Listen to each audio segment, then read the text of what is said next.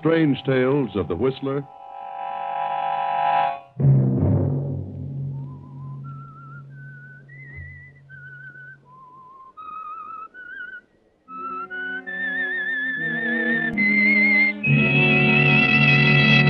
I'm the Whistler.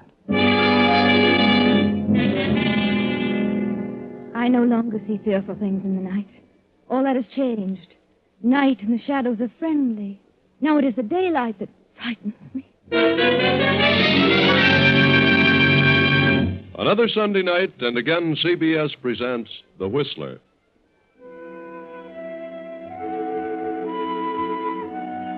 I, the Whistler, know many things, for I walk by night. I know many strange tales, many secrets hidden in the hearts of men and women who have stepped into the shadows. And so I tell you tonight the unusual story of Legacy of Death. It was 10 years ago that Henry Mitchell, formerly a biologist, married Martha Holliston, the widow of a wealthy cotton grower. Martha continued to direct the business of the plantation with the aid of Henry as overseer. She had one child, a daughter, by her deceased husband, a girl named Doreen. Now the mother lies on her deathbed. She's been ill for almost a year and grown steadily weaker. It won't be long now, Henry. And there's something I must tell you. Something you must promise to do for me. Yes, Martha, I'll do anything. It's about my daughter. Doreen is 21 now. She's a woman, and she'll be thinking of marriage soon. I know, Martha. I've watched her every move, raised her carefully. I've been stern in my opinions regarding her. And perhaps, at times, I've seemed too strict. Yes, Martha, but a mother knows best. Doreen has always been an odd child. You've mentioned that yourself many times. And as she grew older, she became more strange each day. A peculiar, exotic mind. She must still be guarded and handled carefully until she reaches 30. What are you trying to say, Martha? Doreen is the last of her father's line. And from that line, she's inherited something horrible. What? You mean insanity? No, not insanity. Not insanity? Well... But a horrible tendency. It skipped her father. If it appears at all, it always occurs in the early 20s. If it doesn't appear by the time they reach 30, then they're safe. But what is it, Martha? What has she inherited? The tendency to murder. Good Lord. She must be handled delicately, gently, like a flower. Treated as a minor until she's 30. And if she suffers no emotional upset by then, she's safe. Love, deep love, paves the way for possible emotional upsets, jealousy, hatred, and fear. But it may skip her. You must promise me that you'll care for her as you would your own daughter. Yes, dear, I promise. According to her father's request, I've left the estate to Doreen, with you as trustee and manager, at a yearly salary. Yes, Martha, that's very good of you. Until she's 30, she must have your consent in every matter, particularly marriage. Yes. If she defies you regarding marriage, then you must tell her the truth, but only then. I understand, Martha. Oh, please don't say any more. Now that I've told you, I can rest so much easier. I'll send Doreen in now, dear. I'll be just outside. Henry, you're a darling.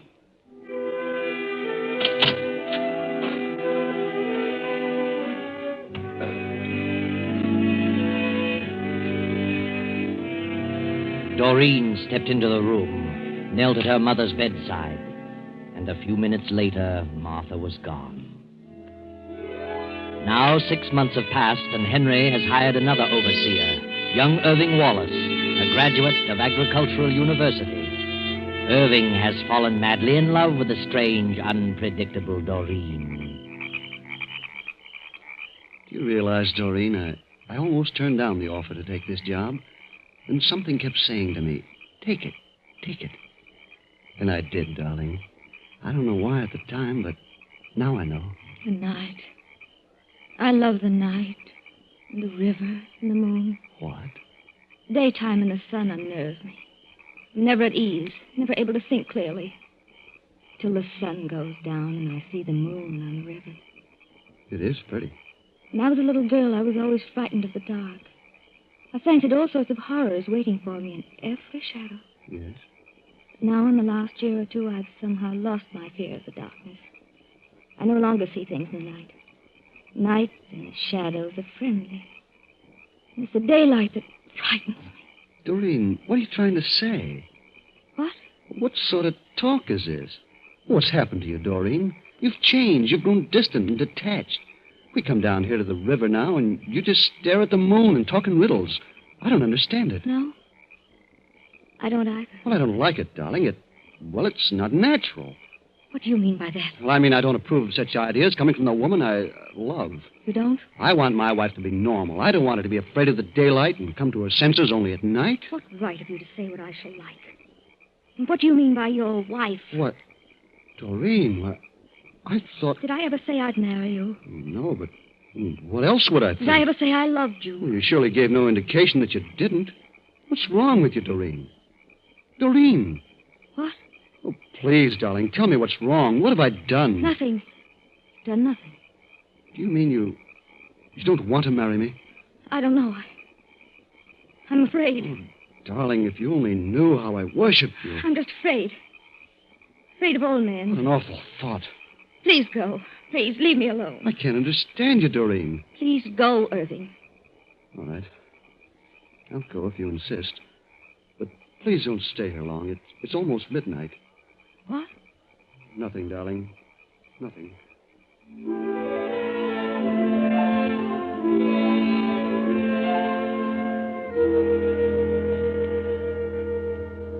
I saw the light in the library, Mr. Mitchell, and I wanted to talk to you. Have you noticed anything strange about your stepdaughter lately? Strange? I mean about her behavior, her actions. Not particularly. Well, I just left her down on the riverbank, and she's talking a lot of nonsense. Nonsense? And what were you doing down at the riverbank at this time of night? I may as well tell you. I'm in love with Doreen. I want to marry her. Marry? Yes. I knew nothing of this. Well, I suppose it's only natural. It's just the way it happens. But, well, really, Mr. Mitchell, I love her so much that I... Never mind. You needn't say any more. Good heavens. Is it such a shock? After all, she's a woman. What's wrong, Mr. Mitchell? Are you ill? No, I'm just... What did you say about Doreen acting strangely? Well, in the last few days, she's changed. She's acting in a weird sort of manner. Weird? Yes. She says the daylight frightens her, and she loves the dark and the moon. Tell me, is Doreen in love with you? Well, I certainly thought she was. She led me to believe so. Until tonight. And had you talked of marriage? Not until this evening. I thought the idea was mutual. Then all of a sudden, she turned cold. Well, that's why I came to you. Maybe she's ill or something. Yes. Yes, Irving, she is ill. What? Sit down, my boy. You really love her. Oh, more than I can tell. You have only her best interest at heart? I do. Thank heaven you told me this in time. I'm going to ask a sacrifice of you, Irving. You must stay away from Doreen. You must say no more to her about love or marriage. Why not? I love her. Then you'll do as I say. Keep out of her way as much as possible. I know that seems hard, but for her own good, you must. What do you mean? What's wrong? See, I have to tell you the truth. Since this has happened, I must tell you. Doreen has inherited something that may lie dormant, but which under emotional stress may appear without warning. You're trying to frighten me? Oh, no. Doreen has inherited a tendency to... To what? To murder. Murder? Oh, I can't believe it. Yes. It's a strain in her father's family. It appears only in the 20s, but if it doesn't appear before 30, the person is safe from the malady. Oh, it just doesn't seem possible. I promised her dear mother I'd do my best to protect her from emotional disturbance of any kind until she reached 30. Now, do you understand? Yes, I understand you, but... Well, I'm not cold. You say she's acting strangely. That may be an indication, and you must do your part to help by staying away from her. Very well. I will. If it's for her own good. It is, Irving, believe me.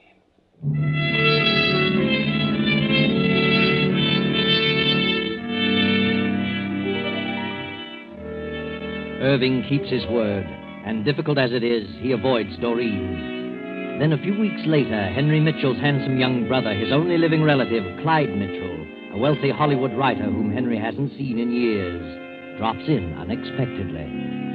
Well, Clyde, you've been doing very well in Hollywood, haven't you? Yes, indeed. Hollywood's been good to me. I've made a fortune. And I've handled my money in a better fashion than most of them. Every dollar I get is turned over to a manager, and he invests it for me. I couldn't write my name to a check for $500 if I wanted to. Good. I'm glad to hear you finally got some sense. Why did you give up your biological research? Oh, I haven't entirely given it up. I still dabble in agricultural biology. You seem to be doing all right, Henry. This is a nice plantation, nice home. I'm sorry I didn't get to meet your wife. She had a daughter, didn't she? Yes, she's here. Doreen. Strange girl, most unusual. No children of your own, Henry? None. You and I are the last of our line. We're the only living ones of the family. It's up to you to carry on the name, Clyde. Yes. Well, I suppose I'll get around to that sooner or later. I'm engaged. Expect to be married this summer. Maybe before. Hollywood girl? She lives in Hollywood, but she came from Boston. One of the Harrington girls. Oh, I'm sorry. I didn't know anyone was here. Oh, come in, Doreen. Come in. This is my brother, Clyde. Clyde? I'm glad to know you, Clyde. Doreen. What a charming name. Clyde is a movie writer. Been quite successful in Hollywood. Oh, now, don't tie me down to pictures, Henry. I've written a few novels, too. Yes, I know. You wrote Moon in the River. Guilty? I was terribly impressed by it. It was out of this world. I have a fan. Are you staying for a while? Oh, a few days. I like it here. Do you? I'm glad. Well, I'll leave you alone now. I know you want to talk. Good night. Nice girl. I said she's a nice girl. Oh, yes, she's gorgeous. I've never seen such red hair, such strange eyes. Why, they're hypnotic. Red hair and green eyes. What did you say? I didn't say anything, Clyde.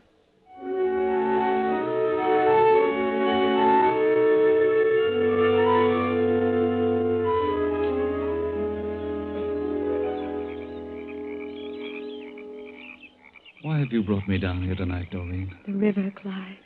The moon in the river. Look at it. A stream of silver and gold flowing on and on.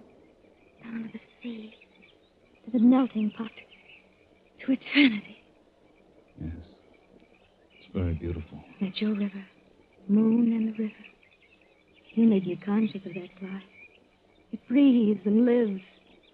That's why I've come to love the night and hold no fear of the dark. You mean you're at ease in the dark? Tonight I'm soothed and the moon thrills me. The moon and the river. And they mean the same to you. The same? They must. Or you could never have written as you did. You and I are the same, Clyde. We say alike. Look at me, Clyde. Yes? Why don't you say it? I know what you're thinking. Say it. Doreen, You love me. No, don't turn away. Look in my eyes and say it. I love you.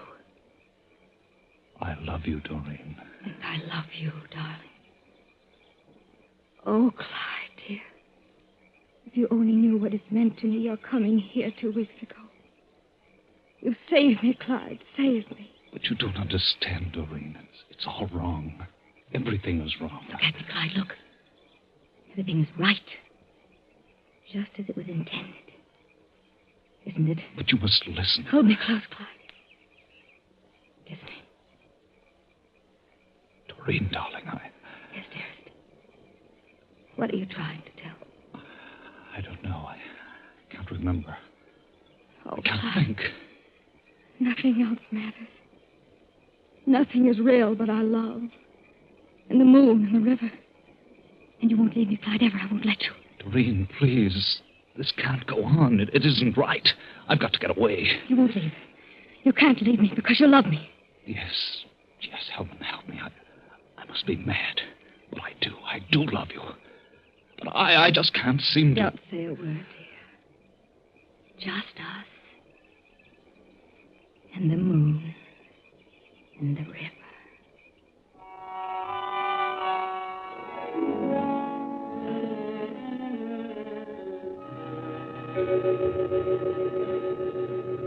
Oh, Clyde. Yes, Henry? Come into the library. I've just been talking with Irving. Said you were walking down by the riverbank a while ago. Yes, I was. That is, What's wrong with you, Clyde? What's happened? I don't know, Henry. I'm leaving in the morning. Leaving? I must. I've got to get back to Hollywood. I'm getting married, you know. Next summer, you said? Did I? Well, I've decided to get married as soon as possible. Clyde, I know where you've been. You've been with Doreen. Irving told me. Yes, I was with Doreen. I don't know what's happened to me since I've been here. But I do know I mustn't stay another day. I'm leaving in the morning. Have you fallen in love with Doreen? I don't know, Henry. I don't know what's wrong. Is she in love with you? Is that it? Yes, she is. I tried to fight it off, but... Well, it's just I lost all sense of logic. Doreen is a strange creature, Clyde. I'm certainly aware of that. It seems to... I'm powerless to keep away from her. I mustn't stay longer. I'm leaving the first thing in the morning. I'm sorry to see you go, Clyde. I'd hoped you'd stay longer, but perhaps under the circumstances it's best. I only wish I were free to go with you. You can come along if you want. No, I can't leave, Clyde. Because of Doreen? Is that what you're trying to say? Yes, Clyde. I can't leave her alone for a single moment. What's wrong with her? There's something odd about her, and you know what it is. Does she know you're leaving? No, I tried to tell her. I see. And I'd better tell her? Yes. Good night, Henry. Clyde climbs the stairs and goes to his room. Henry stands in the door of the library, lost in thought. A few moments pass, and Doreen comes into the hallway from outside and starts for the stairs. Doreen? Yes? Come in. What is it? I've just learned that you've become infatuated with my brother. Infatuated? And before it becomes more serious, I want to warn you that it'll be a mistake for you to fall in love. What do you mean? Why shouldn't I fall in love? Well, don't you think it'd be better to learn more about a man before you allow your emotions to carry you off your feet? I don't understand you. Why should I wait? It'll be better if you do. Please believe me. What's the reason back of all this? Well, Doreen, I hate to tell you this. Why don't you say it? What is it? You're making a fool of yourself. I mean, Clyde is making a fool of you. That isn't what you were going to say. Yes, that's exactly what I was going to say. I know my brother better than you. He isn't serious about you. Why, he's never been serious about any woman. He never will be. He isn't the type. Believe me, he doesn't love you. I don't believe you. I know he loves me. I know. And I'm going to marry him. Marry him? Yes. You poor girl. I'm terribly sorry for you. Clyde was here a few minutes ago. I asked him about you, and he told me that he wasn't in love with you. You see, my dear, he's engaged to another woman. He's going back in the morning to be married. Married? If he had been serious, he'd have told you the truth. I'm sorry this had to happen to you. I've tried my best to keep you from falling in... What did you say? Go on, finish. I said that... Oh, please, Doreen, don't become upset. You tried to keep me from falling in love. That's what you were going to say. Doreen, you must... Why didn't you want me to fall in love? Why? No, Doreen, control yourself. Do you know what I'm thinking? Doreen. I despise you. I hate you. Oh, no, you don't understand. You don't want me to marry Clyde. You don't want me to marry anybody. And I know why. You're lying to me. You told him something to drive him away. I've told him nothing, and I'm not lying. I'll find out in just a moment. Wait, Doreen, wait. I didn't want to tell you, but I see now that I must. You see, my dear, you've inherited a complex, something that lies dormant and may be brought into action under emotional stress. Inherited a complex? Yes. A tendency to murder. Murder? And that's why I've tried to keep you from falling in love, from subjecting yourself to emotional stress. So that's what you told him. Another lie. Oh, no. So I've inherited a desire to kill. Does anyone else know that? Yes, I had to tell Irving. I see.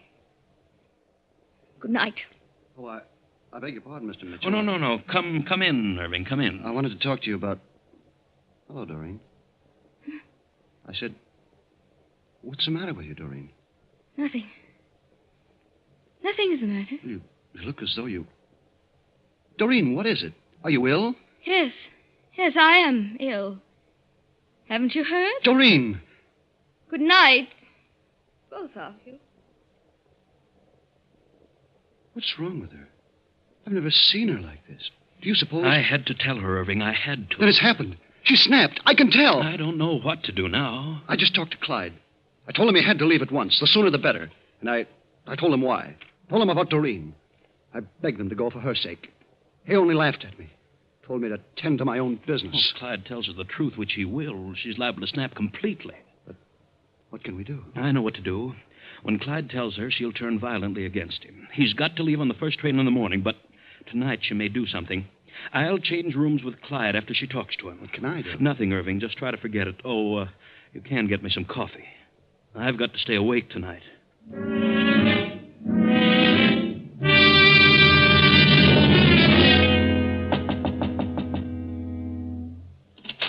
Doreen.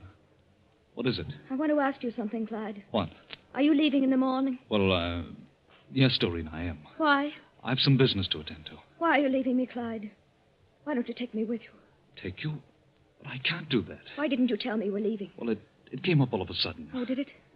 What did your brother tell you about me? Why, he didn't tell me anything. No? I love you, Clyde. But You can't leave without me. I can't take you with me, Doreen. It's impossible. Why is it?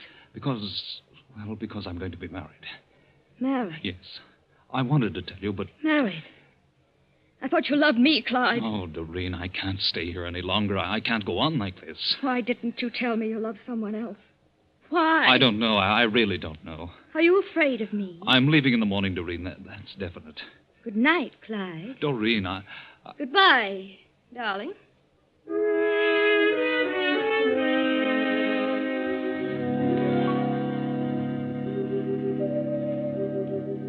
Now, the next morning.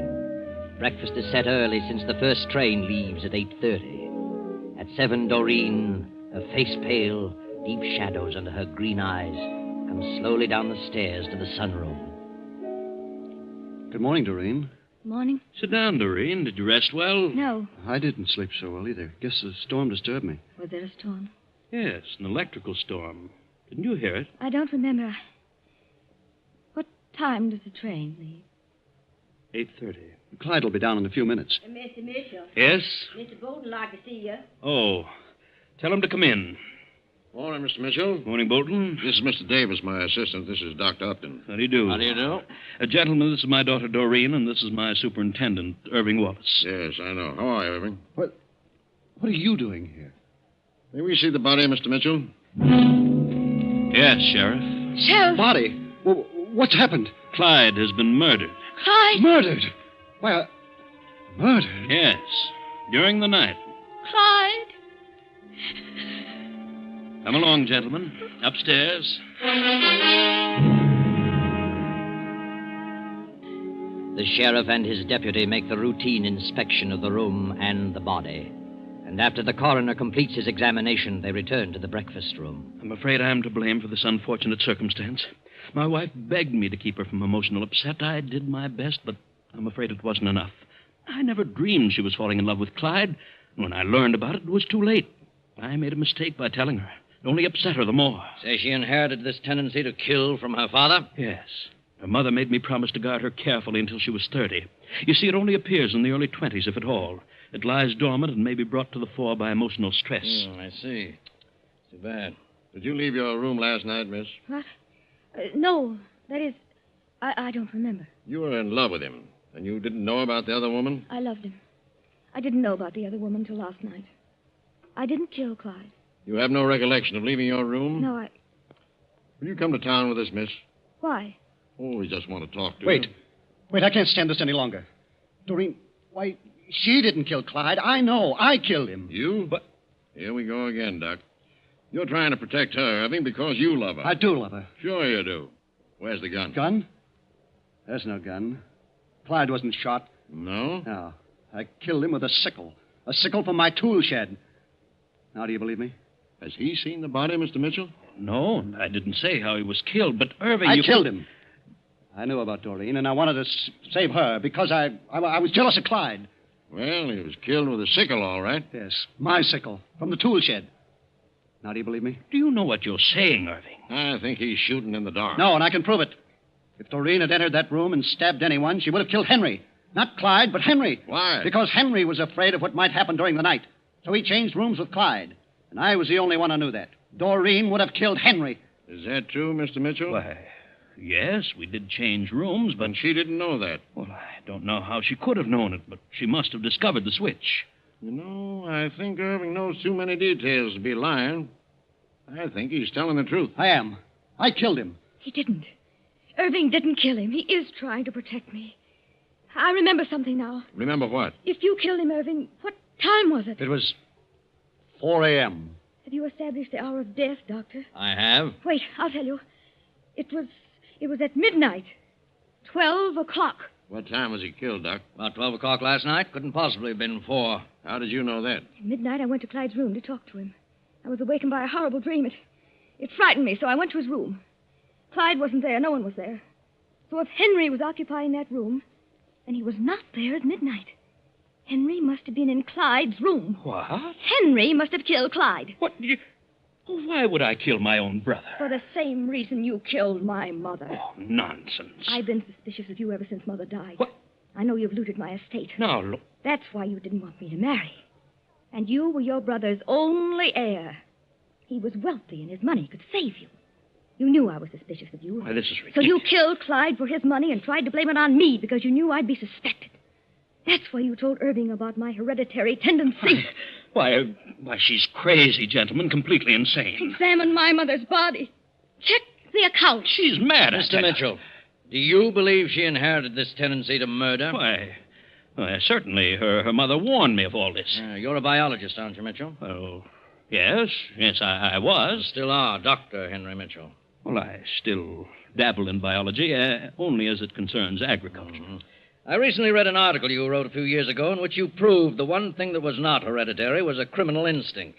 That such tendencies were the results of environment. You proved that. Well... And you knew from the beginning that the mother was merely a victim of a false belief. But you used that belief to suit your own purpose. It all adds up against you, Mitchell. We'll just follow through with the girl's advice about your wife's body. I wouldn't be at all surprised by the results of the autopsy.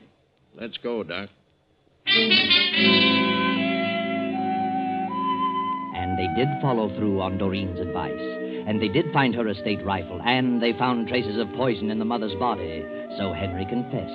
If it hadn't been for Doreen's psychic powers, he'd have gotten away with everything. Oh, yes, Doreen was definitely psychic. Because she said she went to the room at midnight and no one was there. But she did not go to the room. But she did wake up at the start at midnight. She knew something terrible was happening, but didn't know what it was till this morning. She put things together and knew the truth. And Irving knew about the sickle because he missed it from its rack, and he was merely guessing. But it all worked out to a successful conclusion, and Doreen need have no further worry about her so-called inherited criminal tendency, because there is no such thing. I know.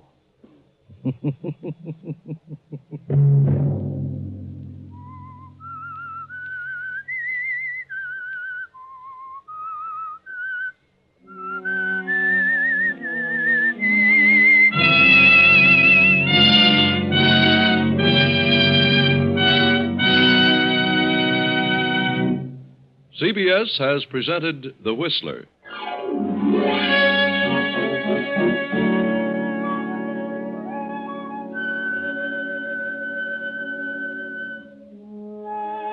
Original music for this production was composed and conducted by Wilbur Hatch. The Whistler is written and directed by J. Donald Wilson and originates from Columbia Square in Hollywood. Next week, same time, I, the Whistler, will return to tell you another unusual story. Good night.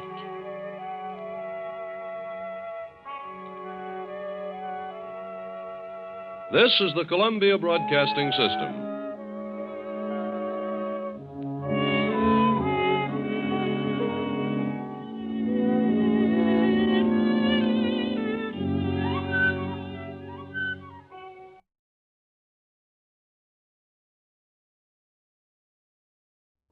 The Signal Oil Program, The Whistler.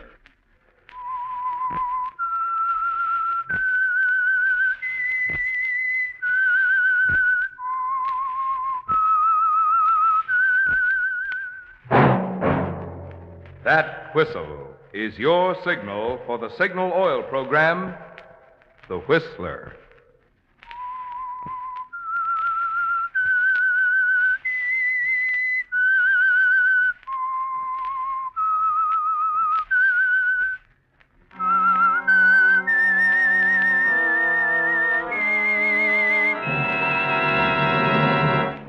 I am the Whistler, and I know many things, for I walk by night. I know many strange tales hidden in the hearts of men and women who have stepped into the shadows. Yea, I know the nameless terrors of which they dare not speak.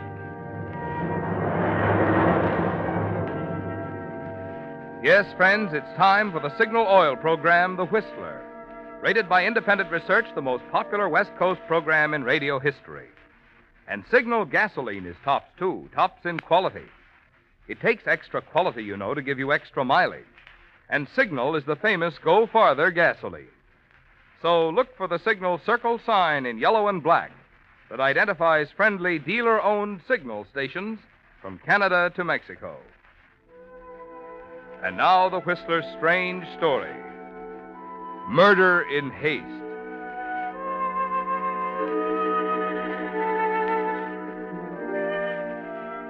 Albert Taylor was two people.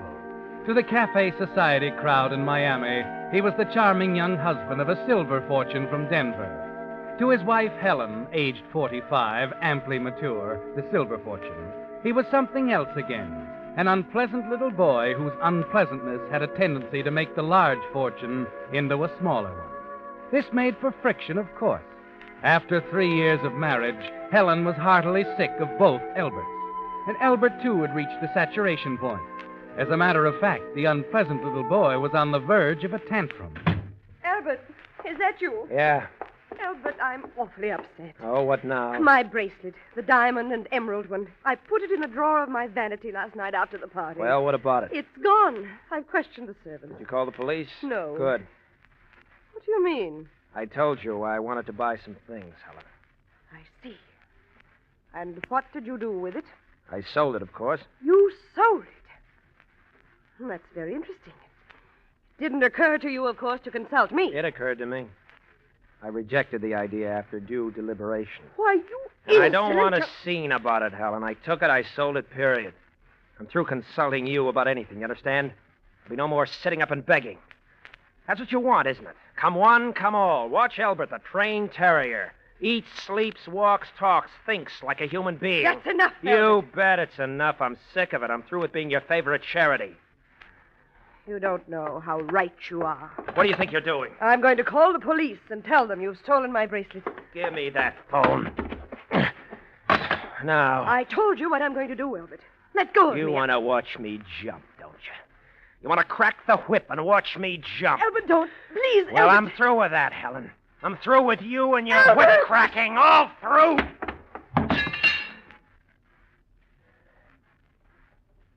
Helen? Helen, I'm sorry. Helen?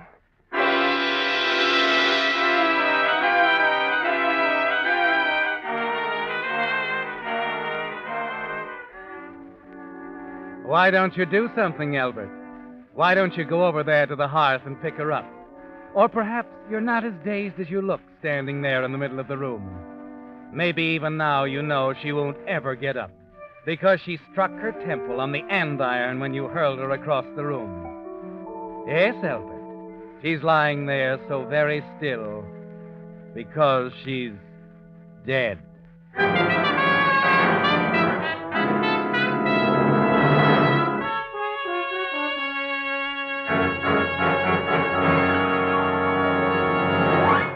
With the prologue of Murder in Haste, the Signal Oil Company is bringing you another strange story by The Whistler. You know, friends, while watching some Christmas shoppers this morning, the thought occurred to me, if people would only choose their gasoline as carefully as they pick out Christmas gifts, a lot more drivers would be using Signal gasoline. And for good reasons. If you've traveled the West much at all, you already know that from Canada to Mexico, Signal is famous as the Go Farther gasoline. But even more important to you is the quality in Signal gasoline. of which that mileage is your best proof. For after all, in order for a gasoline to give you better mileage, it has to make your engine run more efficiently. And when your engine runs more efficiently, you naturally enjoy quicker starting, faster pickup, smoother knock-free power. The kind of superior performance you expect of a superior quality gasoline. That's why we say, to be sure of the tops in gasoline quality, there are just two things to remember. One, in gasoline, it takes extra quality to go farther. And two, Signal is the famous Go Farther gasoline. And now back to the Whistler.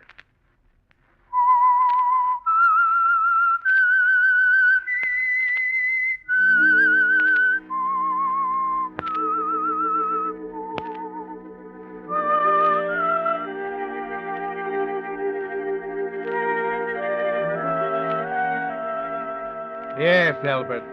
There'll be no more ugly squabbles, no more jumping through hoops for Helen, because the last argument was final, wasn't it? So final that your wife, Helen, lies dead in front of the hearth.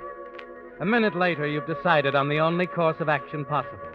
You leave her in her bedroom and lock the door. The servants in their separate quarters are used to your arguments and probably have paid no attention. 2 hours and 20 minutes later, you're standing on the observation platform of the Limited Express bound for Jacksonville and points north. Nice night. Huh? Oh, I didn't hear you come out. It's all right. I say, it's a nice night. Yeah. Saw you running for the train when we were pulling out. Just made it, didn't you? Yeah, kind of close. Been in Miami long? No. I've been fishing off the Keys. Just a week or so. I see. My name's Ricketts. Oh, glad to know you. I'm, Brown, Richard Brown. Mm-hmm. Going up to New York, Brown? Yeah. Well, I guess I'll be getting inside, Ricketts. Good idea. And a breezy out here. I'll go with you.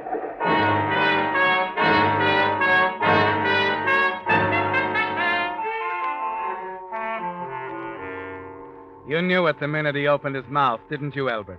Ricketts is a plainclothes cop, and there can be only one reason why he's so interested in you. He's right behind you as you walk back through the train to your seat. And you're wondering if he'll sit beside you when you stop there.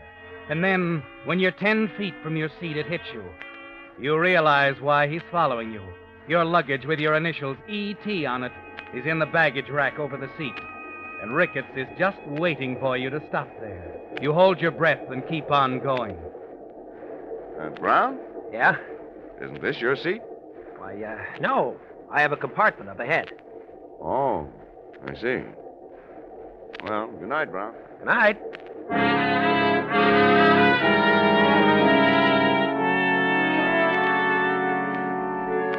There's only one place to go, the club car and the bar where you can sit for a minute and think.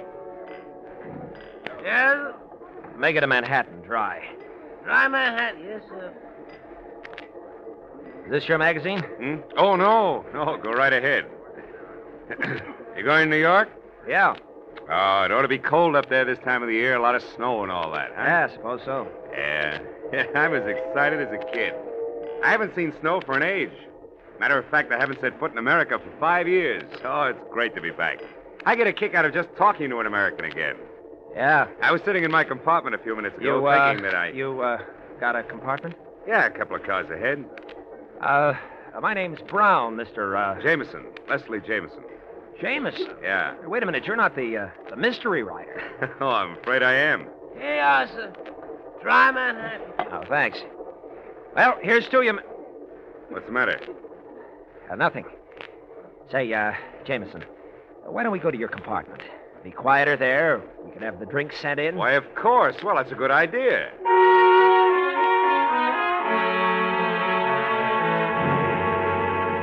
Yes, Albert. The compartment would be quieter, and you'd feel a little more comfortable. Particularly since you noticed your friend, Mr. Ricketts, stroll into the bar and sit down. Still hunting for the occupant of your seat, no doubt. Mr. Jameson finds his compartment pleasanter, too. How nice it was. A man can't stay forever in Buenos Aires and continue to write for the American public. He's got to keep in touch, don't you think so? Huh? Oh, yes, of course. So, You say you left Buenos Aires? Yeah, I'd planned to anyway, but I made it a little earlier on account of that nasty business with my assistant. Oh, I see. I'll probably go back in a year or so. Say, Brown, did you ever read anything of mine? Well, I can't say I've done much reading in the detective storyline. You have a serial running in one of the magazines right now, don't you? Yeah, Murder in Haste. I don't suppose you've read it, huh? No. I'm sorry. If I'd known I was going to meet the author, I'd have boned up on it. Well, don't apologize, Brown. Hey, how about a nightcap before we turn in, huh? Why, it's early yet, Jameson. Surely you're not going to give up the ship so soon. Oh, I've got to confess, I'm a little bushed. Tell me more about your agent in New York. You were saying you've never met him personally, huh? Oh, you mean Farrell? Oh, he's a great agent. I've often wondered what he looks like. Sometimes I think he must be a magician with a long beard. The way he pulls royalties out of a hat. Sold my leading character to a radio series. You've never even been to New York? No, never. I'm probably the only man in the business who can say that. Oh, Brown, it's close to midnight, and I Jameson, what about this serial you're running? Maybe you could bring me up to date on it, and... Brown, I'll tell you about it tomorrow. Right now, I'm awfully tired. It's early yet, Jameson. Now, look here, I don't want to be rude, but I'll have to ask you... Hey. What's the matter? What's that? Hey, they're trying to stop. Sounds like something's Get wrong. up! Look out! Hey, Jameson!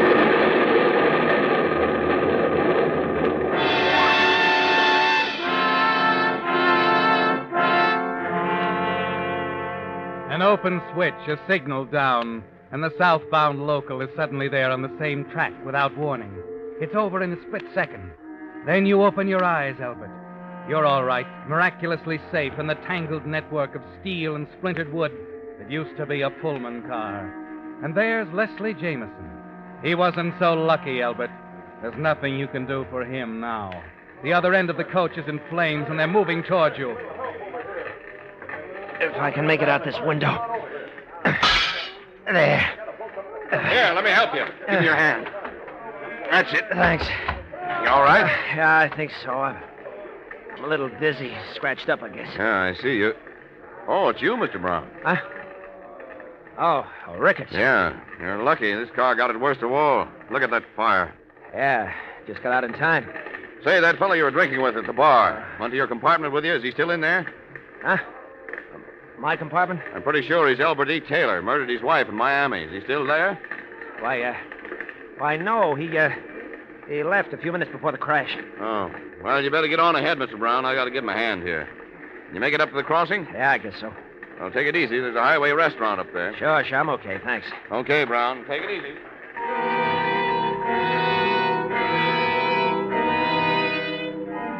Well, Albert, you stand there dazed for a minute, watching the fire move closer. Then you decide to take a chance. Crawl back to Leslie Jameson's body, take his wallet, his ring, and watch. Exchange them for your ring and watch, engraved, "To Albert with all my love, Helen." Then as the flames move close, you find his briefcase and bag and crawl out with them. 10 minutes later, you stagger into the highway restaurant at the grade crossing.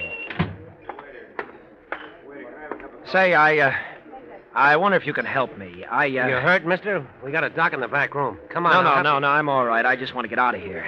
I thought I could hire a car or get a bus to New York. You were in the wreck, mister? Yes. Well, look, I'm the news correspondent here. Could you give me your name, please? I'm Leslie Jameson. Uh-huh. Leslie Jameson. Hey, wait a minute. Aren't you the fellow who writes those murder mysteries? Yeah, that's right. Well, if that ain't a coincidence, Frank. Yeah. Only last night you and me made that bet. Well, sure. Now we can settle it once and for all. Yeah, we was betting which one would turn out to be the murderer in that magazine serial you're running. Yeah, well, that's very flattering. Say, I wonder if you could help me about the bus I made. Well, say, Mr. Jameson, could you give us an advance tip on the murder? Yeah, then I won't have to wait for the magazine to come out tomorrow to collect from this guy. Oh, it says you... Who was it, Mr. Jameson? Who? Well, I don't think it would be fair to reveal the... Give me a fast cup of coffee, will you? Yeah, sure. Ricketts. Oh, hello. Pretty rough out there. 3 cars gone. What are you guys standing around here for? Have you been out there and looked at it? Well, I gotta stand by this counter. Yeah, and I'm a reporter, pal. This is where they're bringing them. This is where I get my stories. Yeah, and I was getting a swell story. Skip it. How do you feel, Brown? Brown? Well, that's Leslie Jameson, the writer. Huh? I thought your name was Brown. Well, of course you know how it is. Here's your coffee. Thanks. No, Mr. Brown, I don't know how it is. But How Leslie is it? Jameson, a famous mystery story writer, traveling incognito. Narrowly escaped death when the crack. You see, Ricketts, I didn't want people to know. Oh, I get it. We've been reading Mr. Jameson's serial, Murder in Haste. I had a little bet with Frank here on who the murderer was. Well, I can tell you that. I read the last installment last night. Yeah? Sure. Got it at a newsstand in Miami. Oh, we ain't got it here yet. Well, come on, Mr. Jameson. Who done it? Yeah. Well, I don't want to spoil the story for you. Got to finish it. Uh-huh. Afraid we won't buy another copy of that magazine, huh? Yeah, come on, Jameson. Well, you see, gentlemen, it's a matter of ethics. A writer What can't... do you mean, ethics? I know how it ends. Sure, Jameson, sure. I can tell the boys I got it straight from the author's mouth. Oh, come on. What gold? Well, I don't want to review... I got you a car, Lieutenant. Oh, good. Be right with you. Say, you guys know anyone who wants to go up to New York? I got some unfinished business up there. I'm hiring a car. I'd like to get somebody sharing the driving. Well, Jameson here. Well, sure. You said you were going to New York, didn't you, Jameson? Well, as a matter of fact, the bus... Well, come on. Give me a hand in the driving, huh? Well, all right. Good. But first, give the boys a break. Tell them who the murderer was. Yeah. I'm sorry. It's against my principles. Well, it's your business. Come on. It was the old lady who did it. I knew it. Pay me.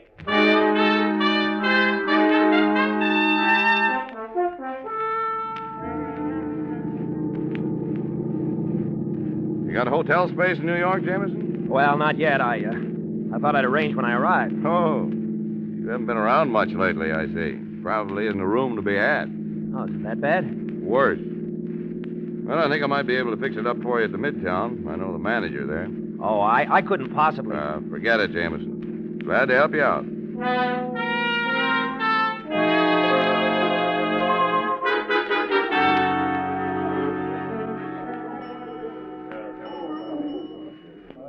Can you fix him up, Walter? I think so. Just signed the register, Mr. Jameson. Leslie Jameson, the writer? Well, why didn't you say so? Look, I don't want to put you out. Nonsense. We're honored, Mr. Jameson. I'm a mystery fan myself. I want to tell you that Murder in Haste had me fooled right up to the last page. Peters. Yeah, boys? This is Mr. Leslie Jameson. Get the boys over. We want to take a few pictures. Right. Pictures? Now, wait a minute. I don't want any pictures. Nothing to it, Mr. Jameson. Just a couple of boys from the papers. I know you're tired, but it won't take long. And, Peters. Yeah? Have some flowers sent up to Mr. Jameson's room. We'll have the pictures taken there. Peters is our press agent, Mr. Jameson. He'll take care of you. Certainly will, Mr. Jameson. Right this way. Now, look here, Peters. Huh? You look like a reasonable man. I never had my picture taken, and I don't intend to stand for it now. You don't know New York newspaper photographers, Mr. Jameson. It's much easier if you give in. What'll happen if I refuse? You'll find out.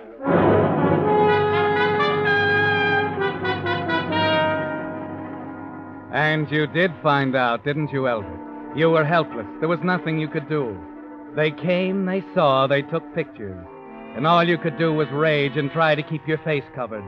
And that only made a better story for them. They were delighted, Elbert. The next day, there are pictures of you in the tabloids hiding your face under the caption, Leslie Jameson, mystery author, stages publicity scene in the room at Midtown Hotel. The second page of the same paper carries news that you, Elbert Taylor, wanted for the murder of your wife in Miami, perished in the train wreck. But you're all mixed up now, aren't you, Elbert? You almost wish Helen was with you again to make the decisions for you like she used to. And then suddenly there's nothing for you to do. The decision is all made. Yes? Mr. Jameson? Yes? Mrs. Jameson's on her way up. What? Your wife. I assumed it would be all right to tell her. Oh, yes. Mrs. Jameson. Hello. Leslie? What are you... Maybe I'd better come in.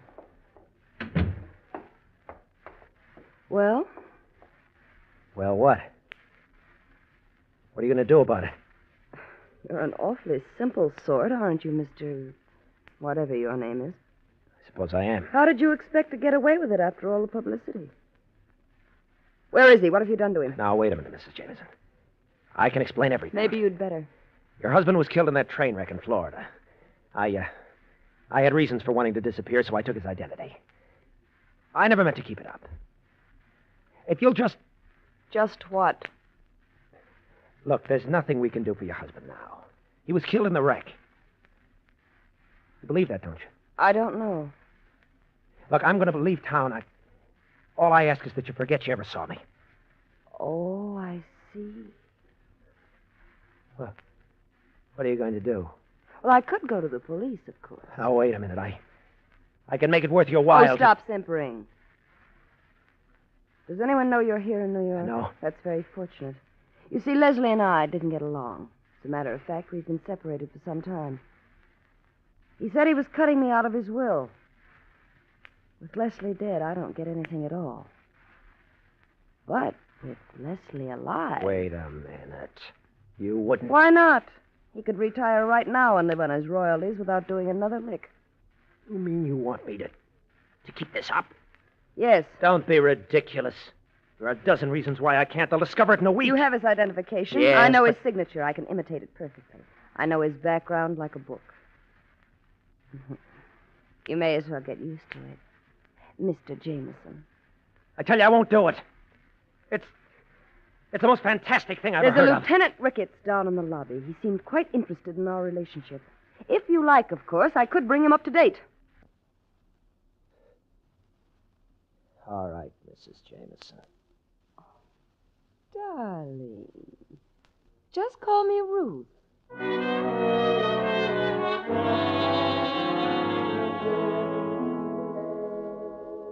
Ruth.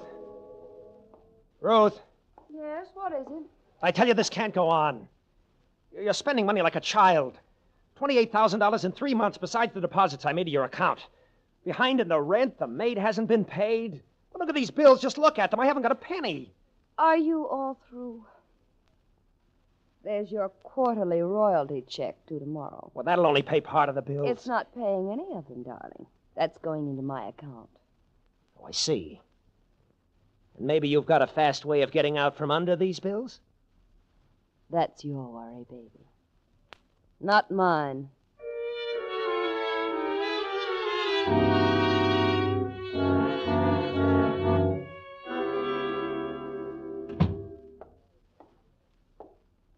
Well, what is it now? I'm afraid it's the same old thing, dear. I just can't seem to hold on to money. How much this time? Quite a bit, I'm afraid. I want $25,000, Albert. 20? What are you talking I have about? an obligation to meet. I need the money this afternoon before the banks close. And don't tell me it isn't there because the check covering movie rights to Stolen Murder was deposited yesterday. You know, you make very good sense. You'd better hurry down to the bank. It's after 2. Ruth, be honest with me. How long do you intend to carry on with this? Why, indefinitely, dear. I know when I have a good thing. There's no end? There is if you want one. There are the police. You could be decent about it, you know. There could have been plenty without bleeding me to death. I think I've been pretty fair with you. 6 months now, no sleep. Pounded day and night. Can't eat. This Trying to isn't getting dodge us my anywhere. shadow. Getting nowhere. Afraid all the time. Dagger hanging over my Albert, head. what's happened to you? Get hold of yourself. No way out now, is there? Trapped. Run into a corner. No way to turn. Albert, what are you doing? Albert, get away from me!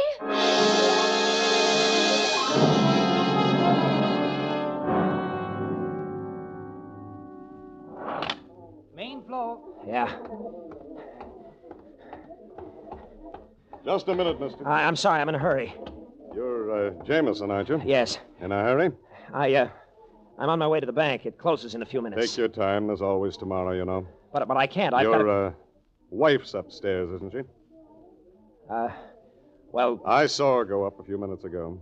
I'm Sergeant Lake, Jameson. I want to see her, and I'd like to have you along. After you.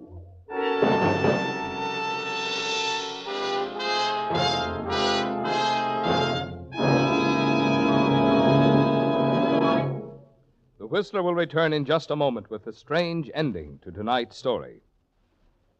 Meantime, a message especially for you drivers who have new cars or expect to be getting one. Just any motor oil won't do, you know, for today's high-efficiency motors. No, sir.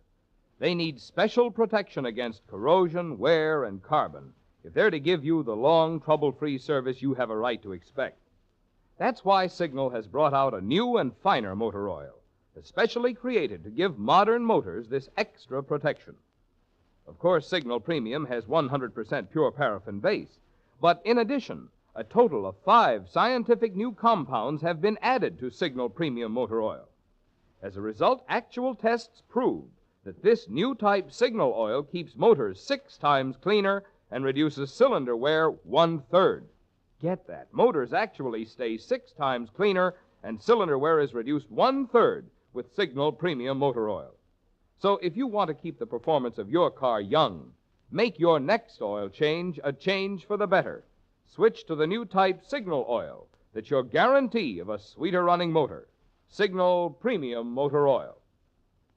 And now back to the Whistler.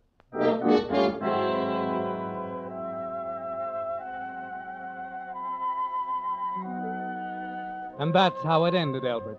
With the two of you, you and Sergeant Lake, standing over Ruth's body where you left it on the floor of your apartment upstairs. It's over now, and somehow you feel relieved. The hounding, the fear, the dagger hanging over your head, they're gone now. And you lean back in the chair in Sergeant Lake's office at police headquarters and tell them the whole thing. I couldn't take any more of it. I knew it'd go on for the rest of my life. Day after day. Year after year. I see. You know, of course, she's not my wife. Yeah, that's why I was following her, and she knew it. Oh, and incidentally, that's why she hit you for that $25,000 this afternoon. It was the last big bite. What? There were plane tickets in her purse. She was on her way out. You mean it was the last time? That's right. But what I can't figure is why you let her shake you down in the first place, after the jam she was in Buenos Aires. Buenos Aires. Wait. She was the assistant. Of course she was your assistant down there. What's the matter, Jameson? A lapse of memory or something? Assistant. Yeah, he told me. I remember. On the train that night, just before the wreck. Tell me, Sergeant. Yeah? Down there in Buenos Aires, what was it she did? You have lost your memory, Jameson. It was all over Argentina 6 months ago. That's why I've been following her. I was all ready to pick her up. She's wanted down there for murder.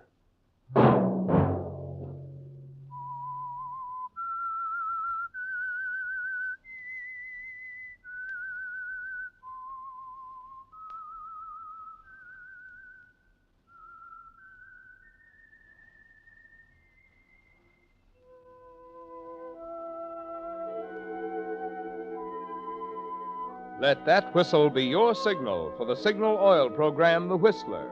Each Wednesday night at this same time, brought to you by the Signal Oil Company, marketers of Signal gasoline and motor oil and fine quality automotive accessories. Signal has asked me to remind you, to get the most driving pleasure, drive at sensible speeds, be courteous, and obey traffic regulations. It may save a life, possibly your own.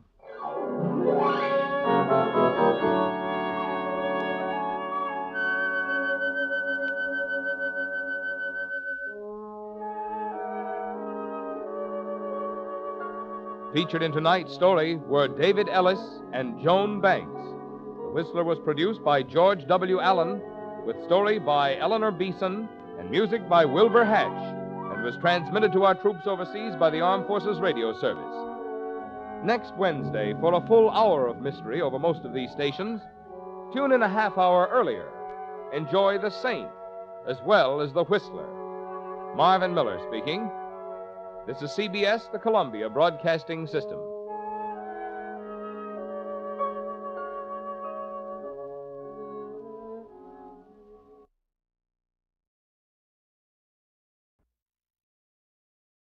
The Signal Oil program, The Whistler.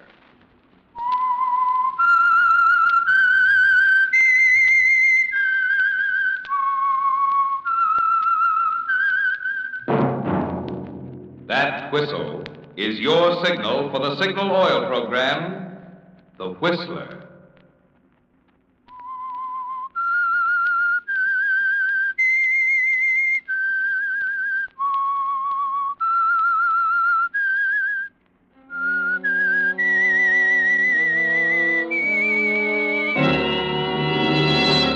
I am the Whistler, And I know many things, for I walk by night.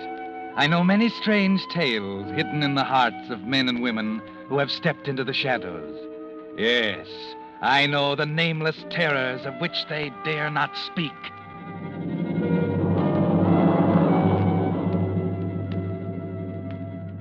Yes, friends, it's time for The Whistler. Rated by independent research, the most popular West Coast program in radio history. And remember, let every traffic signal remind you, with new Signal gasoline, you do go farther than ever. Look for the familiar big yellow and black circle sign that identifies those popular Signal service stations in 7 western states from Canada to Mexico. And now The Whistler's strange story, The Trigger Man.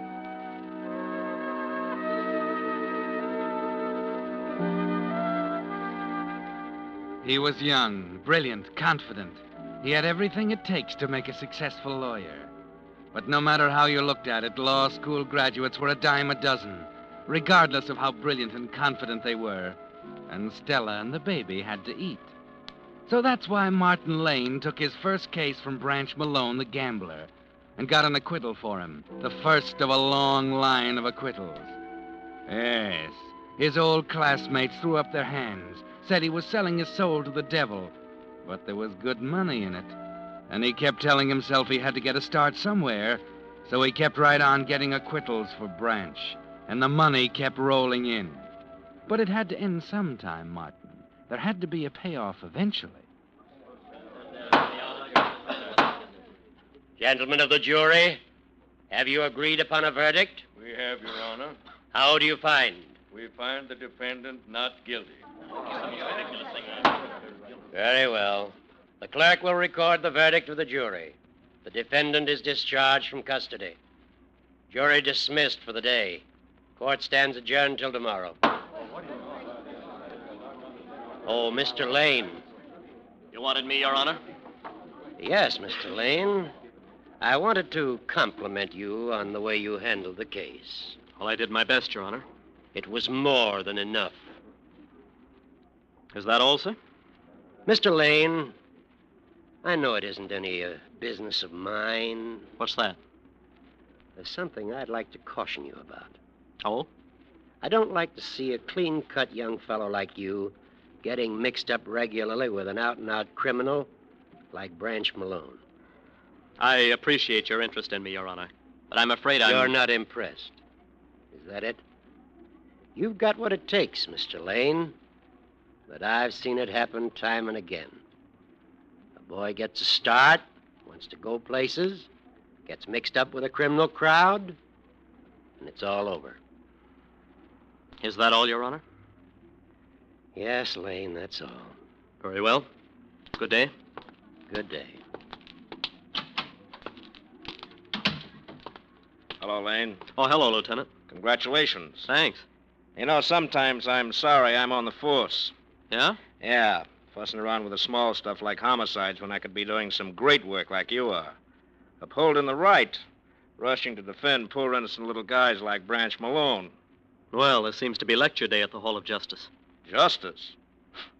You can buy and sell it like a sack of potatoes. You better run along, Radigan. I've got an appointment. Yeah, I saw him. Malone the Mighty. He's waiting outside for your payoff. Okay, Radigan. Just a minute, Martin. I got a tip for you about cops. Don't give us the brush off because one of these days you're going to need us. Guys who play bang-bang with the big boys usually do. Suppose we make that our little thought for the day. All right, Martin. It's all right.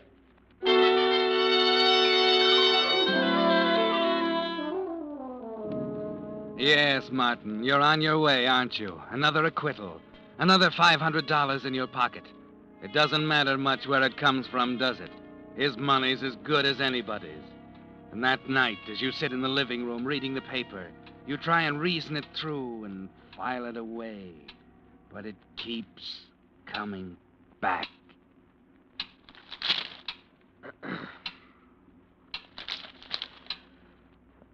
Stella, Yes, Martin? is anything wrong? No. I thought something might be bothering you. No, there's nothing, Martin. I thought you'd be happy about the case and everything. We can buy that dining room set now. Yes, we can. It was an easy case. $500 for an afternoon's work. It's not bad. No, not bad. Nothing to it. State's evidence was insufficient. One of their witnesses didn't show up. Same as the time before. Yeah. And they found the witness at the bottom of the river 3 days later. Well, I can't help that. No, I suppose you can't. Well, Stella, you're not suggesting I drop him, are you? For years I've sweated and struggled trying to make enough for you and Susan. It's my business to defend him. A lawyer isn't a criminal just because he defends a criminal. That's right, isn't it? You're defending yourself now, aren't you? Oh, now, wait a minute. I'm not going through that again. I've told you 100 times. I'll get it. Hello? Oh, yes, Branch. What's up? Oh, gee, that's tough. Sure, I'll be glad to. Uh-huh. Sure, I'll do it right away. What does he want now? He wants me to meet a friend of his and rush him home. His boy was just run over. Oh, how terrible. Branch isn't so good at this sort of thing. He wants me to tell the fella and take him home. That's funny. Don't worry, darling. You've just got the jitters. I'll be right back.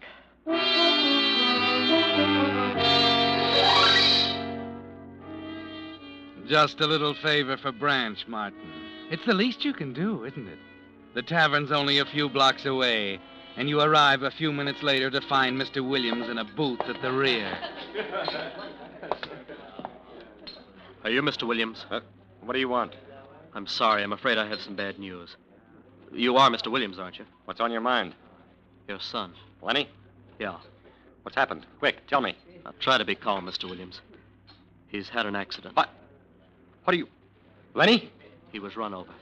My Lenny? How? How did it happen? That's all I know about it. I'm terribly sorry. Where is he? Where is he? I've got to go to him. He's home. Oh, Lord. My poor Lenny. If I can help you, my car's right outside. Thanks. Come on.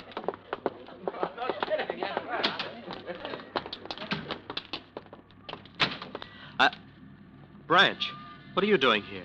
Little business deal, Martin. All right, Williams, get in. No. No, Branch. I'll give you every cent I've got. Please, Branch. I heard that before. Get in. I'll do anything you want, honest. But put that away. Don't make me. I won't, Branch. I won't get in. Suit yourself, Williams. Oh! Get in, Martin. Hear what I said? Get in. You shot him. I said get in. I'll take the wheel.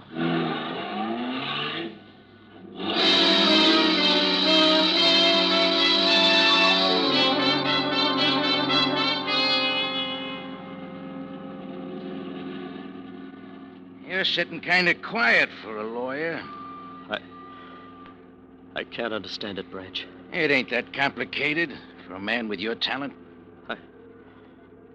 I put the finger on him. Who was he? Oh, I thought I told you, Martin. He's the witness who didn't show up this afternoon.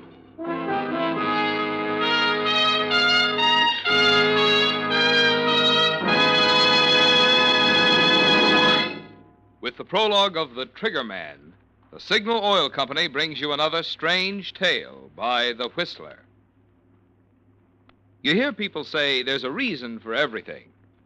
Well, there's certainly a reason why in just 14 years the Signal Oil Organization has grown from a mere handful of stations in Southern California to almost 2,000 dealers serving 7 western states from Canada to Mexico. Briefly, that reason is quality of product.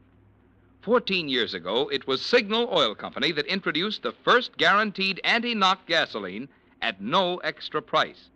And since then, Signal gasoline has been constantly improved to give you the benefit of every latest development in the automotive and petroleum industry. In today's new Signal gasoline, for instance, the atoms in gasoline molecules have actually been rearranged to create amazing new power. Power that not only helps you enjoy quicker starting, faster pickup, and quieter anti-knock performance from your car, but also helps you go farther than ever on each gallon of Signal. So you see, there's good reason for the swing to Signal. Good reason for you to get acquainted soon with the friendly station in your neighborhood displaying Signal's familiar yellow and black circle sign. And now, back to the Whistler.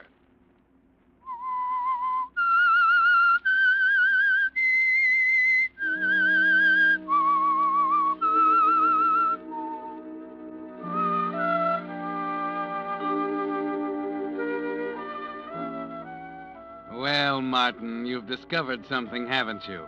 The judge and Radigan. Even Stella tried to tell you, but you couldn't understand until now. It happened so suddenly that it stuns you. Williams is dead, and you put the finger on him, didn't you? Acted as messenger boy for Branch Malone. Stood by him like one of his gunmen while he pulled the trigger. And there's nothing you can do to make it right again. Nothing you can say to the murdered man's wife or her son or Stella. Martin. Martin, where have you been? It's past midnight. I've been worried sick. It's just a little business, Stella. You'd better go back to bed. What's the matter, Martin? You're white as a sheet. Nothing. What was it? Tell me. Nothing, I said. I just had a talk with Branch, that's all. Now, go to bed. All right, Martin. I'm sorry.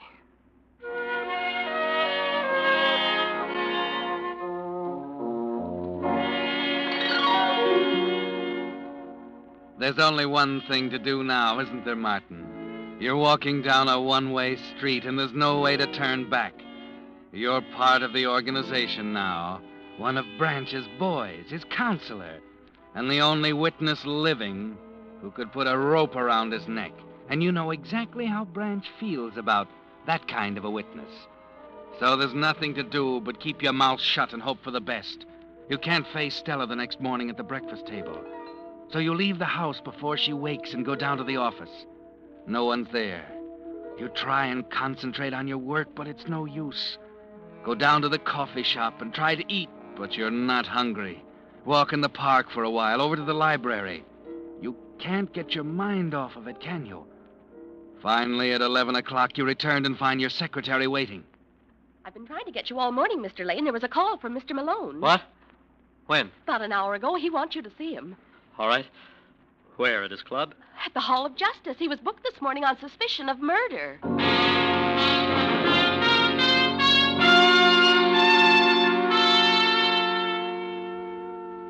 What happened, Branch? I thought you might know, Counselor. What do you mean? There was a tip-off last night. What? Yeah. Know anything about it? Oh, now, wait a minute, Branch. Don't look at me. Well, you don't think I didn't say nothing. Well, listen, I'd be crazy to do anything like that, Branch. Sure you would. That's what I told Spike. Spike? My trigger man, Martin. Don't believe you ever met Spike, did you? No. Nice guy to have on your side when you're in a spot. We were trying to figure out if any witnesses might have been around last night. Any besides you, I mean. What's the matter, Counselor? Nothing. It's just been a little tough on me, Branch. Sure. You know how I feel about witnesses, Martin. Listen, believe me, I'm not going to talk. I won't say anything. That's what I told Spike. What do you mean? And Spike, he said to me, don't worry if they pick you up, boss. Where there's no witnesses, there's no case. You can figure that one out for yourself, Counselor. But, Branch... There won't be any prosecution witnesses, Martin, because you're the only one. And you ain't going to be on the witness stand. You're going to defend me just like before. Only this time, Spike's going to be real interested in how you're doing. Get it?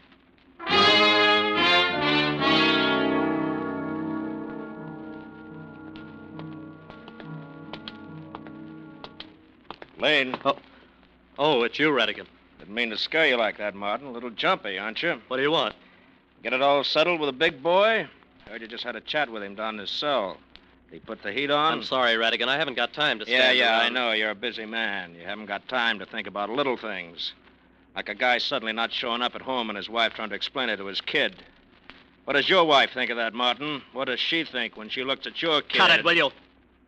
Okay. Just had to speak my little piece. But I just want to tell you, you're playing with dynamite this time, Sonny. Your friend knows all his blue chips are on the table, and whoever put the finger on Williams in that bar is the guy who's going to hang him. And this time, so help me, the witness won't disappear. What are you getting at, Radigan? I think you know enough about this case to hang Malone, and I think you'll come through for us. And when you do, it's going to be dangerous. Why are you telling me all this? I want you to know why I'm putting a tail on you. What? One of my men's going to watch you day and night, and if you know what's good for you, you won't try and give him the slip. Is this for my protection? Right. Like I said, Martin, this time the witness isn't going to disappear.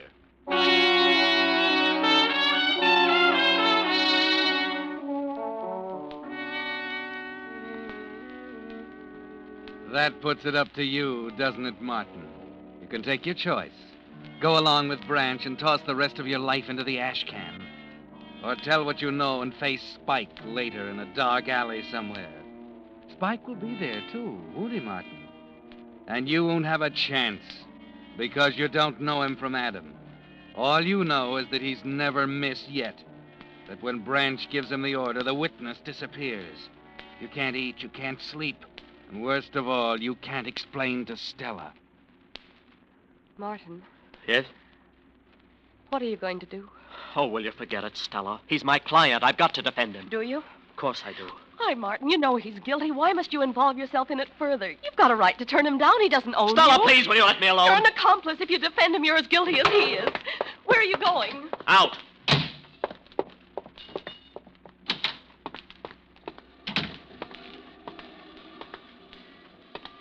Come on, Joe. We may as well be sociable. I'm sorry, mister. I don't Radigan think you- told me. Wonder why he doesn't tell me these things. By the way, my name isn't Joe. What is it? Ed Morris. Okay, Ed. I saw you following me all afternoon. Well, I thought you did. I thought I'd walk around the block. That is, if you don't mind. Why not? Your boss would get a bang out of this, I suppose. Walking around together this way. He just said to keep an eye on you. He didn't care how. Is that all he said? That's all. Radigan thinks you're a pretty good kid. So what? Am I supposed to toss away the biggest case of my life just because he thinks I'm a good kid? The guy's guilty and you know it. What do you mean I know it? If you didn't know it, I wouldn't be here.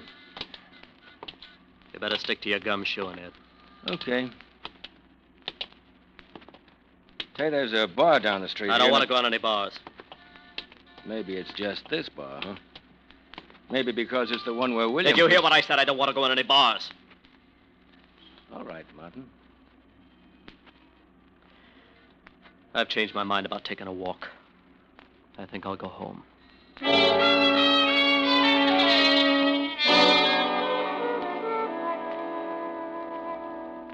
Yes, Martin, you're on a one-way street, a blind alley. There's no way to turn now, and there's a blank wall at the end. You've got to take the case. It's more than a matter of right and wrong. Yes, Martin. At this point, it's life or death. So you go to work on it. Visit Branch every day in his cell. Spend nights at the office preparing the case, plugging loopholes, anticipating points the prosecution is sure to bring out, making it another sure thing for Branch.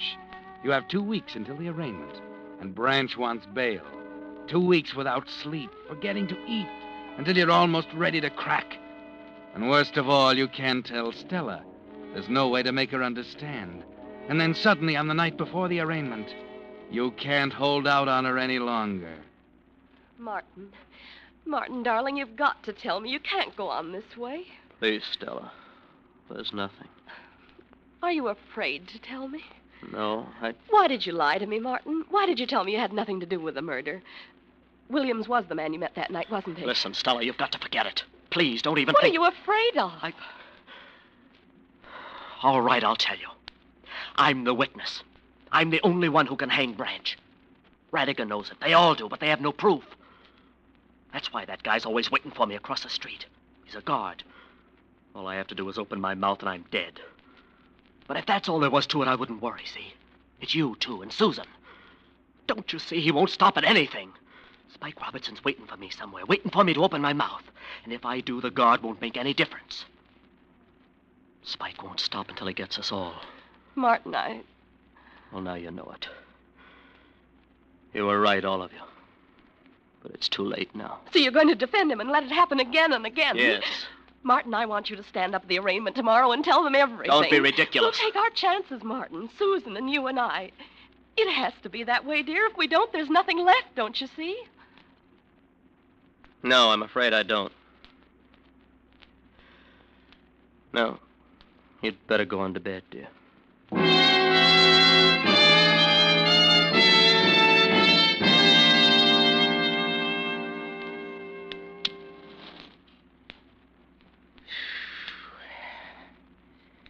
Yeah, you and me are going to do big things together, Martin. You're a smart boy. Branch. Yeah? Branch, what if I told you that when I get you out of this arraignment and this jam, it was going to be the last time? Huh? That if I get you out of this one, we're all washed up. What do you mean, if, Martin? All right, when I get you out of this one. How long you been thinking this over? Oh, I don't know. 'Cause I don't like it, Martin. You just don't run out on this kind of a partnership. Not when a guy knows as much as you do. Well, I'm not going to talk if that's what's worrying you. Oh, you're wrong, Martin. I ain't worried. And okay, it's the last time if you want it that way. Of course, you won't be taking cases from anyone else either, but if you say it's the last time, there's nothing I can do but... What do you mean, Branch? I ain't in charge of ending partnerships, Martin. I leave that up to Spike.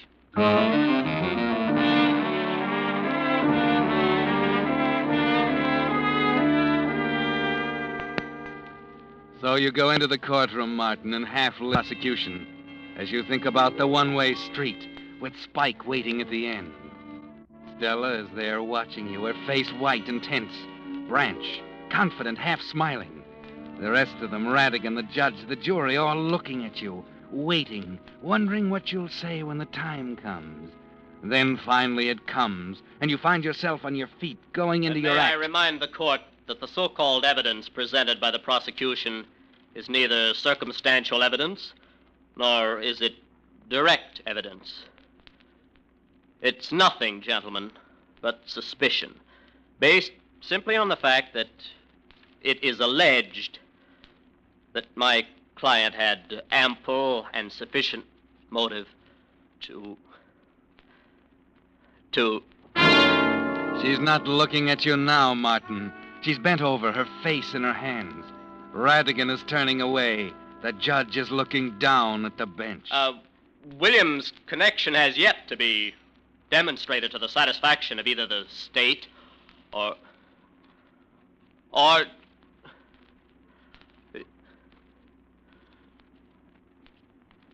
I can't go on, Your Honor.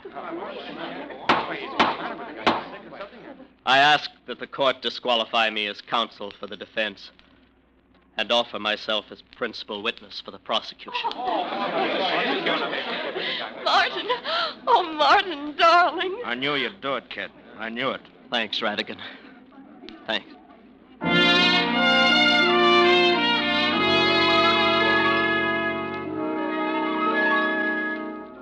It's a new world, isn't it, Martin? There's a different feel to the sidewalk under your feet as you start home late that night after filing your statement with the district attorney's office. The streets are bare and deserted.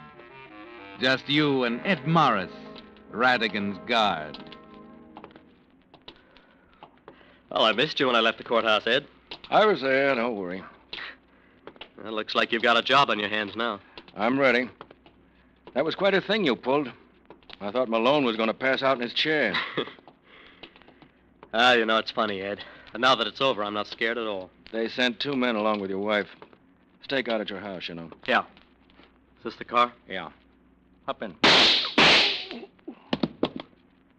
Spike. Yeah, that's right. Spike.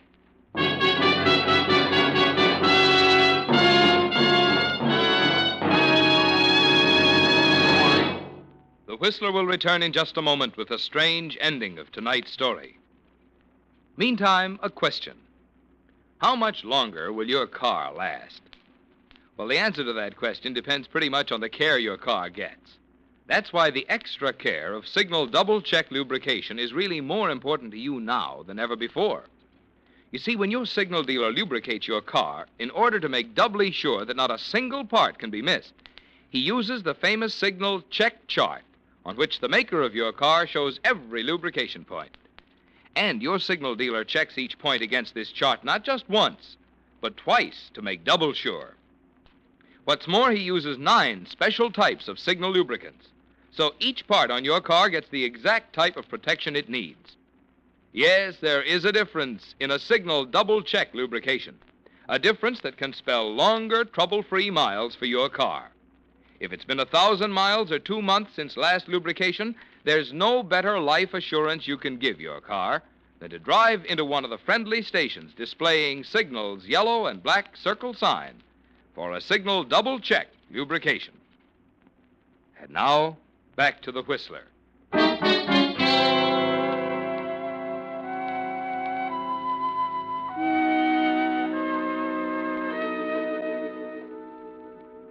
Well, Martin, Branch didn't waste any time, did he? 2 shots, and your guard lies dead at your feet. You look at the killer standing in front of you, the gun still smoking in his hand. There's nothing you can do, no way to turn. 10, maybe 15 minutes left to live. Long enough for him to take you to a lonely spot on the highway and make another witness disappear. Then, strangely, you find yourself thinking of the deposition, safe in the district attorney's office. And, stranger still, you discover you still aren't afraid. No use checking him. He's dead. Yeah. I don't miss very often. Oh, what do we do now? Well, maybe we better get in the car and hustle him over to the morgue.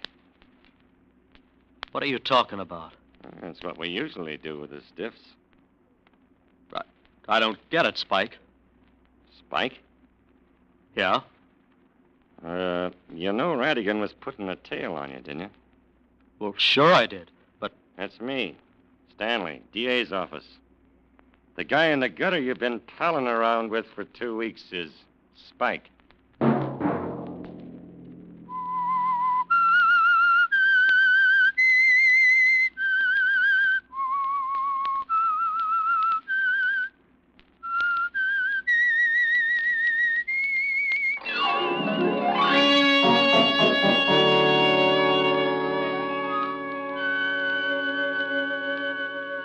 Next Monday at 9 o'clock, The Whistler will bring you another strange tale. The Whistler is broadcast for your entertainment by the marketers of Signal gasoline and motor oil and fine quality automotive accessories, and by your neighborhood Signal dealer.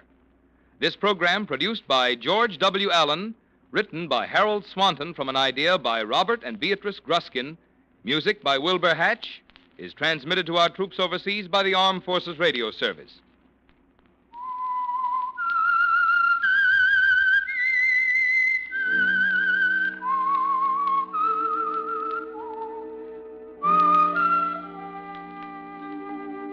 That whistle is your signal for the Signal Oil program, The Whistler.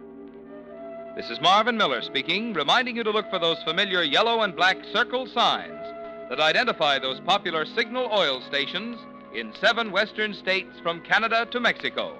This is CBS, the Columbia Broadcasting System.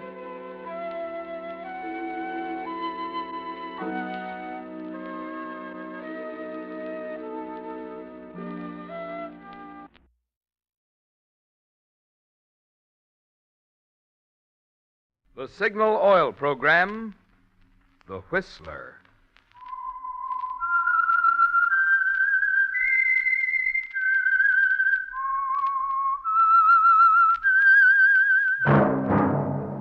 That whistle is your signal for the Signal Oil program, The Whistler.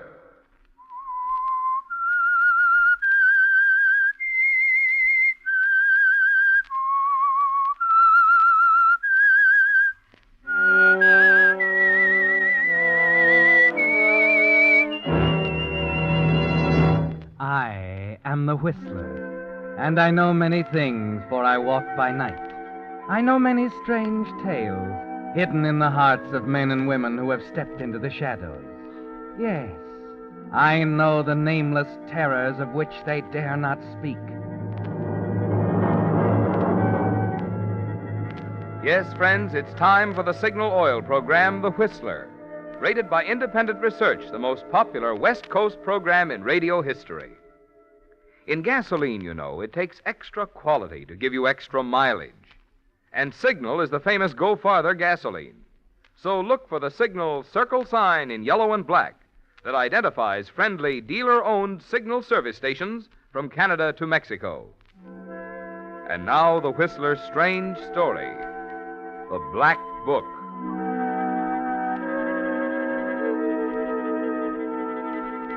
Paul had looked forward to the opening night in Philadelphia for months. And if anything, it had exceeded his brightest hopes. In a way, it was a reward for the 4 long years of struggle since he'd come to Cecil Wenham's Ballet Arts Company as an unknown dancer from London. Yes, Philadelphia was a wonderful opening, with 5 curtain calls for him alone after Spectre of the Road.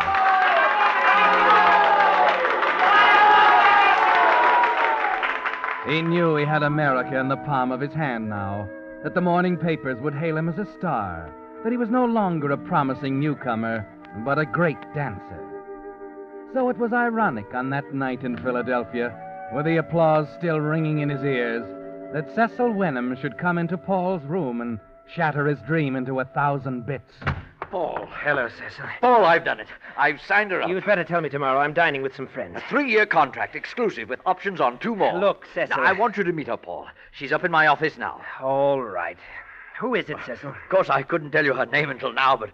Paul, we've got the greatest choreographer and ballet mistress in the business. I had a hard time persuading her to leave London. Wait a minute. London? Oh, she's been tops over there for years. Who is it, Cecil? Tell me. Catherine Valadon. Catherine Valadon. You hired Valadon. You know her?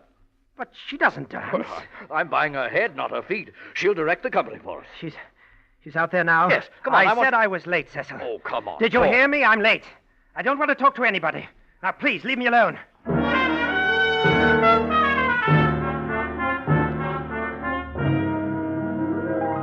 Yes, it's ironic, isn't it, Paul? This night of triumph, the great performance, the resounding applause, suddenly becomes meaningless. And there's a heavy feeling of defeat inside you as you sink into the sofa in your dressing room, alone now.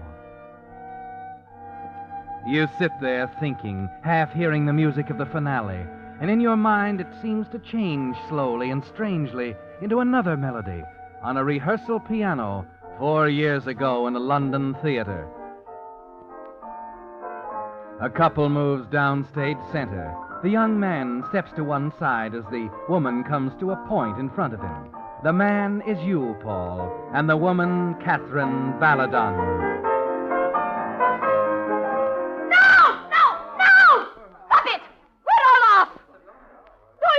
Paul, I'd like to get it right just this once. What's the matter now? You're supposed to lift me at that passage. I know it. Then why did you stand there like an oaf?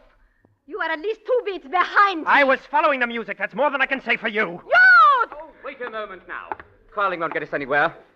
What's the trouble, Catherine? I am waiting for Paul to decide to become a dancer. Perhaps you can convince him, Mr. Brady. I am ready to give up. I'll be in my dressing room if you need me. What's the idea, Paul? She's always waiting for me to slip so she can pounce on You me. had no right to talk to her like that. Your timing was off, and you know it. No wonder it's off. I told you I can't dance with her. She's a machine, not a woman. Listen to me, Paul. I'm not going to let that phony artistic temperament of yours upset this company. You're going to her dressing room right now and apologize to her. I'll do nothing of the kind. You'll do it or leave the company. Look, Brady, that's pretty unreasonable of you. I'm dealing with an unreasonable man. Going to do as I say? Very well, Brady.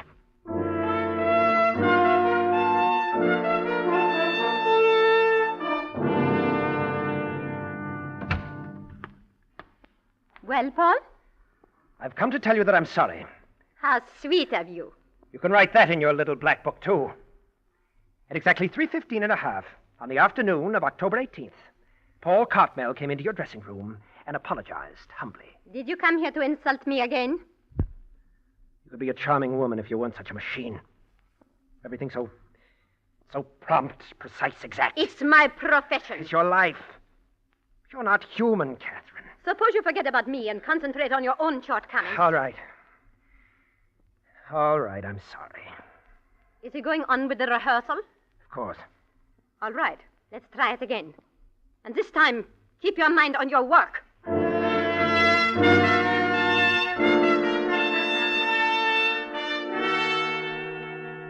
Yes, it's coming back to you, isn't it, Paul? How you walked back on the stage with her, humiliated, raging inside, trying to ignore the embarrassed faces of the rest of the cast. The pianist picked up your cue, and the two of you moved together. She was poised before you on the point, and as you moved in to lift her, a single idea took hold of you.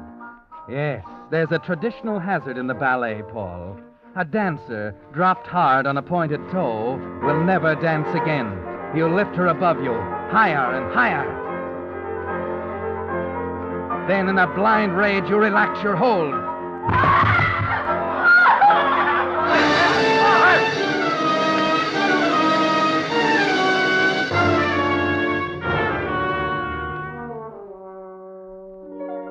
How is she, Doctor?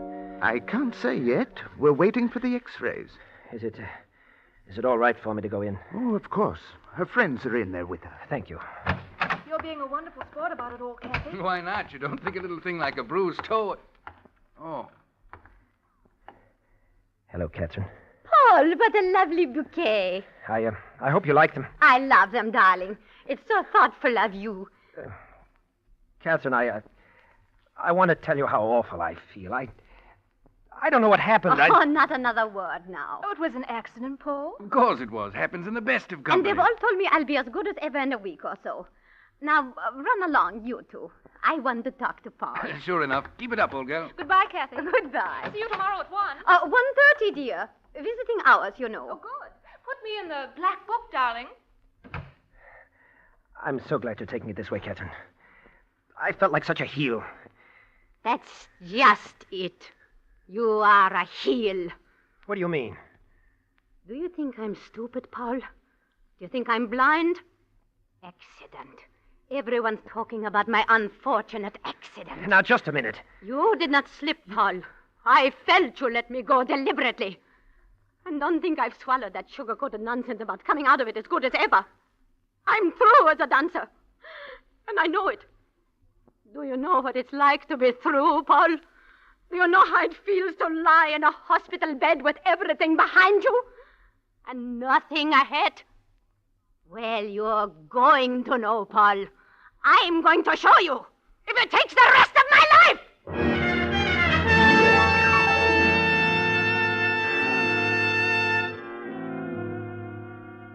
And that's what brought you to America, Paul. You never admitted it, even to yourself. Told yourself it was the war. Gave yourself 1,000 other reasons. But at the bottom of it was fear of a little black-eyed ballerina you knew would kill you if everything else failed her.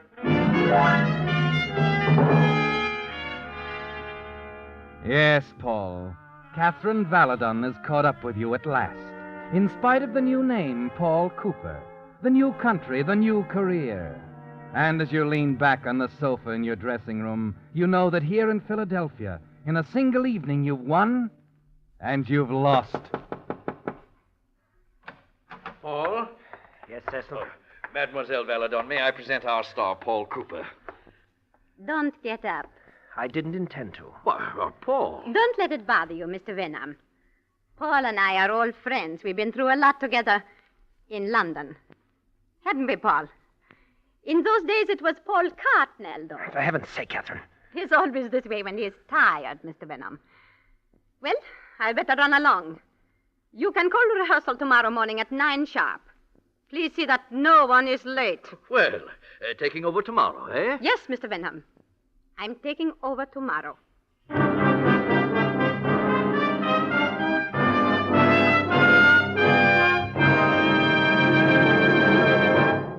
With the prologue of The Black Book, the Signal Oil Company brings you another strange story by The Whistler.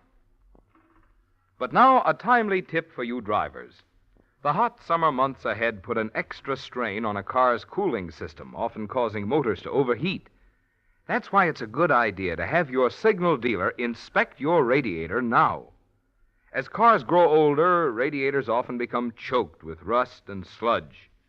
To take care of this, Signal dealers have special rust and sludge dissolving compound that restores the radiator's cooling efficiency but can't harm the metal. If your radiator has any small leaks, your signal dealer has radiator sealer that stops them in a jiffy. And in any case, even with new cars, it's wise to add rust preventative that protects both radiator and motor from future corrosion.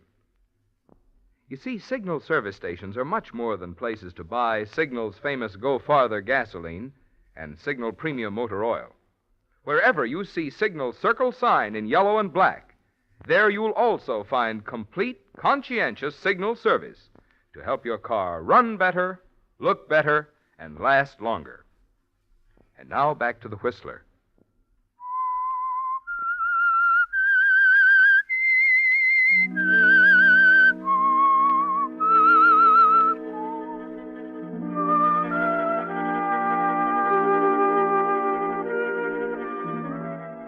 So it all came to a climax in Philadelphia, Paul, with a ballet performance of Spectre of the Rose that made all the years of struggle worthwhile. And it's strange somehow that on your night of triumph, a woman named Catherine Valadon should walk out of your past and threaten to destroy it all. You're positive there's only one reason why she came to the company as choreographer. The reason she gave you in that London hospital room 4 years ago. Do you know how it feels to lie in bed with everything behind you and nothing ahead? Well, you're going to know, Paul. I'm going to show you if it takes the rest of my life.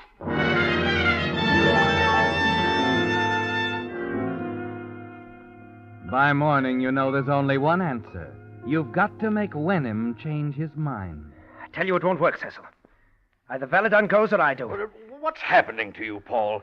Catherine's doing such a fine job. Now, I want you to pull yourself together and start dancing. I refuse to go on tour under these conditions. Oh?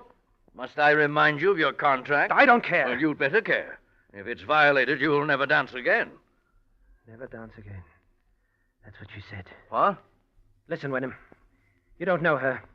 She's not just trying to drive me out of the company. It's more than that. She'll stop at nothing. I don't understand you, Paul. I can't tell you anymore.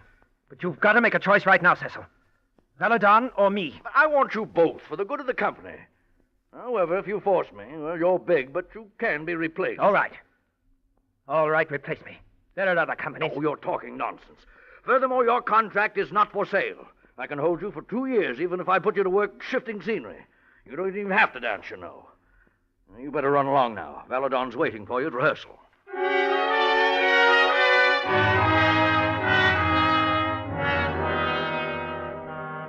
It's no use, Paul. You're back in the old routine. Under Catherine's thumb again. Just like 4 years ago in London. Only she's worse now, isn't she? Much worse. Because she's doing it all for a purpose. Yes, and she doesn't let up for an instant. Places! Places, everyone! Well, our prima donna has finally decided to attend the rehearsal. I'm sorry I'm late. I wasn't sure what time the call The schedule is on the board. Gaieté Parisienne, 10:30 a.m. sharp. Can I be clearer than that? Is the world going to fall apart if I'm 2 minutes late? A real artist takes pride in precision. I prefer to save it for the dance. An excellent idea. You'll need it in the new specialty I'm preparing. What are you talking about? I'm working out the choreography now. It's a pas de deux, especially for you, Paul. I want to have it ready by the time we go on tour.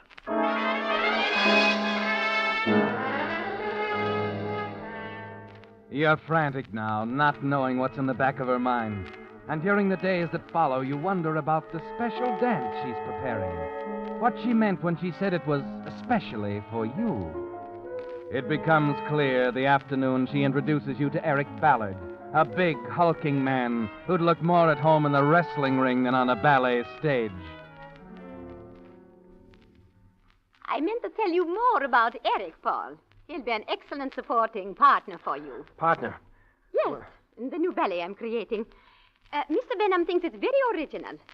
Actually, it's based on something we used to do in London. You and I. Catherine, what are you trying to You do? remember, Paul? The one we were rehearsing the day you slipped? I've rearranged it entirely. Eric here takes your place. You take mine. I take your place. It sounds like an exciting number to me, Mr. Cooper. Eric, why don't you go get Mr. Benham? We'll run through it for him. Sure thing, Miss Valadon. Be right back. Catherine, what is this? Why did you hire that hulking Eric? fool of... Please, Paul. He's sweet. To his friends. And devoted, too. I suppose he'd do anything you tell him. Perhaps. But you needn't worry about the dance. He is very strong, Paul. But I won't do it, Catherine. If you think I'll fall for this crude attempt at revenge, you... Revenge? That's the most you ever admitted. I don't mean Perhaps that. I should recall that little London incident to the trade papers. Let them know that their celebrated Paul Cooper is actually the Paul Cartnell who deliberately dropped the great ballerina and made certain that Catherine Valadon would never dance again. Catherine, that's all forgotten. You wouldn't make an You'll issue. rehearse this number with Eric. Have it ready for the time when we want to add some variety to the program. Whatever you say, Catherine. Good. You should enjoy it, Paul. As Eric said, it will be very exciting.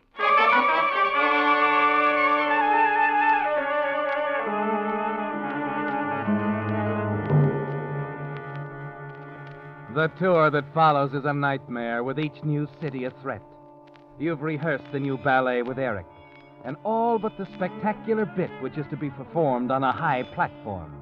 And you never know when Catherine will decide that the time is right for her revenge. She knows you're afraid, Paul. That's all part of it, keeping you in suspense this way. From Philadelphia, the company goes to Cincinnati, then St. Louis, Chicago, and on west to Denver. You expect a crisis there, but it doesn't happen. Finally, in the last night in Denver, when there's only San Francisco left ahead, you decide you can't stand it any longer, that you must face Catherine and have it out. As you approach your dressing room, you hear her talking to someone, and step back out of sight as the door opens. Come along, Eric. We'll talk while you are packing. Are we going on ahead of the rest of the company, Miss Valadon? Yes. I have to make extra arrangements. The thing we discussed, Eric, it's coming off in San Francisco. Well, I've been wondering if you changed your mind. Not in the slightest. You start after them, Paul, and then stop, confused, wondering. Through the open door of Catherine's dressing room, you catch sight of a notebook on her dressing table. The famous black book that contains every move she makes, every decision, every appointment. You hurry over to it, thumb through the pages before she comes back. It's all there, Paul. The hotel on Nob Hill where Catherine will be staying, her room number, the business meetings, a list of appointments. The last one with Eric, to end promptly at 11 tomorrow night. Then, at the top of the next page, the thing you're looking for, final rehearsal, Cooper's Specialty, Monday, 9 a.m. There's no question now, Paul. She's made up her mind. You're going to have an accident, Monday. Do you know how it feels to be through as a dancer? You're going to know, Paul. I'm going to show you, if it takes the rest of my life. There's still an alternative, of course. You can let Catherine end your career, or meet her on her own ground.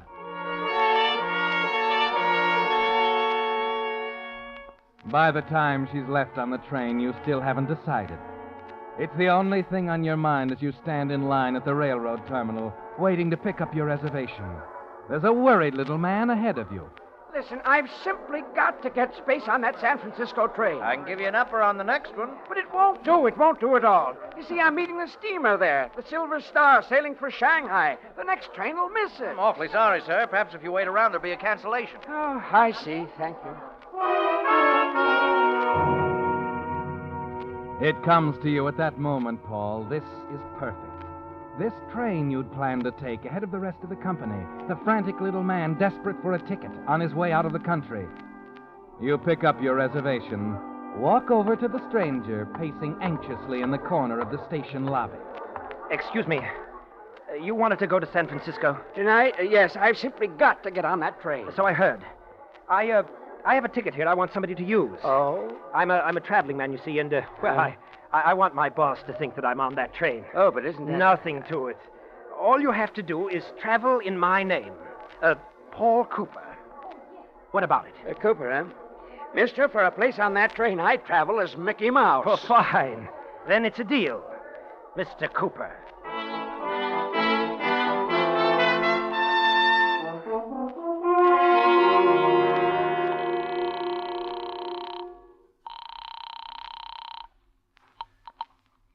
Airlines, reservations desk.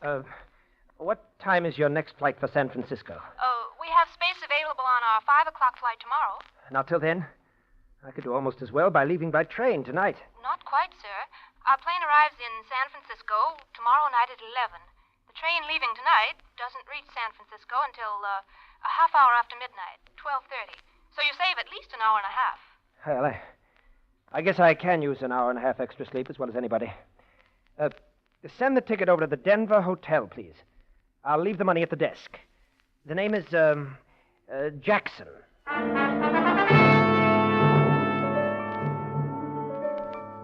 An hour and a half, Paul. That's how much time you'll have. But it's enough. For you're on a schedule now, too. As exact a schedule as the one in Catherine's little black book. You stay overnight at the Denver Hotel under the name of Jackson, then pick up your plane ticket. The next afternoon at 5, you're taking off for San Francisco. It's a swift flight, uneventful. And half an hour after landing at Mills Field, you're stepping out of the elevator on the top floor of Catherine's hotel. You wait until the elevator starts down and then hurry to the stairs. Catherine's room is actually 2 floors below. You glance at your watch as you knock softly on a door. 11:35. And the black book told you her appointment with Eric was to end promptly at 11. You can depend on that, Paul. Just a minute.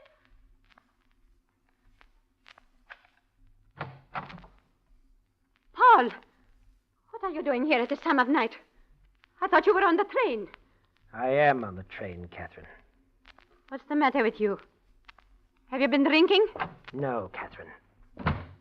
What's this all about? Why have you come here? To see you. What about?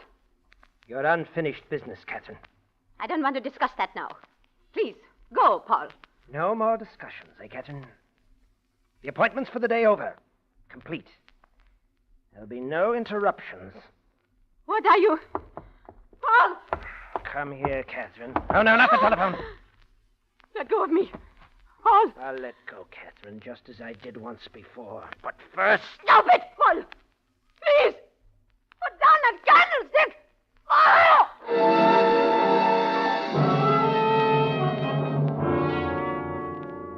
As she falls to the floor, you put the heavy brass candlestick back on the table. Cross quickly to the French doors leading onto the balcony and open them wide. A moment later, you stand near the railing, high over the glittering city, Catherine's body in your arms. The little black book will tell them she was all alone. Won't it, Paul? No more appointments. The body hurtling to the street will establish the moment of her death beyond any doubt. And you can slip quietly down to the station, just in time to make an appearance when the train arrives. You lift her high up on the railing, and then... Cooper, what are you... Eric. Let go of her. Put her down. Get away from me. Leave me alone. Okay, Cooper. Okay. What the devil was he trying to... Good Lord. She's dead. How did he ever expect to get away with it? Operator, get me the police.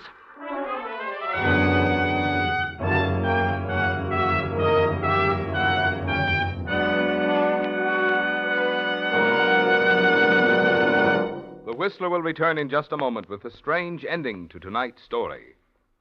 Right now, however, I'd like to clear up another mystery that baffles a good many drivers. There are many brands of gasoline on the market. Some are naturally better than others. But how can you measure the quality of gasoline? Well, there's one very simple way, if you'll just keep this in mind. To give you superior performance, quicker starting, faster pickup, and smoother knock-free power, a gasoline must help your motor run more efficiently. Now, when your motor runs more efficiently, you naturally get better mileage. And mileage is something you can measure with your speedometer. That's why Signal says your speedometer is your best yardstick of gasoline quality. Check yours and you'll find it's true. In gasoline, it takes extra quality to go farther. And remember, Signal is the famous Go Farther gasoline. And now, back to the Whistler.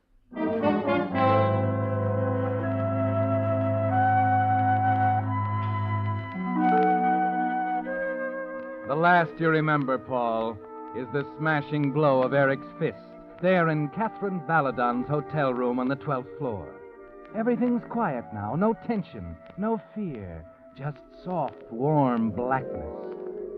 No, Paul, it doesn't seem to matter now that you killed Catherine Baladon because she forced you to choose between murder and a brilliant career. And it doesn't matter either that on this night, for the first time in all the years you've known her, she failed to follow the schedule in the little black book to the minute. You open your eyes, blinking into the glare of a white light at police headquarters. Eric Ballard is talking to a quiet-faced man in plain clothes. At first, I couldn't see how he expected to get away with it. The door unlocked and everything. I got up there and walked right in. I found him about to drop the body over the balcony rail to the street. Yeah, trying to make it look like a suicide, huh? What were you doing there, Ballard? I was keeping an appointment I had with her. You were a little late for that appointment, weren't you, Eric? Yeah. Our boy's back with us. That's what did it, you know, Eric. For the first time in Catherine's life, she didn't go by the book. What's he talking about? The notebook Miss Valadon kept her appointments in. She changed the appointment, didn't she, Eric? She changed it. You knew her better than that. That book was a religion with her. She lived by it. Shh, don't tell me she lived by it. I saw that book back in Denver. Your appointment with her was to end at 11. That's where you slipped up, Cooper. No, I didn't slip up. I was too careful. I tell you, I saw it. That's not what I'm talking about. What do you mean? Take a look at your watch, Cooper. My watch? Yeah. You forgot to set it back. Huh? You see, What? Cooper, you're still on Mountain Standard Time.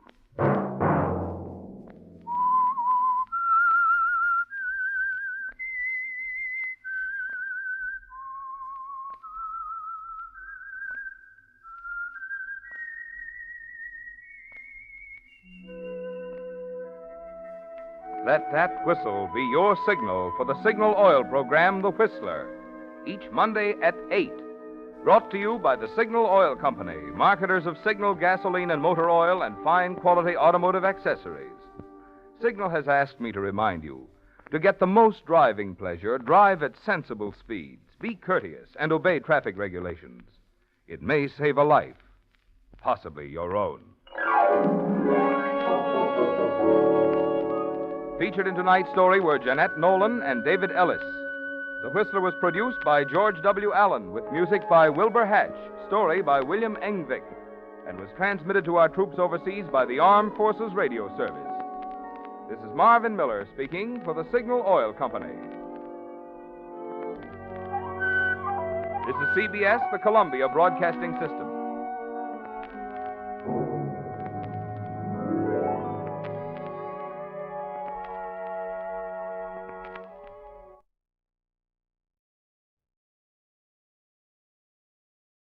Let every go signal remind you that you do go farther with Signal gasoline.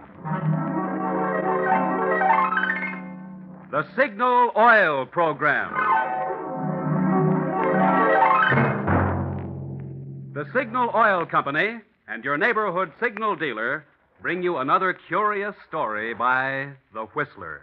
Tonight, Death Sees Double.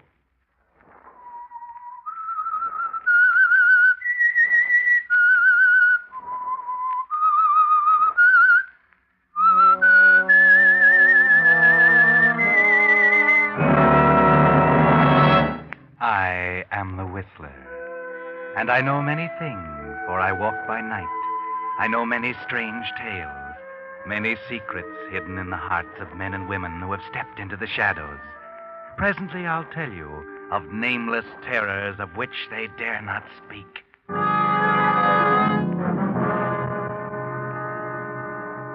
But first, Signal Oil Company is happy to devote this time to an announcement from the United States government on today's most important event, the opening of the 6th War Loan Drive. Many Americans, unfortunately, won't be hearing this announcement beside their home radios tonight. Some are crouching in rain-filled foxholes in the Philippines or Burma. Others are slogging through cold and mud in northern Italy or in France, plagued by the new German stratosphere bomb. But they're not complaining. They're just asking for the weapons they need to get the fighting over and get them home again as soon as possible. That's where you come in. It's going to take more B-29s, lots more, at $600,000 each, and M4 tanks at $67,000 each. Yes, millions and millions more dollars. But you're not being asked to give your dollars. Just invest them in the world's safest investment, a United States war bond. Make it a $100 bond this time. Your war bond dollars not only pay you excellent interest while ensuring your future security, but they say to the boys we sent over there, you're not quitting, neither am I, till it's over there. And now, the Whistler.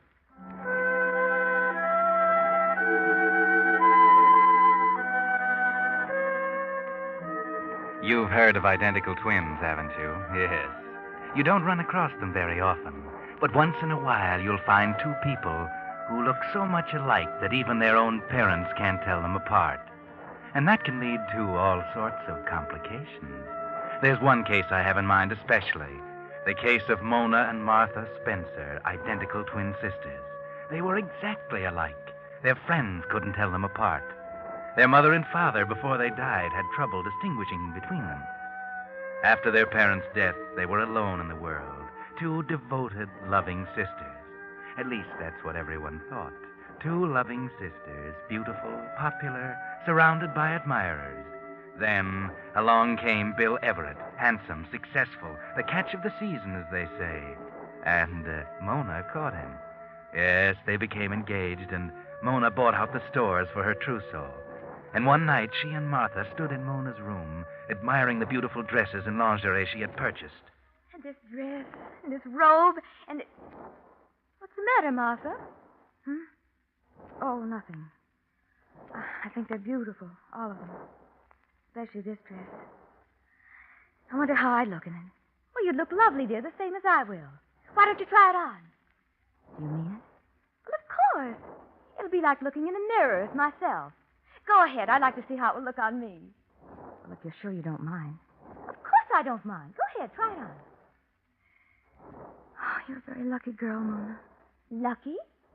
Be so lovely and have Bill. Well, if I'm lovely, so are you. We're both alike. Yes, except for one thing. Well, Martha, what is it? We've never had secrets from each other. How aren't we alike? You have Bill. Oh, I do believe you're jealous. Are you in love with Bill, too? Nonsense.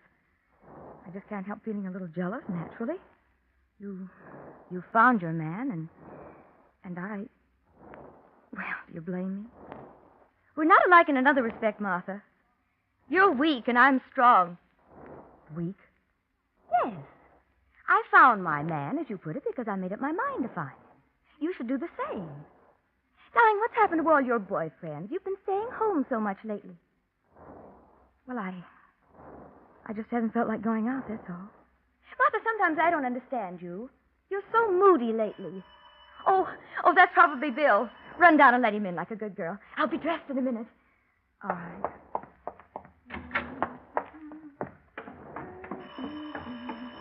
I'm coming. Hello, Bill. Hello, Mona. Oh, wearing your new dress, huh?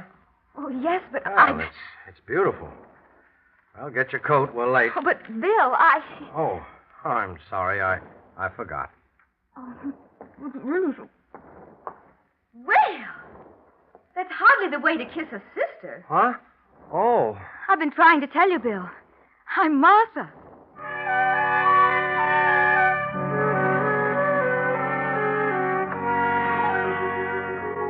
Poor Bill can't tell his fiancée from her sister.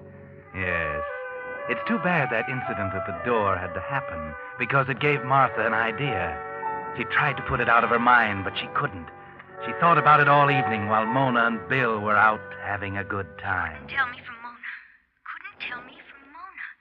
Not even when he kissed me. He couldn't tell. Yes, that little voice kept whispering to her over and over and over again. It wouldn't go away. The thought was there, insistent, growing. If even Bill couldn't distinguish between them, why not? Why not? By the time Mona came home, the thought had grown into a plan, and Martha was waiting for her sister. Hello, Martha. Still up? Yes, I couldn't sleep. Oh, what's the matter? I've been thinking. Really? Oh, that's good. Oh, now run along to bed like a good girl. I'm dreadfully tired. Suppose you had a good time with Bill tonight. Wonderful. Where did you go?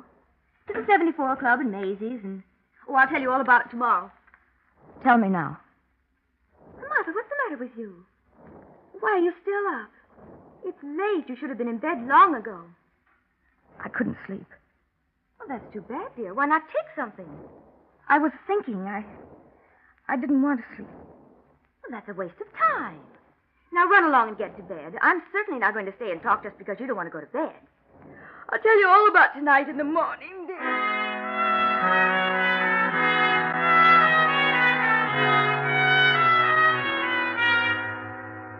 Mona goes on about the absorbing business of getting ready for bed, but Martha stays in her room, sitting, watching her, and through her mind go the details of the plan, carefully, minutely. She watches her sister's beauty preparations with a stoic look on her face, but with hatred burning and growing inside her. Then Mona is ready. She climbs into bed and prepares to turn out the light. Run along, Martha. I'm going to bed. I want to talk. I told you we'd talk in the morning. No, we won't. What? There isn't going to be any tomorrow for you, Mona. What do you mean? What are you trying to do, scare me? I remember when we were little girls, you used to try to scare me. We're not children anymore, Martha. No, we're not, are we?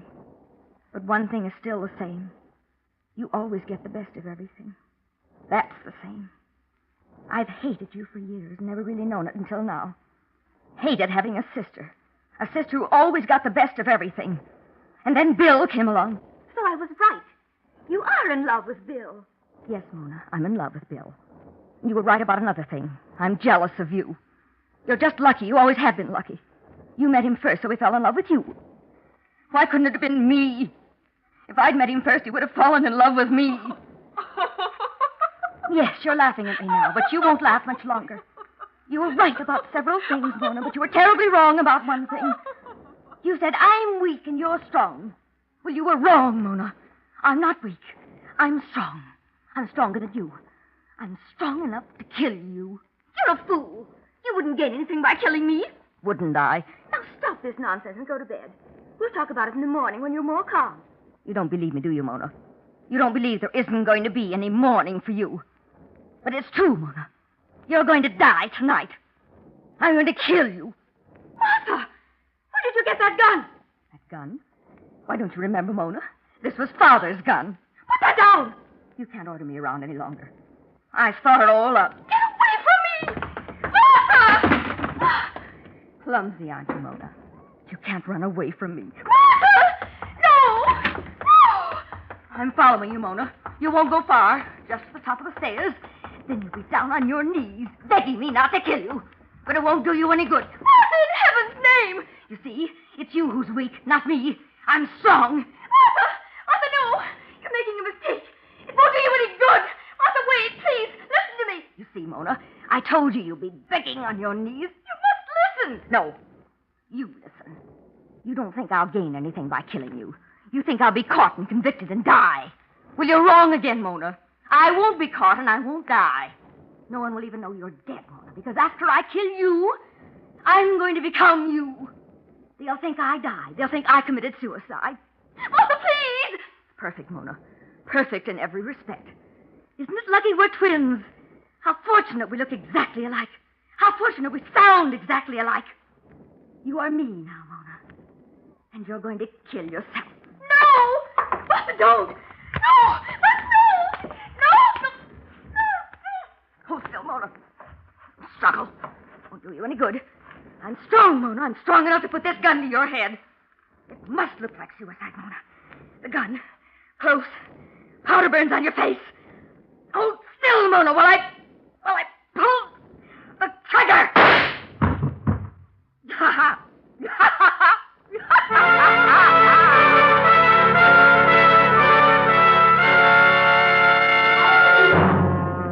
So Martha Spencer killed her twin sister, Mona. Then, carrying out her plan, she immediately assumed Mona's identity. She changed into Mona's dress, arranged the gun in Mona's hand, took Mona's engagement ring and diamond clip, dressed Mona in one of her robes, and put her dinner ring on Mona's finger. Oh, yes, it was perfect. Perfect in every detail. What could the police suspect when not even Bill Everett could tell Mona and Martha apart? Hello? Police department? I think you better come to 437 Oak Street right away. My sister just committed suicide. What? Oh, yes, I'm Mona Spencer.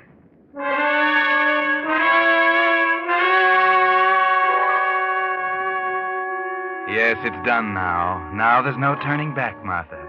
So don't get nervous. Keep calm and face the police just as if it really had been suicide. Nothing is going to go wrong, nothing. Not if you keep your head. Your plan is perfect. When the police arrive, you do keep your head. They ask only a few simple questions. And Bill, who arrives soon after, is with you to keep you steady. So you carry it off rather well. I'm sorry to subject you to these questions, Miss Spencer. I know how you must feel. Poor Martha. She threatened to kill herself, but I didn't think she'd do it. Had she been depressed recently? Oh, yes, very depressed. She seemed to be losing control of herself. She was never quite the same after our parents died. Do you suppose your forthcoming marriage had anything to do with it? Well, I'm afraid it did. You see, Martha and I were always very close to each other. She had no boyfriends. I couldn't understand it. She was very attractive. Yes, just as you are. Yes. But for some reason, no one ever became seriously interested in her. And then when Bill and I... Yes, I understand. By the way, Mr. Everett, did Martha Spencer say anything to you that might lead you to believe she contemplated suicide? Well, No, I can't say she did. It's all right, dear. You needn't spare me. I'm sure you must have noticed how strangely she'd been acting lately. Well, come to think of it, she didn't quite seem to be herself. I see. Well, I don't think we need to trouble you any further, Miss Spencer. These were just routine questions. The coroner's verdict was suicide. I'm satisfied. Then if you'll excuse me. Of course. I'll be running along. Oh, don't bother to show me out. I can find my way. Thank you. Goodbye, Inspector. Bye. Goodbye, and good luck. Well, Mona, I think I better be running along, too. I'll call you in the morning, huh? Must you go, Bill? I don't want to be alone for a while. Well, yes, I know, but... Well, see here, Mona, I thought perhaps in view of what's happened, you might want to postpone our marriage for a while. Oh, nonsense, Bill. I feel badly about poor Martha, of course. But we can't help her now. We may as well forget it and enjoy our own happiness. As you wish. Bill? Yeah? You haven't kissed me since Martha died. Oh, sorry.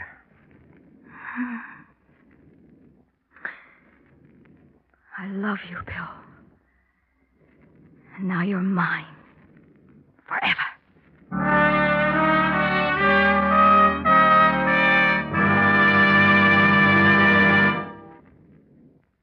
You are listening to The Whistler, brought to you by your friend, the Signal Oil Company, marketers of famous Signal gasoline, your best buy today. Remember to let every go signal remind you that you do go farther with Signal gasoline.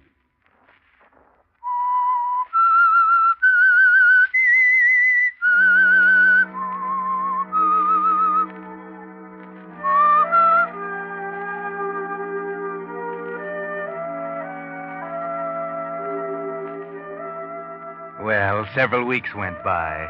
Martha thought she'd better wait a little while to make certain that the cold-blooded murder of her sister was not suspected. Yes, she was a clever girl, this Martha Spencer, posing as her twin sister, Mona. Martha knew she looked exactly like Mona. But did she talk exactly like her, and walk and act and make love exactly like Mona? At first, the possibility bothered her.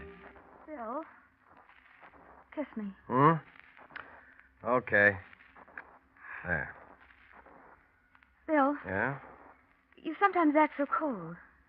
I haven't done anything to make you feel different then. Oh, you know better than that. What's eating you, Mona? Nothing. I mean, I just wondered if I'd changed any. So much has happened. No, you haven't changed, Mona. You'll never change. Never in this world.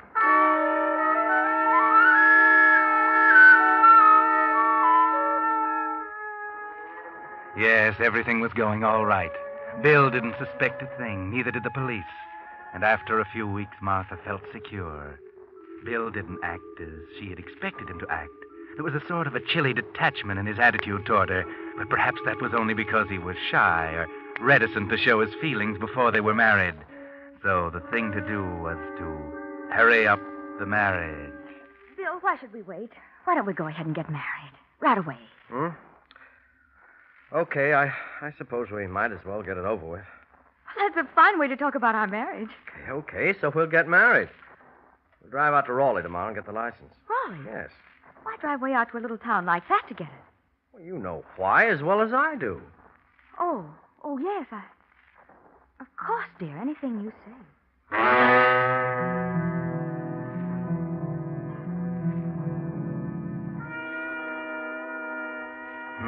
That's strange, isn't it, Martha? You don't know what he meant by that, do you? There must be some secret between Mona and Bill that you didn't know about. But never mind, it can't be very important. And he didn't suspect you. Don't worry about it as you drive out to Raleigh. Go to the courthouse and sign the application. But now there's something else. You watch amazed as Bill signs the application for a license. Bill? It's all right. I've signed correctly. Look, you can see for yourself. Bill, Stop it, Mona. What's getting into you? Next, please. Oh, yeah. Here you are. Let's see now. Seems to be all right. That'll be $2, please. Yeah. Thank you. We'll have to wait 3 days, you know. Oh, well, better wait a moment now than later in the divorce court. Let's see, let me check these names here again. Miss Mona Spencer and Mr. George Garrett.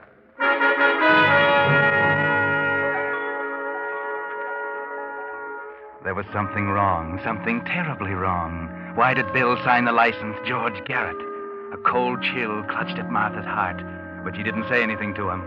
On the way home, he suggested that they celebrate the occasion by going out that evening to a little roadhouse up in the mountains. She accepted, of course, and told him she'd be ready at 7. She left his car and went up the steps of her home.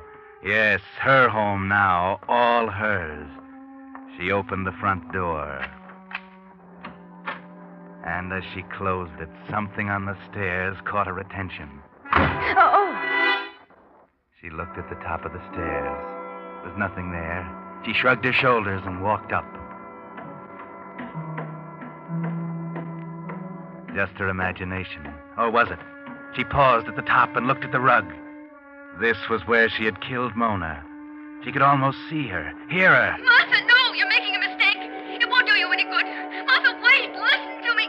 Stop it, you fool! Yes, stop it, Martha. You're beginning to hear things. She went to her room, Mona's room. It was good to be alone, to enjoy Mona's trousseau. All those wonderful things. She slid open the closet door. Such beautiful dresses. Which one should she wear tonight? She tried to concentrate, sat down at the mirror, and there was her reflection. Mona's reflection. Oh, now isn't that a shame? Breaking that beautiful mirror and that fine bottle of perfume. She got up and paced the floor. She simply couldn't get it out of her mind. Why?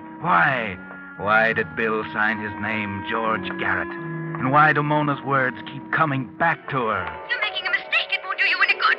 Martha, wait! Listen to me! I won't think about it. I won't.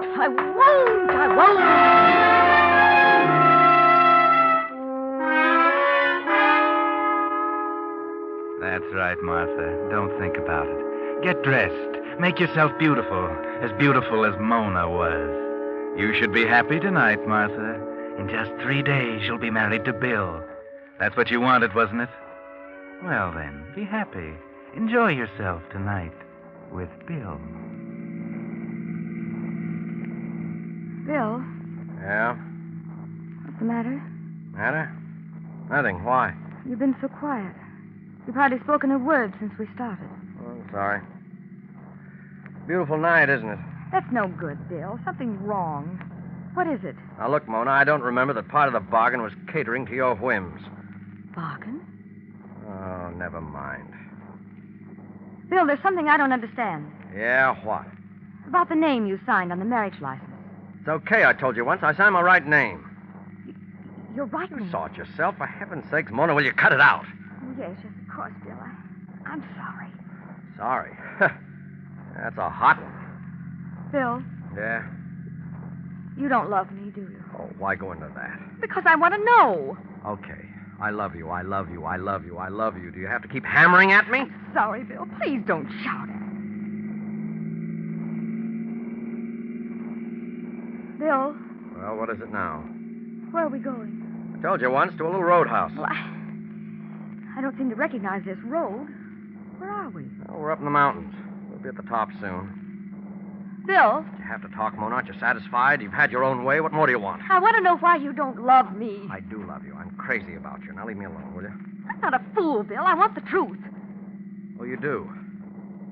Well, just be patient, Mona. We're almost there. Almost where? At the top. Yeah. Just around this curve.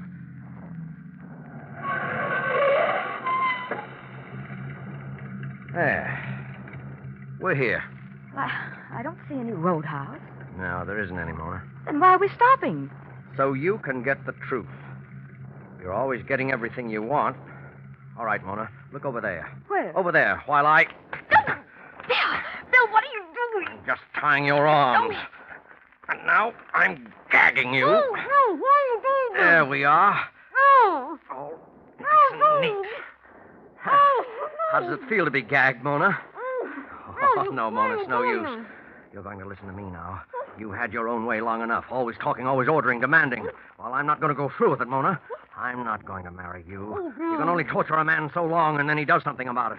And I'm going to do something about it right now. Yes, Mona. Yes, I'm going to kill you. I've tried to reason with you. I've begged, I've pleaded, I've threatened, but you've only laughed at me. You thought because you knew my secret you could force me to marry you. Well, you can't. I'd rather go to prison than marry you. No, I won't marry you. And I won't go to prison because this is going to look like an accident. I've got a perfect alibi, Mona. I can count for every minute of this evening. When they find you, they'll think you took that curve too fast, and they'll pronounce it accidental death. Perfect. This is your car, and there's nothing to connect me with even being here this evening. And I'll be rid of you, Mona. I'll be free to marry Lois. Oh, you didn't know Lois, did you? You didn't even know such a person existed, did you? Well, she does. And I'm in love with her. I love her, not you. And I'm going to marry her. Won't do you any good to beg, Mona. I can't trust you. I trusted you once with a secret, and you tried to blackmail me into marrying you. Oh, don't know anything about that. You No, got but the wrong I girl. can't let you go over the cliff, bound and gagged. No. No, that was just to make you listen, so I could tell you why you're going to die. Wouldn't do to have them find you with your arms tied together. That wouldn't look quite like an accident, would it? Well, this is it, Mona. Now, you won't feel a thing when I bruise your pretty little head.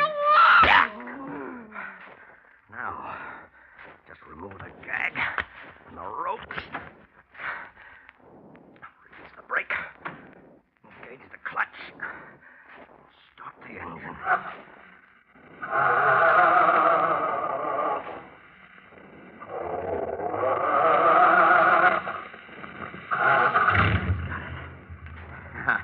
Goodbye, Mona. Pleasant dreams.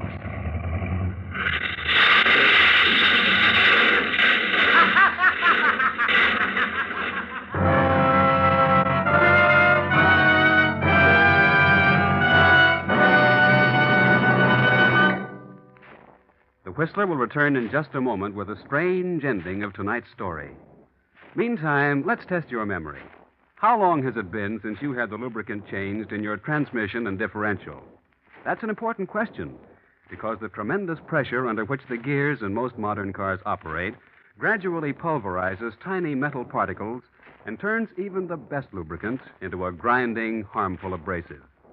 That's why, if it's been 5,000 miles or over 6 months since you had your transmission and differential lubricant changed, your neighborhood Signal gasoline dealer suggests that now is a good time to do it. Now, when you bring your car in to have its Signal safety chart lubricated for winter protection. Your Signal dealer has the equipment to thoroughly flush out the old, worn-out lubricant. And his Signal safety chart shows the exact type of scientific high-pressure gear lubricant prescribed by the maker of your car. It's just another part of your neighborhood Signal gasoline dealer's complete, conscientious service to help your car go farther. And now, back to the Whistler.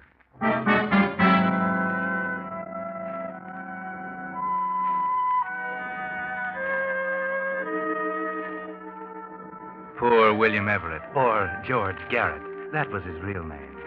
He didn't get away with it.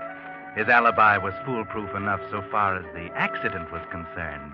But he forgot that Inspector Dudley would check up on the marriage license and see his name signed big as life. The name of George Garrett, an escaped convict. Yes, Inspector Dudley didn't have to pin a murder on him. All he had to do was send him back to prison to finish serving a term of life imprisonment. Poor Bill.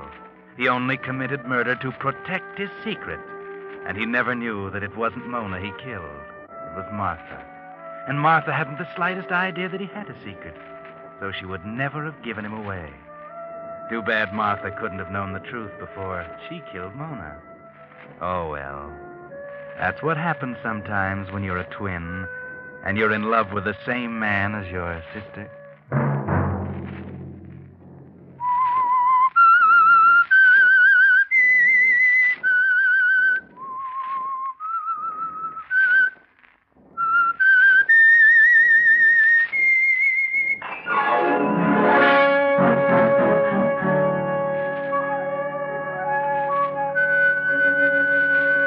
Next Monday at 9 o'clock, the Signal Oil program will bring you another strange tale by the Whistler.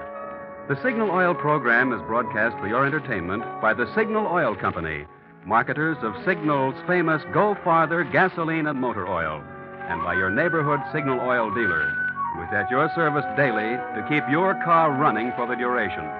The Signal Oil program, produced and directed by George W. Allen, with story by Ralph Rose and music by Wilbur Hatch, is transmitted to our troops overseas by the Armed Forces Radio Service. Bob Anderson speaking for your friend, the Signal Oil Company, and suggesting once again that you let every go signal remind you that you do go farther with Signal gasoline. This is CBS, the Columbia Broadcasting System.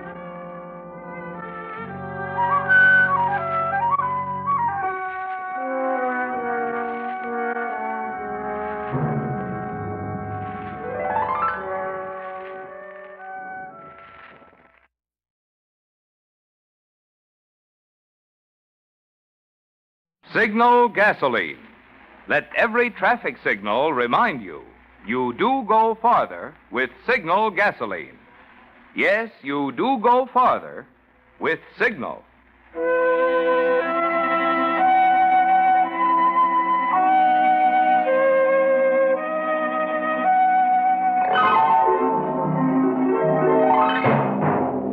The Signal Oil Company and your neighborhood Signal dealer bring you another curious story by The Whistler. Tonight, Murder is Blind.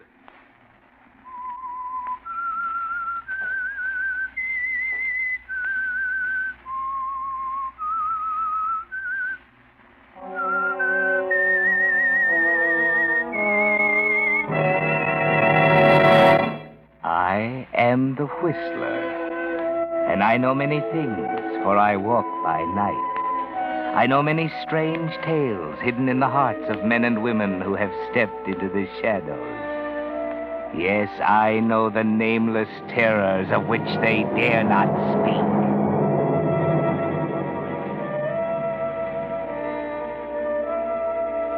Most people are blind.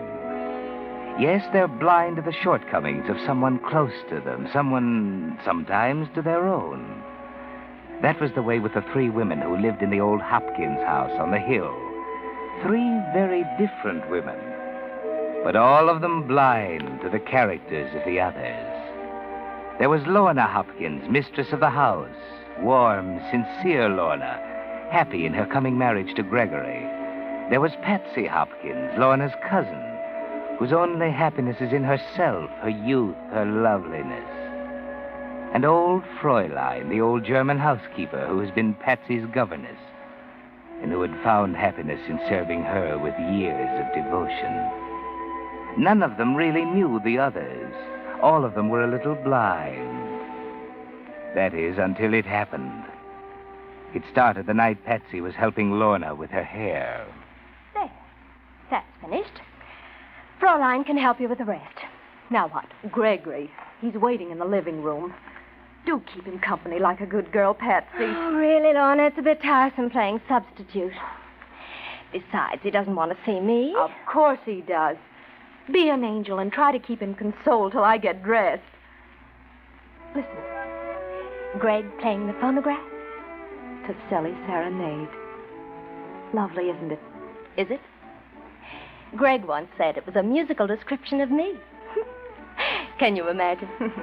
He can say such nice things. Oh, look, Patsy, I'm not nearly ready. Do run down and pay the poor man a little attention like a good girl.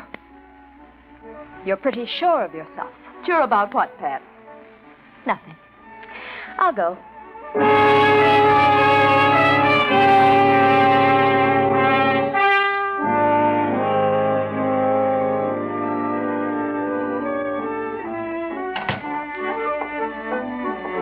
Hello, Patsy. Oh, don't get up, Greg. Lorna's still dressing. In the meantime, I'm supposed to entertain you. You always have. Thanks. You're leaving for New York soon, aren't you? Yeah, in a few days. Mother wants me to handle some of her affairs. I'll be back after a while. For Lorna? Of course. We expect to be married in Mother's home, you know. After that, the honeymoon. Someplace in the North Woods. Someplace where we can be together, far away from everybody. What a picture. How beautifully sentimental. Do you know, my dear, you're beginning to tire me dreadfully. I've suspected that before. What's the matter with us, Patsy? Is there something the matter? We used to get along together so well. Lately, we don't seem to understand each other at all. Shall we talk about something else? No. Something's come between us. Ever since I became engaged to Lorna. That has nothing to do with it. Well, of course not, but what is it, Pats? What's going on, anyway? Nothing, I tell you. Oh, for heaven's sake, stop that thing. Take that sickening record off. Well, sure, Pats. I always thought you liked it. Turn it off! Greg. Yes? I want you to do something for me. Sure. Anything. I want you to go back to New York. Well, but I am, Pats. I'm leaving toward the end of the month. I mean now. Today. Today? Yes. Well, what's the matter, Patsy? Don't you even like me anymore? Like you? Oh, why, you fool, I love you. What? From the first day we met. Haven't you seen it? This is incredible. You can't mean this. I never meant anything more in my life. I know I'm shameless, Greg, but I can't help it. Greg. What about Lorna? Oh, Lorna will never make you happy, never. She's good and sweet and kind, but goodness and sweetness can be tiresome. Yes, and kindness, too. I know Lorna, Greg, and I know you. In a year, you'd grow to hate her. Please, Pats, please, you mustn't say these things. But it's true. I've got to say these things. Don't you see, my darling, I'm thinking of your happiness. Yes, and Lorna's, too. And you? And of mine. I have the right to think of mine, haven't I, Greg? We needn't hurt Lorna too much. You'd go away, go back to New York, and after a while, 6 months, I'd come to you. And, Lorna? She would have forgiven me? When she saw we were happy, what else could she do? Oh, Patsy, I'm trying hard to believe that you can't mean all this. Oh, but I do. I love you, Greg. I love you so much that you must know it, feel it. Then I'm sorry for you. I can't tell you how sorry. It's Lorna. There can't be anyone else. There never will be. Oh, but you don't love her. You can't love her. You love me. You do. I know you do. Oh, Greg, my darling. Stop it. Do you think for a minute I'd give up Lorna for you? Oh, Greg. She doesn't deserve this kind of deal from you, Patsy. She's taken you into our home. For years, she's cared for you like a sister. What? Oh, it's cheap. Oh, don't, please. Put your arms around me. Greg, I'm right. I know I'm right. You slapped me. Yes. So? Now listen, Patsy. You listen to me. Yes? This is important. Remember it. Yes? You'll never marry Lorna. Do you understand? No? If I can't have you, she'll not have you. Will you please tell your cousin I'm waiting for her? Remember that, Gregory.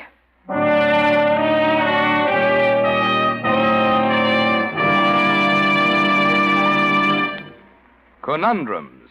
We've all played the old game in which someone describes a thing and you guess what it is.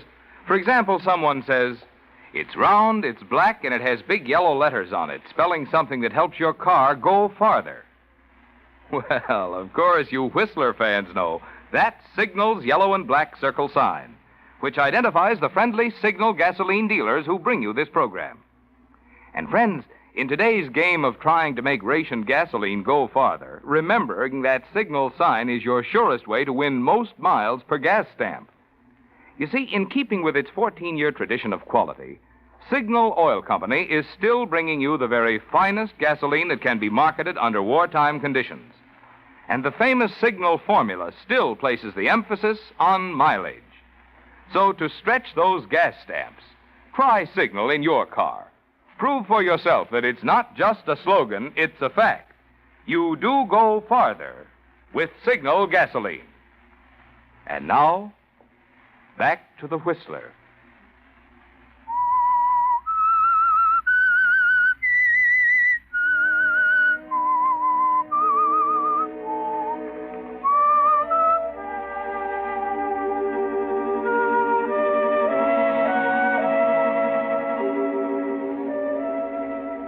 Well, Patsy, you never dreamed that Gregory would be difficult, that he would reject your love, did you?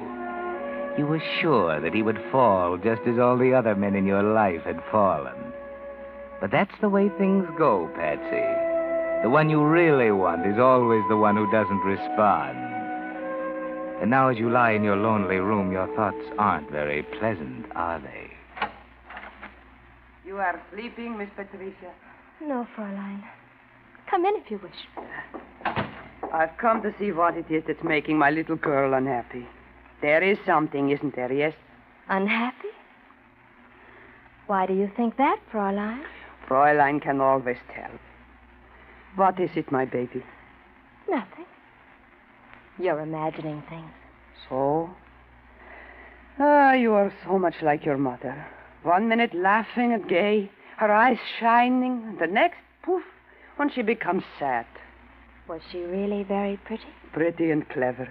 And sometimes unhappy like you. Often she thought your papa didn't love her. She only knew, really knew, when it was almost too late. When she was dying? Yes. Then your papa almost went crazy. He hadn't paid attention to her headaches. He thought she was pretending them to get sympathy. But later on, when she became blind... Poor mother. Brain tumor must be a horrible thing. She didn't suffer too greatly. Headaches, yes. And her eyes became so big, so staring. The pupils so dilated. And Father? He went all to pieces. Cried just like a little boy. Your mama died happy. For toward the end, she knew how much he really loved her. He really did love her. Till the day he died. Oh, I've upset you talking about your mama. No, Fräulein, I'm glad. I'm glad you told me.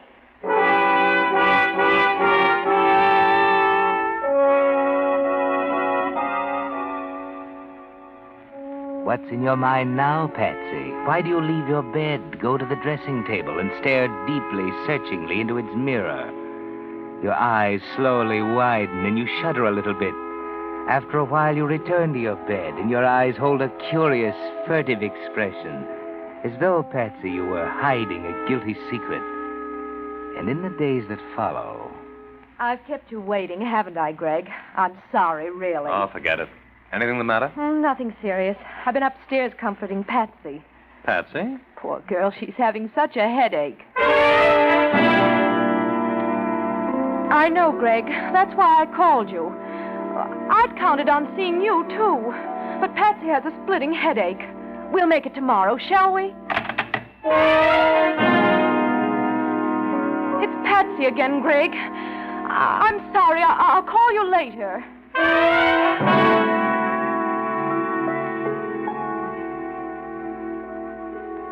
There is something the matter with Patsy, Greg. I'm sure of it. These pains, these spells of dizziness, they worry me. I can see that.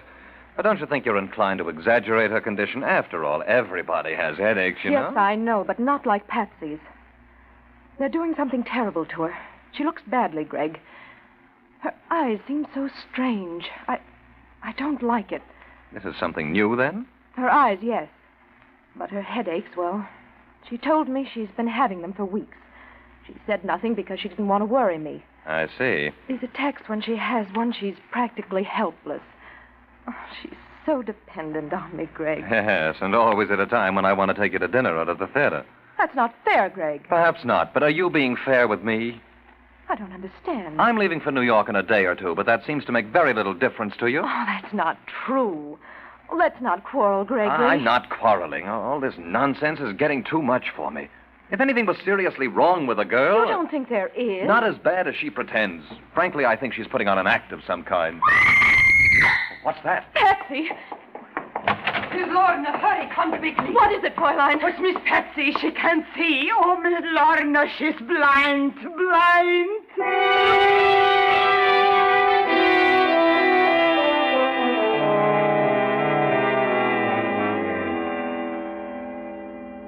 And now, Gregory, you're ashamed and remorseful, aren't you? You'd give anything to recall yesterday's words spoken so bitterly to Lorna. Those scornful phrases doubting the sincerity of Patsy's illness. You thought Patsy's headaches were a game, the sort a willful woman might play for sympathy or attention. Didn't you, Gregory? And now, as you look down at her white face and into her tragic, unseeing eyes, a deep wave of sympathy comes over you. And you feel helpless in the shocking tragedy before you, don't you, Gregory?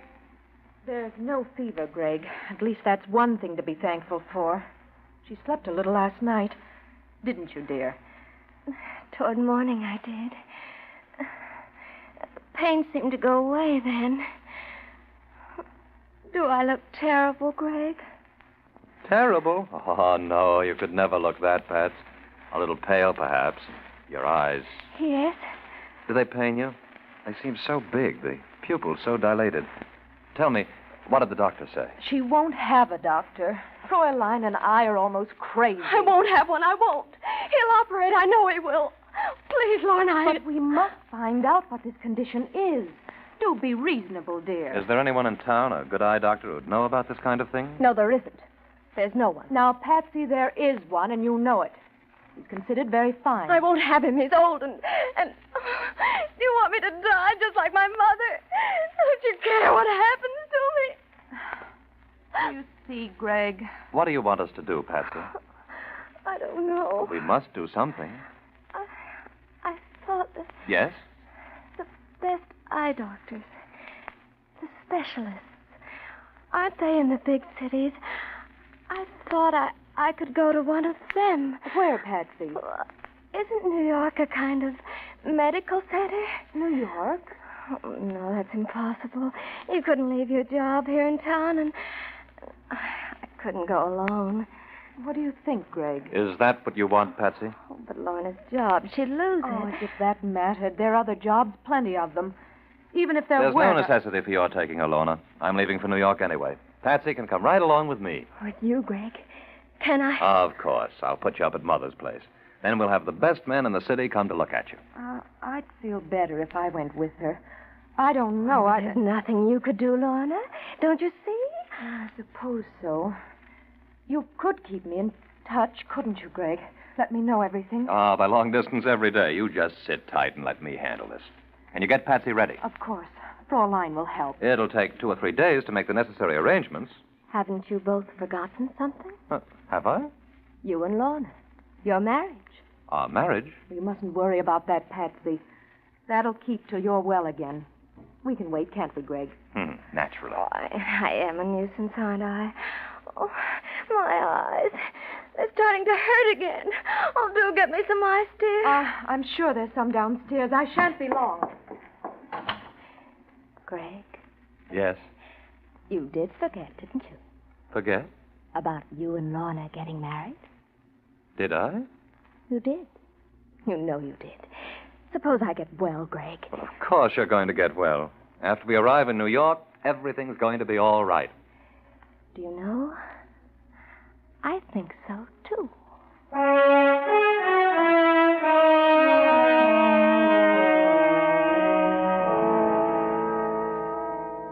Well, Greg, perhaps you're being a little blind, too. You've forgotten Patsy's warning, haven't you? And her helplessness is a rebuke to your conscience, isn't it, Gregory? For you remember, in spite of Lorna's warnings, your indifference to Patsy's repeated headaches.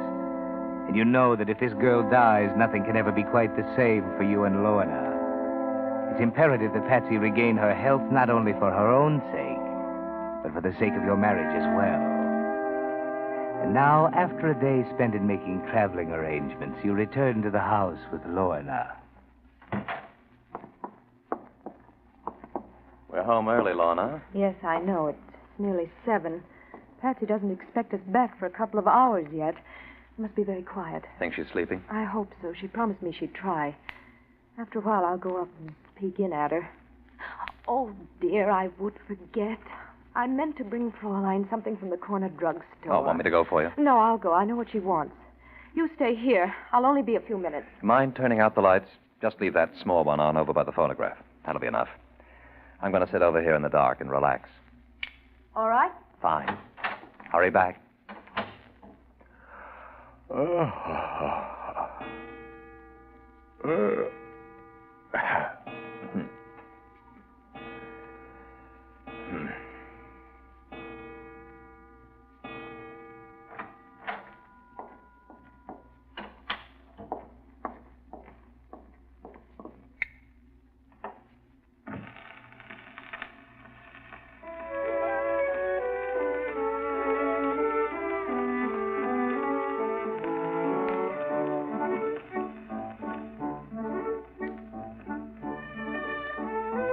It is lovely, isn't it, Patsy?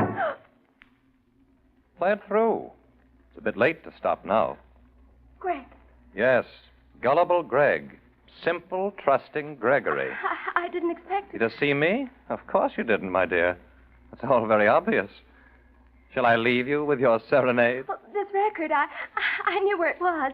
I know where everything is. I've lived here so long. Of course. Oh, it's not what you think, Greg. I don't have to see to find my way around. Stop it, Patsy. Oh, listen to me, Greg. You're not blind. You never were. Well, What are you going to do? that's better. Now, will you be good enough to tell me what it was all about? You. Flattering. I made up my mind to have you, Greg. And it didn't make the slightest difference to me how I did it. Not even if it smashed things up for Lorna? That didn't matter. Nothing mattered but you. And what was I to get out of all this? Happiness? I could have made you happy, Greg. I can still make you happy. You? Try me. Give me a chance. Let's go back a bit, shall we? Tell me, how did you expect to fool a clever eye specialist? You must have known he'd find you out. I didn't expect to. No? You see, I had no intention of coming under his care. The important thing was to get you away from Lorna, to have you by myself for a while. After that, Anything could happen? anything. And now? I've lost. We've all lost. You, Lorna, and I. Oh, you're wrong, Patsy. Lorna and I haven't lost. You see, tomorrow, we'll be married. Tomorrow. If she'll have me then. No, you can't. It's beyond your control now, Patsy. It's beyond anything your selfish mind can trick up. Is it beyond death? Perhaps my love for you was a selfish thing. But to me, it was everything. Don't you understand, Greg? Nothing will be gained by shooting me, Patsy. If I can't have you, nobody else shall. Remember when I told you that? Don't, for all our sakes. Patsy! Patsy, what are you doing? Patsy! Greg! Greg! Ah!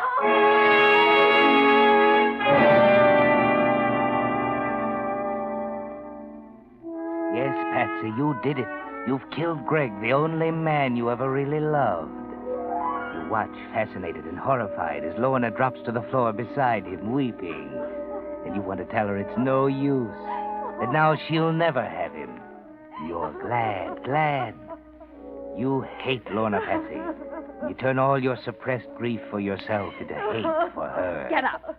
You can't bring him back. What did you do with that? It doesn't matter now. Greg, darling. Don't be an hysterical fool. You've got to help me.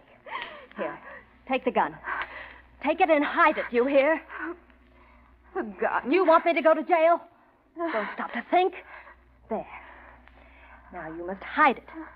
It must never be found, do you understand? Hide it? But what are you going to do? I heard a noise.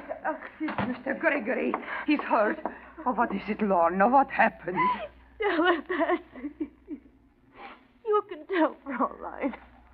I tell Fraulein? What is it, Patsy? But I don't know. You don't know? How could I? I was in my room. Patsy. I heard Lorna and Greg downstairs, and their voices sounded strange. Sharp, as though they were quarreling. What are you saying, Patsy? It frightened me. I'd never heard them quarrel before.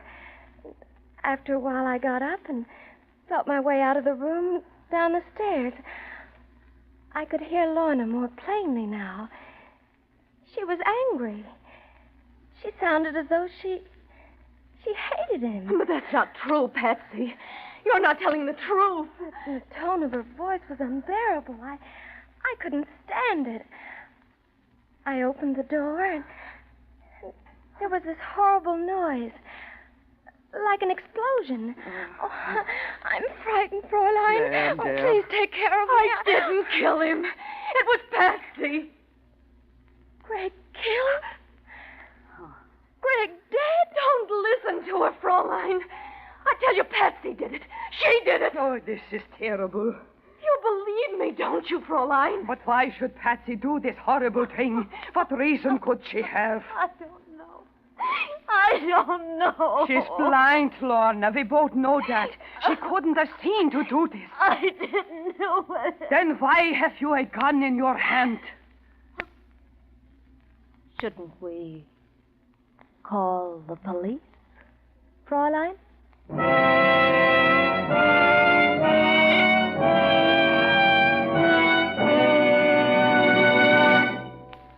The Whistler will return in just a moment with the strange ending of tonight's story. Meantime, with reconversion beginning, the time is drawing closer when you'll be able to buy those new things you've been wanting. That new home or new car or new radio. But with what? Why, with savings, of course. And there's no better way to save today than in war bonds.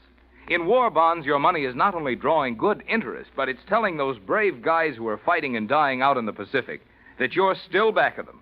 So stay in the fight, stay on the job, keep supporting all the home front activities. Save waste fat, save paper, take care of your tires. And right now, let's help put over the 7th War Loan Drive by getting another bond. Remember, you don't buy bonds, you invest in them. You get every penny back with interest. And each bond that does its bit to get the war over is also helping you to better enjoy the day we're all fighting and praying for, the day of final peace. And now, back to the Whistler.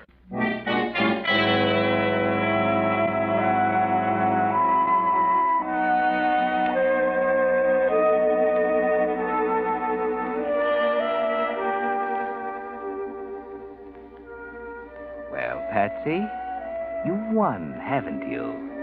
Not only have you killed Greg, but you're having your revenge on Lorna for taking him away from you. She's going to jail for murder, isn't she, Patsy? The police are here now. The detective is questioning Lorna, looking at the body. But there's something you didn't count on, Patsy. You were blind to someone else's character. Fraulein. She stood by you all these years. But murder is something else. And suddenly you see her come back into the room and walk over to the detective. And she's holding something in her hand that freezes you with horror. Fräulein! Yes, Miss Patsy, I found it. I saw it hidden in your dresser a few days ago. I thought it was strange then, but now I know. What? What is it, Fräulein? Yeah, what is it you're talking about, miss? This. No, Fräulein, no! Wait a minute. I thought you couldn't see. So did we all. But this little bottle proves how she fooled us. It's belladonna to make her pupils dilate, to make her look blind. Hey, stop! Come back here! Fräulein, stop her! Effie, stop! Fräulein, what's she doing? She's running out there. Wait, Miss Lorna, the detective is after her. But she's running right out of the street. Oh, my... Look, Fräulein, I can't! Patsy, look out, Patsy!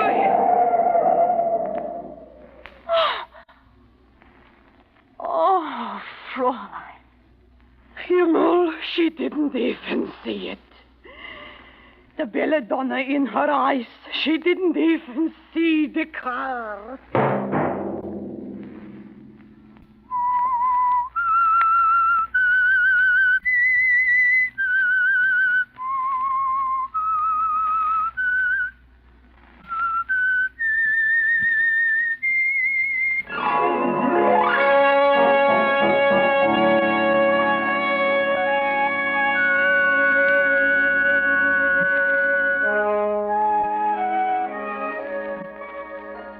Next Monday at 9 o'clock, The Whistler will bring you another strange tale. The Whistler is broadcast for your entertainment by the marketers of Signal gasoline and motor oil and fine quality automotive accessories, and by your neighborhood Signal dealer. This program, directed by George W. Allen, with tonight's story by Louis Estes, music by Wilbur Hatch, is transmitted to our troops overseas by the Armed Forces Radio Service. This is Marvin Miller speaking, and suggesting that you let every traffic signal remind you that you do go farther with Signal gasoline. Yes, you do go farther with Signal. This is CBS, the Columbia Broadcasting System. KNX, Columbia Square, Los Angeles.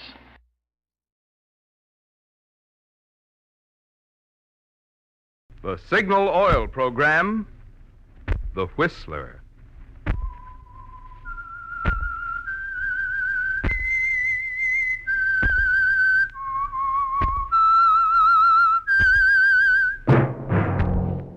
That whistle is your signal for the Signal Oil Program, The Whistler.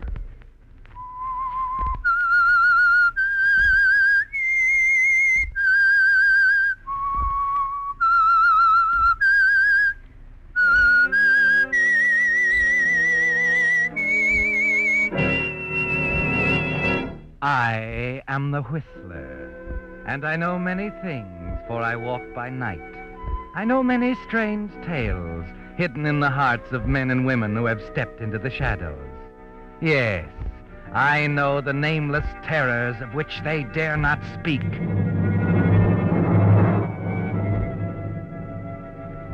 Yes, friends, it's time for the Signal Oil Program, The Whistler, rated by independent research the most popular West Coast program. In gasoline, you know, it takes extra quality to go farther. And Signal is the famous Go Farther gasoline. So look for the Signal circle sign in yellow and black that identifies Signal service stations from Canada to Mexico. And now the Whistler's strange story. Dear Roger.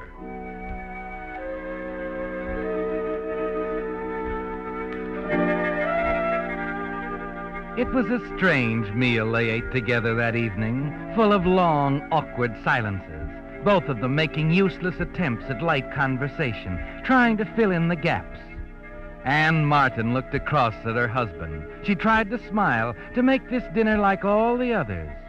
She knew that the dread in the back of her mind had made the atmosphere tense, that Phil had sensed it somehow. At 20 minutes of 7, he put down his fork. It's no use, darling. I guess I'm just not hungry tonight. How about some coffee? No. Phil, Yes? is something bothering you, darling? What makes you ask that? Well, I don't know, dear. You seemed a little strange tonight, and I just thought that... What did you think? Well, I thought you might be worried or something. I wonder what it is. What, Phil? I wonder what it is that gives a woman the power to pull something out of the air like that. I thought I could put it past you. I guess I should have known better. Please tell me. I am worried, Anne. I'm terribly worried. What's wrong? I didn't want to tell you until it was all over. It'll probably be in the papers in a few days, though. Darling, the next 10 days are going to be the most important days in our lives. But I don't understand. Number one, it looks very much like I'm going to resign as district attorney. Resign? Yes. The governor's about decided he has a job for me. In Washington. Why, Phil, you mean you... Yes. United States Senator, dear. Since Senator White passed away, it's up to the governor to appoint a man to fill out White's term. Well, that's wonderful, darling. I don't know what to say. It's off the record at the moment, of course. It'll be the beginning for us, Anne. Or, maybe not. What do you mean, maybe not? Well, there are people who don't want to see me get that appointment, Anne. Why? A lot of reasons. All of them political. Is that why you're worried, Phil? And they've come to me several times now. They've tried to bribe me, buy me off, threaten me. They'll go to any lengths to ruin me unless I refuse to accept that appointment. You see, it's their necks or mine, and they know it. They're powerful, Anne, got influence. If they could find one grain of scandal in my past, or yours for that matter, they'd... What's the matter, Anne? Nothing, Phil, no. Nothing. I told them to go ahead, Anne. I told them to do their darndest. We have nothing to hide, have we? No, Phil. We have nothing to hide.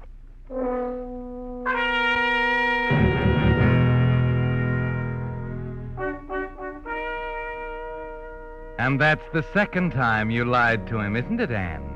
Nothing to hide. Nothing except an appointment at 8 o'clock you told him was at the dressmaker's. It makes sense now, doesn't it, Anne? The phone call from Roger Henderson this afternoon. His insistence that you come to his apartment tonight on the other side of town at 8 to talk over old times. So now you know why. And as you ring the bell of his apartment, you know this appointment is going to decide everything, one way or the other. Well, my dear Mrs. Martin, how nice of you to be on time. Won't you come in? Thank you, Roger. You must excuse my apartment. Really a nice place, of course. Good location, excellent view of the river. Lacking only the woman's touch. Please sit down. Cigarette? I'd rather not, thanks. Oh, you don't smoke. You've included that with your other reforms, of course. Please get to the point, Roger. Why did you want me to come here? Don't be impatient, my dear. After all, it's been so long since I've had the pleasure of your company. Let me see, it's 9 years now? Yes, 9 years next month. In Switzerland, wasn't it? St. Moritz. Heavy snowfall that year. You wanted me to teach you to ski. I didn't come here to reminisce. And you're married now. A fine husband. Politically ambitious, too. Tell me, Anne, does he love you as much as I did? You're being awfully cruel, Roger. That's hardly the thing for you to say. You see, Anne, for 9 years now I've thought of you. Remembered you as the cruelest woman I ever met in my life. I tried to explain it to you, Roger. You wouldn't listen. I tried to tell you I couldn't marry you. I didn't love you, that's all. It wouldn't have been fair to either of us, don't you see? It was still cruel. But it was just as hard for me. I know how you felt, but it was the only way. You did love me, Anne. You told me. Well, I was young. I didn't know what I was doing. That's not what you said in your letters. The letter? You kept them. Of course I kept them. That's why you called me here, isn't it? Roger, where are those letters? I'm planning another trip abroad, Anne. A rather long trip. I dislike leaving loose ends behind me. You'll return them to me. Let's put it in another way. I'll leave on my trip after I give you the letters. I don't understand. Oh, dear Anne. I did hope you'd grown wiser.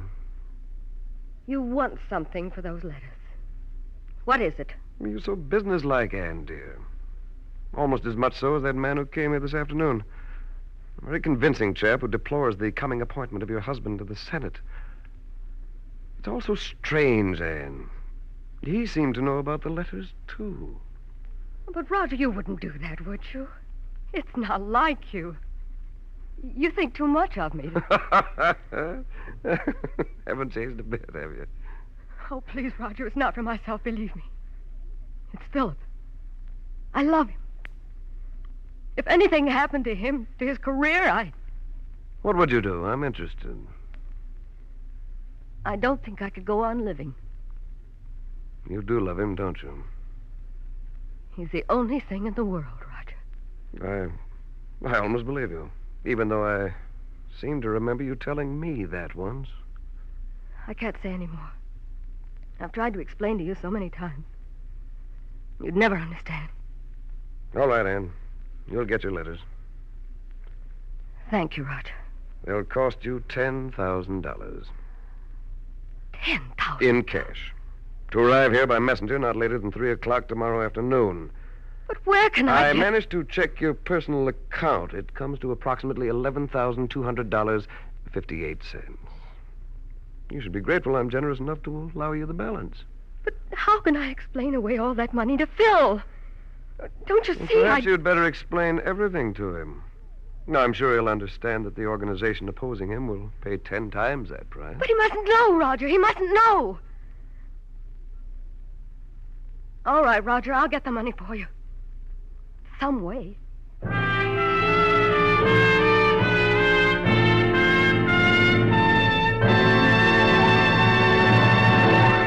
With the prologue of Dear Roger, the Signal Oil Company brings you another strange story by The Whistler. Since this is the first program of the new year, it occurred to me you might like to look in and get a little better acquainted with the organization that brings you The Whistler and those fine Signal oil products. It all started not long after World War I, when a small group of young Westerners got together to form their own independent oil company, Signal Oil Company. In the face of what seemed overwhelming competition, those determined young men succeeded in bringing to Western motorists the first anti-knock gasoline at regular prices. Being independent themselves, they naturally sold Signal gasoline only through independent service stations. Just a handful of them at that time. But motorists liked Signal products, liked them so well that the Signal organization grew and grew until today independent Signal dealers serve 7 western states from Canada to Mexico. Now, obviously, there must be good reasons why so many motorists have switched to Signal, and there are. One, at Signal stations you find the tops in gasoline, lubricants, and fine quality automotive accessories, backed by Signal's 16-year tradition of quality. And 2, you enjoy more thorough, more conscientious service, because Signal dealers, being in business for themselves, have more incentive to serve you better. And now, back to The Whistler.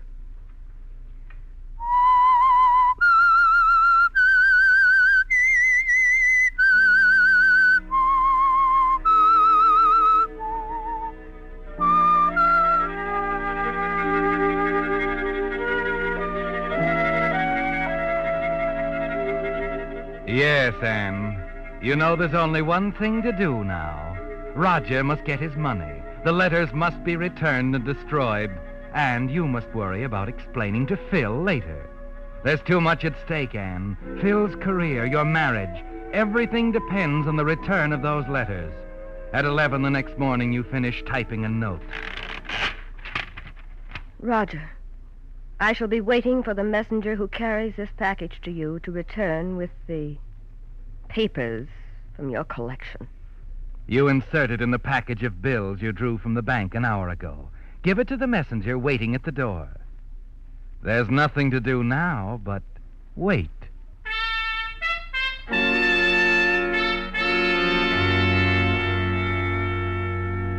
But there's no answer. The messenger doesn't return. At 6 in the evening, the doorbell rings, and you rush to the door to find Phil home early for dinner. By 9 o'clock, you're sure Roger is double-crossing you. That's the one thing he wants more than money, to wreck your marriage. But it's too late in the evening to do anything. You make an excuse to Phil and go to bed.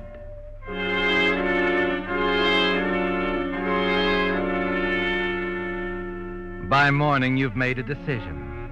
After Phil has left for work, you slip his small automatic into your handbag, leave the house, and hail a taxi. It's 9 o'clock when the cab turns a corner into Rogers Street and moves toward his apartment. That's the apartment right up there, lady. Riverside Arms. Yes, I know, driver. Please hurry. Gotta take it easy. Look at that crowd up there. Clear out into the street. Why, it's in front of the apartment. What's wrong? You got me, lady. Looks like an accident or something. Hey, you, taxi! Move along! You're blocking the street! Got a fare here, officer. Better pull down there around the corner there. What's the matter, officer? A man's been murdered, ma'am. Murdered? Yeah, move along now. Oh, wait a minute, please, wait. Who's been murdered, officer? A guy who lived in that apartment. Fellow named Roger Henderson.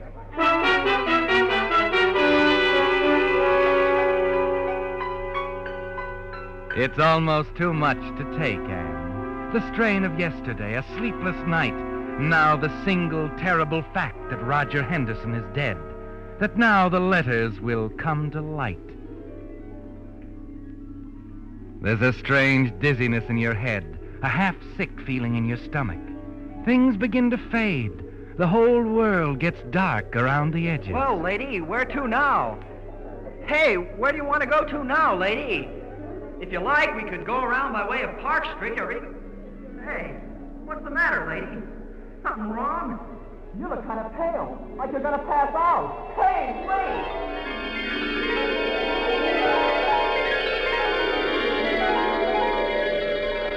Take it easy now.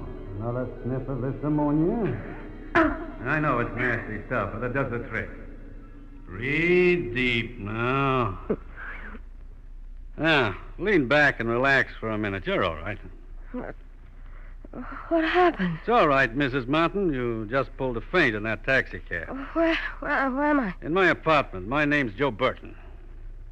How did you know my name? It's my business to know people's names. I'm a private detective. Go on. You weren't the only one this Henderson guy was blackmailing, Mrs. Martin. I've been working on him for 14 months. I got a nervous client. It seems Mr. Henderson had some of her stationery, too, all cluttered up with the wrong remarks. That's how I happened to be outside the apartment when I heard he'd been knocked off. So you pull up in a taxi, pull that feint, and presto, here you are. Why did you take me here? What do you want? Suspicious creature, aren't you? I have reason to be. You better let down the bars. You can use a guy like me. What do you mean? I think I can get your letters for you. Where are they? The funny thing, isn't it? I can get you off the spot, and I think you can do the same for me. You were in Switzerland in 1937 with Henderson, weren't you? Well, what's that got to do with it? He was blackmailing my client at the same time. Someone was collecting for him over here. But he never told me anything about... Think back, Mrs. Martin. It's important. Believe me, this dame is as desperate as you are. Still don't trust me, huh? All right. Take a look at this. Now, let's see. I shall be waiting for the messenger who carries this package to you. The money. $10,000 worth. Is that all it was? Where did you get it? In the valise Henderson checked last night down at the railroad station. A pal of mine runs the check room. Go ahead, take it. Take it? It's yours, isn't it? Yes, it's mine. Do you trust me now? Yes, I guess I do. Good. Now, suppose you let your hair down. Well, you said you knew where the letters were. I think so. Let's try to find them. If we fail, I'll tell you everything. I'll do anything to help you. You've simply got to understand, Mr. Burton. I must have those letters. All right. There was a small walnut nightstand in Henderson's bedroom, brass lock on the front. The cleaning woman says she's seen him put papers in there. I think they're the right ones. We'll check with her again in the morning. Why not now? The place is crawling with police. Oh, yes, of course it is. What time? 10 be all right? All right. 10 o'clock.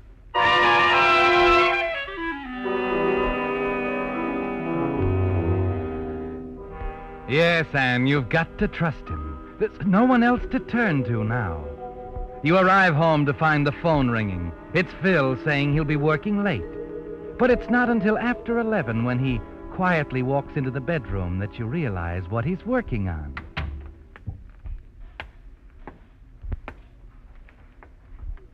Wake, darling? Yes, Phil. Oh, I'm sorry I'm so late. That Henderson murder's thrown the organization into an uproar. Henderson? Yeah, thought you might have seen it in the papers. The governor wants me to handle the case personally. Says it'll make great publicity just before the appointment. Still an ordinary murder case. You Well, never that's tried to... just it.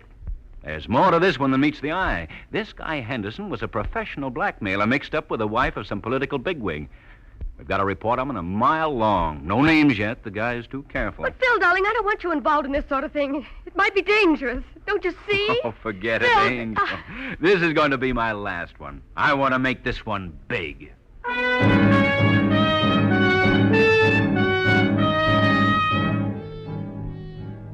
You started to tell him, Anne. Caught yourself just when you felt you couldn't hold it back any longer. Somehow you know you've got to stand it for another day, long enough to give Burton his chance.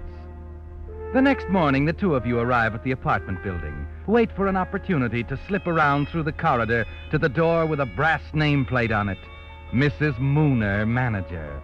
A tight-lipped individual, Mrs. Mooner, until Burton slips her a $10 bill.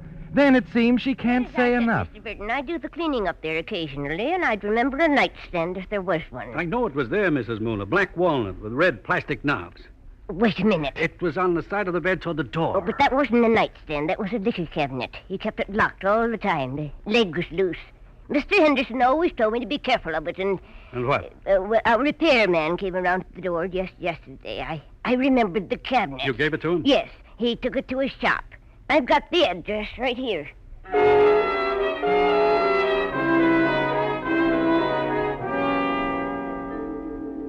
A liquor cabinet? Who picked it up? I don't know who picked it up. It was black walnut, red plastic knob. Brass lock on the front. You sure the man left this address? Let's not go through that again. I told you. Wait. Sure, that's what it is. Red done it again. The guy had red hair, didn't he? I don't know what color hair he had. I fired him last week. He's been going around town picking up furniture and selling it. Where can I find him? Just a minute, I'll write it down.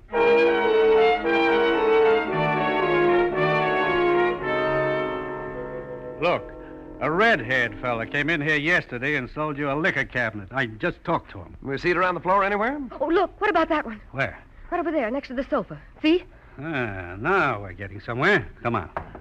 I'm awfully sorry that one's not for sale. Why not? Well, it's locked, and we've got to get a key man here to open it, and we need some repairs. I'll worry about that. Give me that paper knife, Mrs. Munn. Oh, here you are.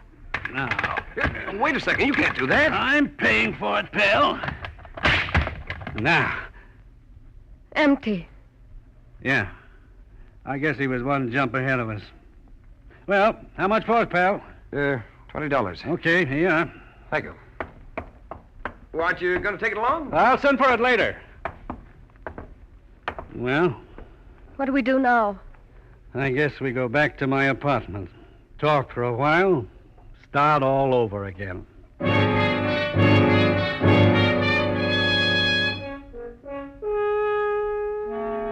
Yes, Anne.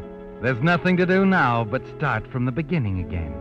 But you know in your heart it's almost hopeless. That somewhere someone has those letters and plans to use them against you. But you've made up your mind to try, to keep trying until you're sure there's no hope. An hour later, the two of you are sitting over a table in his apartment. He lights your cigarette, leans back, waiting. Now, you understand, Mrs. Martin, why you have to tell me all you know about Henderson? Yes. How's your morale? Not too high, I'm afraid. Suppose you start from the first, huh? It won't take us long. Who's that? I don't know. We're not in a hurry. Get into the closet over there. My goodness.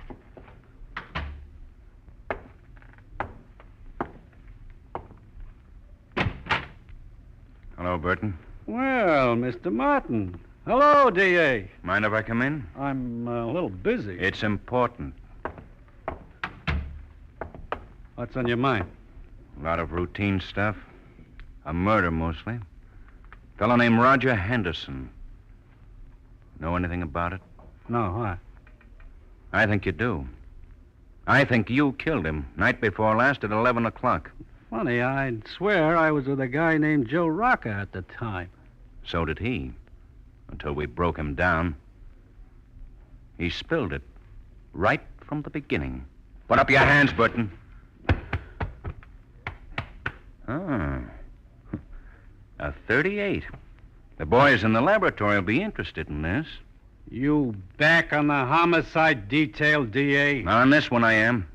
I was interested the minute I found out you are hired by the mob that's after my neck. They offered you $100,000, didn't they, Burton?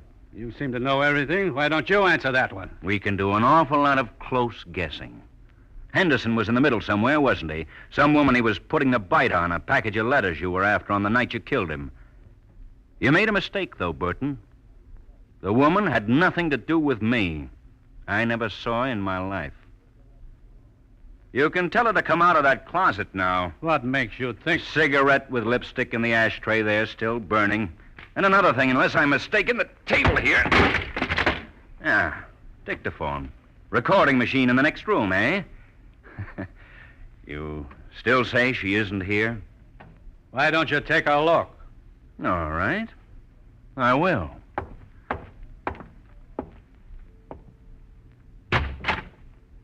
Anne!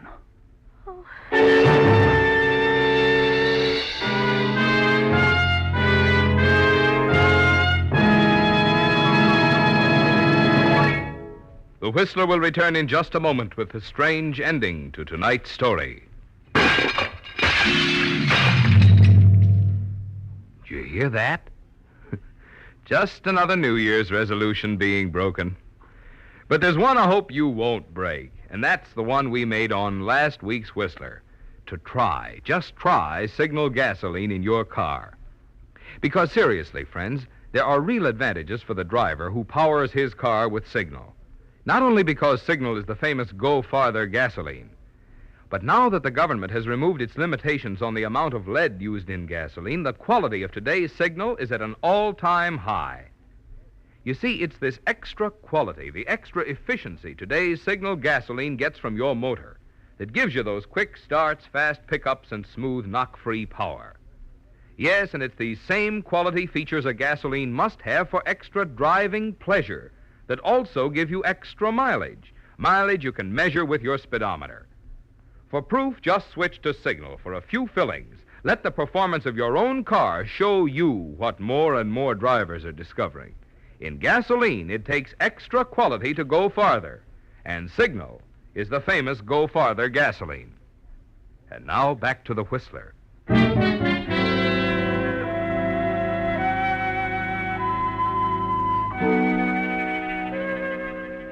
You move like an automaton for the next hour, Anne. Too confused and frightened to think clearly.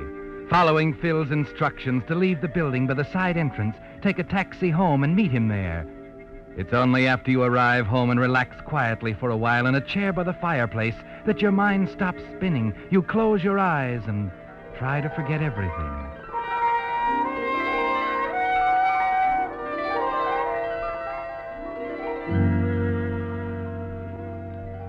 Phil is bending over you as you open them again. Phil, Anne, how are you?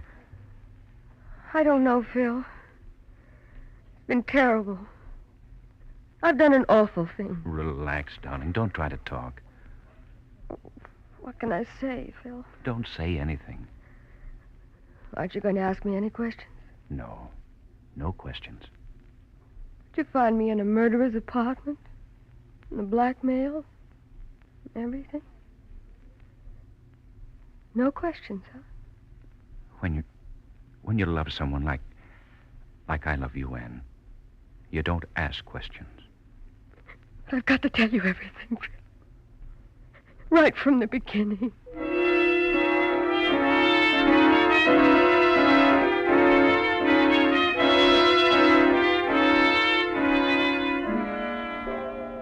That's it, eh? Yes, that's it. I was only trying to protect you, darling. I know it's hopeless now. It's far from hopeless, Angel. We're stronger now than we ever were before. They'll never open their traps with a number one boy up on a murder charge.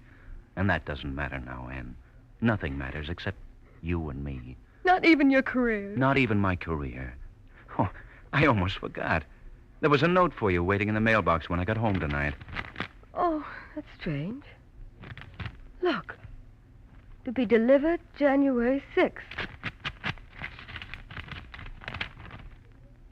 Dear Anne, by the time you receive this, I will be well on my way out of the country. I promised you I'd return the letters to you. I'm sorry to say I can't return them. You see, there aren't any letters. I destroyed every one of them 9 years ago when I first received them. Have fun with your charming husband, Anne. It's such a short lifetime, isn't it? Signed, Roger Henderson.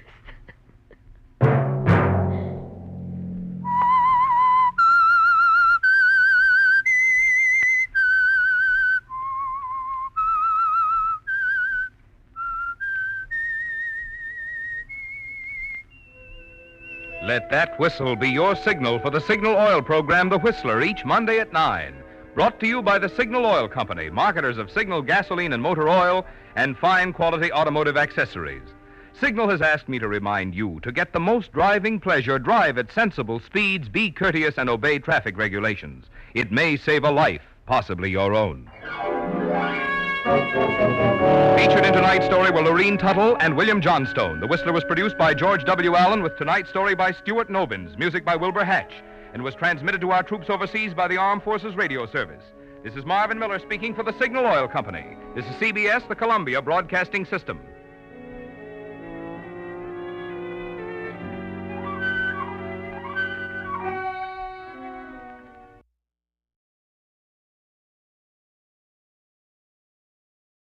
The Signal Oil program, The Whistler.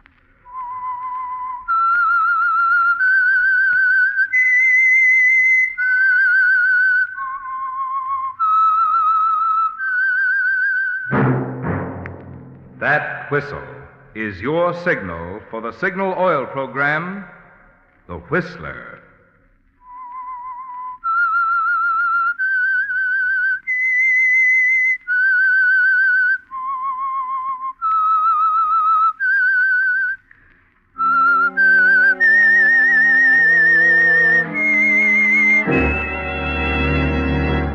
I am the Whistler, and I know many things, for I walk by night. I know many strange tales hidden in the hearts of men and women who have stepped into the shadows. Yes, I know the nameless terrors of which they dare not speak. Yes, friends, it's time for the Signal Oil program, The Whistler. Rated by independent research, the most popular West Coast program in radio history. And Signal gasoline is tops, too. Tops in quality. It takes extra quality, you know, to give you extra mileage. And Signal is the famous Go Farther gasoline. So look for the Signal circle sign in yellow and black that identifies friendly dealer-owned Signal stations from Canada to Mexico. And now the Whistler's strange story, The Back Door.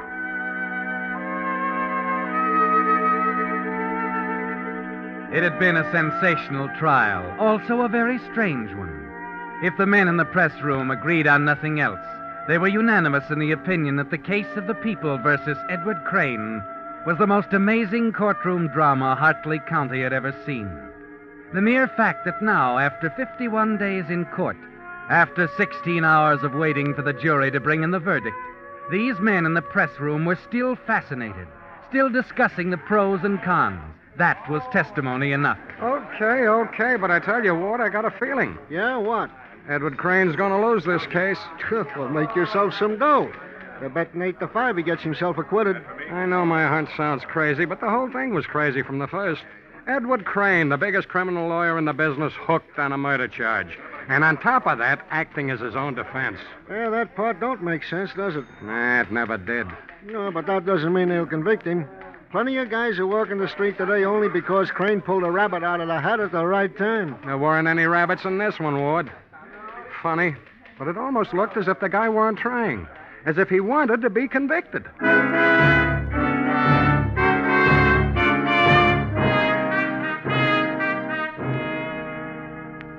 Yes, it had been a strange one. This story that was coming to its climax after 51 days in the courtroom. And although the reporters, remembering Edward Crane's past triumphs, had freely predicted surprising developments, not one of them could guess even a fraction of the truth. The truth was that on that October night, some weeks before the opening of the trial, Edward Crane had walked into his wife's attic studio with a plan that had to be tried on for size. Good evening, Ruth. Oh, now, don't bother me, Edward. I'm very busy. I want and to talk to you. Now, just a minute, Edward. You know very well that my I studio said I is- wanted to talk to you, Ruth. All right. What is it? Perhaps we'd better sit down. Perhaps we'd better not. I have a painting to finish, dear, and I see by the woebegone expression that I've come to know so well during the past few months that you're about to ask me again to consider a divorce. Now, just a minute, Ruth. So I'll save us both a lot of time by giving you the usual answer. No. That's not quite all of it this time, Ruth. Oh? I don't believe I've made it clear why I want a divorce. Must we go into that? You see, I think I know that vanity of yours, Ruth. And I'm pretty sure you wouldn't want to see it hurt. Go on. I'm hanging on every word. Ruth, I'm in love with another woman. Oh, for heaven's sake, Edward, that. What? What do you mean? If you're going to tell me about Louise Sellender, forget it. You know about it? Of course, darling. Don't be a little boy. How could you expect to keep a thing like that quiet in a town like this? But I thought Shall I give you a case history? You met her last June at the Jenkins trial. Took her out for the first time on the 8th of July to the Shadows over in Brookridge. Out of town, of course, but not quite far enough. Since then, you've been meeting her at least once a week at Leonardi's on conference nights. How long have you known about this? Almost as long as you have? Why? I don't know. Well, then, let's drop it, Now, I've been a good girl and listened to you, dear. Suppose you run downstairs to your evening paper and let me work. Why are you doing this, Ruth? Oh, maybe I'm thinking of Louise. She's young and pretty. There's a happy life ahead of her with someone. Maybe I just don't want to see her make a mistake.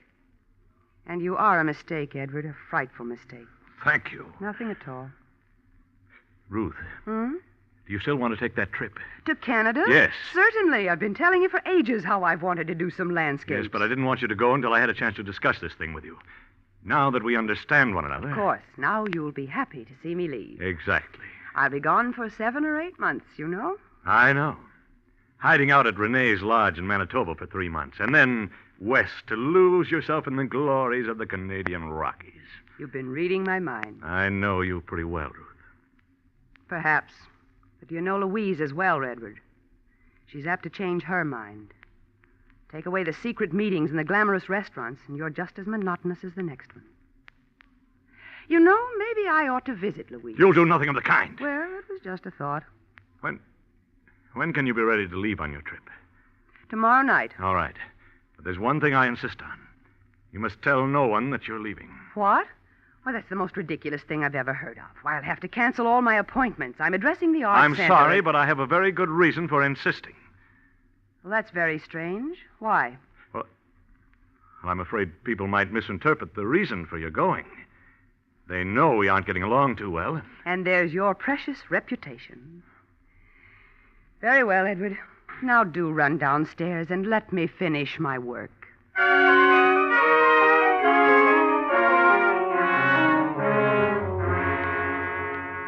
Yes, Edward, you tried the plan for size, and it fits.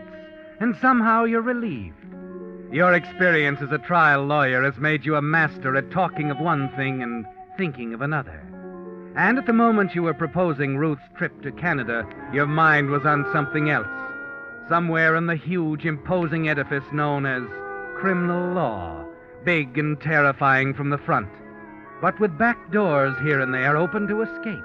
One back door, one loophole in particular, that will allow you to murder your wife and go free. On the night after Ruth leaves for Canada, You decide it's time to call Louise to set her mind at rest. I can't help it, Edward. I love you so. We simply have to be patient, dear. It isn't easy. You know that. Of course. But I'm going to take care of it, Louise. There's a way out? Just trust me, that's all. No matter what happens. Oh, I do trust you. But I don't understand, Edward. I Now, thought... please, don't worry anymore, Louise. Just leave everything to me.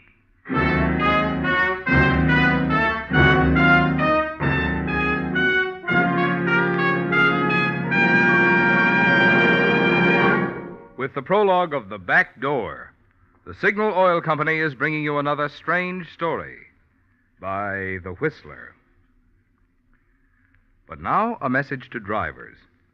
To get the tops in performance from your car, you naturally want the gasoline that's tops in quality. And to be sure you're getting the tops in gasoline quality, there are just two things to remember. One, in gasoline, it takes extra quality to go farther. And two, Signal is the famous Go Farther gasoline. You see, mileage, yes, mileage is the best yardstick of gasoline quality. After all, the only way any gasoline can put more thrilling performance into your car is by helping your motor run more efficiently.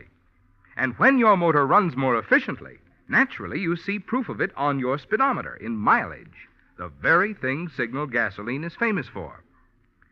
That's why we're so proud of Signal's good mileage, which has made Signal gasoline known from Canada to Mexico as the Go Farther gasoline. And it's why we say, to be sure of the tops in gasoline quality, just remember two things. One, in gasoline, it takes extra quality to go farther. And two, Signal is the famous Go Farther gasoline. And now back to the Whistler.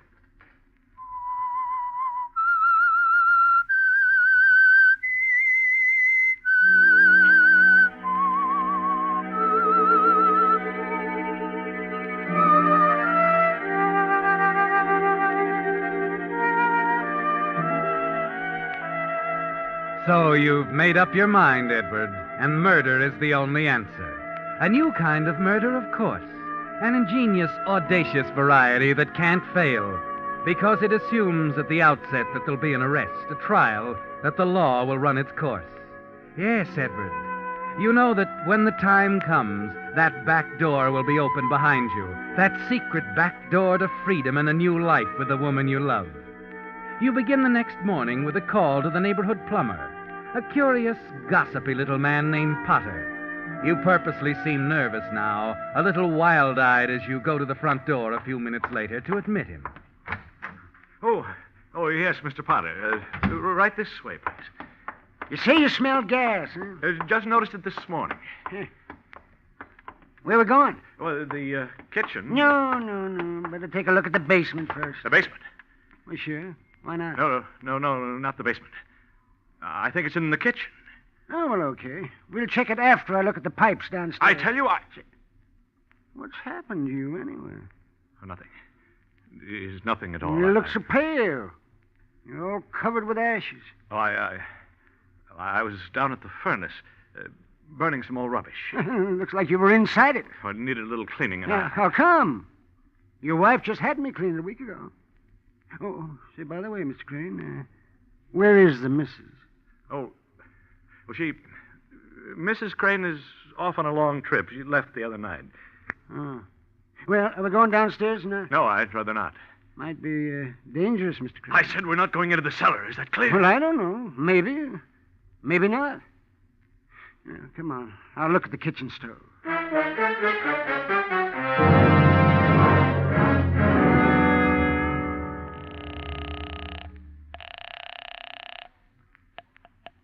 Hello? Louise? Oh, Edward. I'm sorry I didn't see you yesterday, darling. I'd like to make it up to you tonight.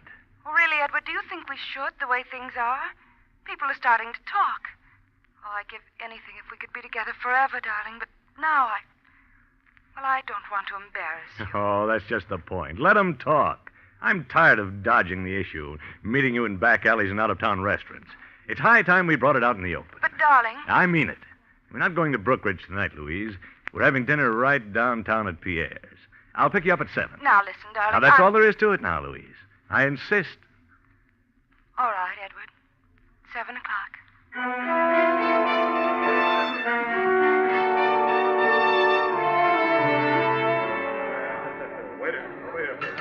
Oh, what's the matter, darling? I don't know. You haven't touched your steak. I guess I'm not hungry. Is that the only reason? Look at them, Edward. Staring at us like a flock of vultures. Oh, no. It's your imagination. Oh, I wish it were. I know what they're saying. It'll be all over town tomorrow. So what?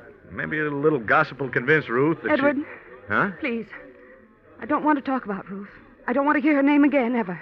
Oh, I'm sorry, Louise. So am I. Come on, now, let's go. But, Louise... Don't you see, darling? I can't stand this another minute. I'm sorry, Edward. All right, Louise. Let's go.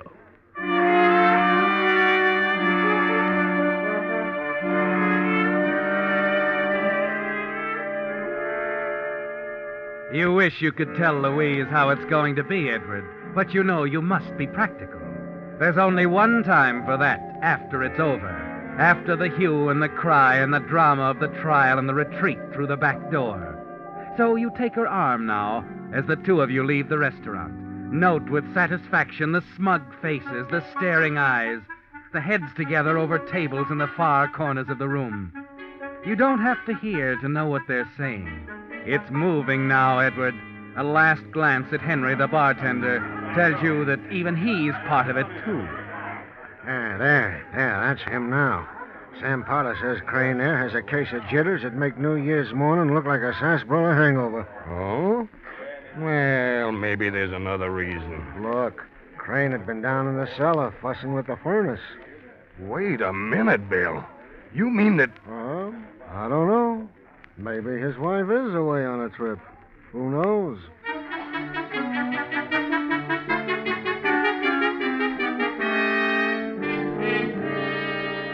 Did you see them, Richard, sneaking out? They know they've attracted attention. Oh, forget it, Myra. I've seen Crane around the city hall. He seems to be all right. Just all right for him to be running around with another woman? And where's his wife? How do you know that he hasn't... Oh, stop dreaming, Myra, and eat your soup.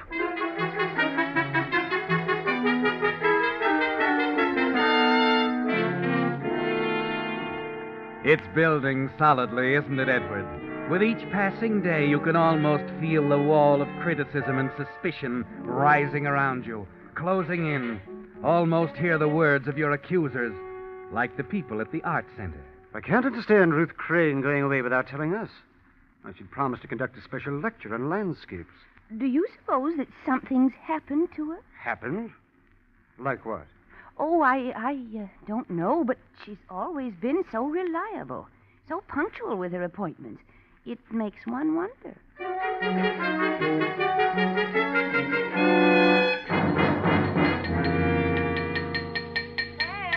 Any noise bothering you, Miss Harris? Oh, no. I always expect that when I call the plumber. Sam, I came down to ask you about Mrs. Crane. Oh? I've been making a dress for her, and she was coming in for the second fitting, and I haven't heard a word. I don't figure she'll ever be in, Mrs. Harris. What? A couple of weeks ago, I was over at the Crane place. Talked to Mr. Crane. She wasn't home? Well, I didn't talk to her. Let's put it that way. I don't understand you, Sam. I had to have a look at the furnace during the call. Mr. Crane acted awful peculiar about it. For what reason? Well, when I tell you, you'll probably say I ought to stick to my plumbing, Mrs. Harris. But I think Mrs. Crane is in that house right now. You do? Only she's dead. She's buried in the cellar someplace. Sam, do you really believe that? I certainly do. Well, then there should be an investigation, a police investigation. Sam, I'm going to see about it right away.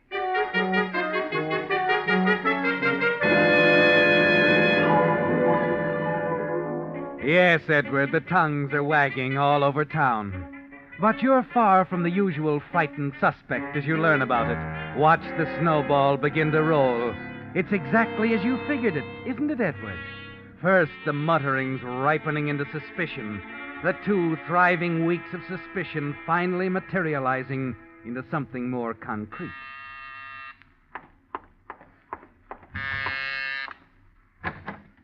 Well, Louise, come in, darling. Oh, Edward, it's terrible. The whole town's against us. Against us, Louise? For just being together, I guess, for being in love.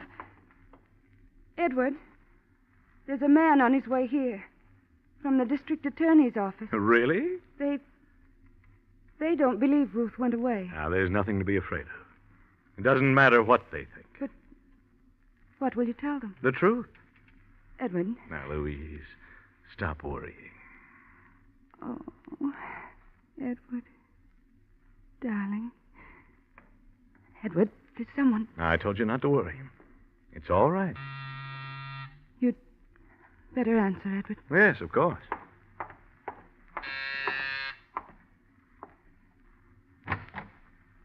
Oh. Hello, Bennett. Mr. Crane, this is an official call. I was sent over to have a look around. What's it all about? I'm sorry I can't discuss it with you. Here. Your handkerchief? Yeah, you better use it. The lady's lipstick is all over your face. Now, see here, Bennett. You can't come busting in here. Skip it. I've got a warrant. I'd like to have a look in your cellar. What are you talking about? There's nothing... I'll decide that, Crane. Come on, let's go down there.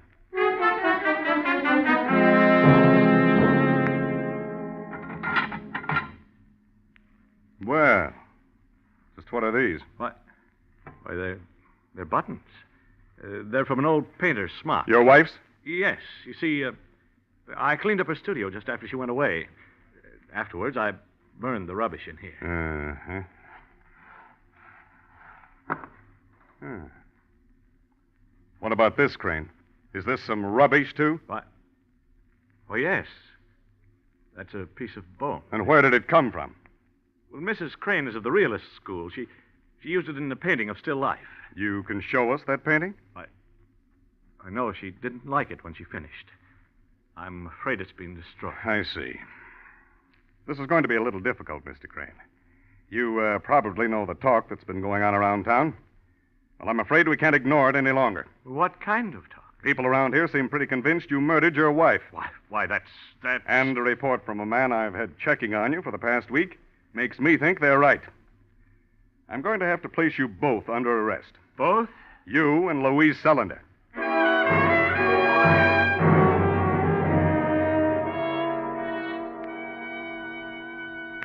And there it is, Edward, the final official accusation. The answer to the weeks of suspicion. The gossip and the weeks that follow move even more swiftly. From the indictment by the grand jury to the return of a true bill. The clamor for a quick trial, and the one startling announcement you make. The statement that stuns your colleagues. Brings one of them hurrying to your side. 5 minutes. Thanks. Well, hello, Waverly. Edward, what's it all about, this ridiculous decision to handle your own case? Can you think of a better criminal lawyer? But it's suicide. Look, we'd like to help you. I'll save you some time, Waverly. My mind's made up. I'm handling the defense myself. As a matter of fact, they're letting me talk to my co-defendant, Miss Sullender, in just a few minutes. So, if you'll excuse me. All right, Edward. Have it your way.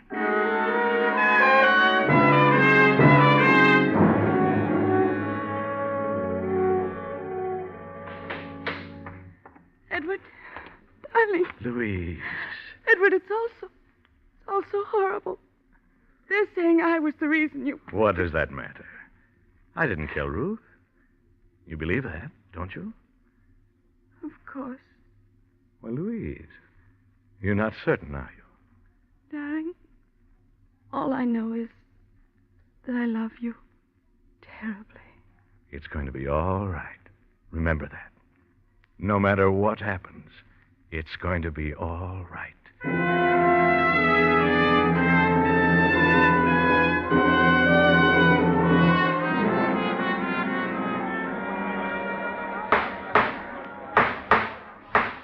If it please the court, Mr. Foreman and gentlemen of the jury, the state will prove that on or about the 15th day of December of last year, the defendants, Edward Crane and Louise Sullender, with malice aforethought, did effect a brutal death of his wife, Ruth.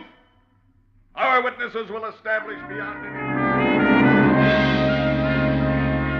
That's right. I was checking the plumbing. Now, Mr. Crane acted mighty peculiar the whole time I was there. Now, that's what started... She was supposed to come for a fitting. I never knew her to break an appointment. It wasn't like her at all.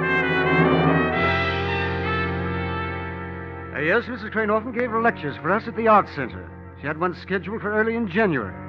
And then I heard someone say... Objection! That's hearsay, Your Honor. Objection sustained. Proceed, Mr. Prosecutor.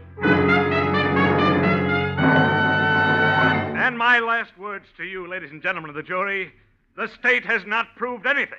It's all conjecture, hearsay, lie. Order! Order! Another outburst, and I'll clear the court. Now, Mr. Crane, will you conclude as quickly as possible?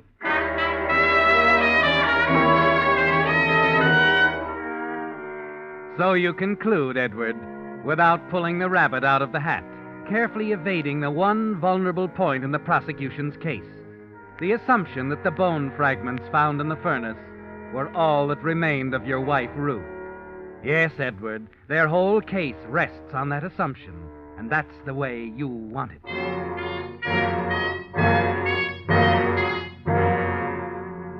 Ladies and gentlemen of the jury, have you reached a verdict? Yes, Your Honor. We find the defendants, Edward Crane and Louise Selander, guilty on all counts. Oh, no! Bailiff, please. Will you ask the judge if I can have a few minutes with Miss Selander in private? All right, Crane. I'll make the request. Edward, oh, Edward, darling. You tried so hard to convince them. Easy, darling. Don't worry. It's going to be all right. But how can you... Shh, not here. I've asked for a few minutes together. I'll tell you in the judge's chambers. But they can't go through with it, Louise. You'll see. They can't go through with it.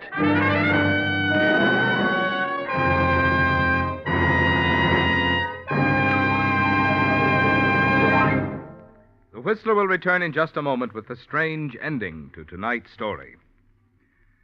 Meantime, in the interest of public service, Signal Oil Company has asked me to bring you the words of the President of the United States on a subject of importance to every able-bodied man between the ages of 17 and 35.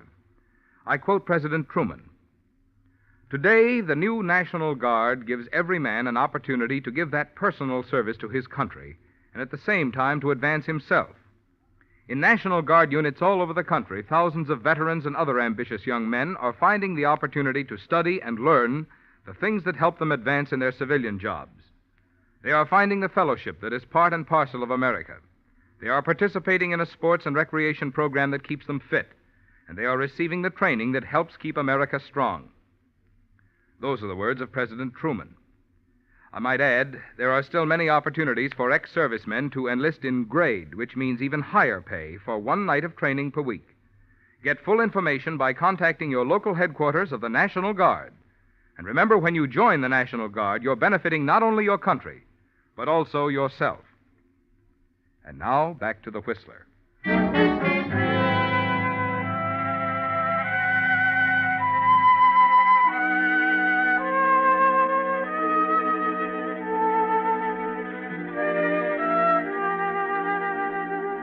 Yes, Edward, you've reached it at last. The back door. The loophole in the law that will let you and Louise be together.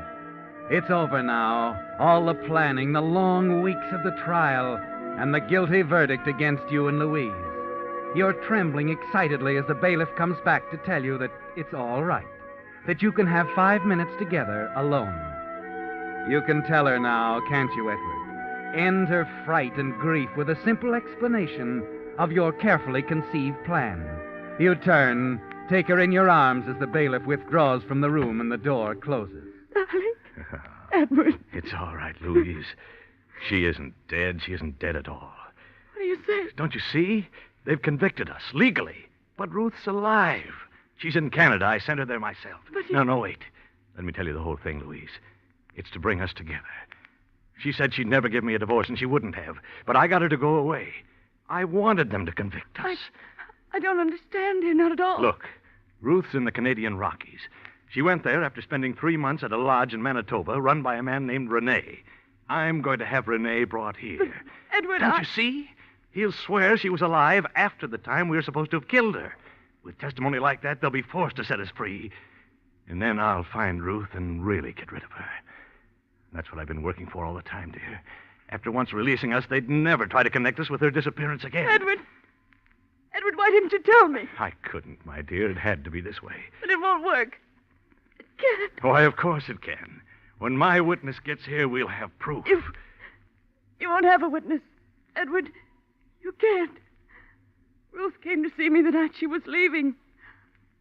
I killed her, Edward. I killed her. So we could be together.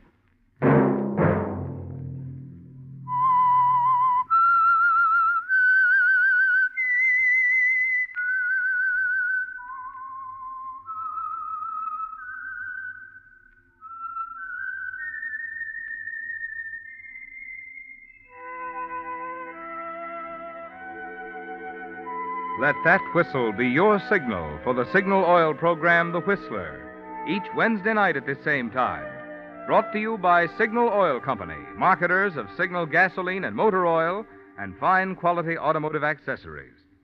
Signal has asked me to remind you to get the most driving pleasure, drive at sensible speeds, be courteous, and obey traffic regulations. It may save a life, possibly your own.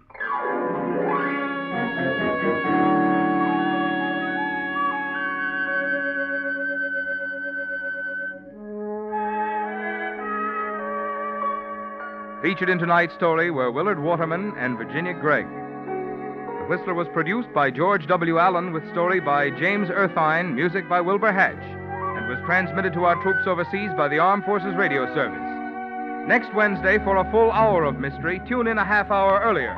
Enjoy The Saint as well as The Whistler. This is CBS, the Columbia Broadcasting System.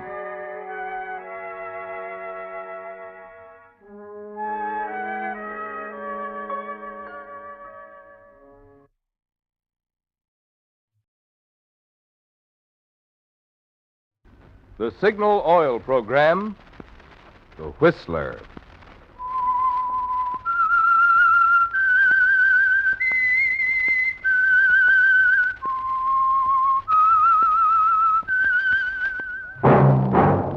That whistle is your signal for the Signal Oil program, The Whistler.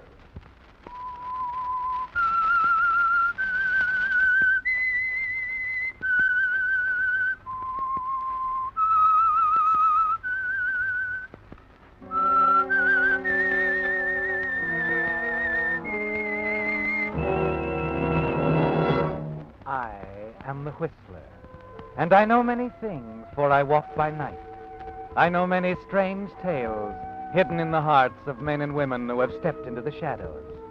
Yes, I know the nameless terrors of which they dare not speak.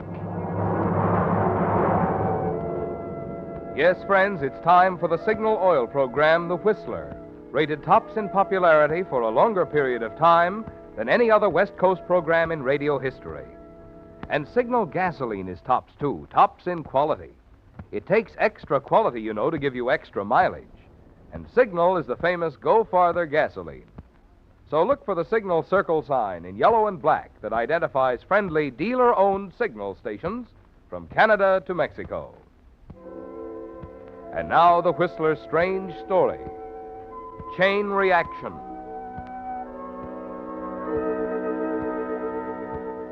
Johnny Turner was packing his suitcase, but mentally he was tearing up his train ticket to Chicago. It had been several years since Johnny used to wonder, while barnstorming the country, if his mind was playing tricks on him, if Diana could really be as beautiful as the image of her that clung to his thoughts like adhesive.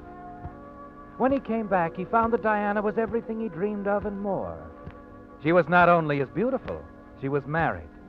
She had everything that money could buy, but still she kept coming around to see him, still as approachable as a park bench.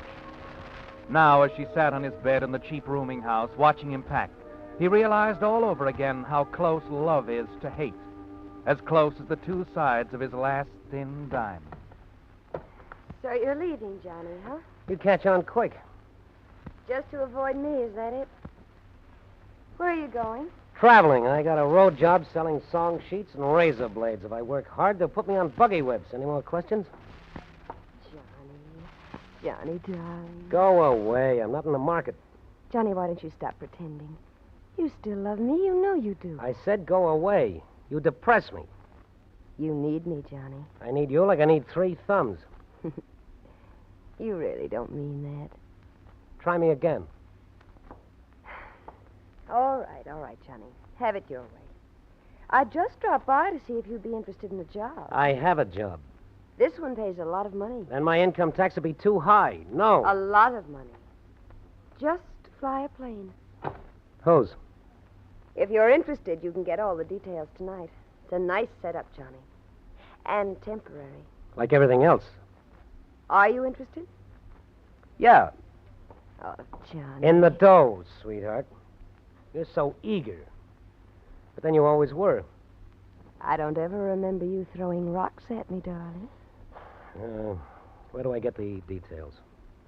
How about Mike's Cafe for dinner?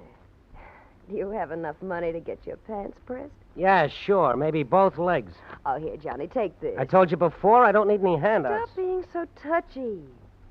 You won't get this job if you come looking like a tramp. If I get the job, who will I be working for? My husband. Oh, your husband, huh? What are you up to, Diana? Well, nothing. Nothing at all, darling. See you tonight.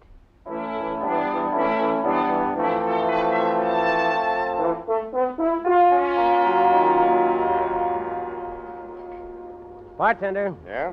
that clock right? Sure. What's the matter, pal? Your girlfriend send you? No. Maybe your husband did. Huh? Skip it. Give me another bourbon and water. And send it over to our table, will you, bartender? Yeah, sure, lady, sure. Hello, Johnny. This is, Frank. Sorry we kept you waiting, Turner. Oh, that's all right. There are two kinds of people in this world. Those who are always waiting for somebody and those who keep you waiting. You just made that up? Yeah. I get better as the evening goes along. Shall we go to our table, gentlemen? Sure. Walsh, my bar bill, take care of it, huh? I left my wallet in my other suit. You do get better as the evening goes along, don't you?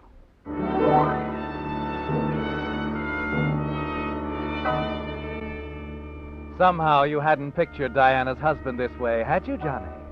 A bald, red-faced, chubby little man with bright, beady eyes, thin, moist lips that seem to be fixed in a perpetual grin. He keeps sizing you up all through dinner, asking question after question. You become slightly annoyed. Look, Walsh, are you going to write the story of my life or give me a job? Now, don't be that way, Johnny. Naturally, Frank has to know a few things before... I thought you'd given him the build-up. She has, Turner. Diana is quite certain you'll be able to do the job. Uh-huh. You haven't told me yet what the job is, Walsh. Now, there are 3 parts to it. 1, you do as you're told. 2, you keep your mouth shut. 3, you fly a plane. How much does the third part pay? It's not piecework. The whole job pays $5,000. It won't take us more than 3 weeks to complete the job. $5,000 is a lot of dough for 3 weeks. Keep talking. You'll be working for the Continental Salvage Company. What are you going to salvage? Gold? Well, that sounds like nice work. The money in it? We're in business to salvage gold from the ocean bottom. Now, take a look at this. Oh, a map. Just like in the movies, huh? This area here, Cuba, Jamaica, during the war, several ships went down here. They were carrying large shipments of gold. Most of the gold is still there. Most of it? I don't recall hearing about it. A lot of it has already been salvaged. You don't hear about it because the government has a habit of demanding a rather large cut in the profits. So most of the salvage work has been kept quiet. However, we're going down there after the gold on a big scale, legitimately. Uh-huh. Big business. We're a stock corporation, Turner, with $500,000 invested capital. See, where does my job come in? Your job is to scout the area ahead of the salvage vessel, and the only way to cover that much water is with a plane. What do you say, Johnny? Do you want the job? Okay, Walsh. You just bought yourself a pilot.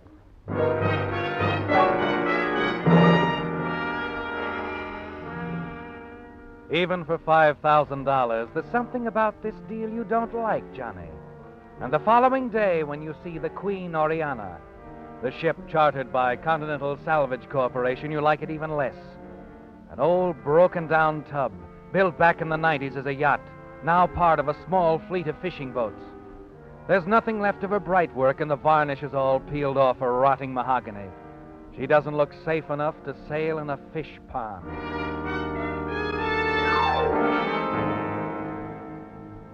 The last thing to go aboard her is the plane you're to fly. A trim, sleek-looking cabin cruiser fitted with pontoons. You look her over very carefully, don't you, Johnny? And you notice the extra gas tanks. And you also notice that the plane is without radio. As you slip out of the plane and jump down to the deck, Walsh comes toward you. Well, what do you think of her, Turner? She'll do. Think she's good enough to fly nonstop over the Gulf of Mexico? Gulf of Mexico? You ought to brush up on your geography. My geography's all right. And your sense of direction is not so good. We're not going that way. Answer my question.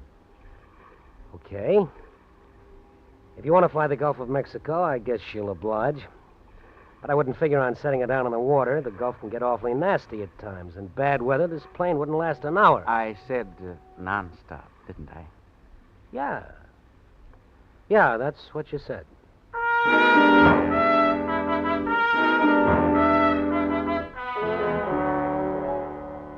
You watch him as he waddles down the deck and disappears into his cabin.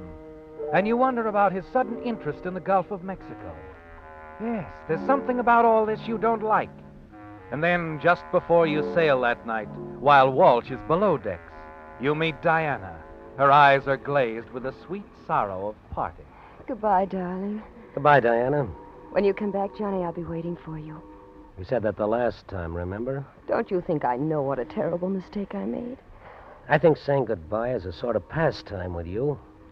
Some women enjoy crocheting or tatting. It's not too late, Johnny. When you come back, we'll have enough money to go away together. If we do come back according to plan, your husband will still be able to outbid me. But I love you, Johnny. I may decide to stay in Cuba. You won't. Because you love me, you know you do. No matter where you go, you will always come back to me. You know something, Diana? What, darling? You're so right. The way I feel about you is like a disease. Oh, Johnny. I'll come back. Without him? What did you say? If anything happened to him on the way back, an accident... You'd be sitting pretty, wouldn't you? All that dough. We'd be sitting pretty, darling. And we'd never have to say goodbye again. This would be the last time. The last time, Johnny. Well? Who knows? Accidents do happen.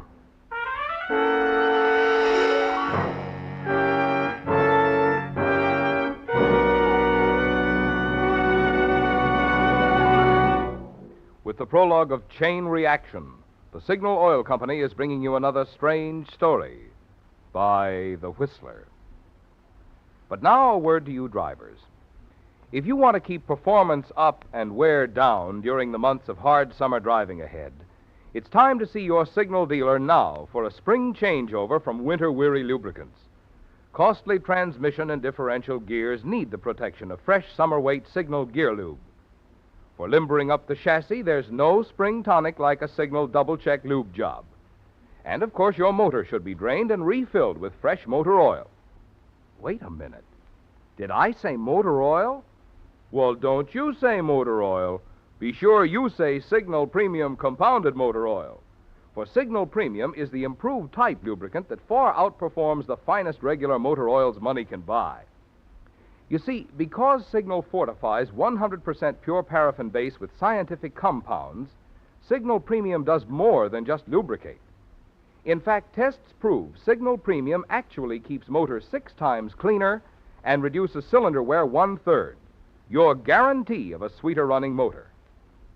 But remember this, only Signal service stations have Signal Premium Compounded Motor Oil.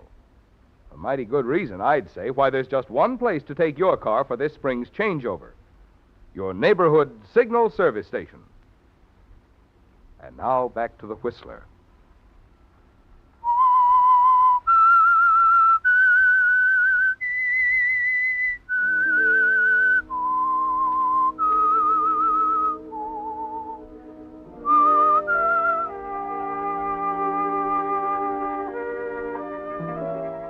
You could hardly ask for a better job, could you, Johnny? $5,000 to fly a plane for the Continental Salvage Corporation in the Caribbean. The work is easy and the opportunity unlimited. Yes, unlimited, Johnny. If anything should happen to Walsh, an accident, you and Diana, his wife, would be sitting pretty. The boat goes out on the 11 o'clock tide that night.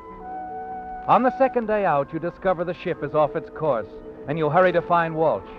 There's no answer from his cabin, As you turn and start down the deck, you run into the mate. Hey, you seen anything of Mr. Walsh? Well, look, you don't have to talk my ear off. Just answer yes or no. Listen, you're the mate on this tub. We're way off our course. I tried to tell the captain, but he's so drunk we'll be in Madagascar before he straightens out. Why don't you answer me? What's the matter with you?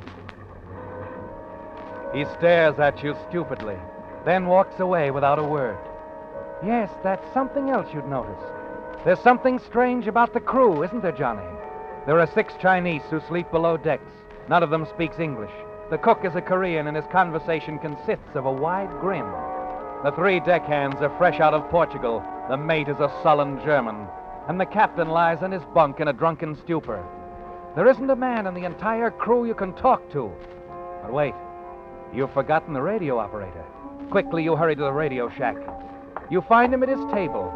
A kid, a gangly kid with a shock of red hair that keeps falling down over his forehead. And he looks nervous, frightened. My name is Turner, Johnny Turner. I'm the pilot for that plane on deck. Mine's Scott. Melvin Scott. They call me Scotty. Glad to know you. I just wanted to check the time from Arlington. Oh, sure. It'll be on a few minutes. Uh-huh. I was just writing a letter to my kid's sister in Scranton.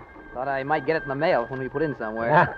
You're not exactly an old sea dog, are you, Scotty? No, No, it's my first job. You like it? I don't know. I want to make good and all that, but... You send our position in lately? Yeah, a couple hours ago. Mr. Walsh gave me the message. There it is on the spindle. Can I look at it? Sure. I thought so. What? What's the matter? But this is all wrong, kid. We're not within 200 miles of this position. What? Yeah. Oh, this is all beginning to add up. Have you taken a look at that diving equipment on deck?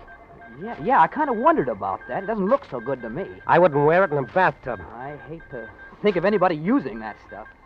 Maybe no one was ever supposed to use it, kid. What do you mean? Maybe this whole trip is a phony. A broken-down tub that's a cinch to go to pieces before we reach the Caribbean, moth-eaten diving equipment, a crew that doesn't speak a word of English, and... Look, kid. Yeah? You better report our correct position. Well, gee, I figured it out, Scotty. I know exactly where we are. Well, look, Mr. Turner, I don't want to get into any trouble. You will if you don't do as I say. I didn't know that stuff I was sending was phony. Well, you do now. Okay, kid, what'll it be? Well, all right, Mr. Turner. Good. Get on the key and start sending. Scotty, I'll give you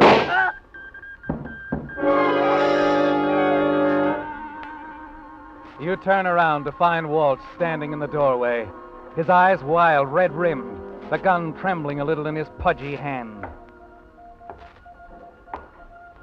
Come on, Turner.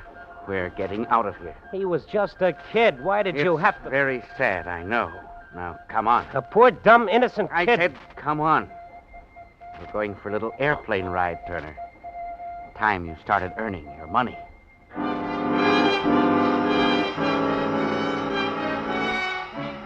On deck, you find the crew ready to set the plane overside with a cargo boom. Walsh holds a small black valise in one hand, waves the gun in the other, shouting orders. Then the two of you climb into the plane.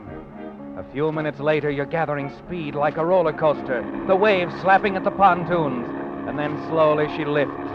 You climb to 3,000 feet and level off. The gun in Walsh's hand is still in your back.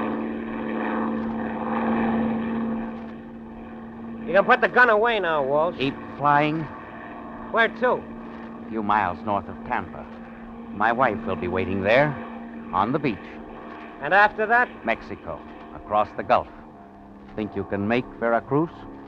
That depends. On what? When do I get the $5,000? When we land in Mexico. You expect me to believe that? Why not? Don't you trust me? Look again, friend. I'm not a stockholder. What do you mean? Didn't take you long to pack that valise. How much is in it? All the assets of the Continental Salvage Corporation? Like Diana said, you're a smart boy. Almost $500,000. That's a lot of fish to feed to the sharks. Shark? Yeah, look down there. Makes me dizzy. As long as we're both in this plane, anything that happens to me happens to you. Throw the gun away. Sorry. Come on, Walsh. Which goes into the drink, the gun or you? The gun stays where it is. Okay.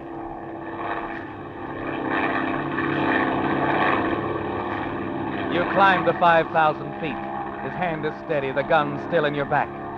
You cut the throttle and drift for a moment, then lurch and nose straight down. Through the windshield is the blue water of the Atlantic.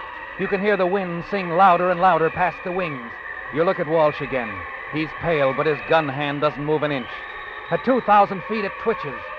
At 1,000, you stop breathing. The water comes at you like a tidal wave. The plane twists wildly. You pull open the throttle.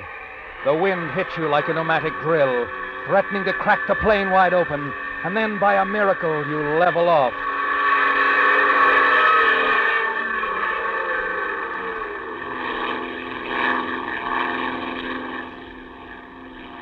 Okay, Walsh, you win. I could have told you. I always do. At the risk of being delightfully corny again, may I say something? What? You'll never get away with this. No? When that boat captain sobers up, he'll get a message to the Coast Guard. You'll be wanted for murder. Let me tell you something, Turner. By now, there's nothing left of that ship but splinters. Oh? I guess I forgot to tell you. A friend of mine named Vogel. Sort of a clockmaker. Very handy, especially with explosives. Explosives? That's right. I planted Mr. Vogel's bomb in the ship myself. Now that old tub is gone, and you and I, we were blown apart with it. You see, Turner, I thought of everything. Yeah. Yeah, you sure did.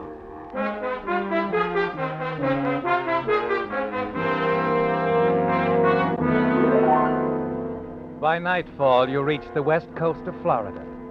Finally, Walsh gives you the signal, and you bring the plane down on the smooth water of a lagoon. You taxi as close to the shore as possible and then cut the motor. The plane bobs gently up and down, and you sit waiting. Walsh keeps looking in the direction of a small cottage some 200 yards up the beach. Then at his watch. Well, we're going to wait here all night? I'm going ashore. Wait here. What makes you think I will? This, my boy. This little valise with $500,000 in it. Oh? Ever since we left the boat, you've been figuring on some way to relieve me of it, haven't you? Frankly, I have kicked the idea around once or twice. Stop wasting your time, Turner. All you're getting out of this deal is the $5,000 I promised you. Who knows?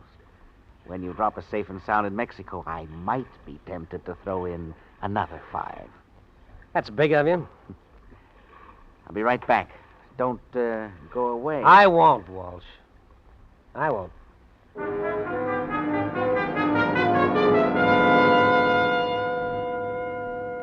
You watch him as he wades ashore, still holding the small black valise. You can see him in the bright moonlight running along the shore. Then he disappears into the trees that surround the cottage. And you wait. 15 minutes. A half hour goes by, and still Walsh hasn't returned. You slip a wrench into your jacket, ease yourself into the water, and start for the shore.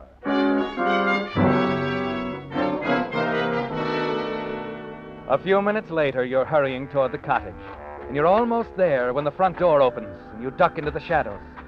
The wrench is in your hand, and you wait. Then you hear the footsteps coming along the path, closer and closer. As they reach you, you step out of the shadows, holding the wrench high in the air. Johnny. Diana. Where's Walsh? Back there in the cottage. What happened? What difference does it make? I have the bag. Let's get out of here. Diana, what happened? He's dead. I had to do it, Johnny. For us, I had to. There's $500,000 here, darling, and it's all ours now. Johnny, wait. Where are you going? The cottage. We can't leave him there. Why not? He was supposed to have been blown up with a boat, remember? What are we going to do? We're going to take him with us. We can dump him out in the Gulf. Come on. No, Johnny. No, I don't want to go back there. Oh? Here. You can have the bag if you think I'm going to run out on you. All right. Wait here. I'll be right back.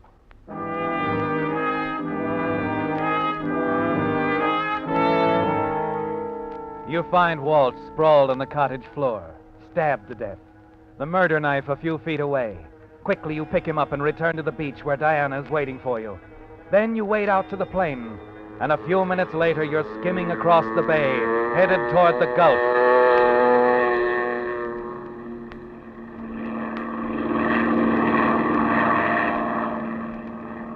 Some 20 miles out, you help Diana open the door. A bright moon rides between broken patches of cloud. With a vicious kick, you help her push the body of Frank Walsh out into space. Its size shrinks like a punctured balloon and disappears into the dark waters of the Gulf.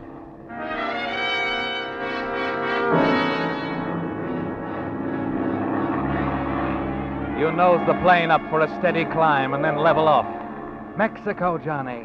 A little more than 1,000 miles over the Gulf. Mexico with Diana and $500,000. Johnny, Yeah? I'm not sorry it turned out this way, are you? Why should I be? I got you and $500,000. What more could a guy want? I told you we'd be sitting pretty, and I meant it. Yeah, by morning we'll be in Mexico. We can land this crate, burn it up. No one will ever know. We can start all over like nothing ever happened. And we'll never have to say goodbye again, darling. Never, baby. Never.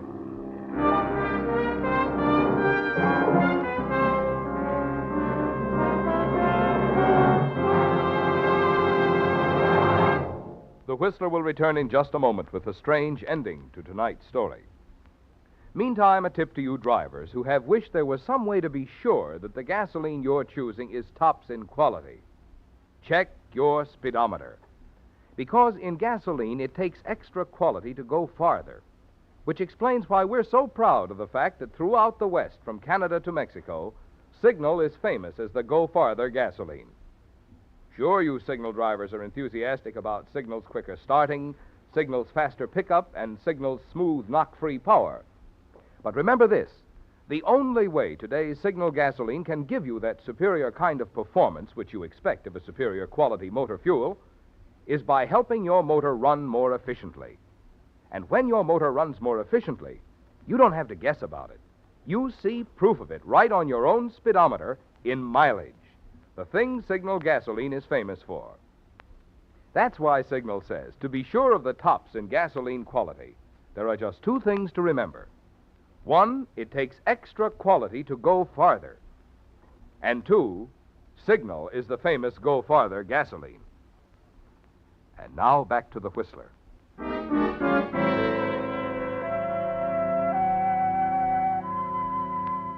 Yes, it was a lucky break, wasn't it, Johnny? When you accepted Frank Walsh's offer to fly for the Continental Salvage Corporation in the Caribbean. Now Walsh is dead, and you're on your way to Mexico, racing through the night sky over the Gulf with Diana and the small valise containing $500,000. You look down at the dark, churning waters of the Gulf, and you feel strangely detached from the world, free of it, free of its laws and its justice. Yes, Johnny, no one will ever think of looking for you. They will all believe you were blown up with the boat chartered by the Continental Salvage Corporation. 36 hours later, you scarcely enter the minds of the Coast Guard officer and the police lieutenant aboard the salvage ship Queen Noriana as they look down on the lifeless body of the murdered radio operator. Well, there he is, just the way we found him. Any identification? Mm-hmm. His radio license, name's Scott. Melvin Scott. Mm-hmm. Oh, we also found this, a letter he was writing to a man named Vogel. Now, let me see. It's about meeting Vogel in New Orleans with $500,000. Yeah.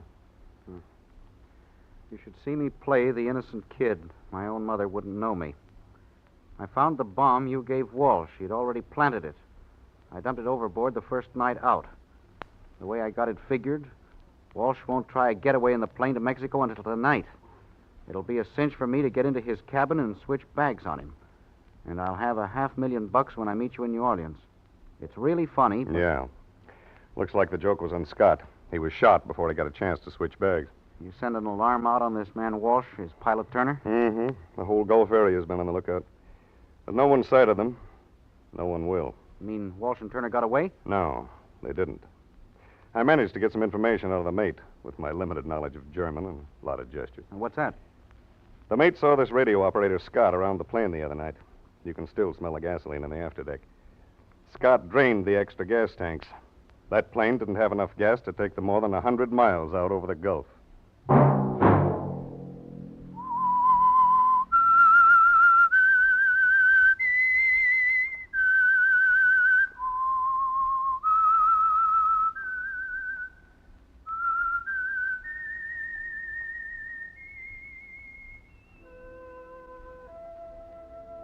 Let that whistle be your signal for the Signal Oil program, The Whistler, each Wednesday night at this same time.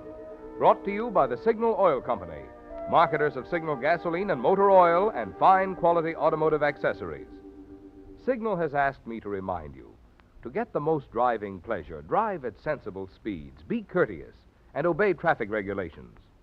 It may save a life, possibly your own.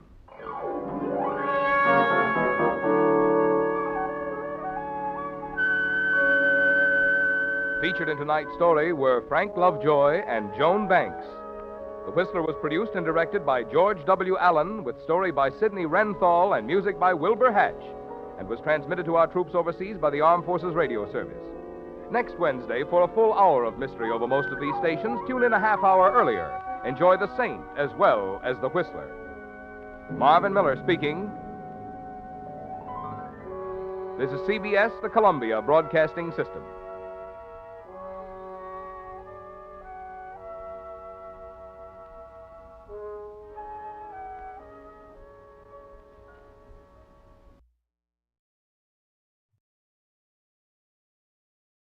Wait a minute. Have you heard the strange tales of the Whistler?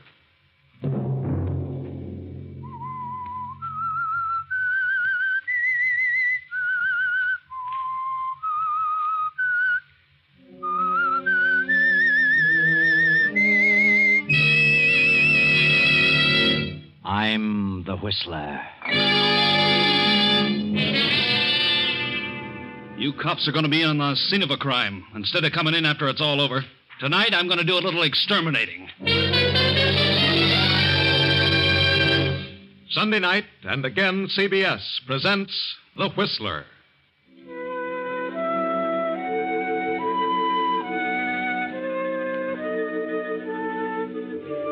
I, the Whistler, know many things, for I walk by night. I know many strange tales, many secrets hidden in the hearts of men and women who have stepped into the shadows. And so I tell you tonight the story of the Double Cross. It is Christmas Eve in the big, lonely city of New York. Outside, the snow falls in huge floating flakes. Inside an apartment, young Joe Blake sits on the floor before a small Christmas tree with his 4-year-old nephew, Timmy. Joe's sister died 2 years ago, and for a while the child's father tried to look after Timmy. But being a detective lieutenant, the father, Steve, found it almost impossible. A year ago, young Joe had become involved with some hoodlums and would have gone to reform school but for Steve's intercession. Joe has kept out of trouble since then and has been living with Steve and taking care of the apartment and little Timmy. When will Santa Claus come, Uncle Joe? Well, I don't think he'll come until you go to sleep, Timmy. How's he going to get in? Well, he comes down the chimney. What chimney? I never thought of that. Well, maybe he comes through the window. They're all locked, Uncle Joe. Well, I'll open one after you go to bed, kid. He'll get in. Don't worry about that. Open the biggest one. The biggest one? Why? Well, I saw Santa Claus, and he's fat. And a pony is big, too. Oh, I see. Well, I don't know about the pony, Timmy. Kind of scarce these days. Huh? Well, ponies are kind of extinct. Well, I could keep my window open. No one would smell them. Wouldn't you like to have a train just as well? If you don't get a pony, huh? Mm-hmm. Attaboy, Timmy. Well, you better go to bed now. It's after 11, and old Nick won't come unless he's sure you're asleep. How about it? When is Daddy coming? Oh, he'll be along soon. Come on, Timmy. You're going to turn in.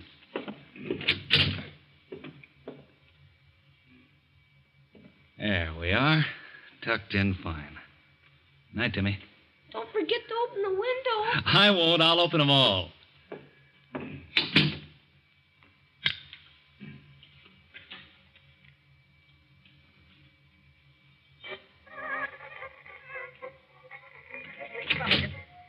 Police call's on the other end of the dial, Joe. Huh?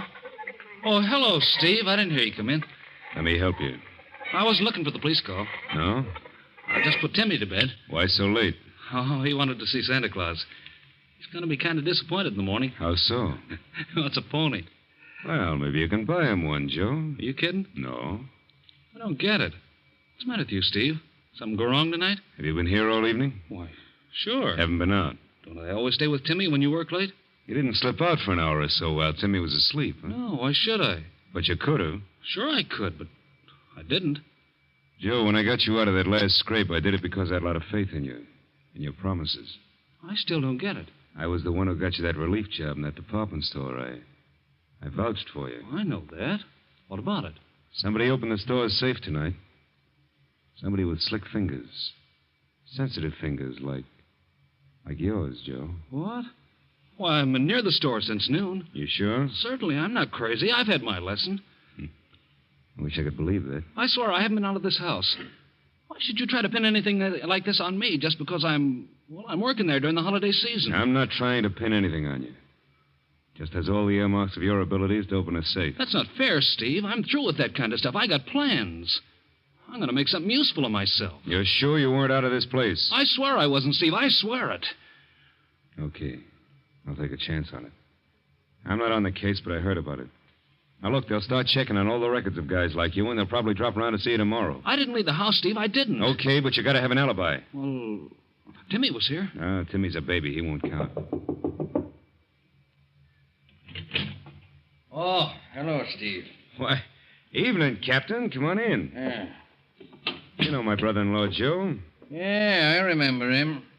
What can I do for you? Sit down. I was just ready to turn in, but sitting around reading for a couple of hours.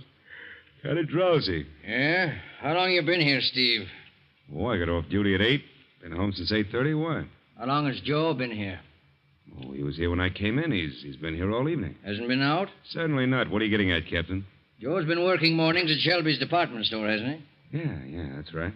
Well, their safe was open tonight around 9:30. They closed at 7:30.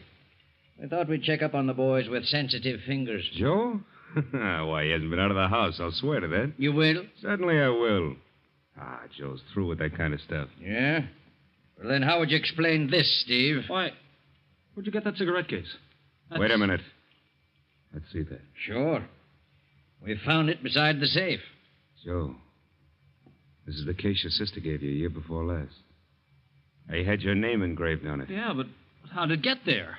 I've never been near this store safe. No? Well, I suppose you just lost it somewhere. When did you see that case last, Joe? Oh, yeah.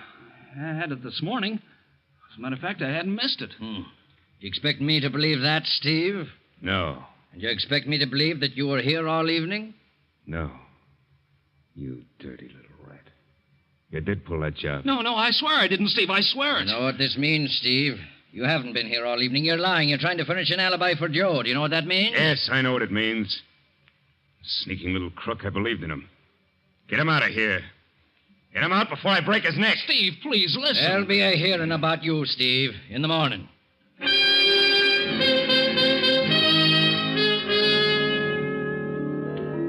But Joe can't explain how his cigarette case happened to be near the safe. He remembers having lunch with a few of the old gang. Maybe it disappeared then. But nothing can be proved. So Joe is convicted and sent to prison for 2 years. Steve is discharged from the police force and goes into seclusion, his heart filled with bitter hatred for Joe.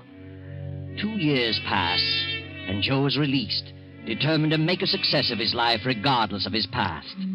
Steve has disappeared, but Joe meets Della Kenton, daughter of wealthy John Kenton. Della persuades her father to engage Joe as his secretary. Guess who, darling? Huh? Why, I can't imagine. But if I could, I'd guess it was Della. Well, you'd guess right.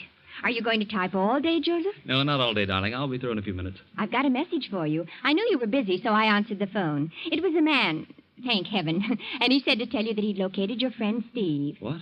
Did you get the address? Yes, darling, but don't get so excited. Here it is, 454 East 17th Street. That's certainly a dilapidated part of town. Whom do you know who lives there? A fellow I used to know. I've been trying to locate him for 2 years. Well, it is a sort of a cheap locality, isn't it? May I go with you? Oh, darling, I'd rather you didn't. I won't be gone long. I hope not. And don't forget, Father is arriving on the midnight train, and he expects us to meet him. Yeah, I remember. I'll be back soon. All right, darling. I'll be ready. So long, Della. Just a moment. Haven't you forgotten something? Have I? What? Are you a married man? Certainly not. That is, not yet. Well, then don't act so much like one. Come back here and kiss me. Oh, I'm sorry, Adela, darling. I was so excited I forgot. Bye, dear. That's better. Now you can go. Go on. I won't be gone long. I hope not, because I want to talk to you about Christmas. Christmas? Yes, we're going to give a Christmas party, and I want you to help me. Oh, yes, of course, darling. I won't be long.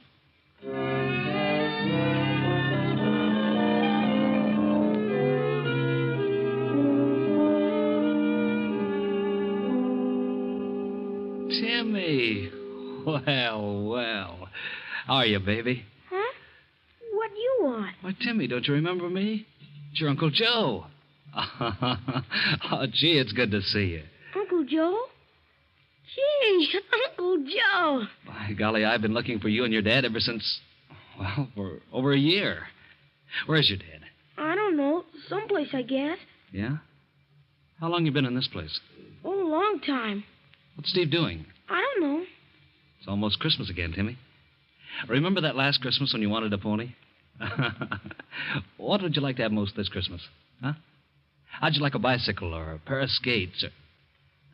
Hey, what's wrong, Timmy? Why you're crying. I'd like to have a bicycle, Say, but what are you doing in bed at this time of the afternoon? I couldn't ride a bicycle. Timmy, what is it? Tell me, baby. I don't know, Uncle Joe.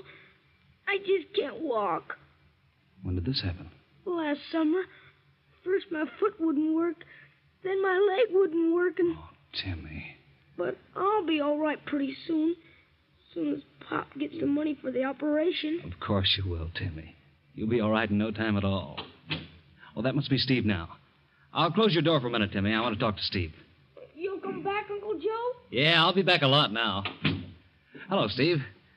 What are you doing here? Who let you in? I walked in. Door was open. Well, it's still open. Get out. I've been looking for you ever since I got out. What for? I wanted to explain things. I'm sorry about what happened to you, Steve. I don't want any explanations. Hey, what's wrong with Timmy? Are you going? You look like you'd been drinking a lot, Steve. So what? You wouldn't be living in a place like this if you were working. I'm getting by all right. What about Timmy's operation? Can you take care of that? I will. Well, maybe I could help, Steve. Why, you thieving little rat. I wouldn't take anything from you if Timmy and I both starved to death. Don't be a fool, Steve. I haven't got anything, but I may be able to raise some money. How? Open another safe? Now get out of here before I throw you out. You're drunk, Steve. I'm not drunk and I don't need you. Get out! Okay, Steve. Okay, I'll go. But if you don't care about Timmy, I do. Now, look, Timmy's got to be operated on within 30 days. It'll take $2,000, maybe more, and I'll get it. I won't steal it the way you would. And I'll get it. Now get out of here before I brain you. So long, Steve. I'll be seeing you.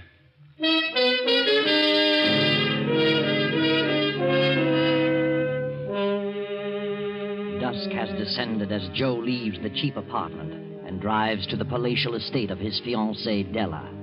He has decided to ask Della's father to lend him the $2,000. As he turns into the drive, a man steps out from beside the gate and stands before his car. What do you want? I want to talk to you, Joe. Who are you? Freddie Elside. You remember me, Joe? What do you want, Freddie? Mike Slavich wants to have a little gab fest with you. Mike Slavich? Where is he? Turn out your lights and turn off your motor. What are you doing here? Mike will tell you. Hiya, Joe. How you doing? What are you doing around here, Mike? Want to talk to you. Mind if I get in? You've been doing all right since you got out, haven't you, Joe? Well enough. I'll say. Living in this big joint, engaged to old man Kenton's daughter. That's what I call climbing. You're the old man's secretary, ain't you? Yeah, get to the point. Old man Kenton's got a safe in that house. It's got a lot of rocks in it. What about it? We thought you might help us get them. You know the combination of the safe. You're crazy. I wouldn't think of it. We could change our mind. Couldn't we, Freddie? Yeah, more ways than one. Get out of this car. You don't scare, eh, Joe? No. Well, we mean business. If that don't scare you, maybe something else will. You think so? We know a quiet little spot where no one would find you for weeks, if ever. Well, a real gun. Shoulder holster and everything. We've come a long way since we were kids, Mike. Started out with cap pistols, and now the real thing. Yep. All you do is squeeze it. It squirts lead instead of water. How far do you think you'd get if you did squeeze it? We've never been pinched yet. No record, no fingerprints, no nothing. First time for everything, huh? Cigarette, Mike? Yeah. Thanks, Joe. Oh. Get a load of the cigarette case, Freddie. Joseph from Della. Fancy stuff. Well, how about it, Joe? Well, looks like I'm stuck. I think you guys mean business. What's your plan? Old man Kenton's out of town. We walk in with you, you open the safe, take the rocks, and we all leave. All leave? We'll take you with us. We'll hide out for a day or so until they start looking for you. You'll be accused, you know. Now, wait a minute. Come on, get going, Joe.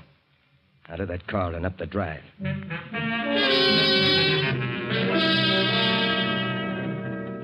Open it up, Joe. Quit stalling. Okay. It's open. Hand me the stuff. There you are. Thanks. Now, let's go. Joseph, are you in the library? Get out there and talk to her. Tell her you're leaving town for a few days. No monkey business. We'll be watching. Yes, Della. I'll be right out. Oh, where have you been, darling? We've got to meet that train. Well, Della, I was... I'm sorry, but you'll have to meet your father alone. I got to run out of town tonight on business. I'll be back in a few days. What? Well, when did this come up? Just a few minutes ago. I'm going to drive. Well, all right, darling, if you must. Will you be back in time for the Christmas party? I hope so, Della. Well, I'd better get to the station. The train will be in a few minutes. Yeah. Goodbye, dear. Goodbye, and take care of yourself, Joseph. I'll try, darling. As soon as she gets out the drive, we'll leave. You take my car, Freddie. I'll drive with Joe. Come on.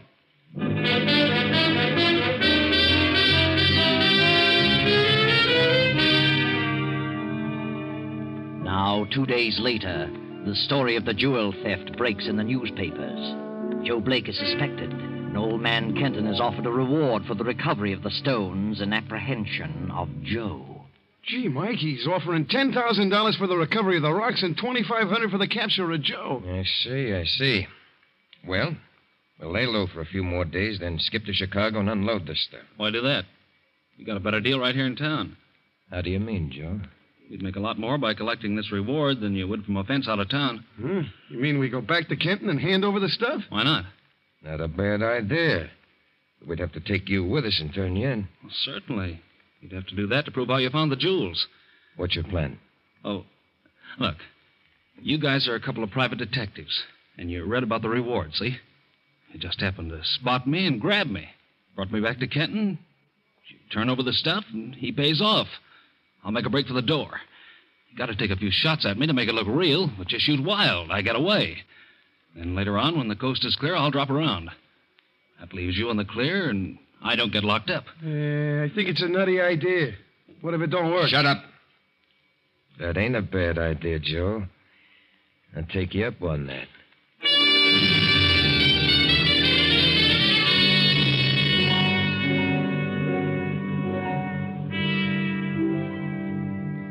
So, Mr. Kenton, me and my partner read about the theft and saw this guy's picture and happened to spot him in this lunchroom, so we nabbed him. Well, here he is, and there's all your jewelry. Yes, this is all here, every bit of it. Check it over, Della. See if your jewels are all there. Yes, Father. Nothing of mine is missing. Very well. I suppose you want the reward? Well, after all... I'll give you this check for $10,000 now for the return of the stones, and I'll withhold the $2,500 until he is booked by the police and locked up. Well, okay, but we captured him. What more do you want? I prefer it that way. I want to be sure that he's locked up, and if he gets out in 20 years, it'll be too soon for me. You certainly pulled the wool over my eyes. And when I think that Della might have married you, an ex-convict... Can't always judge a book by its cover. It doesn't seem possible I could have been such an utter fool. You got a lot of things to learn, Della. The sooner you get him out of here, the better. Well, here's your check, and so long, Della. He's getting away! Come back here. Why? He's locked it from the other side. He won't get far. I must have hit him. Call the police. Never mind. We'll get him. That $2,500 belongs to us. Come on, Freddie, out this window. He won't get far. Do you think you hit him, really? No, I missed him deliberately. Shot high. But now that I think about it, I'm just a sap. That was our chance to get rid of him. Sort of legally.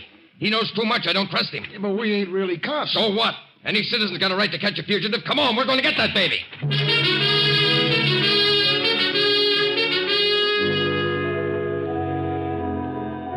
Joe makes a getaway and heads for a little hotel where he hides out for another day. Then the papers break with another story, and Kenton has increased the reward for Joe's capture. Joe studies this over for a while and realizes the possibility of Mike's double-crossing him for the additional reward. He slips out for a while, then returns to his room around 8 in the evening.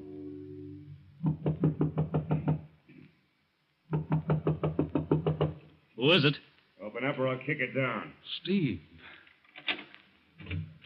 Well, so here you are, the rat himself. What do you want, Steve? What do you think? Are you back on the force, Steve? I will be when I get through with you. Because of you, I got kicked out. And now you're the one who's going to set me back in harness again. Funny how things work out. Oh, you know about the reward, do you? Yeah, I do. Once a crook, always a crook. I knew you'd pull something sooner or later. How's Timmy? He's just going to be fine in a few days. What do you mean? He can have that operation now. Oh, good. I'm glad to hear that. You're not half as glad as I am. And the thing that pleases me most is the way I'm getting the dough. Boy, this rap is going to send you away for 20 years. So what? Get your hat and start walking. And don't try that fade-out stuff on me, because I like you so much, I'd as soon plug you as look at you.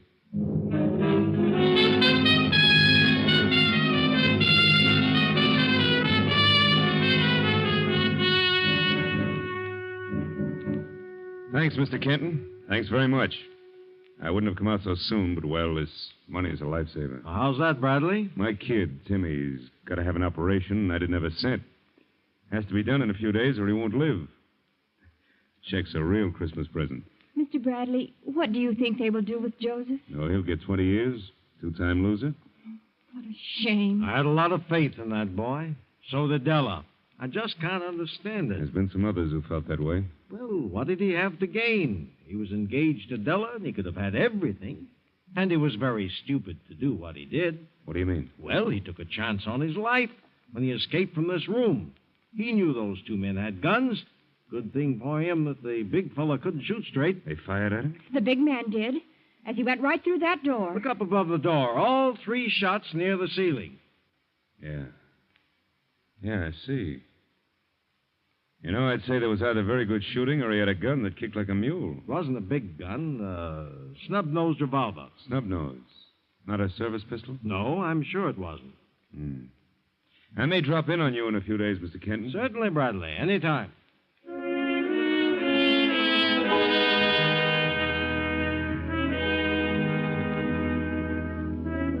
I want to ask you a few questions, Joe. Did you collect the reward? I did last night. How's Timmy? He went to the hospital this morning. Oh, that's swell. Gee, I'm glad. Well, what do you want to know? He didn't pull his job alone, Joe. How did you arrive at that conclusion? Who were those guys who captured you? Said they were private detectives. One of them was a swell shot. He placed every slug in the same spot, above the door, deliberately. They were in this with you, gagged to cop the reward that was sure to be offered. Otherwise, they'd have popped you in the doorway, you were to get away, and then all meet later and share the proceeds. Yeah? But in the meantime, they changed their minds, Joe, and decided to cut you out. They double-crossed you. What do you mean? How do you suppose I knew where you were hiding? A guy phoned me and tipped me off. They figured they had no police record. Nothing you could say would implicate him. They're safe. Why attempt to shield a double-cross you? That's just what I figured those rats would do. You might as well spill it, Joe. I'm determined to crack this case. Yeah? What would happen if you cracked this one and another one besides? Set you up as a lieutenant again, wouldn't it? Yeah. Okay. I was forced to open that safe at the point of a gun. Tell me another one, Joe. If you want to grab the other 2 guys, I'll make a deal with you. A deal? Let me talk to your fingerprint expert and get me out of this cell. Are you kidding? I want you to take me to old man Kenton's. There's a Christmas Eve party going on there tonight. I wouldn't trust you across the hall. It means just as much to you as it does to me and probably more. I'll guarantee results. Okay. What's your plan? I'll tell you on the way out to the Kenton place. All right. Hey, Sergeant, let us out of here.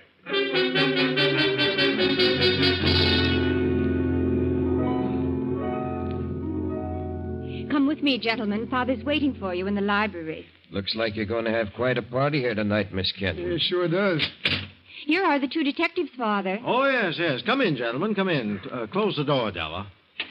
I sent for you men because you did a good job of capturing Joe Blake and returning the jewels. Yeah? I'm having quite a number of guests here tonight, and I've just received some disturbing news. Joe Blake has escaped. Escaped? Holy mackerel. He may make another try to steal the jewels while we are occupied with our guests. Oh, I see. You want us to see that nothing happened. I want you fellas to stay here near the safe, and if he does come, grab him. Sure. You won't have a thing to worry about. Good. Come along, Della. Our guests are beginning to arrive. All right, everybody, don't make a move. Father! Joe! Lay your guns on the desk, boys. Thanks. Get over the other side of the room, Della. You too, Kenton. Things might happen. What's on your mind, Joe? Spread your hands flat on that desktop, Mike. You too, Freddie, and keep them there. Make one move, and I'll drill you both, you dirty double-crossing rats. Forced me to open the safe at the point of a gun, and tipped off the cops where to find me, because you were afraid I might horn in on the reward. This guy must be nuts, Mr. Kenton. Which one of you phoned Steve Bradley? Come on. Well, I didn't, Joe. I thought you was going to contact Shut us. up, you little dope. Yeah, but he's mad, Mike. I don't want him to think I tipped the cops. Shut up. You did it, Freddie. You're the one. No, honest, Joe, I didn't. I didn't. Please, Joe. Open that safe, Kenton. I'm really taking those jewels this time. But I won't be bothered by Mike and Freddie. Joe, I didn't do it, honest. I'm going to place one right between your eyes, Freddie. Right between your eyes. Joe! He's bluffing. Don't anybody move. I'll open the door. Hello, Mr. Kenton. Hello, Bradley. We traced Joe Blake to the edge of your estate. I thought we'd better look in for... Just in time, Steve. Put up your hands and step into the room. What goes on here? The cops are going to be in on the scene of the crime instead of coming in after the crime's over. I'm going to take some jewels and do a little exterminating. But first, I'm going to make these guys do a little talking. I want to know which one of you guys tipped off Steve about me. Say something, Mike. This guy's crazy. Says we made him steal the stuff. That the voice you heard on the phone, Steve? No. What have you got to say, Freddie? It wasn't me. I tell you, it wasn't. It must be him. Yeah, it certainly sounds like him. I thought so. Right between the eyes, Freddie. Please, Joe, don't. He won't shoot. Hand over that gun, Joe. Give it to me. Oh! He did it. I told you he meant it. You're crazy, Joe. You're crazy. I killed a cop, so why should I worry about killing a couple of rats like you? Start talking, Mike. Tell him you guys forced me to open that safe. You can't bluff me. There's no proof of such a thing. No? All right, Sergeant. Check Mike's fingerprints on the glass-top desk. Step on it. Yeah, sure. Mr. Kenton, look in the second drawer of the safe. You'll find my cigarette case wrapped in a handkerchief. What? By George, he's right. I put it there the night I opened the safe. Let the sergeant compare the prints with the ones on the desktop. I've been near that safe since the night the stones disappeared. What are you trying to pull, Joe? You have no police record, Mike. I didn't want you to go through life like that, so I fixed one up for you. Remember the night you forced me into this?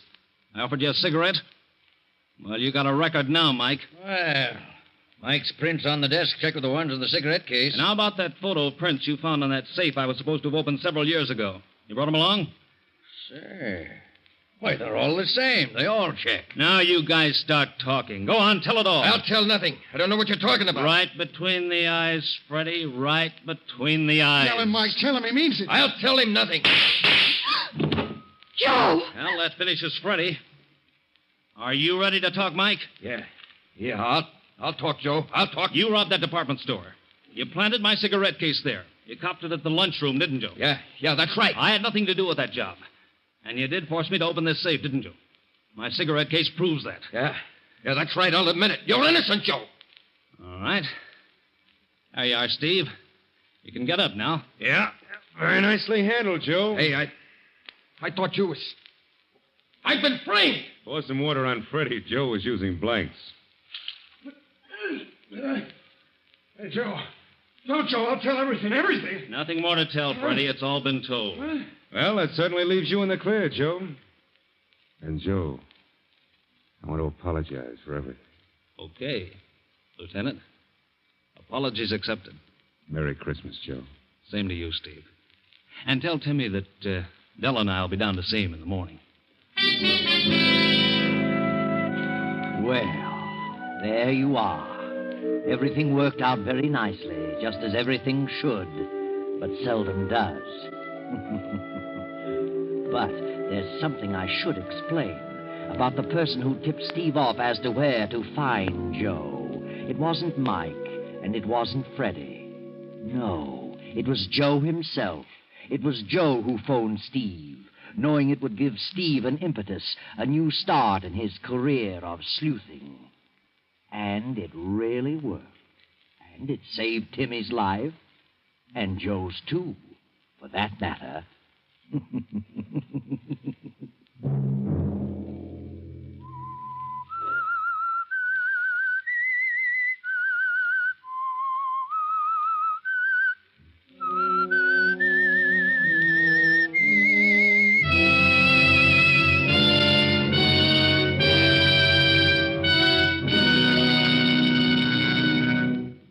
CBS has presented The Whistler.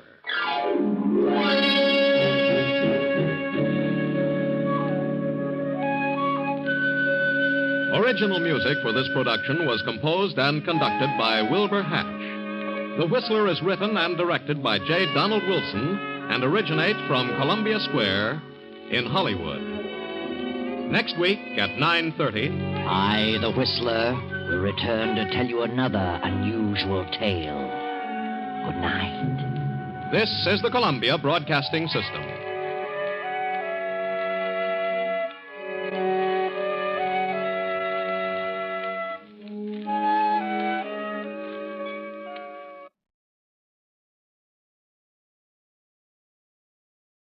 The Signal Oil Program, The Whistler.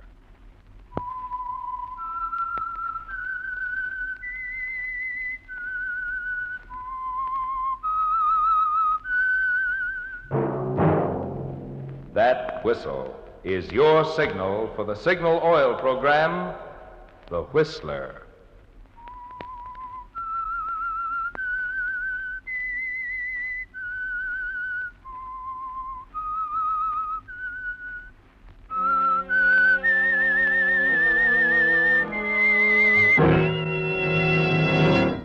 I am the Whistler, and I know many things, for I walk by night. I know many strange tales hidden in the hearts of men and women who have stepped into the shadows. Yes, I know the nameless terrors of which they dare not speak. Yes, friends, it's time for the Signal Oil Program, The Whistler. Rated by independent research, the most popular West Coast program in radio history. And Signal gasoline is tops, too, tops in quality. It takes extra quality, you know, to give you extra mileage. And Signal is the famous Go Farther gasoline. So look for the Signal circle sign in yellow and black that identifies friendly dealer-owned Signal service stations from Canada to Mexico. And now the Whistler's strange story. Hasty conclusion.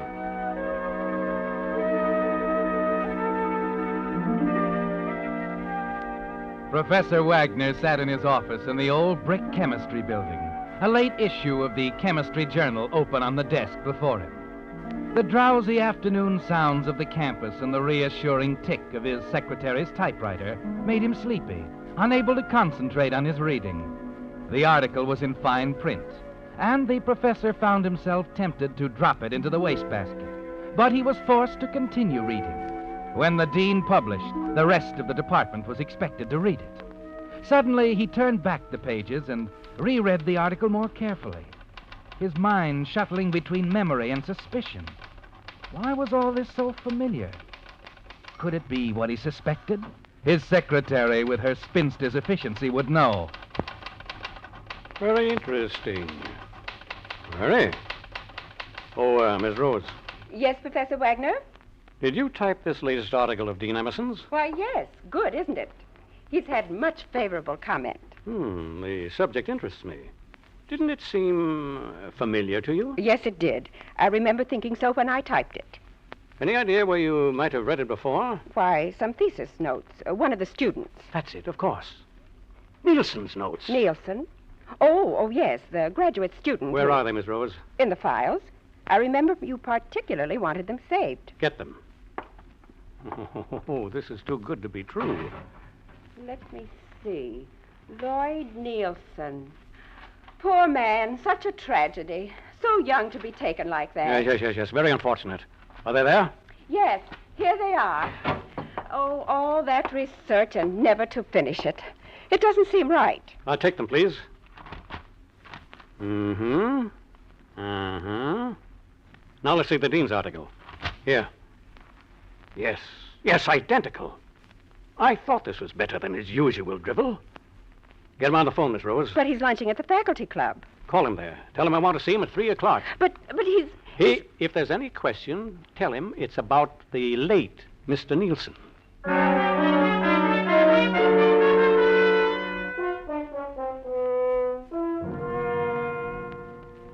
I'm pleased that you liked my paper, Wagner. An important contribution, Dean Emerson. You have every reason to be proud. I'm glad of any prestige I may bring to the college. And rightly so. The next dean will have quite a position to maintain. And that's not immediate. I have many more good years. Still, there's always the unforeseen. The little mistakes that can end a career so untimely. Wagner, what's on your mind? A student named Nielsen. Lloyd Nielsen. Nielsen? The name means something to you? No. Oh, surely you remember him, the one who died? We've had so many students. Not like him. He did a brilliant piece of research. Something about the valence of barium. Oh, I recall it vaguely. Too bad he didn't finish. He did. His findings have been published. But that's impossible. How could he? Come, Emerson. I just told you I read your paper. What are you suggesting? You stole Nielsen's material and published it as your own. You can't mean that. You have no proof. In my files, there's another version of those notes. Enough to prove you're a plagiarist, a thief. You're lying. There are no other notes. Oh, yes, there are. You forget Nielsen was my student, too. It must have been a mistake, a coincidence. If the papers had been in your own field, toxicology, yes. But they weren't, Emerson. You've never liked me, Wagner. This is nothing but malice. Call it ethics. And you want to expose me for the sake of your ethics. Oh, then you admit there's something to expose. Well, I mean, Wagner, isn't there some way we can settle this quietly? That's better. May I smoke? Yes, certainly. Have one of mine. Thank you. Yes, Emerson. There is a way. Quiet, but honorable, of course. Anything. Naturally, for the good of the college, I'll have to ask you to withdraw. Withdraw? But I'll be fair. I'll keep the reason to myself. Generous of you. I think so. But to give up my whole career, you don't know what you're asking. Better than having the truth come out. Wagner, for heaven's sake, must it be this way? Just what you would do in my place, isn't it? I see. And I have no choice but to resign. Very wise. I suppose I should thank you. Well, there's a way to show your gratitude. As chairman of the appointments board, you can name your successor. My successor? Do you mean that yes. you... I'll expect to replace you as dean. So that's your ethics. Why, you... I won't do it. Oh, you're suddenly very scrupulous. You contempt... Get out of my office. Very well. Then the truth will have to be known. I'll deny it. I'll discredit you. All right, a scandal, if you like. Get out of here. You'll hear from me later, Emerson. No, wait, Wagner. I'll come back. I'll do as you say. Anything to... I thought you'd see it my way. I want your resignation right away. Right away? Can't you give me some time? How much time? Well, a day or two anyway. So you can squirm out of it? No. I can't wait that long. But a few hours at least, this evening. Come to dinner at my house tonight. Mrs. Emerson retires early, and we can talk about it afterwards. What time? 6:30? All right. 6:30. I'll have an answer for you then. There's only one possible answer. Good afternoon, Dean.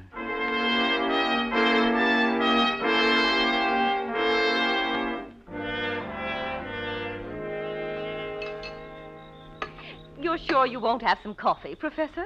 Thank you, Mrs. Emerson. Nothing more. Marion, don't insist on coffee when I've told you I'm serving port. But everyone doesn't like port, Charles. You mean you don't? Well, that isn't what I meant at all. You're so irritable this evening, dear. Nothing of the sort. Well, it's always a sign when you're worried. Is something wrong? I've told you nothing's wrong, Marion. Drop it. Here you are, Professor. Rather good color, don't you think? Thank you. You're not having any? Oh, not supposed to. Trouble with my eyes. Go ahead. Very good. Very good indeed. Pleasant here in the summer house. If the dean enjoys dining out here. Although I feel it's still early in the season. There's a chill in the air. If you're cold, Marion, perhaps you wouldn't mind... Oh, of course. You two have business to talk over. If you're asleep when I leave, I'll see you Monday. Leave? Oh, yes, the ski club. I'd forgotten. I'll be going as soon as the professor and I finish. Well, I hope the snow is still good, Charles. Well, good night, Professor. Sorry to hurry you off, Mrs. Emerson. Oh, you're not. I want to get back to my detective story. So interesting. Now, I tell the dean he ought to write one. With his knowledge of toxicology, he must know many clever poisons that leave no trace. Marion, for heaven's sake. Well, after all, they're only stories. No one behaves as they do in books, do they, Professor? Huh? Oh, I don't know. Oh, I mean, the victims are so stupid. If a man's your enemy, you don't blindly allow him to poison Will you go, Marion? You rattle on and on. Charles, I hate to have you drive to the ski club in this state. You are worried. I'm not worried, Marion. Besides, I'm driving up with Dr. Phillips. Oh, well, all right, dear. Well, good night, Professor. Good night. Well, Wagner, I've considered your demand. Have you? There's nothing else for me to do but to agree. Nothing else? I'll resign at once, and you'll be appointed dean. Nothing else, Emerson? No other way? What do you mean? Very clever of you. Getting me to dinner, and then I know what you've done. Done? I see it all now. You've poisoned me. What? There was poison in that wine. Poison? Why, you're mad. Your wife gave you away, didn't she? Wagner. Wagner, why are you doubled over like that? The pain. My stomach. You won't get away with it. Will you listen to me, Wagner? Dr. Phillips, I'll get him. Cross the street. You can't tell him a story like that. I won't let you. Get away. No. Let me go. No, listen to me. I didn't poison Let me go. you. Let me go, I say. Wagner, don't. Put down that decanter, Wagner!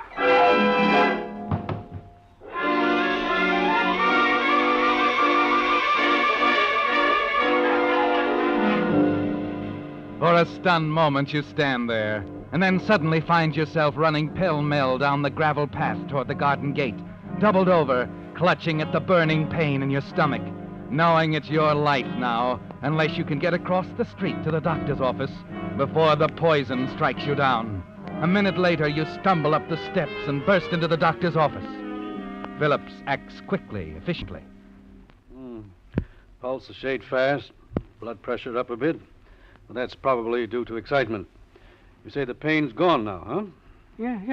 Yes. Seemed to vanish the minute I got here. You've been nervous lately? Working hard? Why, yes, but... Putting in a lot of nights at the lab? Well, there's the usual rush around exam time. Tell me, what did you have for dinner over at Emerson's? Let's see, shrimp creole, avocado salad. That's enough for me. Wagner, old boy, you can forget about poisoning. You've got yourself a case of gastritis, that's all. Oh, I see. Well, I've got to get back to Emerson. Emerson will wonder what'll happen to me. He doesn't know? No, I didn't want to worry him. Said I was going into the house to phone. Well, I'll say good night, Doctor. Thank you. Oh, I'm going to walk over with you. To Emerson's? Yes. Do you mind? No. I was just on my way over when you came. Come on. Well, the dean's rather busy. That's all right. He's expecting me at 9 o'clock. Expecting you? Yes. After you, Wagner.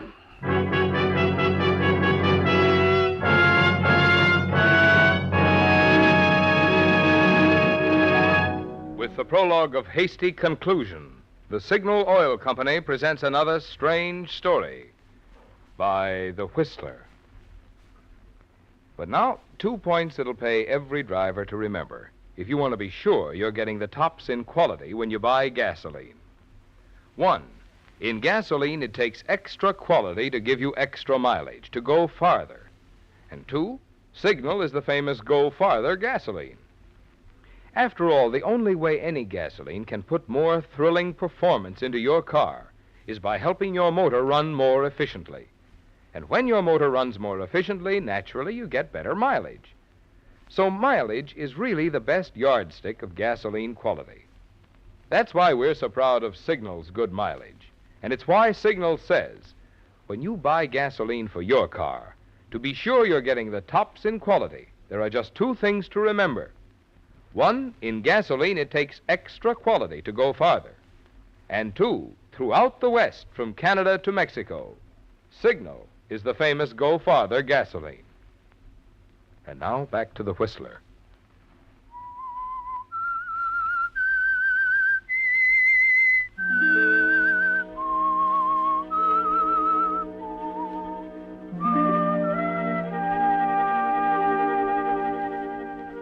Well, Professor Wagner, it's all changed, isn't it? Your discovery of Dean Emerson's plagiarism almost provided the means of settling yourself into a very comfortable spot. But it's anything but comfortable at the moment. As you stand at the Dean's front door with Dr. Phillips, your mind is racing wildly. You were foolish to believe immediately that the Dean had poisoned you. Foolish to run to Phillips so quickly. Now you're wondering what they're going to find out there in the summer house, whether Dean Emerson is alive or dead, and what you will tell them. Oh, hello, Doctor. Right on time. Charles ought to be through with... Why, Professor, I thought you were with Charles. Well, come in. I had a slight pain. I went to Phillips to get something for it. Oh, I'm sorry. Are you and the Dean almost through? Why, no. As a matter of fact, there were a few more points we hadn't... Oh, well, that's all right. We won't rush you. So kind of you to take Charles with you to the ski club, Doctor. You're driving Emerson to the ski club? Yes, care to come along? Oh, no, I couldn't. I have a busy weekend. I couldn't. Professor, you seem as nervous as Charles did. What's got into you two? Well, nothing at all. Excuse me, I must get back to the Dean.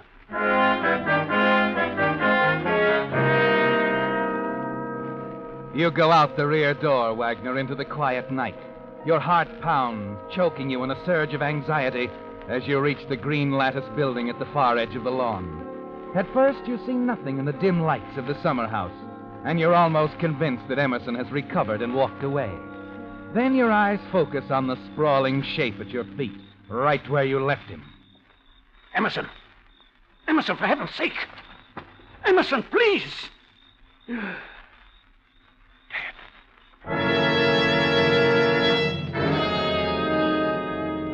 Yes, Wagner, dead. You knew he might be, yet you kneel there, stunned, numbly shaking him, totally unprepared, and then... They're coming out here, Wagner. Out to the summer house. In half a minute, they'll find you with a body, and the whole college will cry murder. Then you see the square, protecting shape of the nearby garage. You gather a strength you'd forgotten in 20 years of desk work, and quickly drag the body around into the shrubbery behind it. I've been anxious to have you see my fuchsias, Doctor. Yes, Marion, I'm glad you thought of it. Oh, Professor, isn't Charles out here? He went to the chemistry building to get a copy of his article. Well, how strange. There's a dozen copies in the house. It isn't like him to miss his engagements this way. That's all right, Marion. I'll tell you.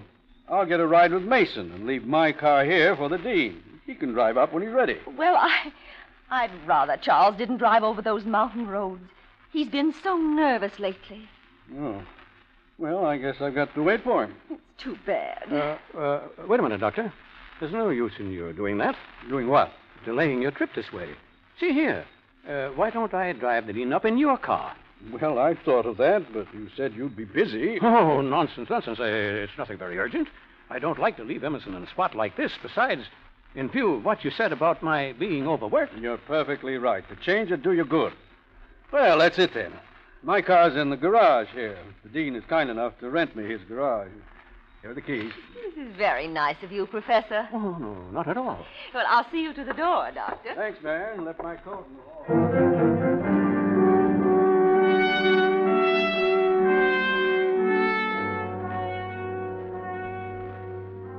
It's a wild chance, Wagner, but you've got to take it. A possible way to dispose of that burden in the shrubbery behind the garage. There've been accidents before on that steep, snow-covered road that winds up to the ski lodge. Quickly, you drag the body around into the garage and force the awkward shape into the turtle back of the doctor's car. Then you hastily get behind the wheel and step on the starter. Professor, wait. Oh, did Charles come back? No, I thought I'd pick him up at his office. Oh, well, here, I brought this bag. Oh, yes, thank you. I forgot that. Oh, and his glasses, too. He left them on the dining table. I'll take them to him. Well, I don't understand his forgetting them. Well, he can't read without them, and perhaps I'd better drive over with you. Oh, there's no need for that. I'll take care of everything. You don't object to driving me to the office, Professor? Oh, I'm sorry. No, of course not. Well, thank you.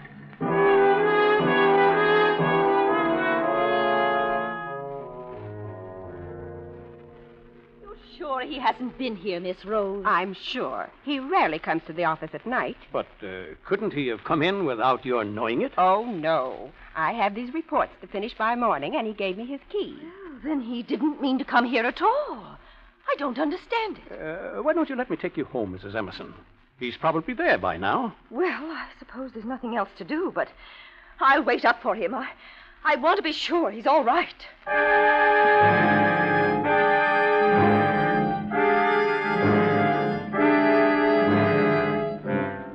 Quite a spot, isn't it, Wagner? Mrs. Emerson determined to see her husband and his body in the turtleback of the very car you're riding in. You've got to think of something. Some way to get rid of her. Convince her that the Dean's all right. Then, as you pull up to a stop sign, you notice the lights of a drugstore at the corner, and you begin to see a way out. You pull over to the curb. Why are you stopping here, Professor? Just had a thought. He may be at the faculty club. I'll go into this drugstore and phone. Oh, I'll go. No trouble. I'll only be a minute.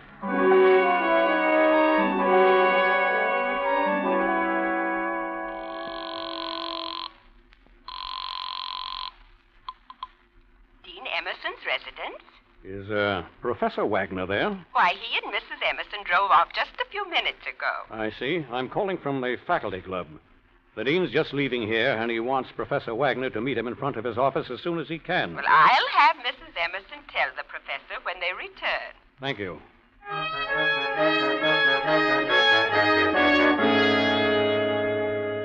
You drive Mrs. Emerson home, Wagner, and there the maid delivers the message you so cleverly planted over the phone. Mrs. Emerson's convinced now, and she retires, relieved that her husband is all right. 10 minutes after you leave her, you're on the highway heading the doctor's car toward the mountains. The 60-mile trip is unchallenged until you near the ranger station at the foot of the dangerous 2-mile grade. And then suddenly you remember.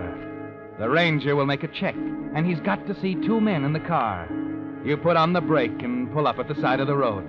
Get out and open the turtleback, and you drag the body up to the front seat. Then you get back in and prop him up beside you. Pull your hat down over his face. Nervous and trying to keep from trembling, you drive on until you're stopped by the ranger. Sorry. Can't let you go on, folks. We're in for a blizzard. But they're expecting us at the ski lodge. I guess you can make it as far as the lodge, all right, but you're taking a chance of being snowed in. When we get a storm this late in the spring, it's usually a good one. We'll take that chance. Okay. Sign the passenger check. Yeah, right here. All right. Other fellow will have to sign, too. But he's asleep. Oh, sorry. Regulations. Yes, but he's had a hard day. I hate to disturb him. Well, okay, you sign for him, huh? Yes. Thanks. Mm-hmm. All right, drive on. Take it easy.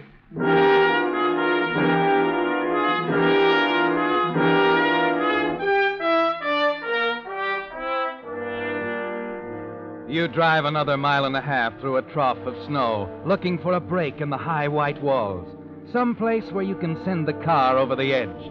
And then, as you reach the narrowest part of the road, you see it. No barrier on the outside, and a sheer drop to the bottom of the ravine far below. You maneuver the car close to the edge, and then open the door on your side and jump clear as the car with its grisly load plunges over the side.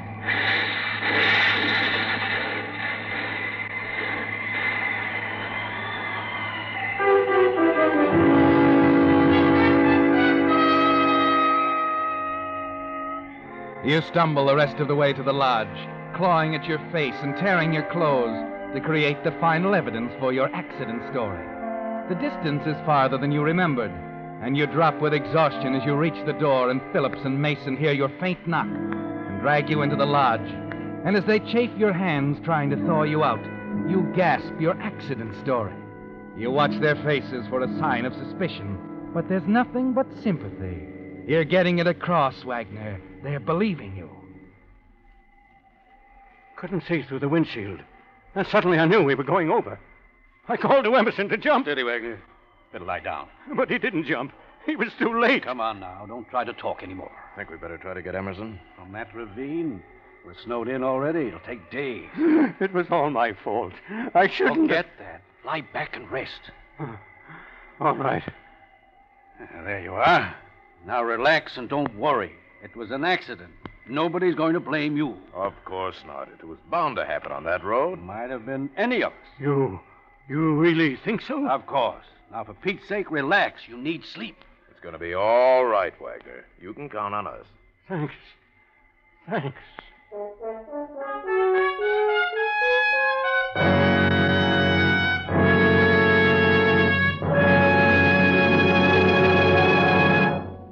The Whistler will return in just a moment with a strange ending to tonight's story. Meantime, a word about the something extra you get when you have your car lubricated at a dealer-owned Signal service station. Instead of taking chances on memory, your Signal dealer checks against Signal's factory-recommended chart, which shows every lubrication point on your car and the exact type of oil or grease it should have for long, trouble-free life. And then, just to make doubly sure not a single part has been overlooked, your Signal dealer checks each point again, which explains why we call it Signal double-check lubrication. This is typical of the many little differences in Signal service that can make such a big difference in the way your car runs. And the reason? Well, being in business for themselves, Signal dealers naturally have more incentive to serve you better. And now back to the Whistler.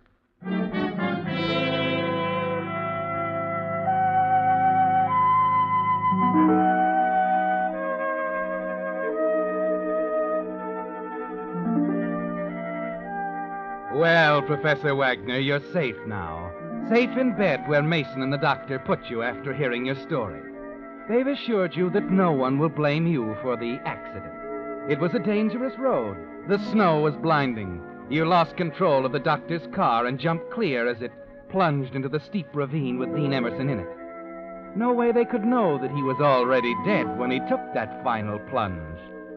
You sink into the warm bed, exhausted from your strenuous night, limp with relief. You drop off immediately and sleep heavily and undisturbed for several hours.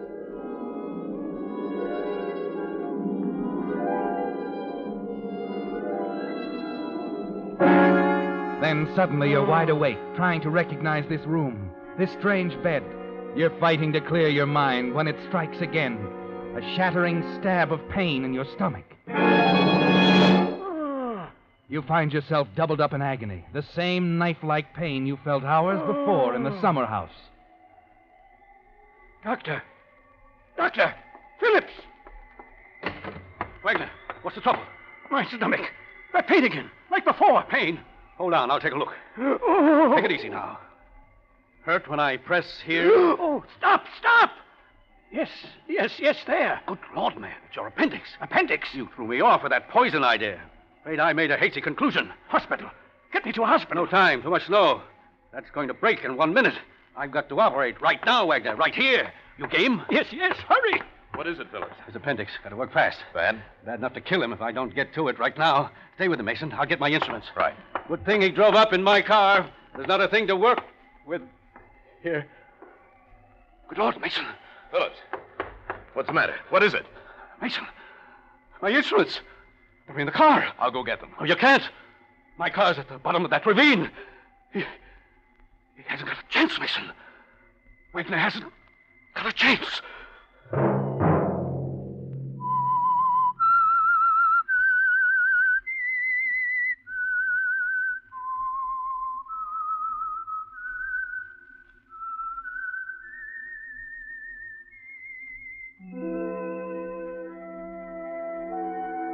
Let that whistle be your signal for the Signal Oil program, The Whistler, each Monday at 8. Brought to you by the Signal Oil Company, marketers of Signal gasoline and motor oil and fine quality automotive accessories. Signal has asked me to remind you, this is Naval Reserve Week. Veterans of any branch of the service may keep their wartime rates by joining the peacetime Naval Reserve. Ask about it at your nearest Naval Reserve headquarters.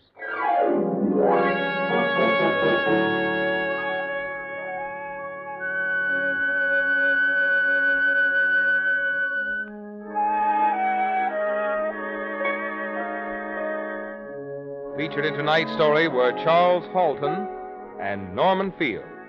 The Whistler was produced by George W. Allen with music by Wilbur Hatch, story by William Engvik, and was transmitted to our troops overseas by the Armed Forces Radio Service.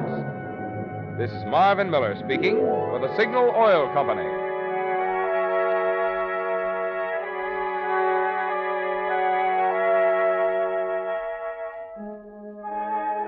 This is CBS, the Columbia Broadcasting System.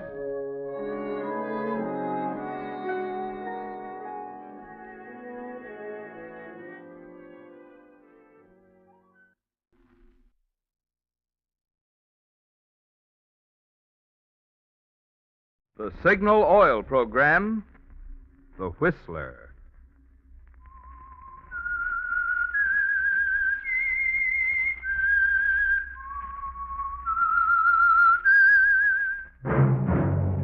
That whistle is your signal for the Signal Oil Program, The Whistler.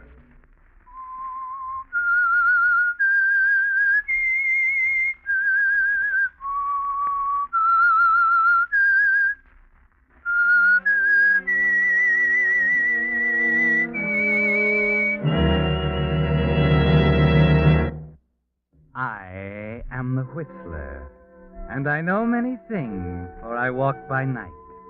I know many strange tales hidden in the hearts of men and women who have stepped into the shadows. Yes, I know the nameless terrors of which they dare not speak. Yes, friends, it's time for the Signal Oil Program, The Whistler. Rated by independent research, the most popular West Coast program. In gasoline, you know, it takes extra quality to go farther. And Signal is the famous Go Farther gasoline. So look for the Signal circle sign in yellow and black that identifies Signal service stations from Canada to Mexico. And now the Whistler's strange story, The Deadly Penny.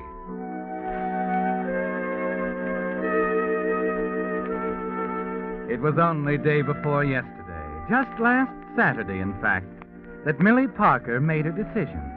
It wasn't a hasty decision, not by any means, for Millie was not the type of person who made hasty decisions. There was a mountain of thought behind this one, long, sleepless nights, careful consideration of possible outcomes.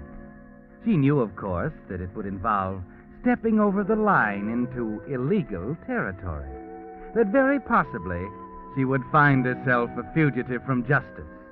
But Millie was the kind who'd rather be a wealthy fugitive than a law-abiding citizen who was poor. It was the loss of pride that bothered her most, the fact that after a full year of separation, she'd need her estranged husband Yancey again. So by the time she arrived at Yancey's run-down boarding house last Saturday morning, Millie was preparing herself for the old tongue-in-cheek approach she knew Yancey would use when he saw her once again.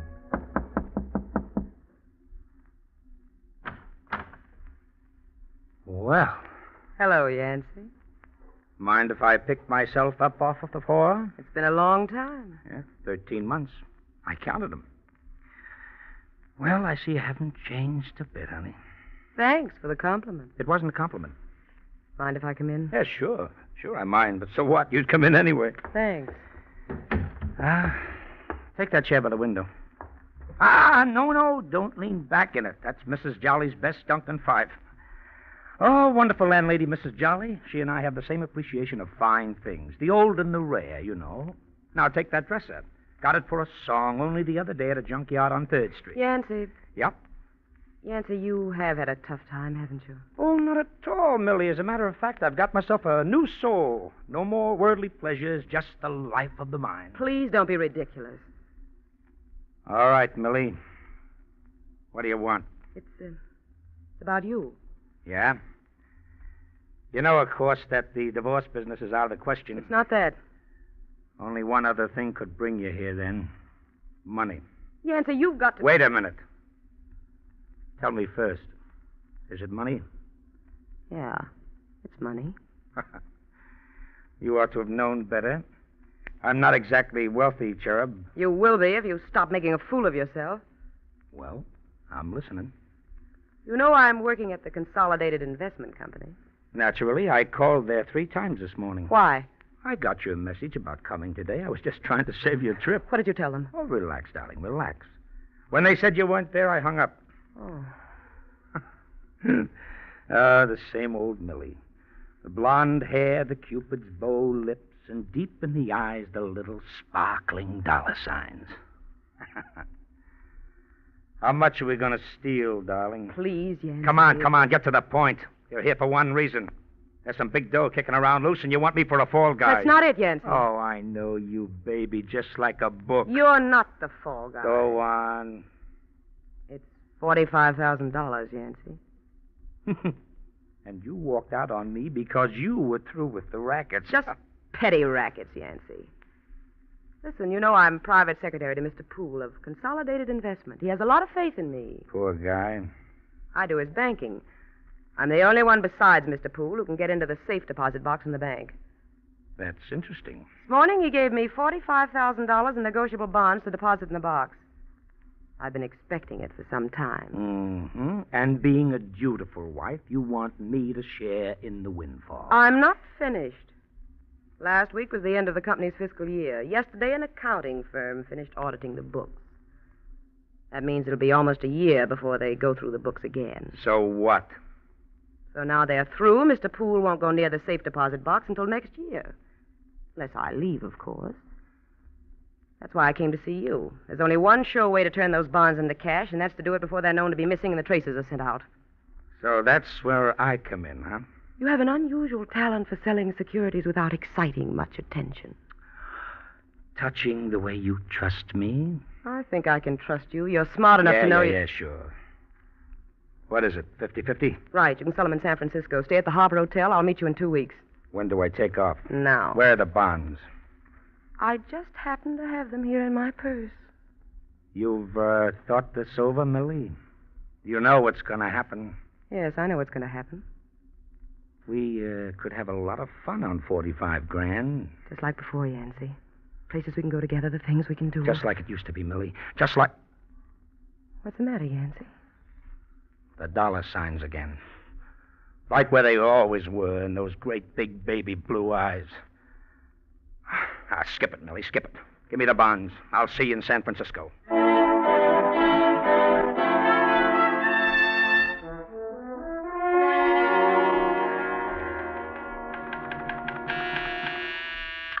Yes, Mr. Poole? Would you mind coming in a minute, Millie? Yes, sir.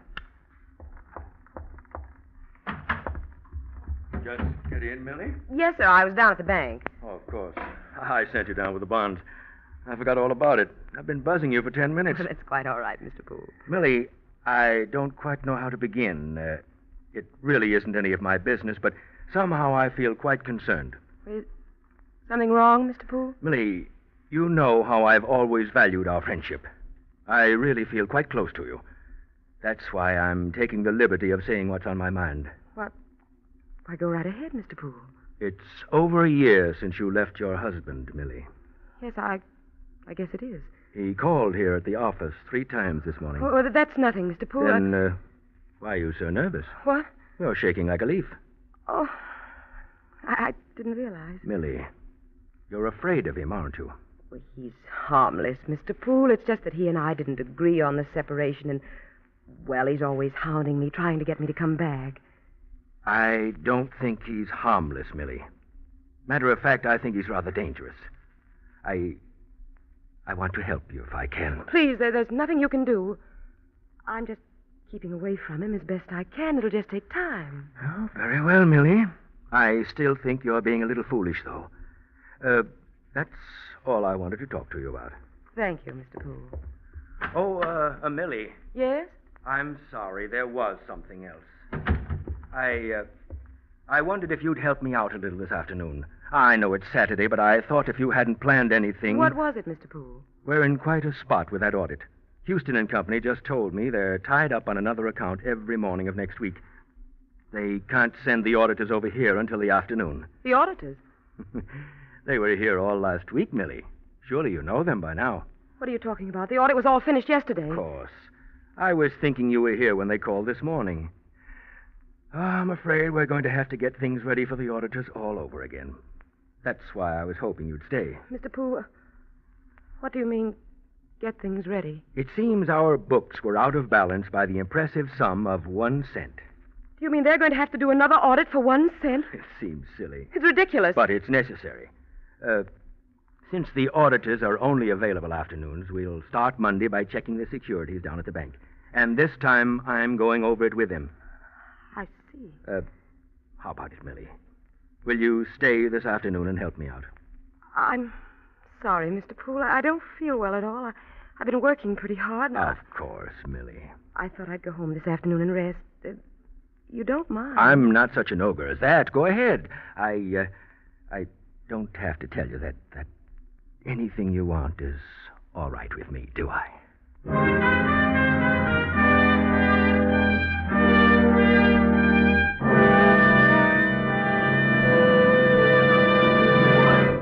With the prologue of The Deadly Penny, the Signal Oil Company brings you another strange tale by The Whistler. At the beginning of these programs, you've heard me say, in gasoline, it takes extra quality to go farther. And of course, if you've lived out west any length of time, you know that from Canada to Mexico, Signal is famous as the Go Farther gasoline. But perhaps you're one of those folks who like proof. So I'd like to take just one moment now to explain what those qualities are that make Signal's good mileage possible. Look at it this way. Anything that gets extra efficiency from your motor also helps you get extra mileage, right? Well, when science increased the power of today's Signal gasoline, they naturally gave you quicker starting, faster pickup, and quieter, higher anti-knock. And it's because of this improved performance that you now go farther than ever with Signal gasoline. That's why Signal says your speedometer is the best yardstick of gasoline quality. It really does take extra quality to go farther. Good reason why more and more drivers are switching to Signal, the famous Go Farther gasoline. And now, back to the Whistler.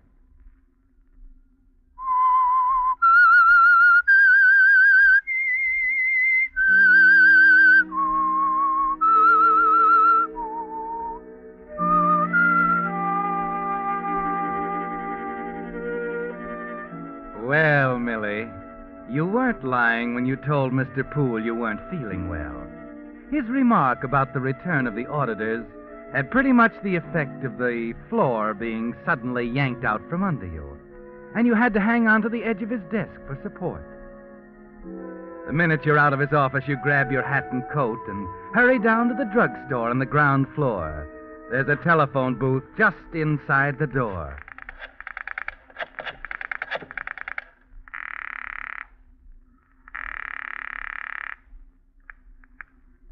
Jolly speaking. I'd like to speak to Yancey Parker, please. Well, hang on a minute. I'll see if he's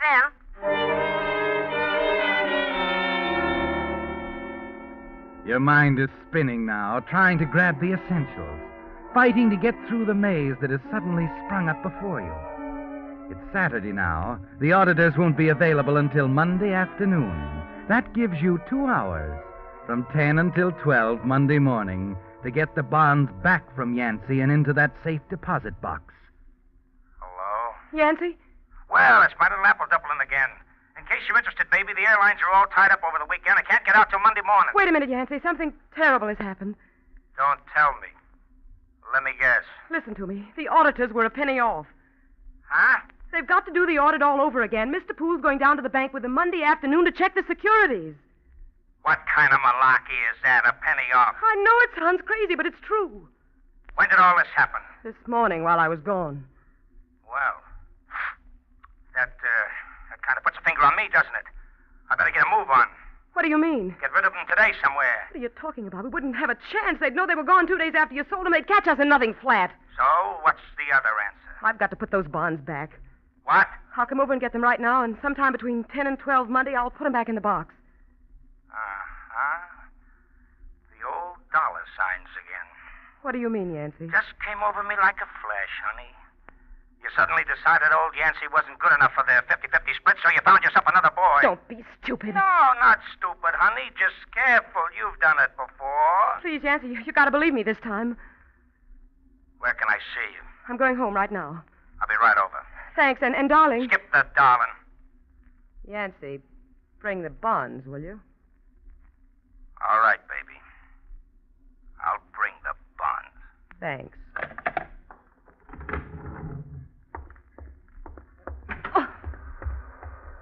Pardon me, Not at all. Come on, Millie. Oh. Mr. Poole, what are you doing here? Never mind. Come on, get in my car. All right, Mr. Poole.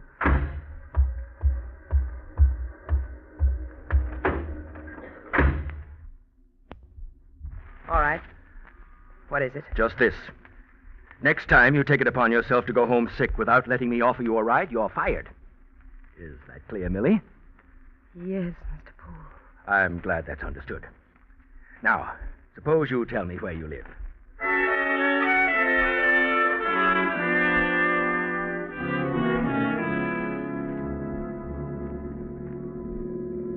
It's right there in the next block. You can let me out here, Mr. Poole. Nonsense. Please, it's no trouble. The Poole Limousine service operates only on a door-to-door basis.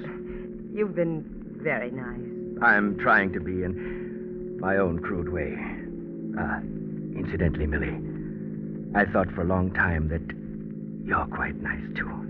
Well, I'm flattered, Mr. Poole. Think nothing of it. Here we are. You stay right there. I'll get out. I wouldn't think of it.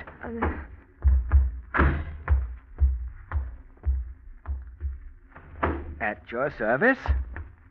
Come on. Right up to the door. Mr. Poole. Part of the service. Hey, wait a minute. Hey, you, stop. Ran out of the alley as we walked up. You see who it was? No, I did. It was your husband. It's nothing at all. He's hanging around all the time. I think it's high time someone did something about him, don't you? You can't do anything, I tell you. We'll see about that. Now, you'd better go in and get some rest. You're a pretty sick girl. You let me take care of Yancey, will you?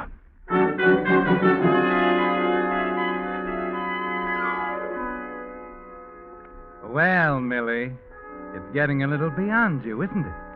The minute you're in your room, you close the door and put a call through to Mrs. Jolly's boarding house. And it's only after she tells you Yancey is out that you realize it was stupid. He simply hasn't had time to get back yet.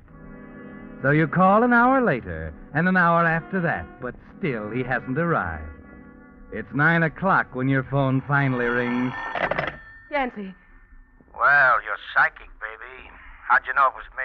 I've been trying to get you all afternoon. And I wasn't there. Incidentally, I'm still not there. I've got to see you right away. Gonna bring Mr. Poole along? I couldn't get out of it, Yancey. He insisted. Yeah, sure. 13 months you worked for him. And you wait for me until I'm as hot as a firecracker with 45 grand in my coat pocket to bring him home with you. I said I was sick. He wanted me to work. Skip it. If I could add it up, I'd quit cold right now. You're in it as deep as I am. Took the words right out of my mouth. Now, let me see. The auditors will hit that safe deposit box about 1 on Monday afternoon, right? Yes. Then if you get the bonds back by Monday morning, you're in the clear, okay? Now, look, I want to talk this over with a friend of mine, Millie, so I'll be out of town tomorrow. I'll meet you here at the boarding house at 9 sharp Monday morning. What about the bonds? That's what I'm going to talk to my friend about. So long, baby. Pleasant dreams.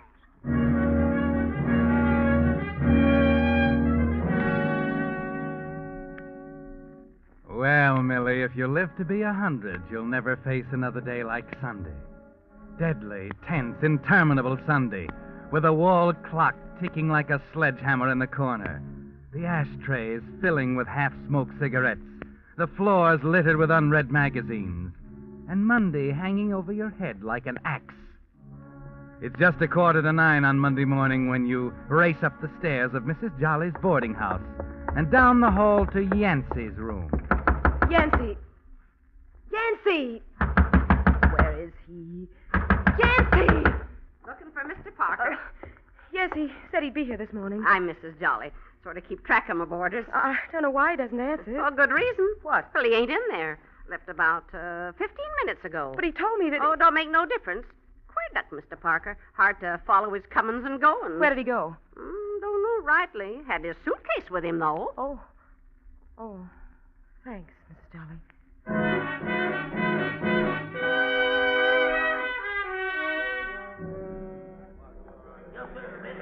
28, Phoenix, Tucson, El Paso. Loading now at gate 7. Yes, ma'am? When's the next plane to San Francisco? Let's see now. Flight 8 just left. What did you say? Flight 8 just left for San Francisco 5 minutes ago. The next one's at 10. Oh, thank you. Can I help you? No, not now. Thanks. Pardon me, sir. Are you next? Looking for someone? Yancy. Surprised? What are you doing here? Checking my baggage. Oh, I thought you ran out on me. As a matter of fact, I am in a few hours. I was just on my way back to the house to meet you. Glad to hear it. Crushing blow, knowing you still don't trust me. Where are the bonds? But we must be discreet, my child. Suppose we return to my chambers and discuss that very thing.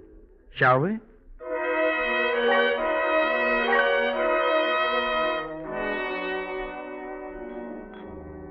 Please, Yancy, I told you I didn't want a drink. But this is quite an occasion, darling. I gotta bring it off in style. We haven't got time. Relax, honey, relax. It's only 10:15. You have at least 2 hours before the auditors get there. Aha, there we are. Basically turpentine, of course, but blended with the skill of a master. Shall we drink to the old times, Millie? Oh, the stony silence. Very well, I drink to old times, to the Millie that used to be before the dollar signs came into her eyes. Are you through? You know, it's too bad you aren't in the mood for the niceties. It's quite an occasion, Millie. Where are they, Yancy? Where have you hidden them? Millie, my dear, first of all, you're right. There's no chance to dispose of the bonds. My friend agrees with you. Still, it puts me in an unusual position.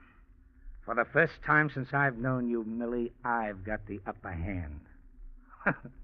It'd be a shame to throw it away. Yancy, will you give me those bonds? Not so fast, I want darling. them, Yancy. I want them right now. You're going to get them.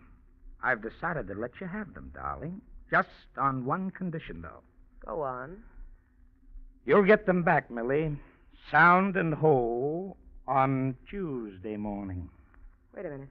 That's too late, Yancy. They'd be... You're going to get them on Tuesday morning, and I'll be out of the state. Oh, it's going to be tough, I admit. I hate to miss the explanation scene this afternoon when you try to put it past those auditors. You wouldn't. I'd tell I'll them... take my chances, baby. I won't let you. Give them to me, Yancy. Oh, wait a minute. Wait a minute. Put down that gun, Millie. The rough stuff won't go. You tell me where they are, or Take it easy, I mean every kid. word I said, Yancy. Either I'd get them right now, or I'd pull the trigger. All right, Millie. Look in that table drawer over there.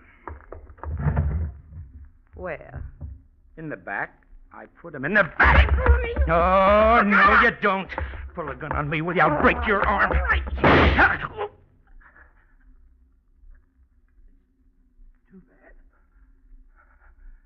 Too bad.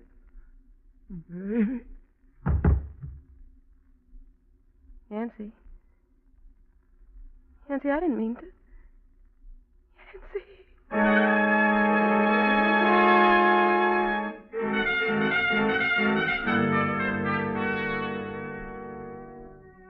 It's too late now, Millie. And it only takes a second for the first shock to wear off.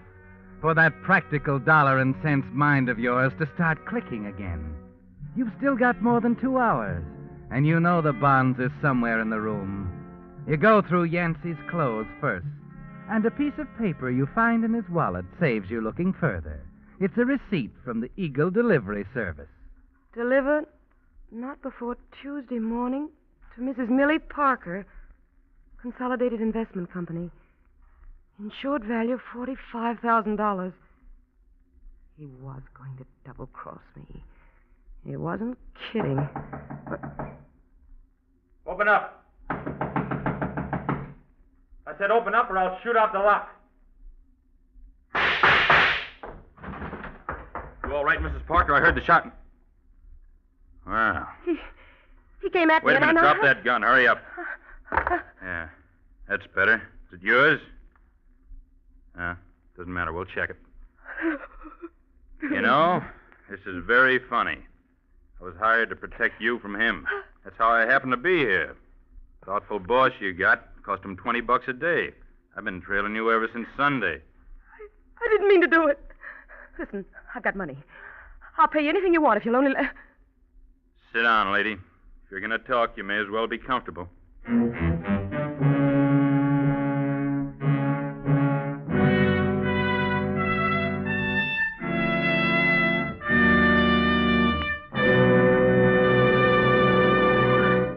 The Whistler will return in just a moment with the strange ending of tonight's story. Meantime, with chilly nights and mornings definitely here to stay, here's a timely tip for you drivers. Don't forget that your car needs a special diet of Signal winter lubricants if you want to keep wear down when the thermometer's down. For your transmission and differential, that means draining, flushing, and refilling with Signal winter gear lube. If it's been 5,000 miles since your wheel bearings were serviced, better have them removed, thoroughly cleaned, and then repacked with Signal long-life wheel bearing grease. And for your motor, it's high time to drain out summer weight oil. Refill with pure paraffin-based Signal Premium Motor Oil. 5 scientific new compounds in Signal Premium Motor Oil not only make it flow freely instantly in coldest weather, but also keep motors 6 times cleaner and reduce cylinder wear 1/3. Well, there you have it. The lubrication essentials your car needs now. Drive in for them this week at your nearby Signal service station. You'll drive out with a good feeling of confidence, knowing that your car has the cold weather protection it needs to keep it purring through another winter. And now back to the Whistler.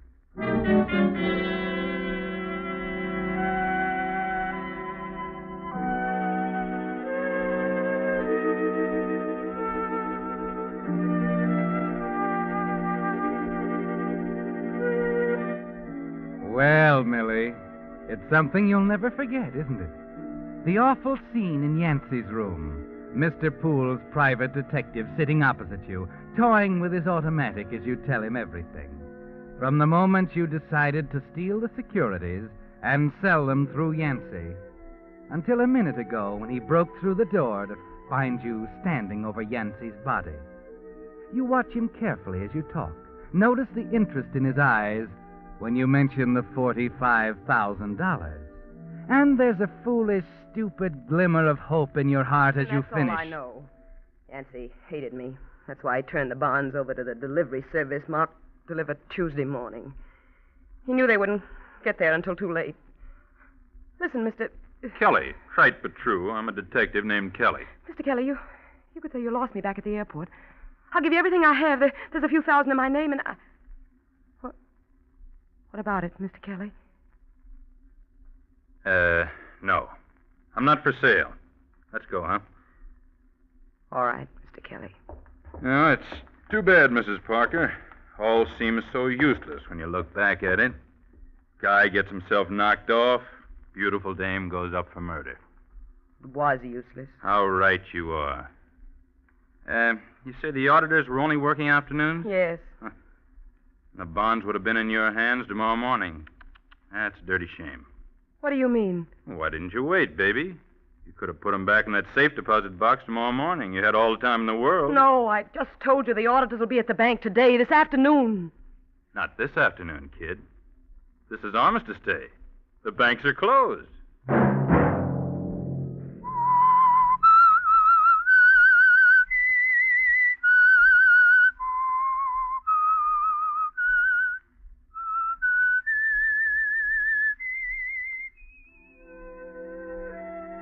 Let that whistle be your signal for the Signal Oil program, The Whistler, each Monday at 9. Brought to you by the Signal Oil Company, who have asked me to remind you to get the most driving pleasure, drive at sensible speeds, be courteous, and obey traffic regulations. It may save a life, possibly your own.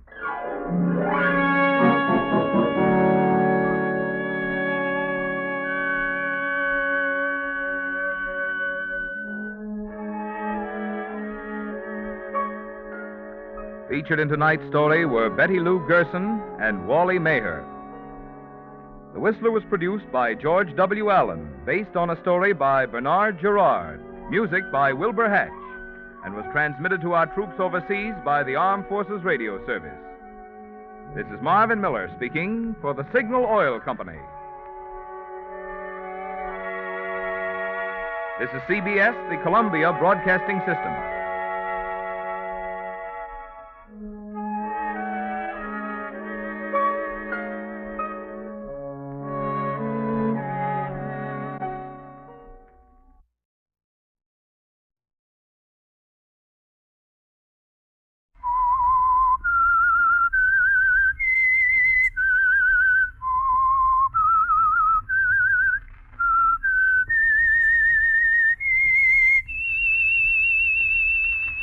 That whistle is your signal for the signal oil program, The Whistler. The mystery program that is unique among all mystery programs. Because you know who's guilty. You see his every move. You know his complete plans, even his innermost thoughts. Yet the final curtain always brings a startling surprise.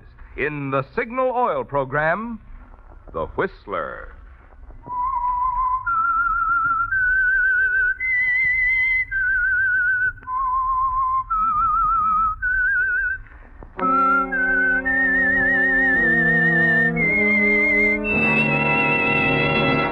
I am the Whistler, and I know many things, for I walk by night. I know many strange tales hidden in the hearts of men and women who have stepped into the shadows. Yes, I know the nameless terrors of which they dare not speak. Yes, friends, it's The Whistler for the tops in entertainment. And for tops in gasoline quality, it's Signal. It takes extra quality, you know, to give you extra mileage. And Signal is the famous Go Farther gasoline. So look for the Signal circle sign in yellow and black that identifies friendly independent signal stations from Canada to Mexico. Before you hear the Whistler's strange story, here is an important announcement for Whistler fans everywhere. New broadcast time for the Whistler. After this broadcast, the Whistler will be heard every Sunday evening, beginning next Sunday, October 3rd. Now, please listen carefully. In California and Arizona, the Whistler will be heard each Sunday evening at 9:30. In other states, at 8:30. Now, don't forget, California and Arizona, 9:30 Sunday evening. In other states, 8:30 Sunday evening. Beginning next Sunday, October 3rd. And now, the Whistler's strange story. Conspiracy.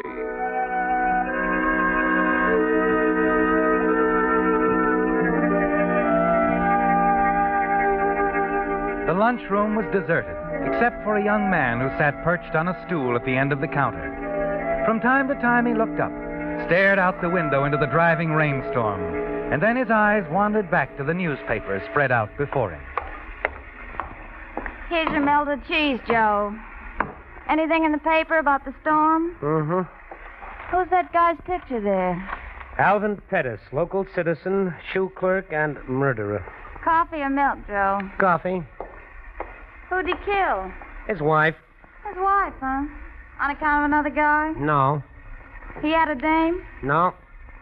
He did it for the insurance. No. He just didn't like her. Let me see what he looks like, Joe. So this is Alvin Pettis, huh? I don't like his looks. So he's a murderer, so people look at his picture and they shudder. I wonder how many of them are entitled to do that. Wonder how many of them might not be murderers, too, if the circumstances were right and there wasn't any law. Huh? Salt and pepper, Hazel. Oh, here. You newspaper guys.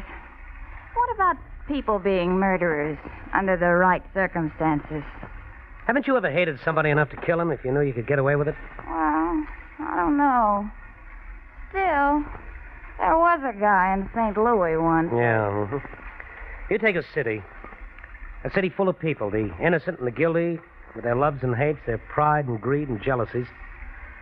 And in that city, a pronouncement is made that on this date, between this hour and that one, there is no law, no retribution, that the crime of murder will go unpunished. Don't you think there'd be quite a few people killed? Don't you, Hazel? Think it over, baby. Think it over. Never mind, probably for me. I'm expecting a call from Forney. Hello. This you, Joe? Yeah, what's the latest report on Old Man River? Just got a call from the sheriff at Greendale. Things are getting tough down there. If the river breaks through, they'll have to start looking for that town somewhere off the coast of Cuba. Greendale? But the army's out there. They're losing ground, Joe. The levee might hold another hour or two, maybe more, but she's going tonight, and I want you to be there when it happens. You're liable to pick me up off the coast of Cuba, Flarney. Send a boat after you, sweetheart. But phone that story in first. You know, color stuff. I was there. I saw it happen. Hot coffee, sweating soldiers. Man versus nature. Okay, I'll give my all for the dear old Baton Rouge Times. I'm on my way, Flarney.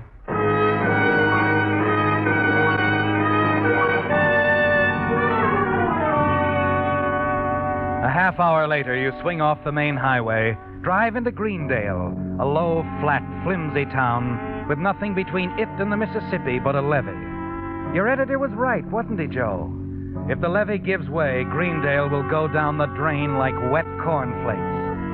As you plow through the downpour and approach Williams Avenue, you fight to keep thoughts of Marilyn out of your mind.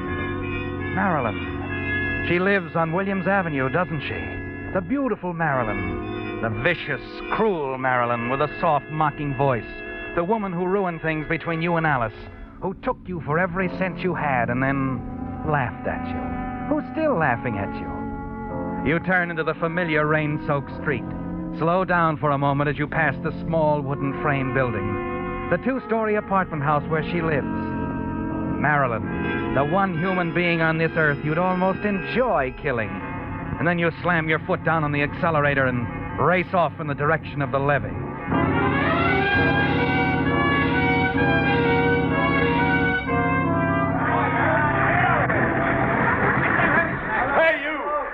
Yeah. What are you doing here? Joe Kennicott's the name, Major. I'm with the Baton Rouge Times. Oh, reporter, huh? Okay. How's it look? Well, you can see for yourself. Look at it boil down there. Yeah. Levee's like a hunk of Swiss cheese. Hey, over there. Pull that truck around. No, this way, man, this way.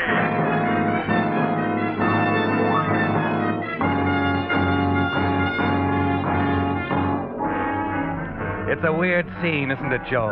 Men, trucks, equipment, fighting the Mississippi in the glare of the giant searchlights, heaving sandbags, pouring gravel, trying to save a town they know is doomed.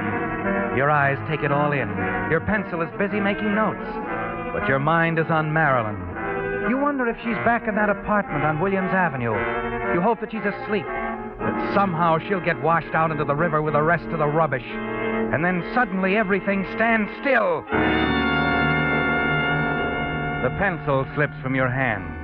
Your eyes shut out the scene on the levee as the realization hits you. It would be so simple, wouldn't it, Joe? Yes, you could kill Marilyn and get away with it. The river would cover for you. All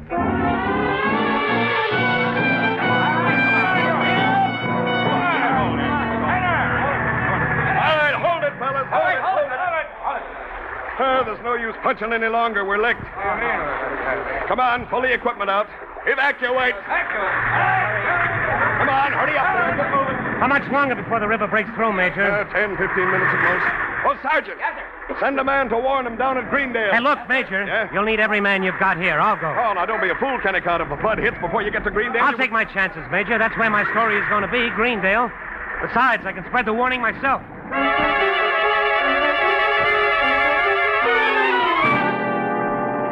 As you walk along the ground floor hallway of the 2-story building on Williams Avenue where Marilyn lives, a door opens suddenly at the end of the dingy corridor, and you hear the petulant voice of Angela Dickerson, the woman who lives in the apartment across from Marilyn. Quickly, you step into the alcove and wait. You don't want to run into the inquisitive Miss Angela Dickerson at this moment, do you, Joe? Moments later, you hear the door close and the hall is silent, and you hurry on to Marilyn's apartment. Marilyn. Oh, it's you. Yeah, me. I thought it was Your someone new else. boyfriend? Awful wet out tonight. He probably crawled under a rock. What do you want, Joe? There's a flood on the way, baby. Yeah, I know. I heard about it over the radio. I was just throwing a few things together to take with me. You're wasting your time. You aren't going anywhere, baby. Oh, now, look, don't be silly. I'm not going to take that lamp with me. I've got... I know. Joe, wait a minute. Joe!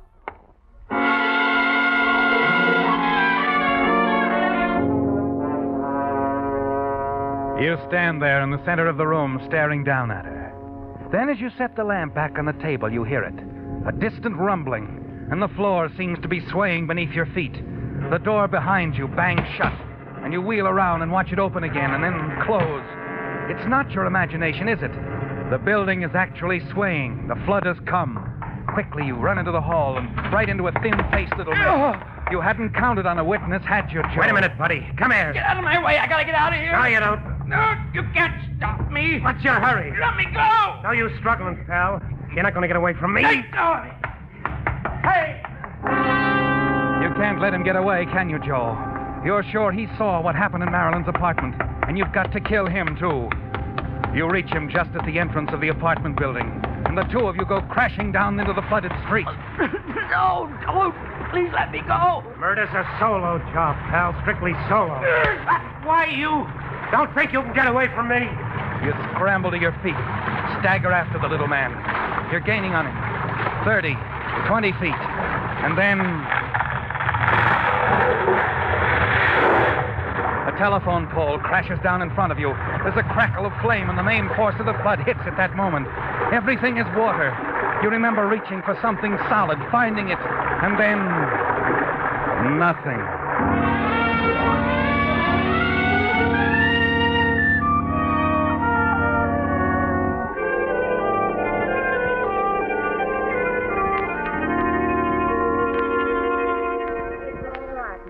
Just relax.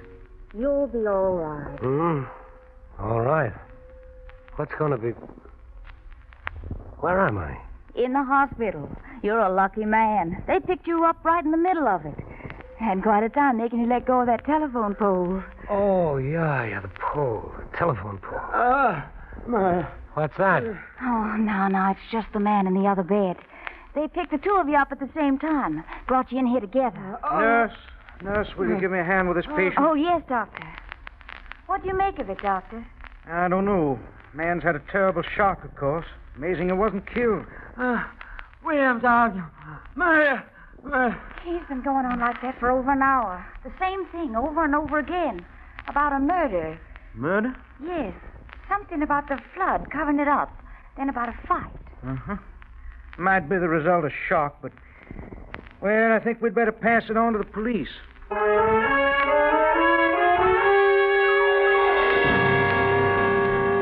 You know who the man in the other bed is, don't you, Joe? Even though you can't see him behind the screen.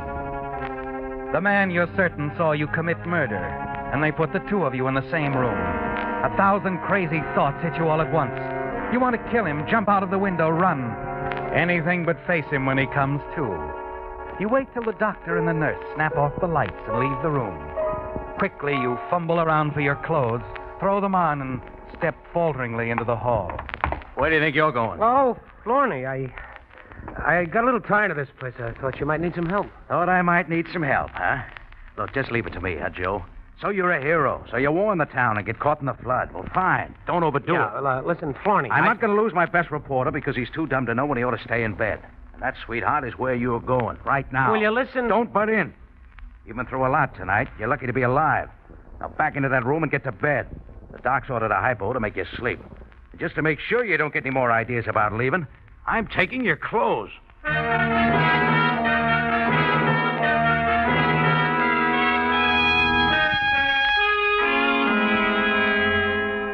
Well, good morning, Mr. Kennicott. Oh, good morning, nurse. About time you woke up. It's almost 10 o'clock. How about some breakfast? Breakfast? No, Nurse. Nurse. Mr. Willis is coming to the party. Better have a look. Nurse, wait. Yes, Mr. Willis?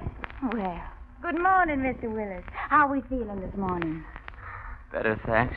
Here, I'll move the screen out of the way. There now. How about some breakfast? Well, I don't know. Of course you do. I'll find something. Oh, Mr. Kennicott. Yeah? This is Mr. Willis. Hello, Mr. Willis. How do you do?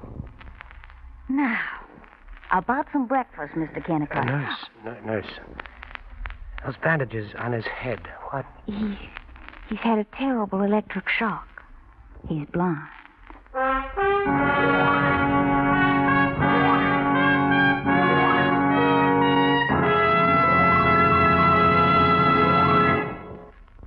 With the prologue of Conspiracy, the Signal Oil Company brings you another strange story by The Whistler. Remember, beginning next Sunday, The Whistler will be heard Sunday evenings at 9:30 in California and Arizona, at 8:30 in other states. Friends, you know, I was thinking the other day, if automobile motors were made of glass, a lot more drivers would switch to Signal Premium Compounded Motor Oil. Because through the glass, you could actually see how those compounds in Signal Premium Compounded Motor Oil go to work inside your motor to make it run better and last longer. For instance, you would see one compound busy washing out old carbon, gum, and varnish, while another compound guards expensive bearings from corrosion. And still other compounds do the important jobs of keeping the oil from thinning and preventing excessive foaming. Yes, this improved type signal oil that combines scientific new compounds with 100% pure paraffin base does a lot more than just lubricate. So if you really want a sweeter running motor, be sure you make your next oil change a change for the better. Switch to Signal Premium Compounded Motor Oil at Signal service stations. And now, back to the Whistler.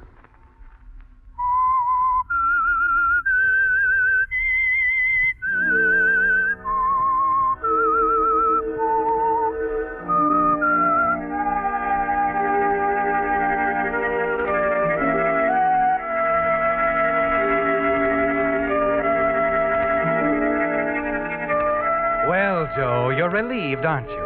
Relieved to learn that the one person who could point you out as a murderer, the man who lies in the same hospital room with you, can't see. No, Mr. Willis won't be able to identify you as the man he saw standing over Marilyn's body at the apartment house on Williams Avenue just before it collapsed from the force of the flood. You can lean back now and relax. Take your time. Wait for your strength to return. The following afternoon, you're released from the hospital. Florney, your editor, is waiting for you in the lobby, but he isn't alone. This is Lieutenant Belshaw, Joe. Homicide. Yeah, I heard a lot about you, Joe. Nice work. Thanks. Homicide? That's right. We have a murder on our hands. Or rather, the lieutenant here has. It's a great story, Joe. What? What's that? Conspiracy. Conspiracy? To commit murder. A partnership. And we know who one of the partners is already. Yeah? Who? The Mississippi River. The cover-up. The accessory after the fact. I don't get it. Well, Florney is trying to say we picked up a woman's body this morning. Knocked around pretty badly and no identification yet. Your boss thinks she was murdered, Joe. You still think that little guy Willis is talking through his hat, huh? Oh, now look. He took a lot of voltage with water up to his knees. His head's still spinning. He's not responsible for what he says. Willis? The guy in your room upstairs, Joe. You hear him say anything in his sleep last night? No, I don't remember. Well, come on. Let's go up and have a talk with him. Now? Sure, why not? Yeah, why not?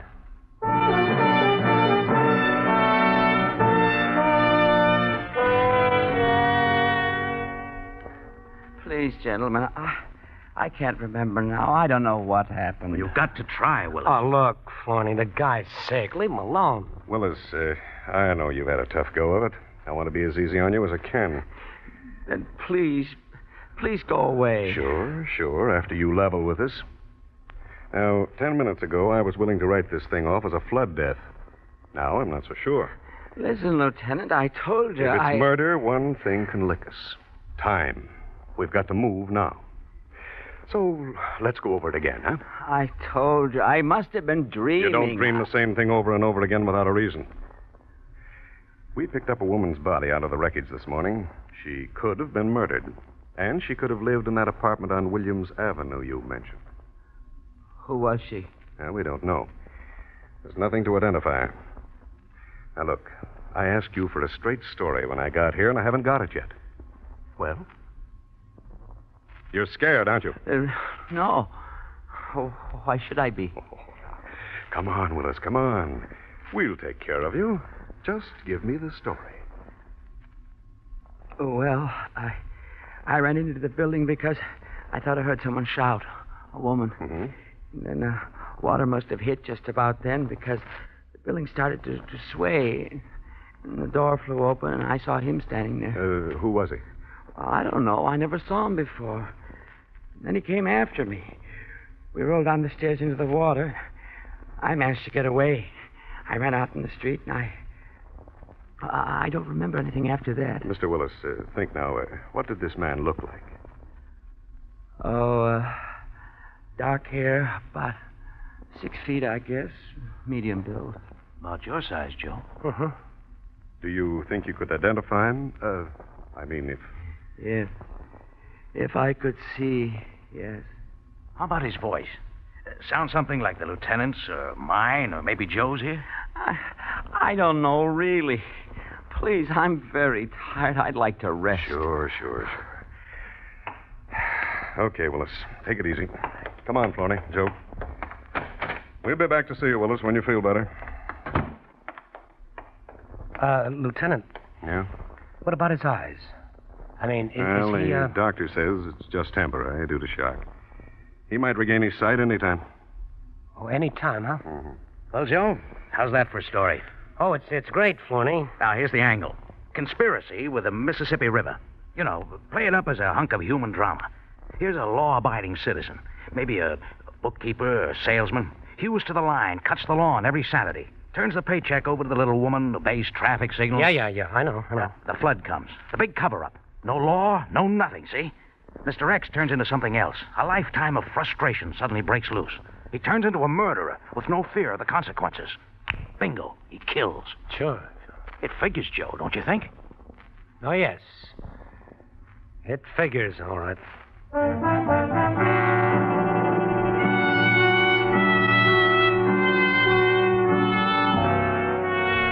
Yes, it figures. If you run out now, they'll add it up in a minute, won't they, Joe? Somehow you've got to stop Willis from talking. You've got to get to him before he can see again. And that isn't going to be easy. A material witness. The police are probably watching him every second, waiting for those bandages to come off so they can hustle him down to police headquarters to put the finger on you. You've got to think of something, some way to silence Mr. Willis. And that evening, as you sit in your office, trying to find a way out, the door bursts open and Florney enters. Joe, get your coat. What's the matter? Get your coat, man. We're meeting Lieutenant Belshaw at the hospital. It's about Willis. He's being released. Willis? Yeah. He finally came out of it, Joe. He can see.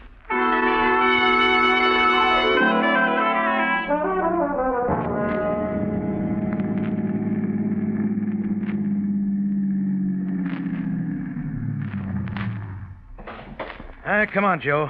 There's Belshaw waiting for us. Look, Florney, Come on. Oh, hello, Floney. Joe, you got here in a hurry. Yeah, let's go up, huh? I'm anxious to see. No. We better wait here. They're bringing him down. We'll take him down to headquarters. You know, I think... Oh, wait. Here he comes now. Swell. Let's go over. Florney, wait a minute. Yeah? What is it, Joe? About this guy, Willis. Lieutenant! Huh? Yeah? Oh, what is it, Madsen? Main levee's starting to go. What? Whole department's ordered over there immediately. The main levee? That'll take the whole north end of town. All right, Madsen. Florney, I'll go with the lieutenant. No. I'm at bat this time, kid. Here, my car keys. Take care of Mr. Willis. Yeah, better drive him home. We'll get around to him later. Yeah, take good care of him, Joe. Sure, Florney. I'll take care of Mr. Willis.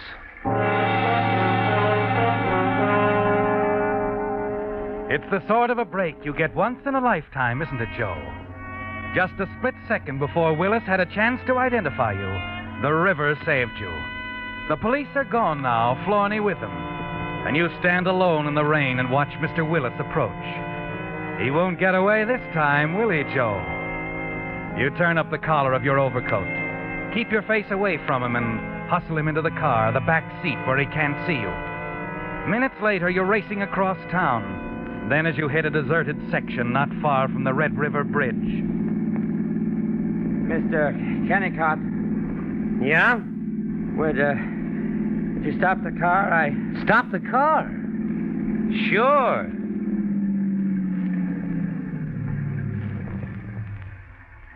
This looks like as good a place as any. I'd like to talk to you. Sure, Mr. Willis. And I'd like to talk to you.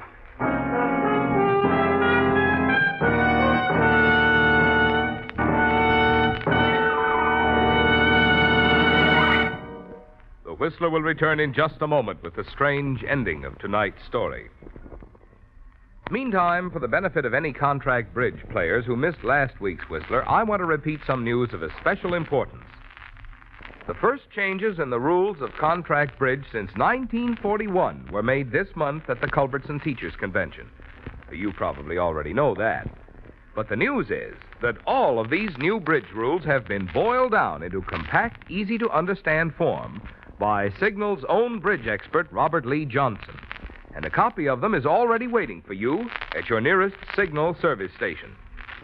Now, understand, these new bridge rules are completely separate from the 6 lessons in contract bridge now being distributed by Signal dealers.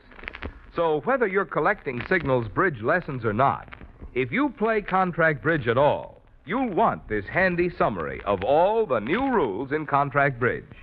It's free, of course, at all of those friendly yellow and black service stations throughout the West, from Canada to Mexico, who feature Signal, the famous Go Farther gasoline. And now back to the Whistler.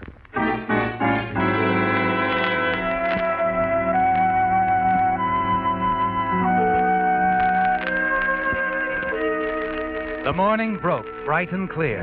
The storm had passed, and some 20 miles out of Greendale, a police car was parked on the highway by the washed-out Red River Bridge. 2 men stood there looking down into the ravine. There's your car, Floney, down there. Yeah. I guess the river had washed the bridge out before it happened. Willis didn't know that. I can't get over it, Belshaw. Joe is the greatest guy who ever lived. He was already dead when the car crashed, Floney. Dead? Joe was dead before they... Yes, come on. Willis is over here up the bank. He's cracked up pretty bad. All right, Kelly. I'll take over. I think he's ready to do some talking, Lieutenant. Yeah. Willis. You must be Lieutenant Belshaw. I remember your voice. Yes. Look, you're not going to last much longer. We found the wrench you used in Joe Kennicott. Why did you kill him? I had to, Lieutenant. At the hospital. I knew he was in another bed at the hospital all the time. Yes. Go on. That's why I faked blindness. I had to find some way to cover my face before he woke up. But why? So he wouldn't recognize me. And last night when he picked me up in front of the hospital, I knew I had to get rid of him so he could never identify me. Identify you? Well, what had you... That woman you found yesterday morning. Huh? Her name is Dickerson. Angela Dickerson. She was my wife. Ran away years ago. I killed her the night the levee broke.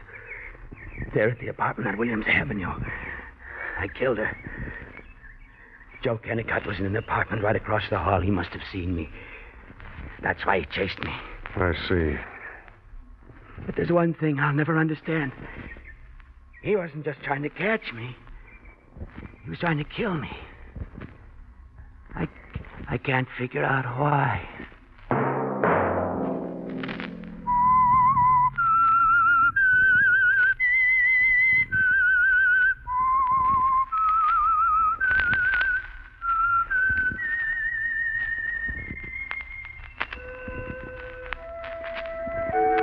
Let that whistle be your signal for the Signal Oil program, The Whistler.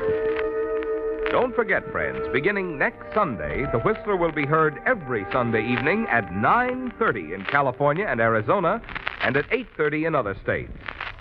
The Whistler is brought to you by the Signal Oil Company, marketers of Signal gasoline and motor oil and fine quality automotive accessories. Featured in tonight's story were Frank Lovejoy and Wilms Herbert. The Whistler was produced and directed by George W. Allen, with story by Harold Swanton and music by Wilbur Hatch, and was transmitted to our troops overseas by the Armed Forces Radio Service. Marvin Miller speaking.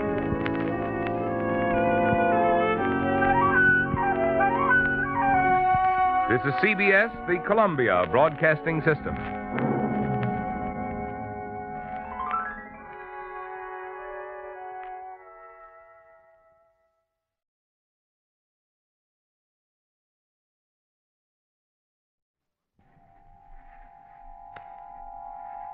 Have you heard the strange tales of the Whistler?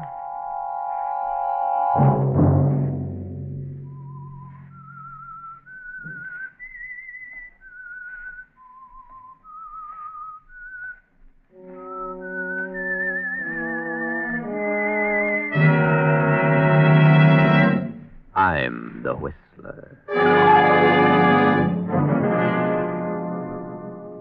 Paul, pitch dark. I was feeling my way along the wall, and then it seemed to me that something passed in front of me, crossed from one wall to the other. I don't think I really heard anything. It was almost more as though I felt it. Another Sunday night, and again CBS presents The Whistler.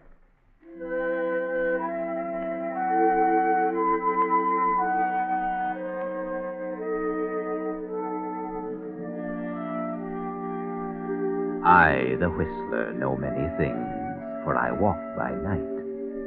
I know many strange tales, many secrets, hidden in the hearts of men and women who have stepped into the shadows. And so tonight, I tell you the strange story of Patience for the Doctor.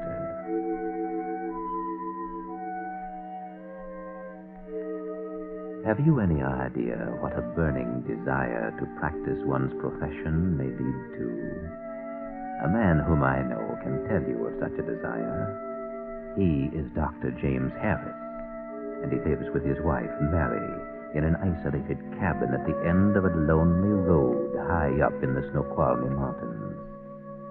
The Snoqualmies are treacherous, especially in winter. Many people find themselves in need of a doctor throughout the year in these mountains. But winter snows, thawing with the spring rains, can also prove treacherous. Treacherous enough to keep a doctor rather busy. James, Yes, my dear. what are you doing? I was just... What have you there? Just my medical kit. Where do you think you're going? My patient is very badly hurt. I must go to him. You will not set one foot out of this house tonight. Not in a storm like this. But, my dear, a man's life may depend upon me. A doctor's place is with his patient, storm or shine. James, did you understand me? I said you're not going out tonight. But, Mary, my patient may die. You are not going out. Very well, Mary. But someday you'll be sorry. It isn't right to keep a doctor from doing his duty. It's... James. Very well, my dear. That's a strange thing. Mary seems bent on keeping the doctor from doing his duty. And that's too bad.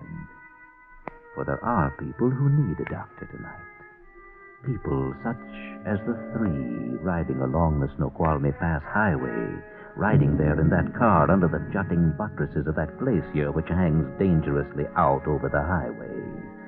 Hangs there ready to come roaring down at the slightest provocation. Such provocation, for example, as rain.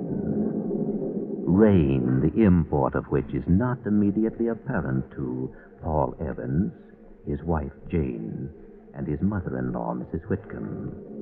Anything as awesome as a giant glacier would be dangerous to Mrs. Whitcomb, even though quiet, for she is suffering from an extremely weak heart, a heart which must not be subjected to shock.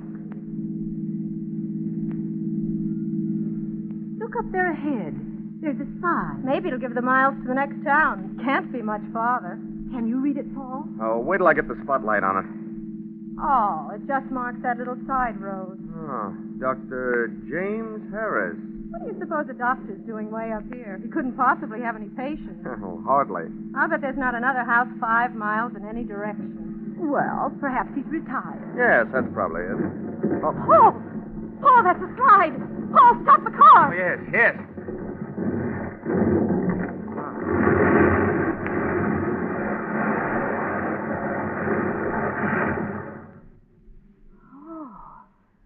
Oh, thank goodness. We're safe. Oh, well, it wasn't too close. Mother. Mother. What's the matter with her? Mrs. Whitcomb. Mrs. Whitcomb. She's fainted. Oh, her heart.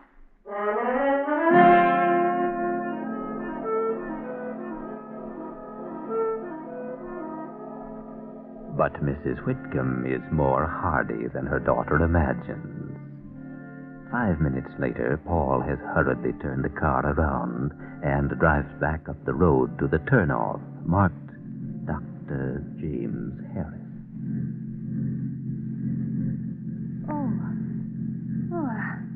What is that?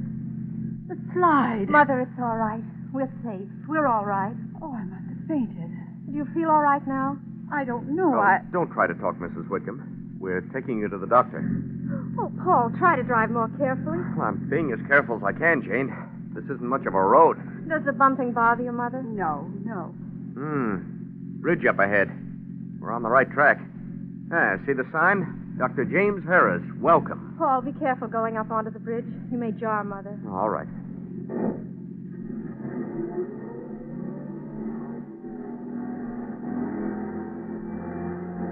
Oh, Paul, for heaven's sake, don't stop so short. What's the matter? Take a look at that bridge. Oh, well, it doesn't look very safe. I'll say it doesn't. 2 planks out, rail gone. If you ask me, the weight of the car would have been enough to bring the whole thing down. That ought to be marked. It's just what I was thinking. Perhaps it happened so recently that... Those aren't new brakes. No, this bridge has been out a long time. Maybe all winter. And no sign but Dr. James Harris. Welcome. What a welcome. Toss on your head in the creek. But if the bridge has been out all winter, well, how have the people in the house gotten in and out? That's a good question. Well, suppose we back up a little.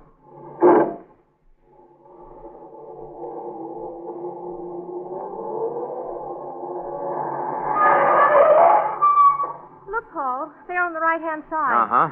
I thought it might be something like this. A way to drive around. We missed it coming up. So it has been a while. And they didn't... Well, they haven't even put up the slightest barricade. No. And this detour, do you notice? It's almost as if it were intentionally concealed. Well, let's go on.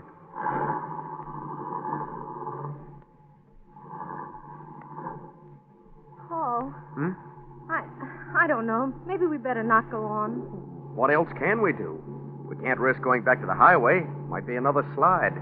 Anyway, it'll be tomorrow afternoon before they can get the road cleared, even if the storm lets up. But maybe strangers aren't wanted here in spite of that sign. Well, that's the chance we take.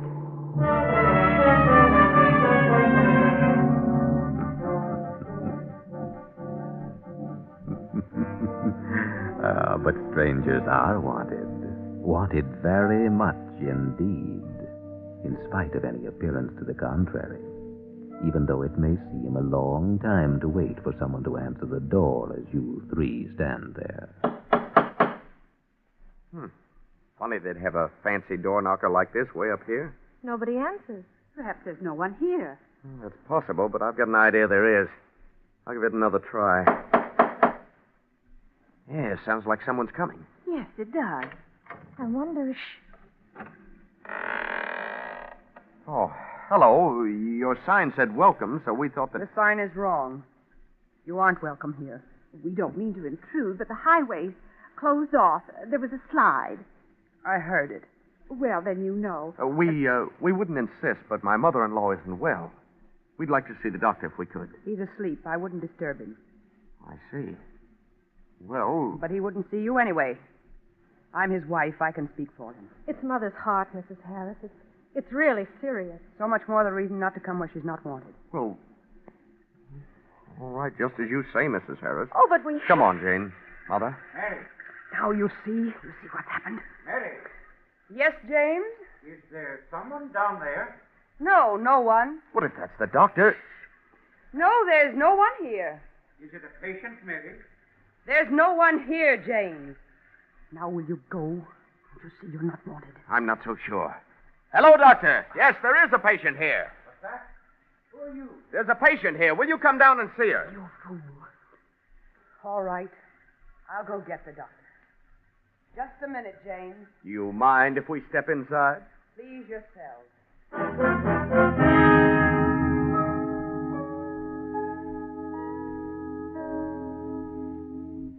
Oh, you'd better take this chair, Mother. Thank you. How do you feel now? A little better. Oh, good. They're in the living room, James. Here they come.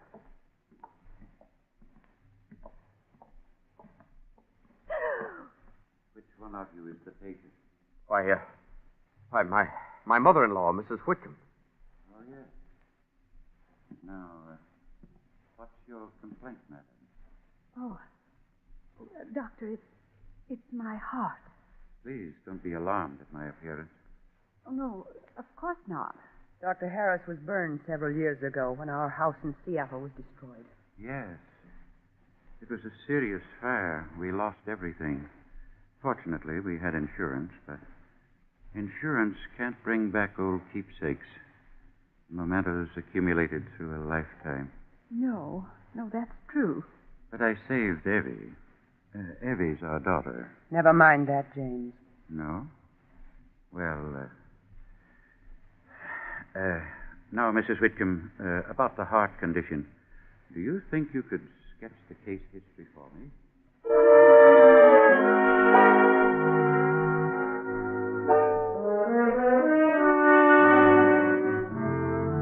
Half an hour later, Dr. Harris gives Mrs. Whitcomb a sedative and sends her off in the care of his wife to be shown a room where she will be able to enjoy a long and peaceful sleep. Later, when Paul and Jane are in their room, Jane goes out and down the hall. A few moments pass. Then... Why, Jane! Jane, what is it? What's the matter? Jane, darling, you're trembling. Oh, I was so frightened. Frightened? What happened? I hardly know. It was so dark. In the hall? Yes. But there was a light on a few minutes ago. Oh, I know. There was when I went out, but... Did someone turn it off? Yes. Well, maybe they were just closing things up for the night. Oh, no, it wasn't that. They turned it off on purpose. Are you sure? Yes. When I came out into the hall again, it was pitch dark. I couldn't see a thing. I thought I heard a sort of creaking sound. I don't know how to describe it. Like boards being pried up. Although I don't suppose I thought of it that way at the time, but it was very slight, and I stopped, and then I thought my mind was playing a trick on me, that there wasn't a sound, just the rain dashing against the window down at the far end of the hall, so I started forward again. I was feeling my way along the wall, and then it seemed to me that something passed in front of me, crossed from one wall to the other. I don't think I really heard anything. It was almost more as though I felt it. Felt the person? No, not really. Sensed them, I should say. Oh, Jane. Oh, no, Paul, there was someone, and just then, just after they passed in front of me, I stumbled. I fell forward, and one hand, part of the floor was missing. I felt the hole with my hand. Good heavens. I was on my hands and knees, and I felt across the gap. It was only a foot or so, and then I heard someone move behind me. I didn't stop to think. I was too frightened. I scrambled to my feet, and I ran. And did the person follow you? I don't think so. I don't know. Well, we'll soon find out. Oh, no, Paul, don't go out there, please. Of course I'm going out there. Just get my jacket on it. It's lucky I brought the flashlight from the car. Paul, I'm going with you then. I don't think you'd better come. I don't want to be left alone. Well, maybe you're right. All right, come on. Now, keep back while I open the door. Yes. All right. Step past me. This way. Yes. Just a few feet down the hall. Oh, looks solid enough to me. It must have been right about here. Well, there's no gap there that I can see. No. Oh, wait. This section right here. Watch this.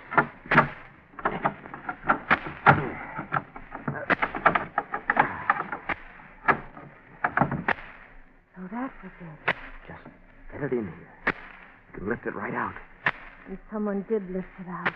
No, I'm sure not. What? Mrs. Harris. Don't shine that light on my face. Thank you.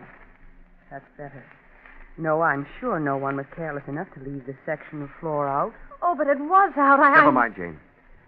Go on, Mrs. Harris. This is an old house. Once the boards fitted so perfectly, it was impossible to see the juncture. There was a little place to cache valuables beneath.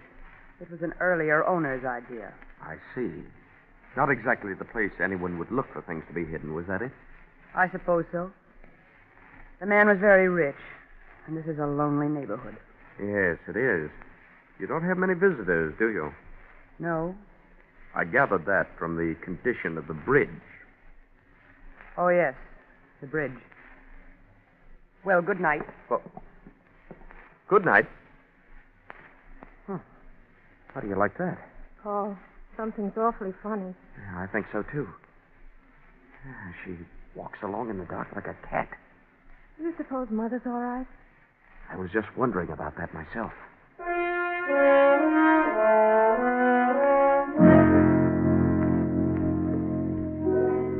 But someone else also seems concerned about Mrs. Whitcomb's safety. Mrs. Whitcomb. Mrs. Whitcomb. Yes? Who is it? It's Mrs. Harris. Oh, all right. Come with me. But what for? Hurry. I'm going to take you to a room down the hall. Down the hall? Yes. But why? I don't understand. Never mind. Just come with me.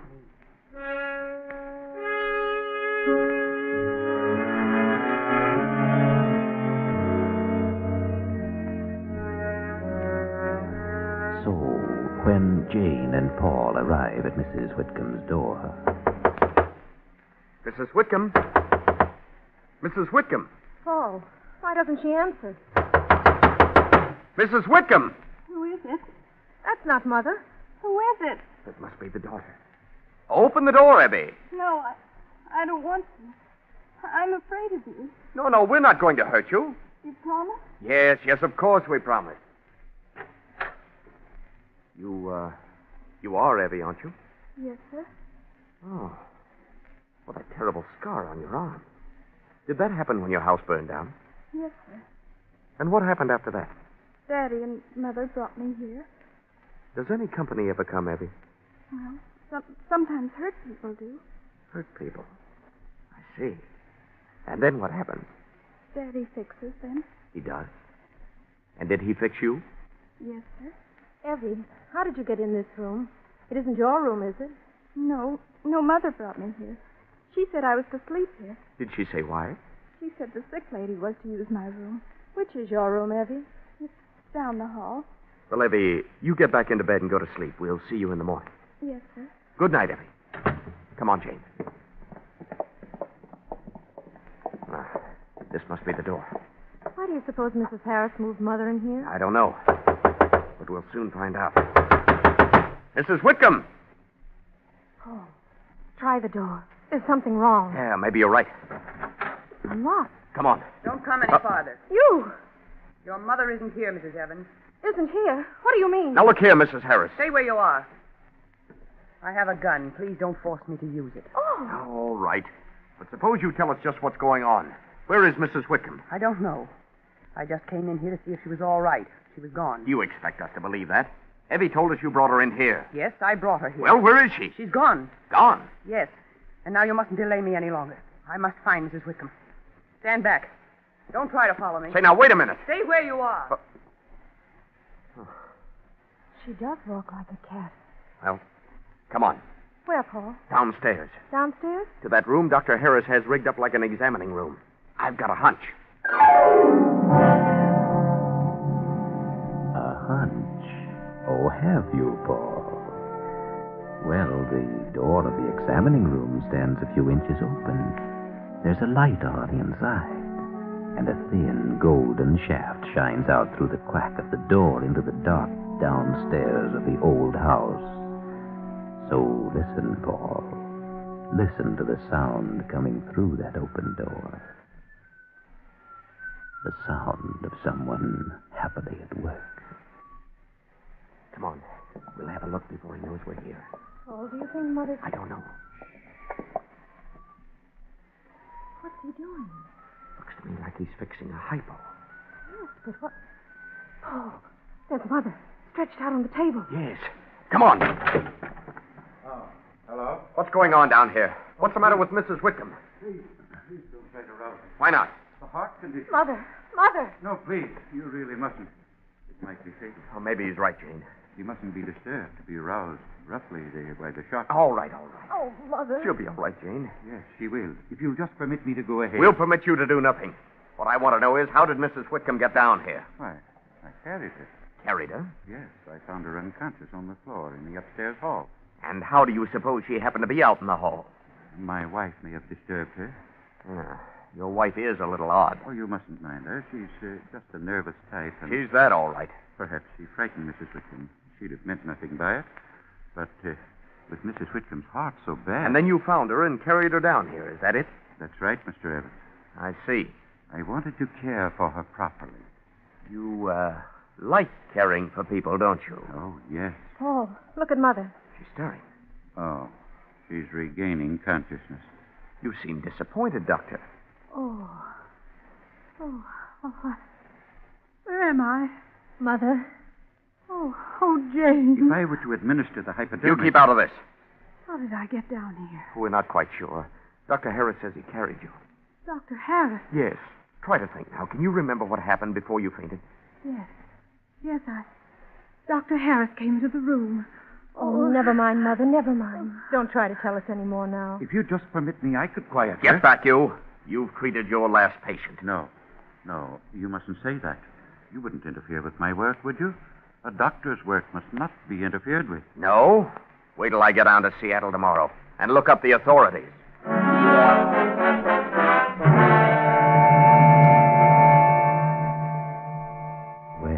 Someone's plans are not working out quite right, it seems. Just what those plans are, Paul isn't certain. But he does know that something is wrong, so wrong that he feels he must sit up and keep guard outside one of the upstairs rooms where Jane and her mother are preparing for bed. Now, just lie there quietly, Mother. Jane, I'm frightened. You must be quiet, Mother. Here, I'll put another cover over you. There now. Feel better? Yes, I must tell you what happened, Jane. All right, Mother. I'd like to know what happened, but please try to be calm. But I feel you must know. All right. Just what did happen? Well, I was here in my room preparing for bed. I heard a noise, and I turned around and found myself face to face with Dr. Harris. And possibly he just came in to check on your condition. No, I don't think so. He started walking slowly toward me, and he had the most strange look on his face. Yes?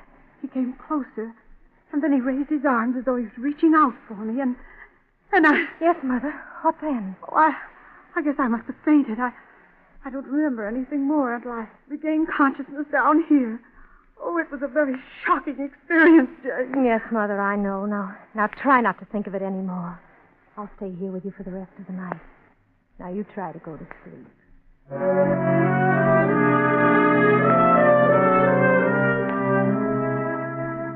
Yes, a very shocking experience. But Mrs. Whitcomb does go to sleep. Sleep from sheer exhaustion. And eventually Jane sleeps too. Outside the door, Paul dozes, then awakens. The storm has ceased, and it's quiet. Quiet, that is, until... That's a familiar sound, isn't it, Paul? It's coming from that window. There, now you can see better. That half moon casts a dim light from behind those scudding clouds, but enough for you to see what's happening on the roof of the wing to the left and below. The doctor seems very busy up there. Busy piling bundles of faggots against the upper wall of the house. And what's that? He's pouring something over the faggots. It's kerosene. Do you hear anything, Paul? No? Your wife and her mother are still asleep. It's all right to leave them now, Paul. Leave them and climb out of the window. And if you're careful, you can edge along the eaves to a better vantage point. Hello? Who is it? You'll soon find out. Stay back! Hey, put that... There, you see? I was too quick for you. Now that I have the blanket torch in my hand, you'll be more patient, won't you? Because if you don't, I'll just touch the torch to the faggot like... Hey! Don't be frightened. If you try to jump down, that's what I'll do. And poof, everything will be shining and crackling. Including you. Of course. And you're responsible because you're going to interfere with my practice. So that's it. You know what it means to me to care for the injured, the sick? I've got an idea. It means enough to you to keep you from putting up a barricade at the bridge. Maybe you even weakened the bridge on purpose. It means enough so that you tried to see to it that my wife would step in that hole in the floor and fall and break a leg. And that my mother-in-law... Yes, it's true. All those things and more you don't know about. But there's a reason. Sure. The reason is you're crazy as a loon. No, that's a mistake. Although I can understand why you make it. No, sir. The world is at fault, not I. I'm not a madman saying that everyone is crazy but myself. I'm saying the world is sentimental. Sentimental? I was a great surgeon once. A great surgeon. Why, it was my very life. I've sacrificed everything to attain my proficiency. You will laugh when I tell you that I was an artist, a pure artist. But that's the truth. Nothing mattered to me but my work, the art of surgery. The house burned then, and I was disfigured, as you see me now. And you know what happened? They didn't want me anymore. My skill was unimpaired, but they didn't want my skill because they couldn't tolerate my appearance. So that's it. And now that you've set away my last refuge... Stay back from those faggots. No! You've left me no choice. Stay back or I'll jump. I'll jump down there. No! Jane, no, get back from the window. Oh, look at the window at the other gable. Mrs. Harris, she's got a gun. Mrs. Harris, put on that gun. Put it down. Do you know what you're doing? Yes, I know. I know very well. Why, you... Yes, I shot him. What else could I do?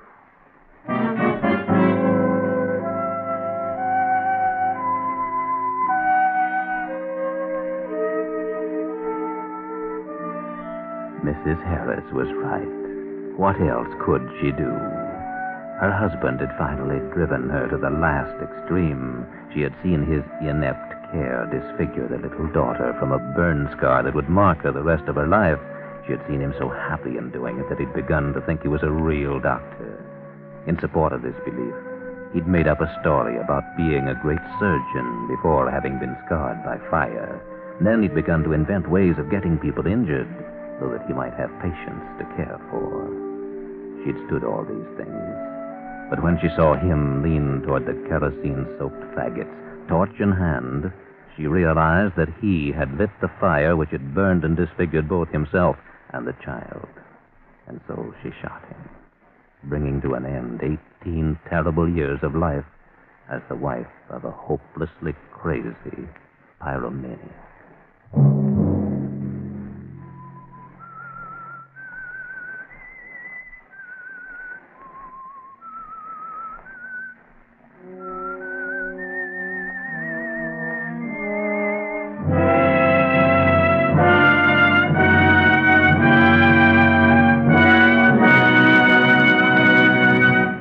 CBS has presented The Whistler.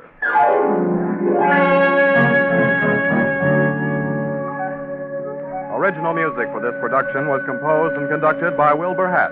Tonight's story was written by William Fifield, directed by Ted Bliss, and came to you from Columbia Square in Hollywood. Next week, same time. I, the Whistler, will return to tell you another unusual tale. Good night. This is CBS, the Columbia Broadcasting System.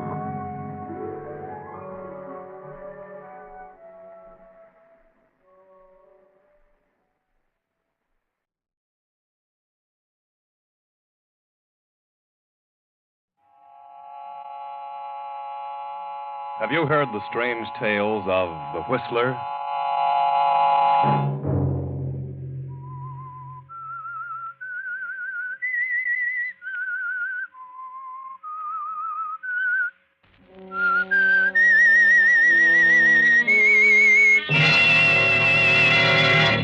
I'm the Whistler.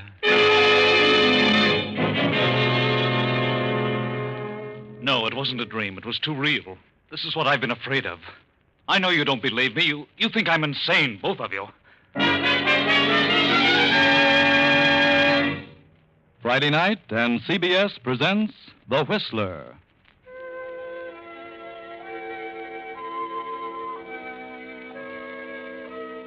I, the Whistler, know many things, for I walk by night. I know many strange tales, many secrets hidden in the hearts of men and women who stepped into the shadows. And so I tell you tonight the weird story of the Avengers. In the great Southwest, a range of high mountains extends as far as the eye can see. This is mining country, silver and gold. Halfway down the mountain is a tiny village, the mining town of Rainbow, a raucous sort of place composed of a number of stores, many saloons, and the Federal Land Office, where the fortune hunters file their claims. 15 years ago, Rainbow was a rip-roaring village, and in a back room of the Crystal Palace bar, a young man and a young woman hold an earnest conversation.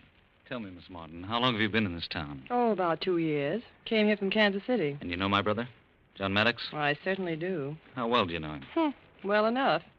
He came out here a year ago, and he's been hiding out up on the mountainside ever since. Got a cabin up there. Prospecting, of course. Who isn't? How well do you know him? Oh, he used to come into town quite often. I got acquainted with him in here. First, I fell for him in a big way, but he seemed to resent it. Finally gave me the cold shoulder. Well, he has a wife and a 5-year-old daughter back east. That's what he said, but I didn't believe him. He's a bit nutty, isn't he? Nutty? No, I wouldn't say nutty. He's a smart boy. He's an engineer. Graduate of the State School of Mines. He is? Well, what's he doing here, living like a hermit? I wonder. So he gave you the cold shoulder, huh? He certainly did. Well, John is an educated mineralogist.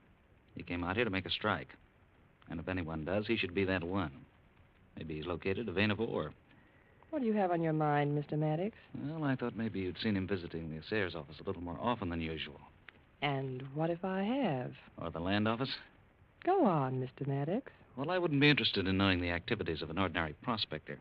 But a graduate mining engineer like John, well, he may have a lead on something good. Yes? And I thought that, as I heard, you might be more or less familiar with his activities. That's right. I am. And maybe you'd like to come in with me. What do you mean? You know where he's been working. You know the area he's most interested in, so if you let me know, I'll beat him to it. We'll split. Split? That's right. How about it? Sure. Why not? You know, I think I'm going to like you, Mr. Maddox. Frank is the name, Melva. All right, Frank. This is it. He has found a spot. It didn't mean much to me until now, but he's been working on the same location for a week or more. I'm sure he's hit something. Good. That's all I wanted to know. I'll just drop in and surprise him. See you later, Melva. See you later, partner.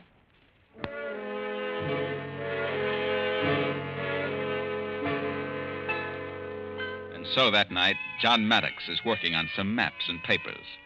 The meager lamp throws a dim light about the room. For an hour, he sits at the table.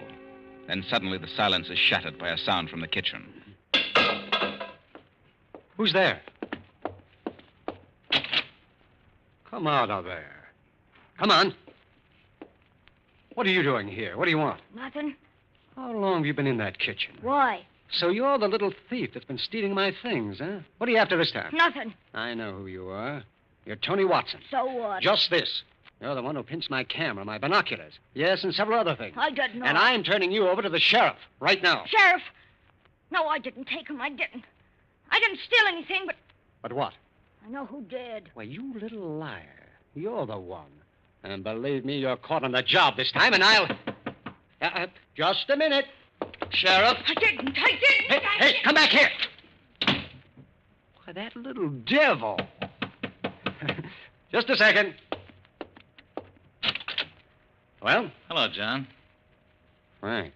That's right, your brother Frank himself. Come in. What do you want?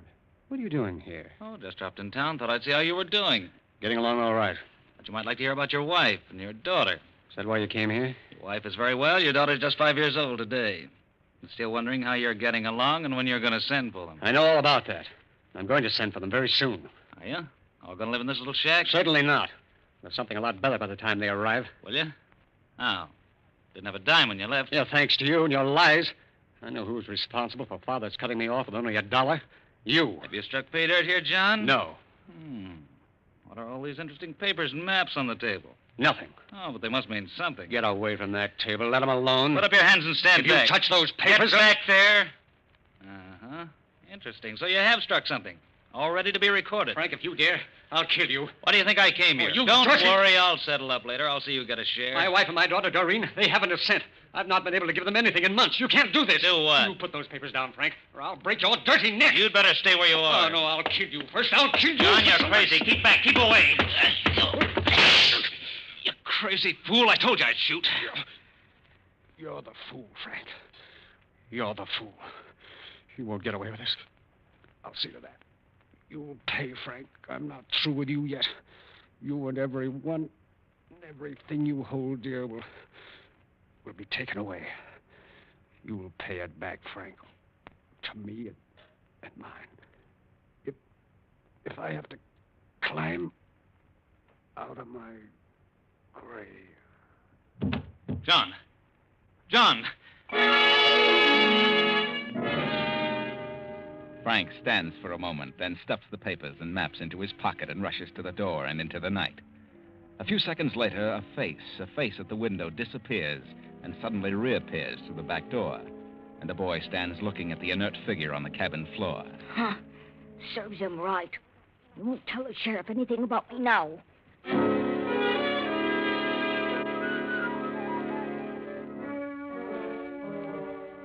15 years have passed, and now the little mining village of Rainbow is a thriving city of mines and smelters. And the richest mine of all is the one owned by Frank Maddox. And Frank Maddox rules the city. Frank is married now and has a child, a girl of 5. The child has been ill for days. And tonight, as Frank Maddox steps through the door, his wife meets him with a strange, vacant stare. Melba, what's happened? How is she? She's... Oh, Frank. All those doctors, and they couldn't save her. No. They said she didn't have a chance. They did their best. Fools, what good are they? What are they paid for? They don't even know what was wrong with her. No, Frank. But, well, whatever it was horrible. She died in agony. Specialists. I told them they could name their own price. The sky was the limit. It didn't seem to make any difference. Oh, the poor little thing, the poor baby. It didn't seem to be anything serious at first. It was just a week ago. She was sitting at her desk, drawing pictures, and then all of a sudden she started to gasp for breath and fell to the floor in a faint. Yes, I know. And then she lapsed into a coma. Oh, Frank. Frank, what was it? Why? Darling, Couldn't they? what is it? I can't get my breath. Here, drink this. Frank, I didn't want to tell you, but I'm frightened. I've had it for several hours. It's just like the baby. The same thing. The baby and now you. I know what it is. It's him. It's John. John? Your brother? Yes, I knew this was going to happen. John told me. But John's dead. The night the baby took sick, I saw him in a dream. He told me something was going to happen to us, and last night I saw him again. He was grinning and laughing. He told me that... Told you what? He told me that he'd finally reached through to me, that he'd finally made contact. That's crazy. He said tomorrow would be a sad day for me. Today. But it's a dream. I know, but he said something else. He said that now his wife was dead, that the sooner I made things right with his daughter Doreen, the better. Frank, that's nonsense. No, there must be something to it. I'll find the girl. I'll get her down here. I'll try to fix things up. Maybe that'll stop all this. Frank, please use your head. It was a dream. I've got to find that girl. I'll send Anthony to find her. I'll explain the whole thing to him. He can find her. But why tell him about it? Well, he's my assistant. I confide in him. He'll find her. Very well, then. Tell Anthony. Tell him to find her and bring her here. Because if you... Frank. Melba, darling. Please find that girl. Doreen.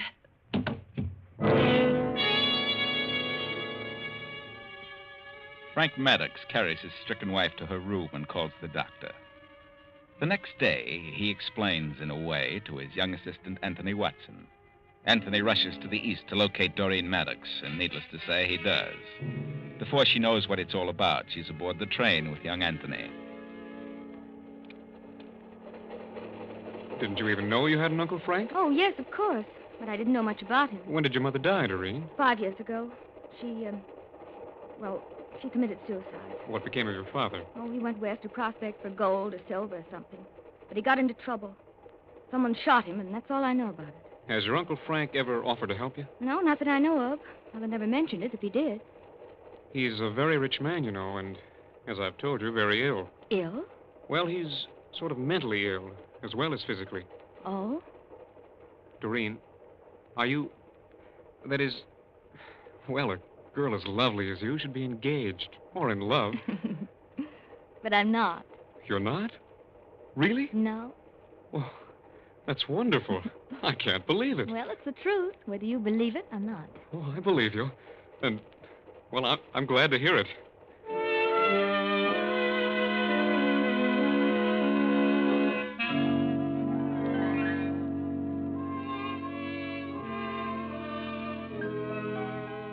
And so you see, Doreen, I'd completely lost track of you. I wondered about you and your mother since the tragic death of your father. Mother died several years ago, Uncle. Yes, I should have attempted to locate you long ago. Should you? Yes, you're my brother's child. It was my duty to look after you. See that you want for nothing. Oh, but I've been getting along all right. I've not been well, Doreen. I've been quite ill lately. I've been terribly upset, my nerves. Perhaps you've been working too hard. No, it isn't that. Doreen, I'd like you to stay here. Make this your home. And I have a check for you, a little present, $5,000. No, please, Uncle. That isn't necessary. You must accept it, Doreen. You must. I don't need it. I'll be glad to stay here with you until you're better. But really, I don't know what I'd do with $5,000. I'd feel better if you accepted it. And perhaps your father would... Father would what? Doreen, I must tell you. I've got to tell you. It's driving me mad. John is trying to kill me. Oh, Uncle, Father's been dead for years. I know, but he died hating me. Hating you? He blamed me for his having been cut off with only $1 in our father's will. But he was wrong, and... Well, now he's trying to kill me. Oh, I can't believe such a thing. I have horrible nightmares. John appears to me, always threatening me. He came to me the night my little daughter became ill, and then after she died. He came again when my wife was stricken, and said that after she was gone, it would be my turn. But that's just your imagination, Uncle. Well, get it out of your mind. I can't. I'm afraid to go to sleep. You only see him in your dreams? Yes, but each time he comes nearer, closer, more real. Oh, it isn't just imagination. I'm afraid that one of these days I'll see him when I'm not asleep. And you think my being here will help matters? Is that it? Yes. If he knows you're here, that I'm taking care of you and have your welfare at heart, perhaps he'll let me alone. Prove to him that he judged you wrongly? Yes. I must make him understand. I can't go on this way. I'm a physical wreck. I'm afraid my mind will snap. I understand, Uncle. I'll try to help you. But you must try to get this off your mind. Yes, I'll try. You'd better go to bed now, Uncle. Please, take the check. Very well. Good night.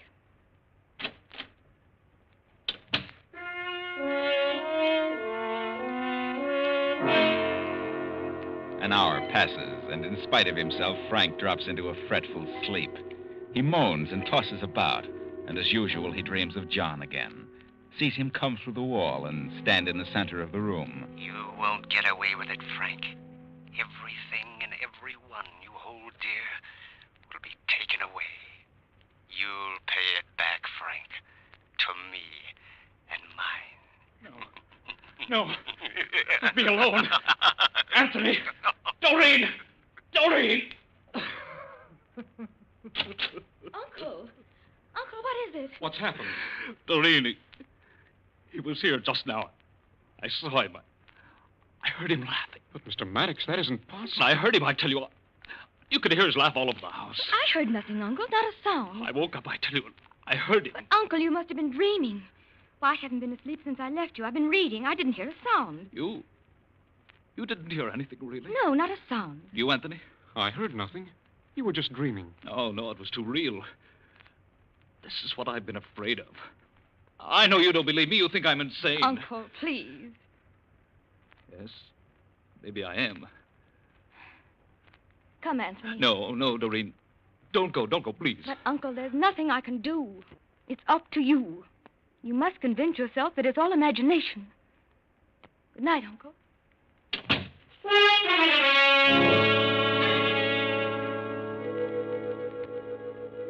And then the next night comes, and Frank dreams again, the same frightful dream. John appears, repeats the same words, and laughs in the same way. Frank is wide awake now, shaking with fear, and all the while trying to convince himself that it's only his imagination. Then the bedroom door opens suddenly. Doreen steps into the room. Her face is white with fear. She trembles as she moves slowly toward the bed. Uncle. Doreen, what is it? What's wrong? Uncle, just now, I heard something. What?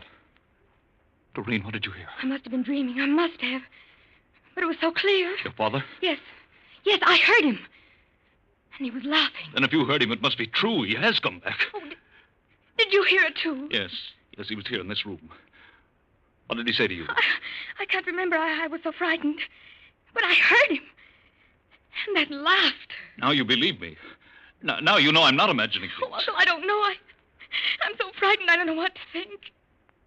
I can't stay here any longer. I've got to leave. I can't stay another night. Oh, Doreen, please, don't go. Not yet. Promise that you'll stay just a while longer. Please. But, Uncle, All right, I'll try. I'll stay.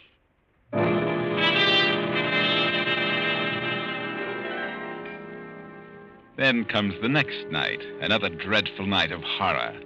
Frank tries his best to control his mounting fear as evening passes and midnight comes. He fights sleep, the sleep that brings him nothing but horrifying dreams and the voice of John. But finally he can hold out no longer, and his eyes close. A half hour goes by, then... Frank, you're not asleep, Frank. You're wide awake, and this is real. John, what do you want? Tell me.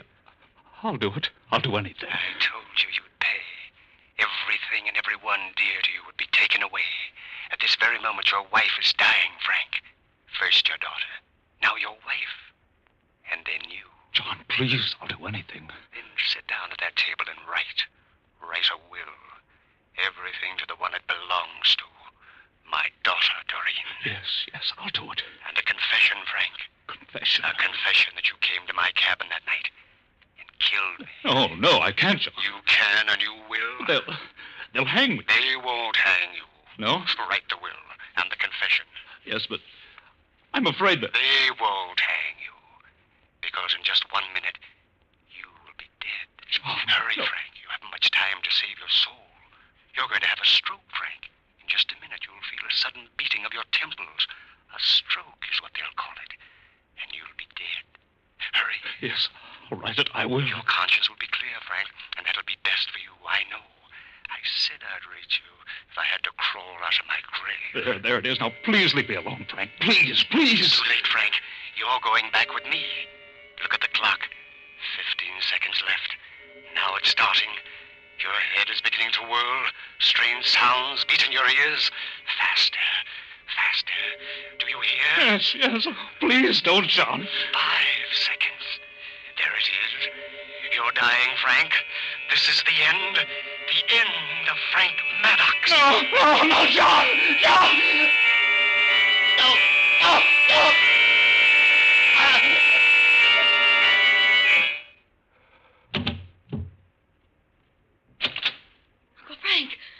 Uncle Frank! Anthony! Doreen, what's happened? I heard him screaming. Anthony, I think feel his pulse. I can't find it. Not a trace. Anthony, is he? I don't know. He's had a stroke, I think. I'll call the doctor. Yes, I'll have to go after him. His car is out of order. Come on. It may be too late for the doctor, but we'd better get him anyway. Use this phone and tell him I'll be there in a few minutes.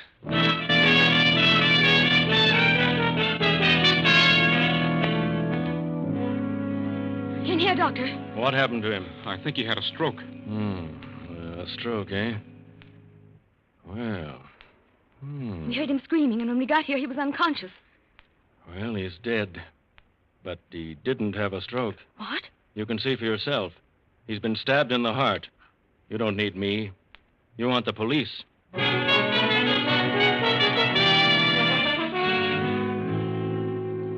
say, miss, that you heard your uncle screaming? I did. What did it seem to be? A scream of pain? No, I couldn't make out what it was. But it sounded as though he was horribly frightened. It seemed as though he was pleading with someone. Did you hear him, Anthony? Yes, it sounded just as Doreen said, as though someone or something were after him. What do you mean by something? Well, I just used that as a form of expression.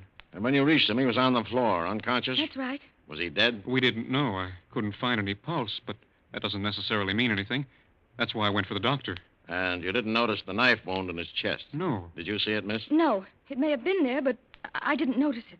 Are you sure he didn't have a stroke, Doctor? Positive. He may have had a collapse, fainted, but there was no stroke. He died from this stab in the heart. What sort of instrument would you say was used? Well, I'd say a long, thin knife about a half-inch wide. Like a letter opener? Yes, sort of a stiletto. Doctor, had you been treating Mr. Maddox lately for any particular ailment? Well, I've been attending him frequently of late. What was troubling him? I don't know. Oh, you don't know.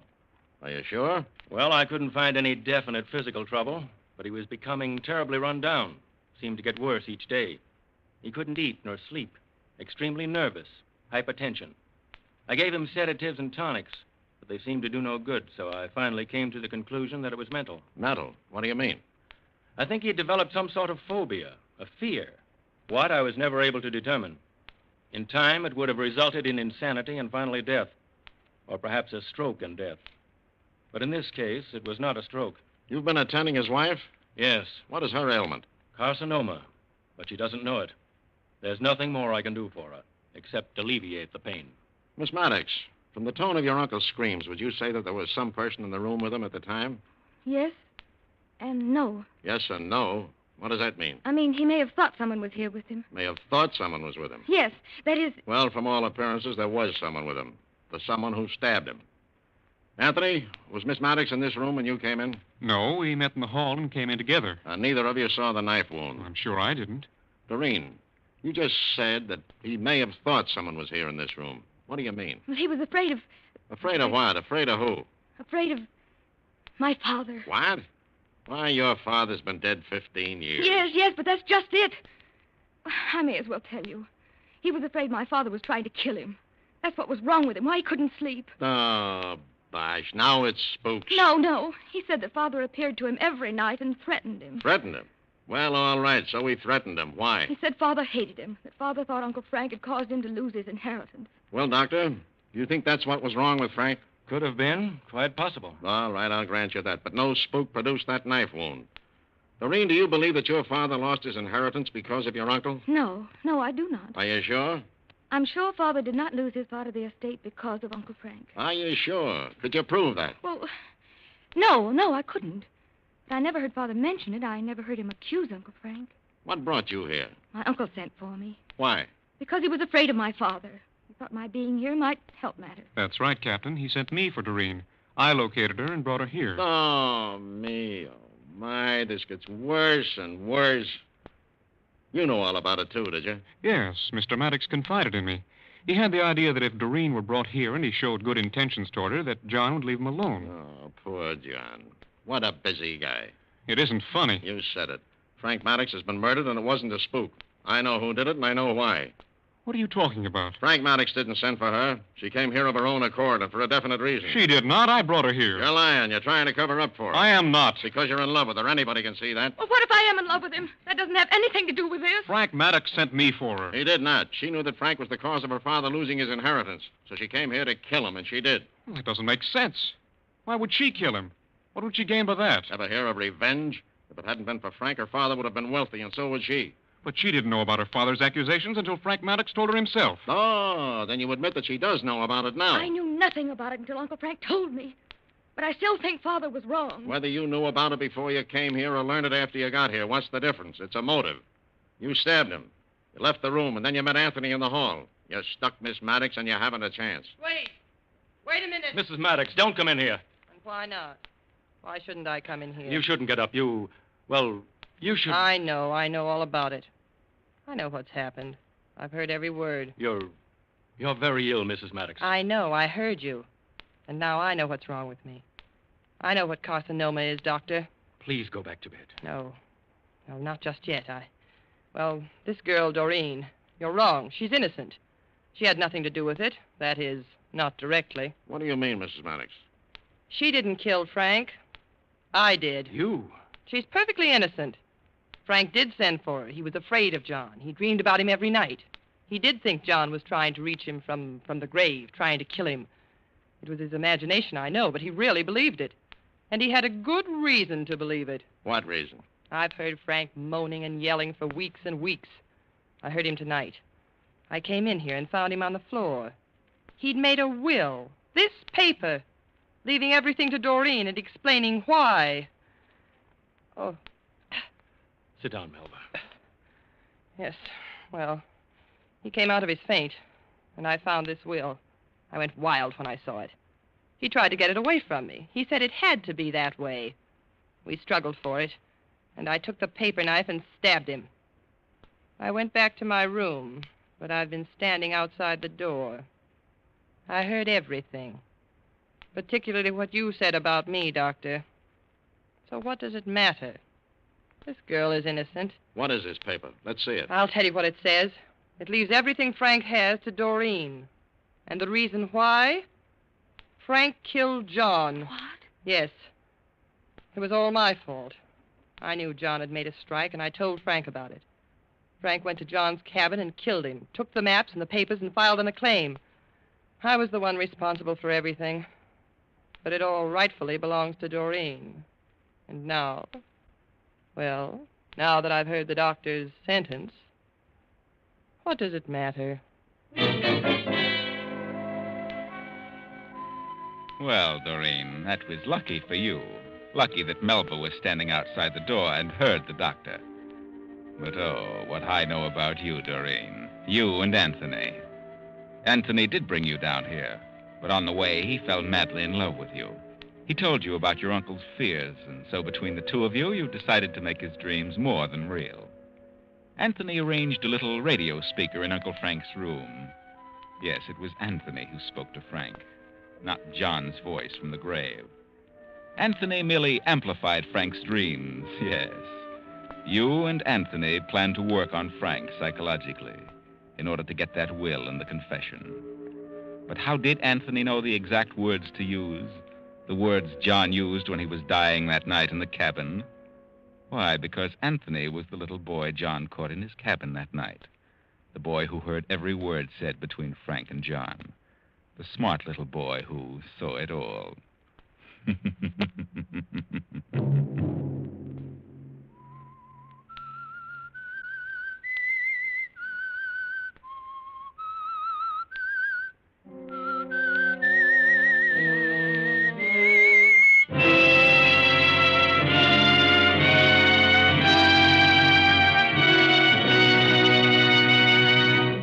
CBS has presented The Whistler.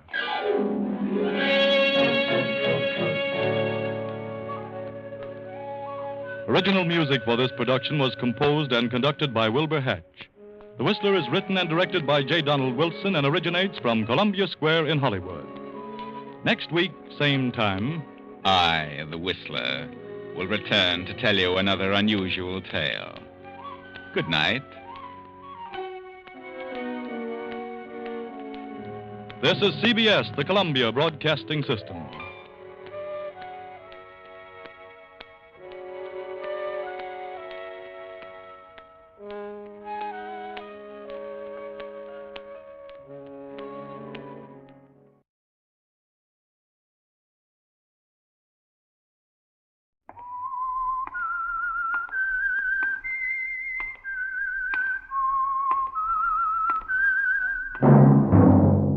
That whistle is your signal for the Signal Oil program, The Whistler, rated tops in popularity for a longer period of time than any other West Coast program. And Signal gasoline is tops, too, tops in quality.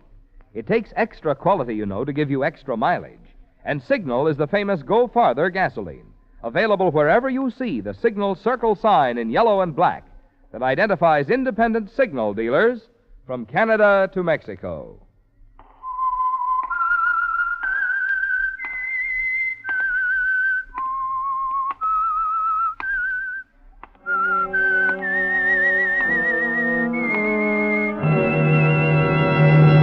I am the Whistler, and I know many things, for I walk by night. I know many strange tales hidden in the hearts of men and women who have stepped into the shadows. Yes, I know the nameless terrors of which they dare not speak. And now the Whistler's strange story. Search for an unknown.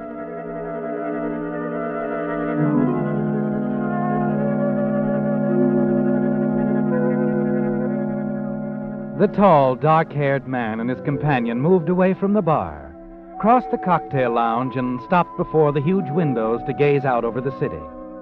As they stood there, watching the flickering lights across San Francisco Bay, the girl unconsciously began toying with the shiny new wedding band on her finger. Then, as the man raised his glass to drink, she turned and looked up to him. What are you thinking about, Frank? Albert Maxwell. The little guy over there across the bay waiting in the death cell. What time is it? He's got 10 minutes to go. He deserves to die. Yeah. What if I'd played this case smart? Things might have turned out better. Sometimes I wish I'd never been mixed up in it at all. Do you, darling? If you hadn't, you wouldn't have met me. I'd have found you somewhere, darling, sooner or later. You know, Julie, maybe I ought to give it up. Quit making like a private eye and take up selling shoelaces. I'd much rather you remain Frank Ferguson, private investigator. Funny, most wives would object. Would it make any difference if I did? Maybe. Maybe not. Come on, Julie, let's go home. All right. Frank, in a few minutes, when the execution's over, you're going to forget the whole thing, aren't you? Sure.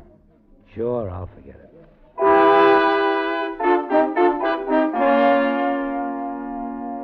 As Frank Ferguson and his bride of 24 hours moved across the cocktail lounge toward the elevators, he wondered if he could forget the story at all. Of course, it wasn't his. He'd only played a small part in it. Actually, it was Duncan McKay's story. Duncan McKay, head of the largest gambling syndicate west of the Rockies. And Ferguson's thoughts went back to the night it all began. The night months ago when he arrived at McKay's heavily guarded estate in San Mateo, had been ushered into the billiard room by Jim Slade, McKay's bodyguard. Mr. McKay. Yes, Slade, what is...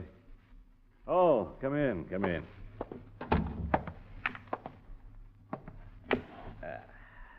So, you're a billiard expert.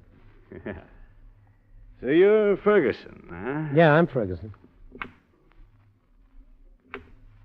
You know, you don't look... I don't look like a private eye. That's what they keep telling me. You play? By the boys along Montgomery Street, I was voted most likely to rip up the table in 1949. Yeah, how'd you play this one? Against the cushion. Where else? 5 says I do it the hard way. 5.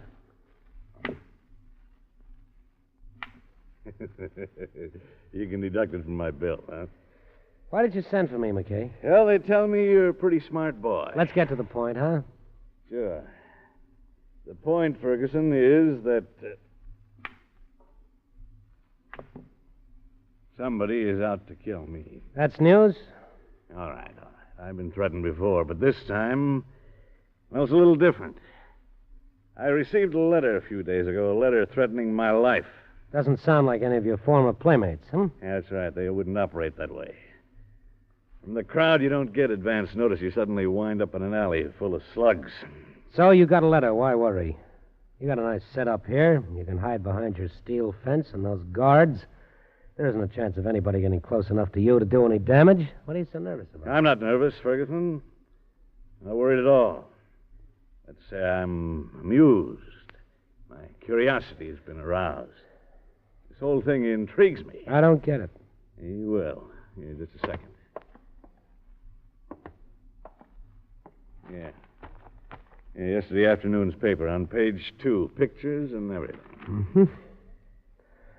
So a couple of citizens in Frisco received threatening letters. Same as yours? Yes, the same. Julie Wilson, Albert Dobbs. A hat check girl and a hardware clerk. Friends of yours? Never saw them before in my life. She's a good-looking dame. If you like hat check girls.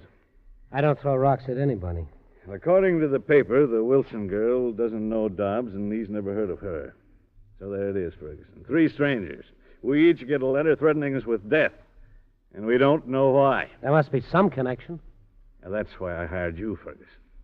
I want you to find out what that link is. What ties me up with a hat check girl and a guy who sells nuts and bolts in some crummy hardware store. You resent the company, McKay? That's what's bothering you? At some point in our lives, our paths must have crossed. Somewhere Somewhere along the road, the three of you kicked somebody in the teeth, and now this somebody wants to introduce you to an embalmer the hard way. Look, I want you to find out all there is to know about this Wilson dame and this guy, Albert Dobbs. Where they're from, what they've done, who they know, everything. I want a complete report on both of them. All right, McKay. I'll even find out what kind of toothpaste they use. Let me see you make this shot, huh? 10 says that you don't. 10 says I do. Thought you said you weren't nervous, McKay. I'll add it onto the bill, I'll see you around. Don't worry, I'll take care of everything.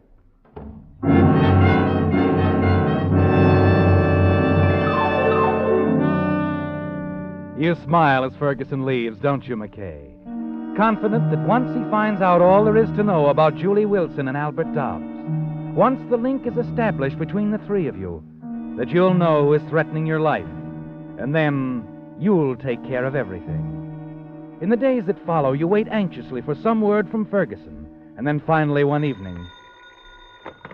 Yes? Hello, McKay. This is Ferguson. Well? I thought you better know, McKay. Somebody else received one of those letters. A guy named Brovelli. Gino Brovelli. You know him? Rovelli. I never heard of him. But put him on the list, along with Julie Wilson and that Dobbs guy. Talk to him. Okay, but he won't answer. Why not? He met with an accident. He's on a slab at the morgue.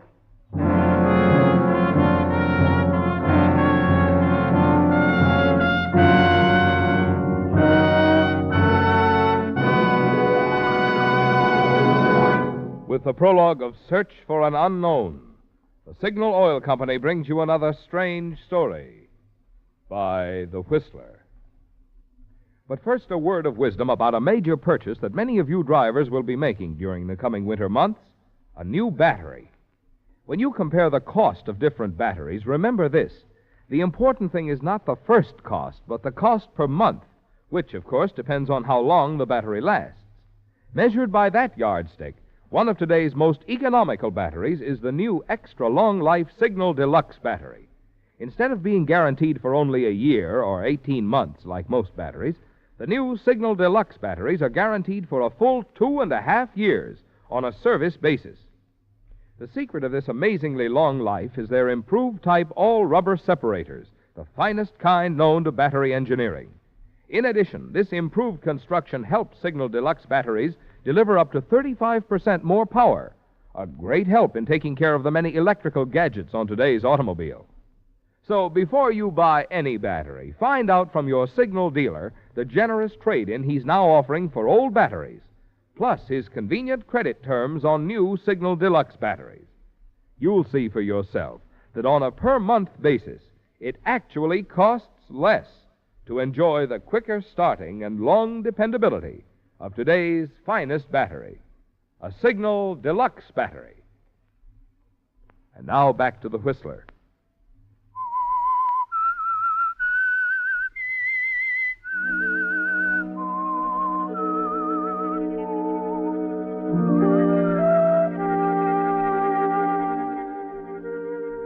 You don't like to admit it, do you, McKay? But the news is more than a little disturbing. The news that the killer has claimed his first victim. A man named Brovelli is dead. A man who, along with Julie Wilson and Albert Dobbs, received a threatening letter similar to the one that was sent to you. But the killer will never reach you, will he? Not as long as you remain within the protective walls of your estate, with Jim Slade, your bodyguard, close by your side. You're going to play it safe and wait until you find the link, the tie between you, Julie Wilson, and Albert Dobbs. And then you'll go after the killer yourself. As you pace the floor of your library, 1,000 questions flash through your mind. Questions you waste little time asking when Ferguson finally arrives. That's what I said, McKay, a window washer. Rovelli, a window washer. Yeah, he fell out of a 20-story window late yesterday afternoon. It looked like an accident, that is, until this letter came around to his boarding house this morning. The landlady spotted it the way it was addressed, you know. She called the cops. Now, wait a minute. Rovelli was already dead when the letter arrived. Yeah, the letter was postmarked yesterday at 5 p.m. Rovelli took a dive around 3. Yeah, but why mail a letter to a man after you've already killed him? Well, maybe the killer saw an opportunity to knock off Rovelli ahead of schedule and took it. That's one way of looking at it. Yeah, there's another. A couple of more, McKay. Suppose Rovelli wasn't on your friend's list at all. Suppose the letter was written by some crackpot, a guy with a warped sense of humor. You said the letter was the same. Well, sure, but anybody can get a piece of butcher paper and squirrel something on it with a hunk of red crayon. Oh, you think that's what happened? No, here's what I think happened. The killer hears about a guy falling out of a building. This gives him an idea. He decides to make you sweat a little, so he writes the letter. You get the picture? Yes, I get the picture. Your nerves are showing, McKay. All right. What do you find out about the others? The Wilson girl. Dobbs. Well, here's a 10-page report on Julie Wilson, or a hat-check girl faces life. She's a sweet kid, McKay. Is she, Ferguson? How'd you meet her? Barroom pickup? She throw herself at your feet when you bought her a beer? No. It was all very formal, McKay. The gent who owns the club where she works introduced us. Like I said, she's a sweet kid. I've been to the club lots of times. Somehow I never noticed her. Yeah, maybe that's because you never check your hat, huh? Touche. Now, how about this hardware clerk, this Albert Dobbs? What'd you dig up on him? I didn't. He's disappeared. Disappeared? I went around to his hotel this afternoon. The clerk told me he packed up and left. Address unknown. Fine. That's great. Well, don't get excited. I got a couple of leads I'm going to check on as soon as I get back to town. I'll find them, McKay. Well, see that you do. And call me the minute you line up anything. Sure. Slade? Yeah? You show Mr. Ferguson out and see I'm not disturbed for the next few hours. All right, Mr. McKay.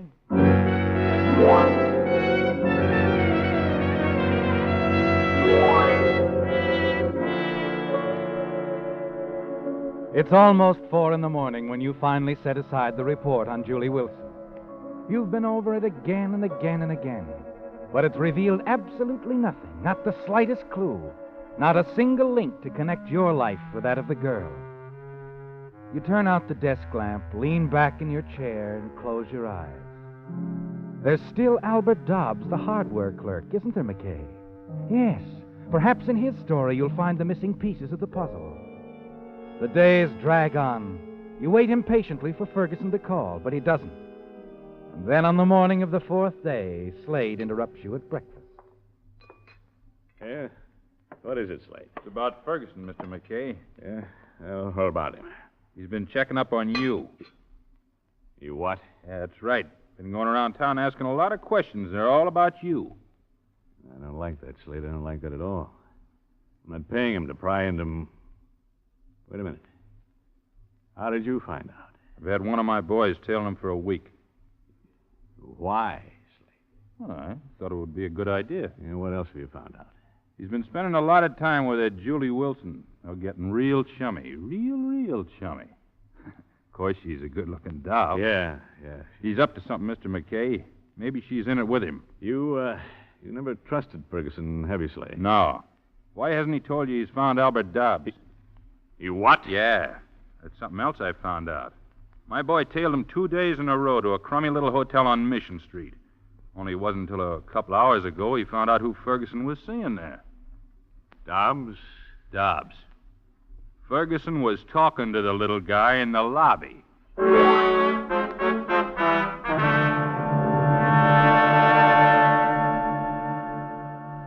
It hasn't turned out the way you planned at all, has it, McKay? Slade is right. Ferguson must be up to something. You're not exactly sure just what it is, but you're not going to take any chances. You hurry to the phone and dial. And as you do, you notice your hand is trembling. You call Ferguson's office. There's no answer. Then you ring his apartment. Hello? Who is this? Well, who do you wish to speak to? Ferguson. I'm a client of his. Oh, just a minute. It's the Wilson dame. She's at his apartment. Uh-huh. Hello? This is McKay. Yeah. Was that the Wilson girl? Oh, yeah. We figured it'd be a lot safer if she stayed here at my place while I'm away. You're not going anywhere, Ferguson. Well, you're wrong, McKay. I am. Oh, you're wrong, Ferguson. I want to see you right away. Sorry, I'm due at the airport in half an hour. I'm flying down to L.A. I'll see you when I get back. I'm on to something. Yeah, I'll bet you are. All right, Ferguson. I'll see you when you get back. You can count on it. Leaving town, is he? Yeah. He didn't mention Dobbs. We got to get moving, Slade. Ferguson's a smart operator. If he can fit this puzzle together before I do, he'll have me right behind the 8-ball. Yeah. He gets the story from the girl, from Dobbs, checks on your background, and he's in. Yeah. He can cause you plenty of trouble and cost you plenty of money, too. Well, that may not be what he has in mind, but I'm not going to take many chances. From now on, I'm going to handle things my way. Tonight, we're going to drop around to Ferguson's apartment and have a nice, long talk with Julie Wilson.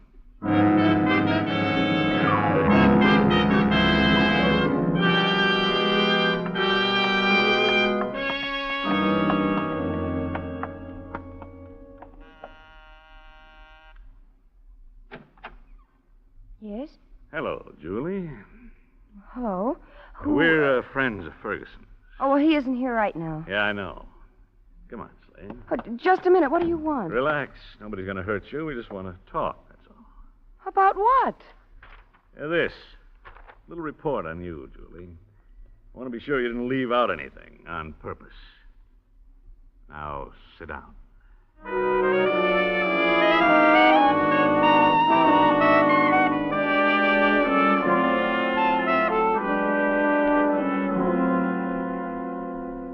I don't know anything about it. You gotta believe me. Come on, sister. Now, take it easy, Slade. You might hurt the pretty lady. Please, I've told you all I know. Now leave me alone. What did you tell Ferguson? What did you tell him he forgot to include in his report? Honest, I don't know what you mean. Now, look, it's getting late and my patience is getting a little bit... Oh, hello, Ferguson. You got back from L.A. in a hurry. What's the idea, McKay? Oh, we just dropped around, have a friendly chat. That's Look, all. McKay, I don't like guys to call on my girl unless she invites them. Your girl? That's what I said. Julie and I are going to get married. Please, Frank, it's all right. Married, huh? You know, I don't get you at all, Ferguson. When I showed you her picture in the paper, you didn't know it. I didn't then. This happened kind of quick between us. I see. I don't think you do, McKay. Whether you do or not, you can take a powder now and take your ape with you. Listen, Ferguson. All right, Slade, don't annoy Mr. Ferguson. His trinker figure is nervous. He might do something rash. Come on. We'll see you around, Ferguson. Remember, I still want to talk to you. What do you think, Mr. McKay? I'd say the girl was leveling. But I'm still not sold on Ferguson. And we'll find out soon enough. Where's Dobbs hiding out? Mission Street, near the waterfront. Not too far from here. Well, let's go see him. You know, he might have the answer.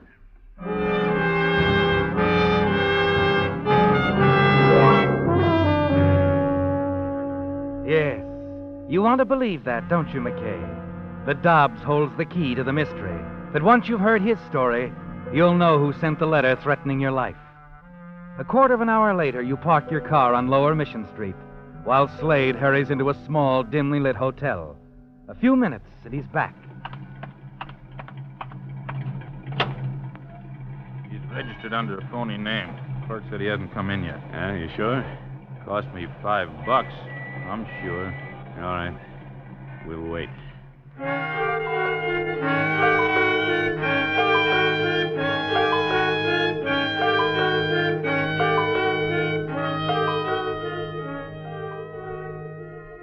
Give me a cigarette, will you, Slade? Sure, Mr. McKay. Yeah. Thanks.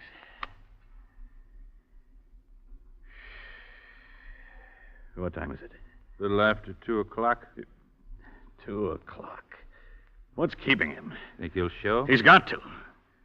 I never saw you like this, Mr. McKay. Jumpy. It isn't like... All right, I'm jumpy. What do you expect? Sure. I don't like this setup, Slade. Don't like it at all. I've always known who my enemies were. Always been able to take care of them when they came around looking for trouble. This time I don't know who I'm up against. Makes a lot of difference, Slade. Makes a lot. What's wrong? Up ahead. Just turned the corner. Coming this way. Could be. Wait. Wait till he walks by. Dobbs? Huh? Like to talk to you. You're police? No, we're not the police. Here, take it easy, Dobbs. We're not going to hurt you. No, wait. Now, Now, relax. Come on.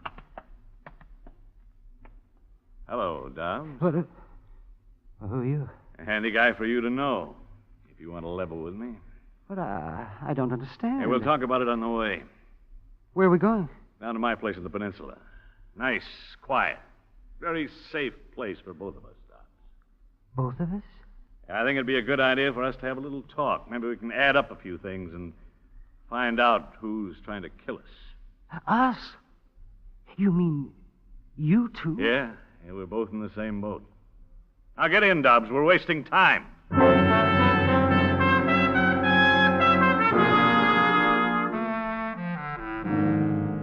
Shortly after 3 a.m, you arrive at the gates of your estate. Watch them swing open. You nod to the guards and drive on up the roadway to the house. And a few minutes later, you're sitting in the library, facing Albert Dobbs across the desk. Sure you won't have one, Mr. Dobbs? No, thank you.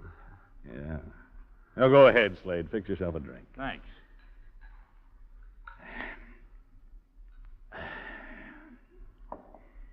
So you don't know why anyone would want to kill you, eh, Dobbs? No idea at all. No, Mr. McKay, I don't have any idea at all. You're scared, aren't you? Well, yes, I am. Aren't you? Now, look, suppose you start in from the beginning. Maybe we can help each other. Start in? Yeah, I want you to tell me all there is to know about Albert Dobbs. Where you're from, where you've been, what you've done, who you know, everything. Oh, I see. Yes. Now, go ahead. Yes, well, I was born in 1893. 1893? Yeah, might as well pull up a chair, Slade. This is going to take a long time. But I've got a hunch this is it, and it's going to be worth it.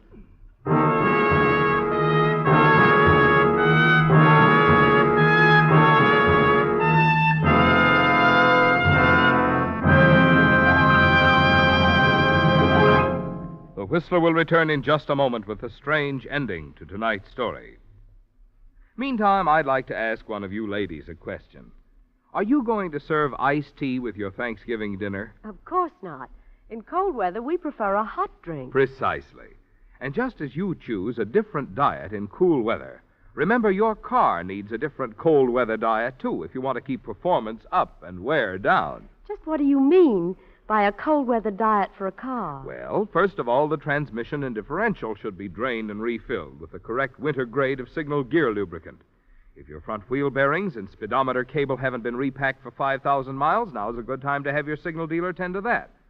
And, of course, the tired old motor oil should be drained and replaced with Signal Premium Compounded Motor Oil, the new type oil that does so much more than just lubricate. What more can an oil do than lubricate? A good question. You see, because scientific compounds have been added to Signal Premium Compounded Motor Oil, it actually removes carbon and prevents corrosion. That's why more and more drivers who want a sweeter running motor are switching to Signal Premium Compounded Motor Oil. And now, back to the Whistler.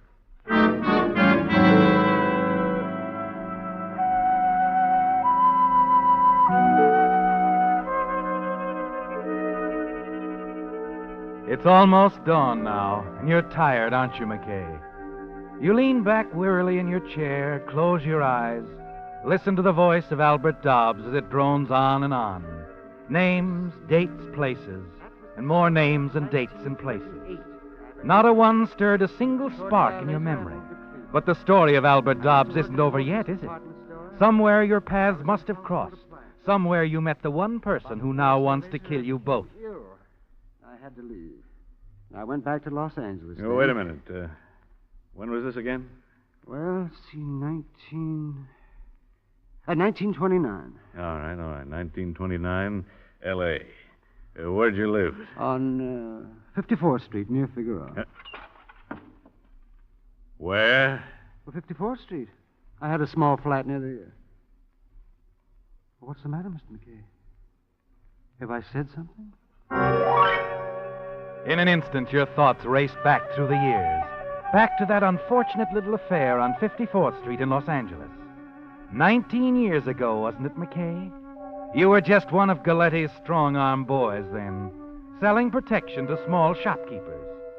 And that night, your methods of persuasion proved fatal to a man who ran a grocery store. You're confident now that you're on the right track at last. Dobbs, the frightened little man who sits facing you across the desk, has established the link. The rest of his story will supply information you've been looking for. But you don't want your bodyguard Slade around over here.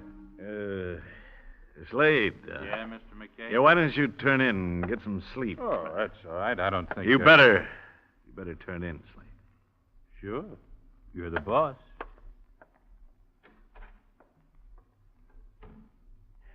Now, all right, Dobbs. About 54th Street in L.A. Now, suppose you tell me who... Hello? McKay, this is Ferguson. Yeah, what do you want, Shamus? Look, McKay, you can thank Julie for this call. She talked me into it. I was in favor of letting you sweat. What are you talking about? Till I made that trip to L.A., I wasn't sure. I am now. I've got your man, the guy who's trying to kill you. As soon as I hang up, I'm calling the police. Oh, wait a minute. You know who... Yeah. A guy named Maxwell died in L.A. His brother's been after you a long time, McKay. With all that protection you had, he couldn't get close to you. So he figured out a way to get you to come after him. What? That letter he sent you. He knew if he mailed the other two to a couple of strangers, people you'd never heard of, your curiosity would be aroused. The letter he sent to Julie was a blind. But the one he sent to himself was going to pay off. To himself? He'll kill you the first time he gets you alone, McKay, so I thought I ought to warn you. His real name is Albert Maxwell, but we know him as Albert Dobbs. Dobbs? Dobbs? That's right. I'm Albert Maxwell. Wait a minute. You got me wrong. You got... Slade! Slade!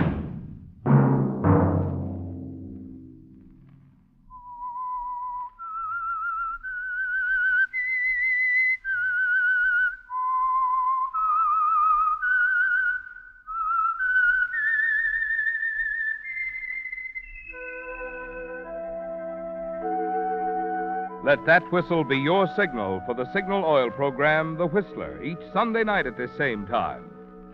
Signal Oil Company has asked me to remind you that the community chest drive, now in progress, deserves the support of all of us because all of us benefit either directly or indirectly through improved community conditions. So give generously to your community chest. Featured in tonight's story were Willard Waterman and Frank Lovejoy. The Whistler was produced and directed by George W. Allen with story by Adrian Jondeau and music by Wilbur Hatch and was transmitted to our troops overseas by the Armed Forces Radio Service. Remember at this same time next Sunday, another strange tale by The Whistler. Marvin Miller speaking. This is CBS, the Columbia Broadcasting System.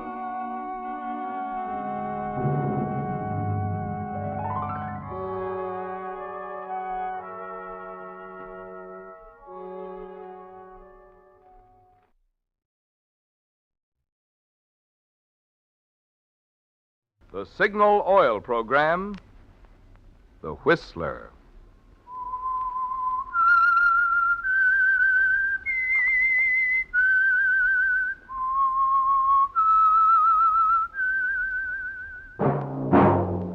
That whistle is your signal for the Signal Oil program, The Whistler.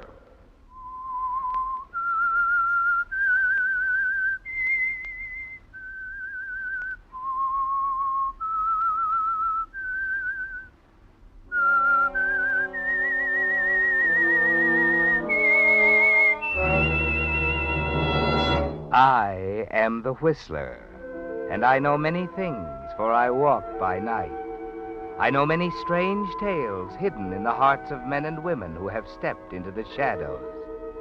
Yes, I know the nameless terrors of which they dare not speak.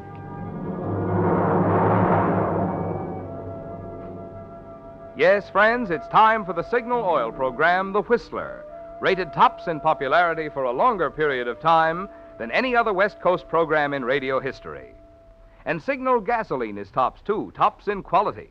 It takes extra quality, you know, to give you extra mileage. And Signal is the famous Go Farther gasoline.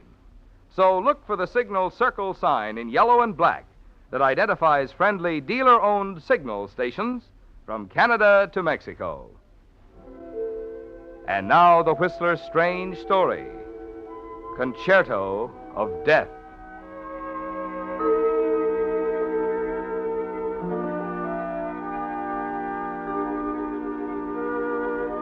For the audience gathered at Symphony Hall, it was a beginning, the start of a promising career for a brilliant young violinist.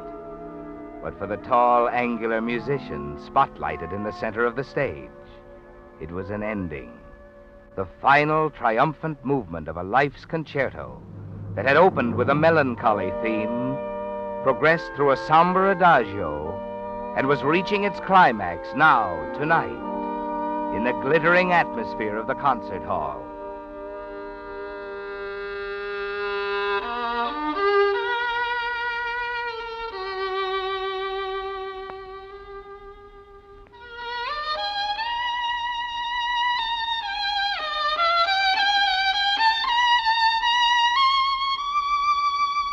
Yes, Victor Carroll, American violinist, was making his debut. But the theme that had run through his entire life's concerto had its beginning many months before. In Italy, after the end of the war, in a tiny, austere cottage that clung to the terraced hillside above a war-weary village. It began with American Sergeant Victor Carroll and an old Italian named Lavertu. And so you have come, my boy, to tell me you are leaving Italy. I'm afraid so, Maestro. Our orders came through this morning. We're sailing at dawn. See, I have expected it. But now that it comes, it is no less sad. I will miss you, Victor. These talks we have had, hearing you play, you know, you have a great talent, my son. A great talent for the violin. You really think so, Maestro? With so little time to practice, my fingers have been all tied up in knots. Oh, that is nothing. And to prove the confidence I have in you, I will show you something. Something very few people have ever seen. You wait, you see. It's a plain black wooden box. But when I open it, there, you look. It's Stradivarius? Stradivarius. No, my boy. An Amati, then? No, not Amati. It's a finer violin even than Amati or Stradivarius. But... Del Gesso. This is a Del Gesso. Del Gesso? Why, that's impossible. There are only a few in the world. There's one at the museum, Genoa. I saw it. See, but this is another Del Gesso. It has been a treasure of my family all of these years. My great-great-great-grandfather, Del Gesso, made it for him when he was only a child. Maestro, would you allow me to? Play it?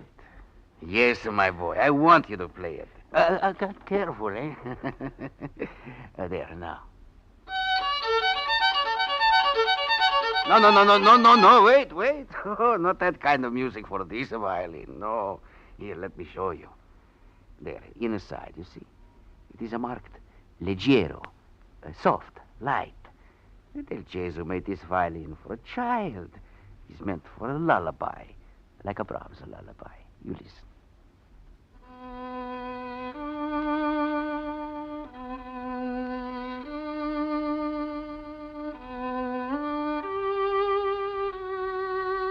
It's beautiful. Beautiful. With a violin like that, I could... You say something, my boy?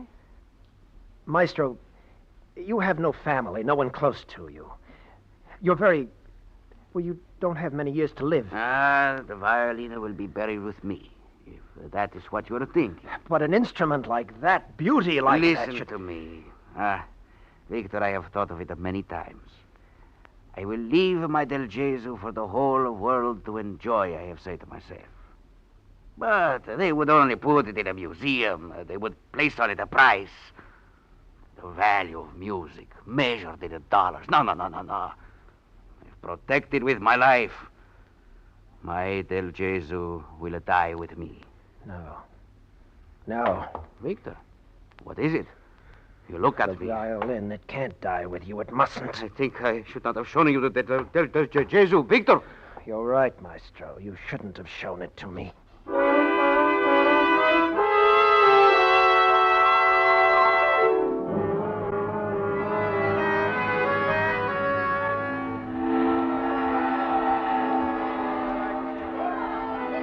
Next.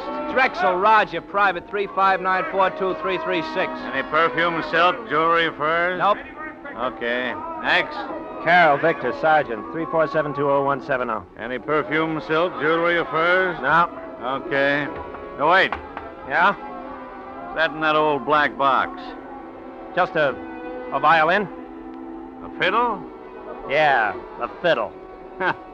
You guys will pick up the darndest junk. Okay, go, boy.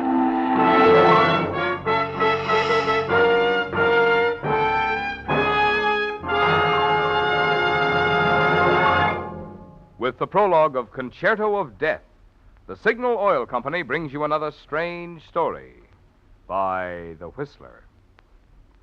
Friends, you've been hearing a lot about improved tires, but tonight I want to tell you about a completely new type tire, just announced this month in the Saturday Evening Post, and now at your Signal dealers. It's the new 8-rib Super Deluxe tire by Lee of Conshohocken, a name famous for over 40 years for top quality. And believe me, you can actually see and feel the extra quality in this new Lee Super Deluxe tire. You can see the extra rubber in the broad, flat 8-rib tread that's packed with so much extra mileage, Lee gives you a 15-month guarantee against road hazards, plus a lifetime guarantee against defects. And you can feel the difference in quicker stopping and greater non-skid protection, in easier steering and turning, and the way they absorb road shocks. Oh, but here's the best part. These new Lee Super Deluxe tires not only cost nothing extra, but right now, Signal dealers are offering special trade-in allowances plus liberal credit terms. That's why any way you look at it, for quality or value, your best tire buy today is the new 8-rib Super Deluxe Lee tire at Signal service stations. And now, back to the Whistler.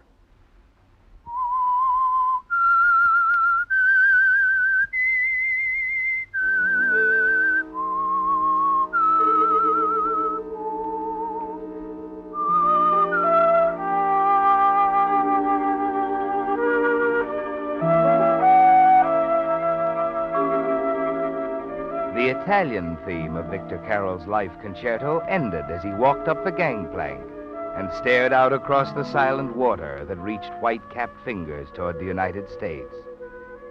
But the second movement was not long in beginning. No, Victor. The first notes were struck as you walked out of the Army Separation Center and saw a familiar face focused on yours. Your wife, Peggy. And you wonder how you'll explain the priceless Del Jesu you carry in the little black box.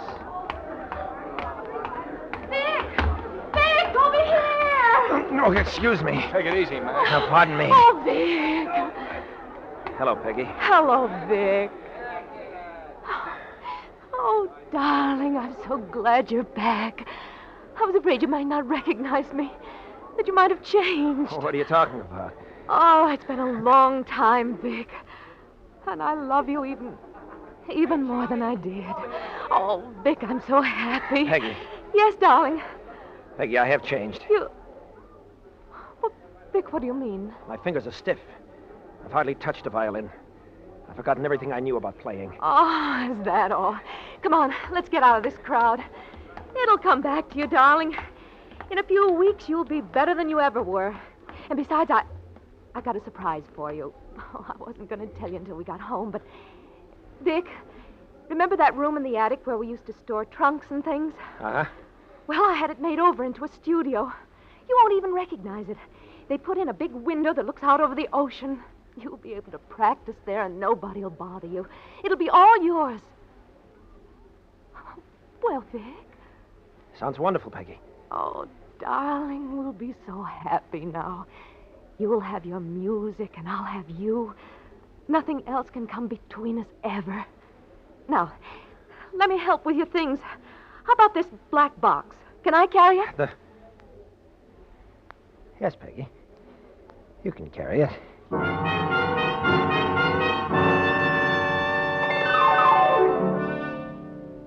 You follow her to the car, still feeling like a stranger somehow, still wondering how much you can tell her, if anything. Outside, pulling away from the curb, you happen to glance back. A dark little man in a striped suit and crushed felt hat is looking after you, staring curiously. You're certain you've seen him before, but you're not sure just where. You twist around in the seat to get a better look. But Peggy swings the car around a corner, and he's lost from sight. Everything all right, dear? Yeah. Yeah, sure. Everything's fine.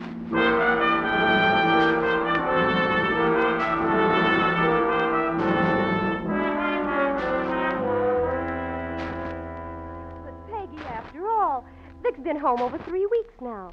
We've asked you over several times. Clint's so anxious to see him, and...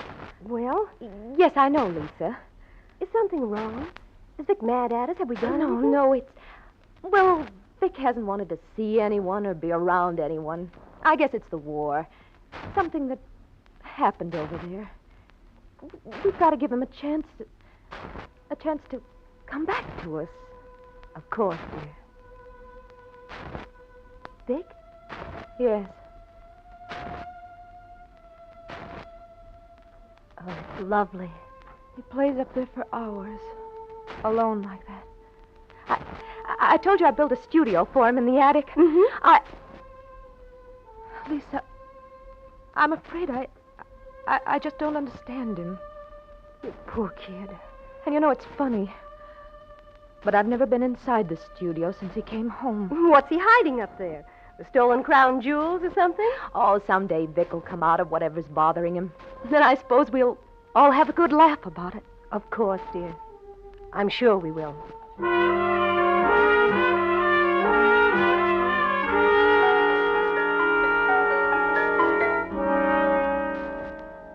Morning, Peggy. Oh, hello, Vic. What are you doing? Oh, just looking through this photograph album you brought back. Who are these people here? Oh, people from the village. They loved having their pictures taken. The girls are rather attractive, aren't they? Yeah, I guess so. This one here next to you. She's very pretty. What's her name? Oh, I forget. Amelia, Nella, I don't know why. Oh, nothing. Vic, you practiced late last night. Yes, I did work late. I waited for you till 3 this morning. Vic, won't you give up your music for a while, a few days, take a vacation? We could go away for a while. Why don't you ask me to die? Is your violin that important to you? I haven't told you, Peggy, but I've been practicing for something very special. Not that I have much hope. Every violinist in town has been after it. After what, Vic? Dr. Kruvitz announced he's going to play the Max Bruch Concerto in G minor at the opening concert of the season. And he's going to use a new young violinist. He's heard you play? No, not yet, but he will. You see, they've had auditions for a month, and the board finally narrowed it down to 6.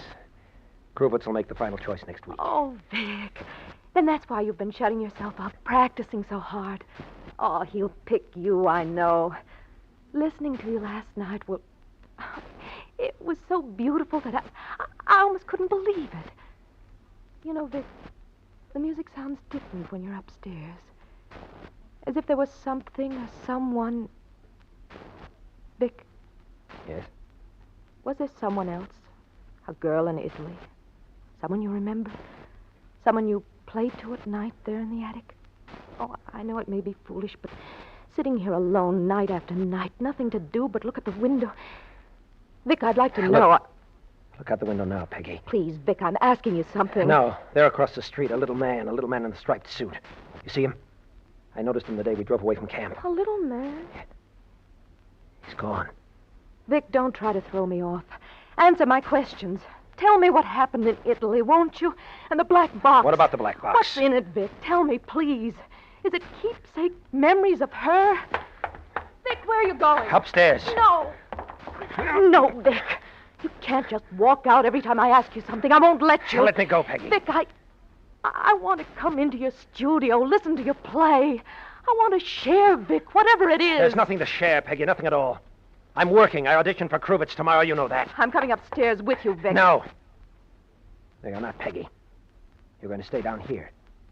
Because if you ever go into that room, I'll leave you. Did you hear me, Peggy? I'll leave you.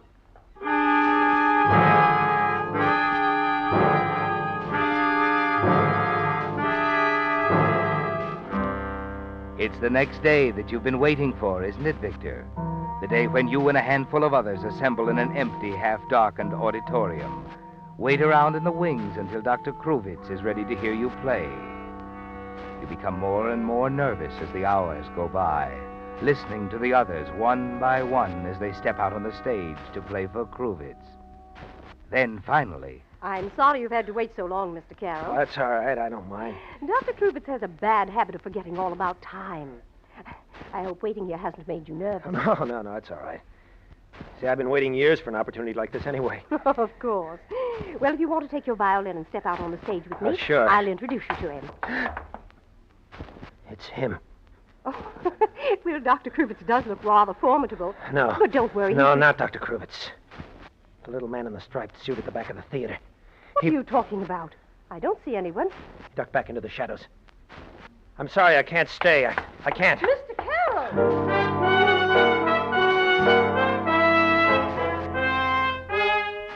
No, Victor, you can't wait. You remember now, don't you, where you first saw this strange little man in the striped suit? It was in Italy, at Maestro Lavertu's. You're certain of it. But you hurry home to look in the photograph album and make sure. Yes, there it is. The same round, dark face staring up at you from the photograph. His name comes back to you now, Dino Brovelli. You saw him many times at Lavertu's place. I'll get it, Vic. No, wait, Peggy. Dr. Kruvitz. Well, do I just stand here or do you ask me in? Well, of course, come in. So you are the young man who is so impatient. The young man who cannot wait, not even for Kruvitz. Well, I don't blame you. And who is this? Oh, excuse me. This is my wife. Dr. Kruvitz. You, my dear. So you're married. I approve of marriage. Well, why did you run out on me, Carol? Come, an explanation. Well, it's know, just... I know. You heard the others playing, and you were nervous. Well, a good musician should be nervous. Perhaps even you felt inferior to some of them. A good musician should be humble. And perhaps you were angry with me for making you wait so long. Well, a good musician should have fire. So, you may be a good musician. We shall find out. Get the fiddle. Come, get the fiddle. Wait, here, right now? Of course. Why do you think I come?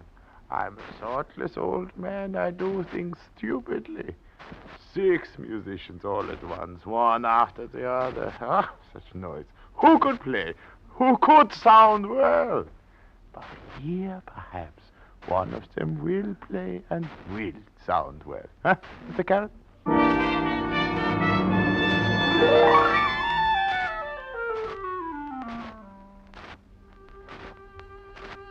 You do play well, don't you, Victor, in spite of the fear in your heart? Yes, and Kruvitz listens carefully. Occasionally a frown crosses his face, but the greater part of the time his head bobs up and down in silent approval. He seems impressed, yet you can't be certain, and you wonder what the final decision will be. Then the following morning you're summoned to his office. As you enter, Dr. Kruvitz is standing by the window, his hands clasped behind him.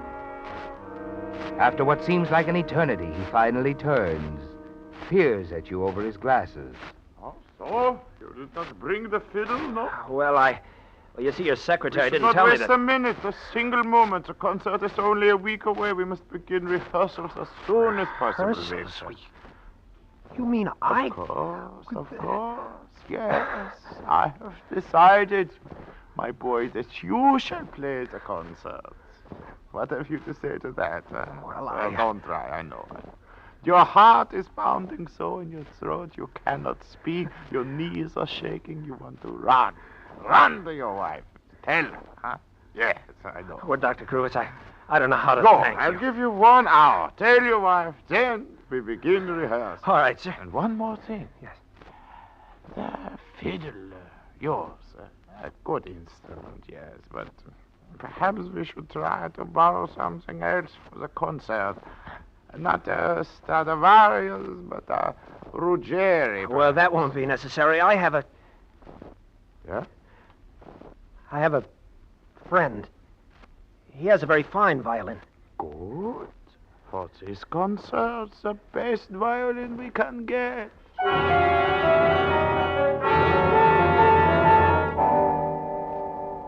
You're a little sorry you mentioned the violin to Kruvitz, aren't you, Victor? But at that moment, nothing mattered. You forgot about the Italian village, Lavertu's murder, and the mysterious dark-skinned little man in the striped suit. No, nothing mattered. You had been selected by Dr. Kruvitz to play the concert. But now you're afraid to bring the Del Gesù around to the studio. And in the days that follow, the endless hours of rehearsal, you stall off Dr. Kruvitz. You make excuses. Your friend is out of town. Then, on the day of the concert, after a late afternoon rehearsal, you return home to pick up the Del Gesù. Quickly, you start up the stairs. You stop suddenly on the first landing. Someone is moving around in your studio. Peggy. Yes, perhaps she isn't spending the afternoon with the Presbys after all. Peg, I warned you not to... Good afternoon, Signora Carl. Standing in the middle of the room is the small, heavy-set man in the striped suit. At his feet, the black box open. And on the table is the Del Gesù. What are you doing here? I was curious, Signor. Now that I have found what I was looking for, well, we have much to talk about, no? You shouldn't have come after me, you know. That was a bad mistake. One moment. I killed once for this violin. I won't hesitate to kill Signor, again. I warn you. Do not come closer. I won't hesitate to kill again. Ah!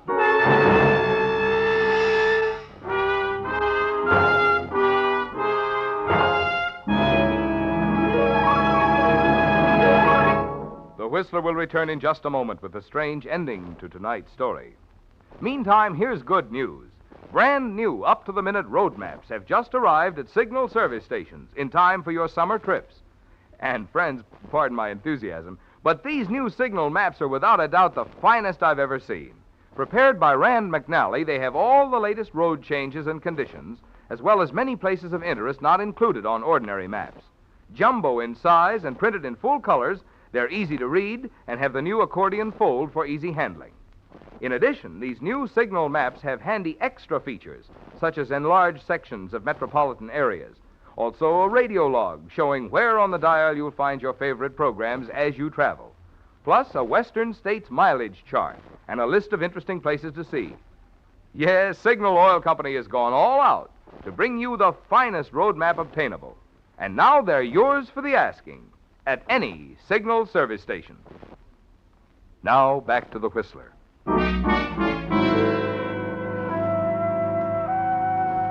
The final movement of Victor Carroll's Life Concerto was coming to a magnificent climax that night at Symphony Hall. The final triumphant movement of a concerto of death. The first movement had begun in Italy 6 months ago, had ended with the death of Lavertu. The second movement had also ended with a murder of Dino Brovelli. And 2 hours later, Victor Carroll stands spotlighted on center stage.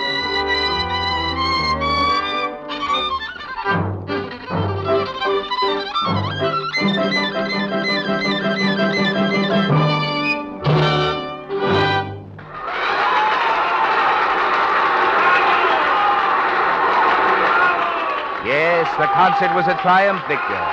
But as you stand there taking your bows, you're thinking of the small, heavy-set man in the striped suit who is sprawled out on the floor of your attic studio with a bullet in his heart and thinking how to get rid of him. You hurry out of the hall, the applause still ringing in your ears. Sending your wife and friends on ahead to the reception, you hurry home alone. As you slip the key into the front door, 2 men emerge from the shadows beside you. Mr. Carroll? What do you want? Lieutenant Paul, FBI. Been waiting for you. Shall we go in? I don't understand. What's wrong? You mind if I take this? My violin? Yeah. Uh-huh. I think this is what we're looking for.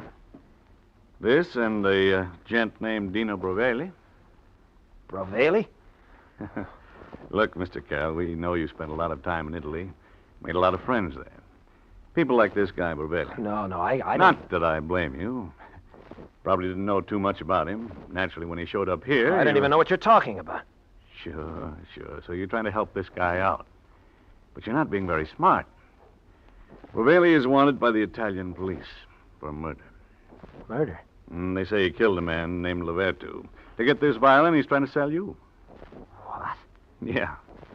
Now, our immigration department would like to have a little chat with him, too. Maybe you didn't know about that either. Huh? Now, look, Lieutenant. Oh, it won't wash, Mr. Carroll. One of our boys saw Brovelli come in your house late this afternoon, and he hasn't come out. So, play it smart, huh? Call him out. Or we have orders to search your house and find him. Well, what do you say, Mr. Carroll?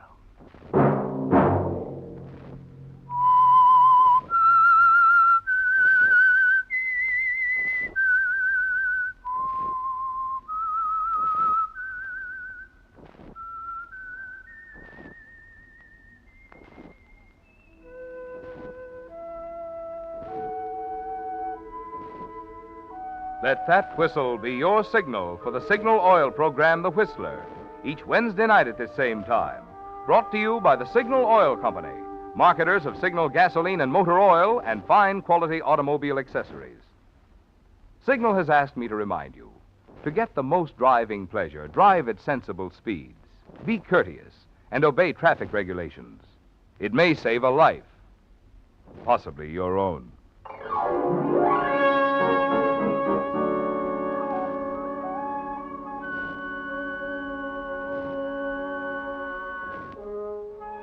Featured in tonight's story were David Ellis and Gene Bates. The Whistler was produced by George W. Allen, with story by Frank DeFelitta and music by Wilbur Hatch, and was transmitted to our troops overseas by the Armed Forces Radio Service. Next Wednesday, for a full hour of mystery over most of these stations, tune in a half hour earlier. Enjoy The Saint as well as The Whistler. This is Marvin Miller speaking. This is CBS, where 99 million people gather every week, the Columbia Broadcasting System.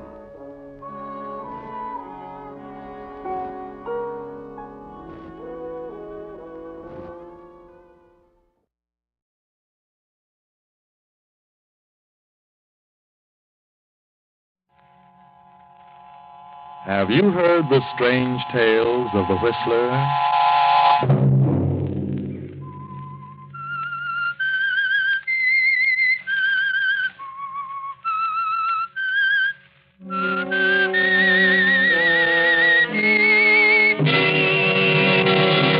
I'm the Whistler. Look, I know I haven't a chance. I know that I can't live. I can tell by the way that doctor looks at me. And you, too. Why don't you tell me the truth? Why don't you? Friday night, and again, CBS presents The Whistler.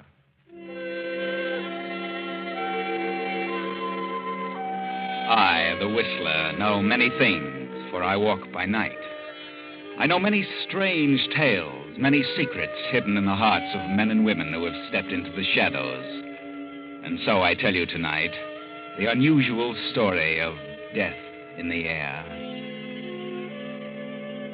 A girl, a rather ordinary brunette of 18, plainly dressed, steps out of an elevator on the 14th floor of a swank apartment house and moves silently down the hall, pauses for a moment before a certain door, then turns the knob and steps inside.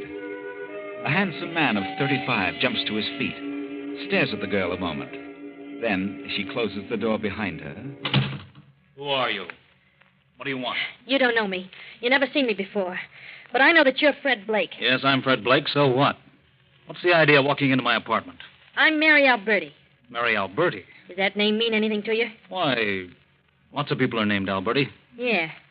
But I'm Mrs. Joe Alberti. Joe Alberti? Yeah. I thought that name would get a rise out of you. What are you doing here? Do you happen to know where my husband is at this moment? Joe? Why, certainly I know where he is. Who doesn't? This morning he was sentenced. By now he's in the state pen. Convicted of murder. That's right. A murder he didn't commit. He was convicted. He had a trial. But he's innocent. And you know it. He yelled up the bank messenger. He shot him. Then what became of the money? How should I know? Well, I know what became of the money. You have it. How do you figure that? Joe was working for you. As a chauffeur, he said. And I didn't know any different until he got into this jam. I didn't know what you were. Until he told me today. Just before he left. Yeah, and what did he tell you? That you were a gangster. And that he had nothing to do with the holdup or the murder. But that you planted the evidence on him. He was a fall guy. Now, look, sister, I ran a couple of nightclubs and little gambling stuff. But I haven't yet gotten around to holdups and murders. My husband wouldn't lie to me. He begged me to keep quiet about it. Because he was afraid if I made a fuss that you'd get rid of me. What a wild imagination Joe has. Joe told me the truth. Joe wouldn't lie to me. The jury didn't believe his story. He didn't tell him everything. He was afraid. Afraid for me. Will you get out of here, or shall I call the police? Nobody knows what became of the $50,000 my husband was supposed to have taken. Nobody but me. So? So, since Joe's been convicted, I think I ought to have the use of the money. So fork over, Mr. Blake. Well, of all the brainstorms, you expect me to give you $50,000? I do. If Joe grabbed it, it belongs to him. And since Joe's gone, it all becomes mine. Are you nuts? I know you don't carry $50,000 around with you, but you can get it tomorrow in cash. So I'll give you till tomorrow at noon to hand it over. That's 12 hours, Mr. Blake. And if I don't? Then I'll kill you. I see. Well, where can I locate you tomorrow by noon? At my hotel? Very well. Just take this notepad and write your name and address. And your phone number. Okay. There. There you are. And bring it in person, Mr. Blake. Oh, of course. I wouldn't want anybody else in on this. And if you don't show up with the money tomorrow, well, I'll catch up with you sooner or later. You'll pay eventually. I know you will. I think I'll run up to the penitentiary and have a talk with Joe. He's all mixed up. He isn't mixed up. Not now. No? No, Mr. Blake. Joe's dead. What? Dead. Killed himself on the way to the pen. He knew he was stuck and he couldn't face it. You did that, Blake. You killed him. So now you're going to pay. Through the nose. Good night, you dirty rat.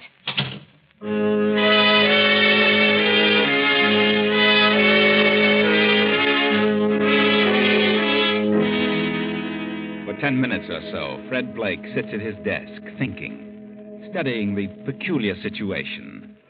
Then there comes a knock at the door. He steps across the room and... Yes, who is it? Carl Winston. What do you want, Carl? I want to talk to you a minute. Okay, come in. What's on your mind? Well, I was told you wanted to see me. Yes, Carl, I do. But I didn't expect you here at this time of night. What do you want with me? As if you didn't know. What are you going to do about this phony check? Well, I hadn't got the money now, but I'll get it eventually. I've given you a month. Now I want the money. I'll get it. Really, I'll get it. Well, if you can't get it, I can. What do you mean? Your father's district attorney of this county. I'll go to him. He'd pay it to hush it up. Oh, please, Blake. Or maybe I'd tell your father you ran up a liquor bill. Look, Blake, I haven't got the money, but if you wait, I'll get it. I've given you all the time I intend to. I want the money now. Put up your hands, Blake. Now, wait a minute. Don't try that bad man stuff on me. Put up that gun before you hurt somebody. Give me that check. Hand it over. Okay, Carl. But you're crazy. Give me that check. Sure. Here you are. Let go. Get away from me. I'll kill you. You crazy little fool. Blake. Blake. Good Lord.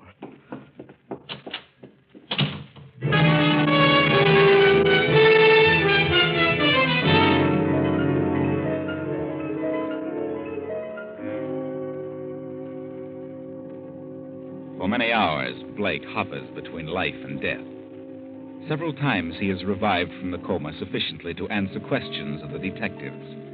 Now, several days later, a week to be exact, the district attorney holds a conference. Tell me, Blake, on the night you were shot, did you see your assailant? No. Do you remember anything that happened? Well, I remember the shot. Felt a stab of fire in my chest. Came to in a minute or so, I guess. Got to the phone and called the receiving hospital. Then I passed out again. And you didn't see the person? No. Blake, do you know a woman named Mary Alberti? Yes? Was she in your rooms the night you were shot? Yes. How did you know? On your date pad, we found her name and address and phone number. What time was she in your apartment? Oh, about 12 o'clock, midnight. And you were shot shortly after midnight. That's right. You think she did it? I don't know who did it. That's for you to figure out. What did Mary Alberti want? Why was she in your apartment? Well, her husband Joe was my chauffeur. She wanted some money. She figured I'd help her out. And did you? Well, I told her I'd take care of her later. Did you know Joe Alberti committed suicide? Not until she told me. Did Mary Alberti threaten you because you wouldn't give her some money at the moment? Yeah, she did. Do you think it was Mary who came back later and shot you? I don't know. Could have been. But she did threaten your life. Yes, that's right. Very well, Blake. There are witnesses to this conversation. It'll have to be repeated in court. Okay, Winston. You'll be notified about the trial. Trial? Certainly. I'm going to try Mary Alberti on attempted murder.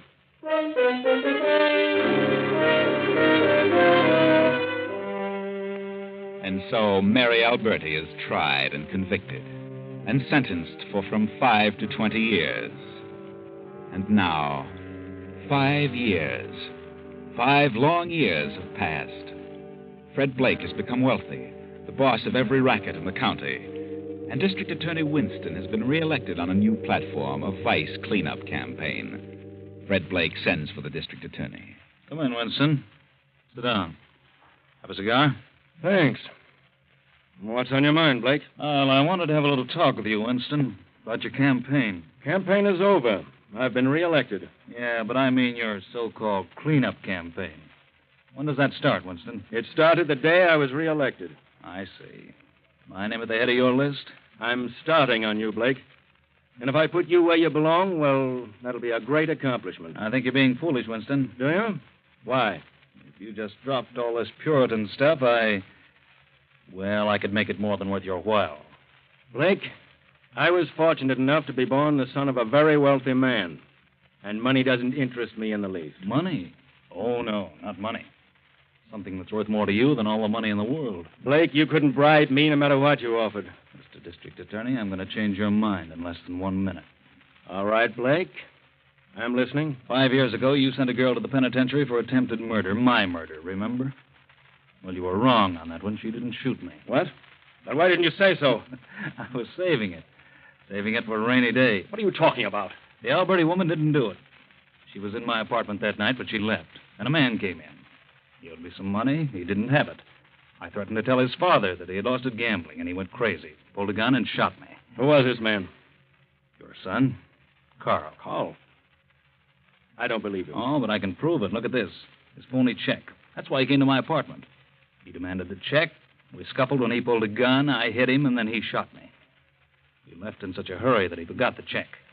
I see. But there's something more important than the check. Yes? What? A gun. A revolver. Whose gun? Take a look at it. 1 shot fired. Recognize that gun? Why, yes, it's mine. If ballistics were to check this gun and compare the bullet taken from my chest, they'd find a definite similarity in rifle markings. I see. Well, that's all there is to it. What do you say now, Mr. Winston? You've really got me in a tough spot, haven't you, Blake? If you care anything about your son or his future, you forget this cleanup business. All right, Blake, I'll think it over. It's something that can't be decided in a moment. Good night, Winston.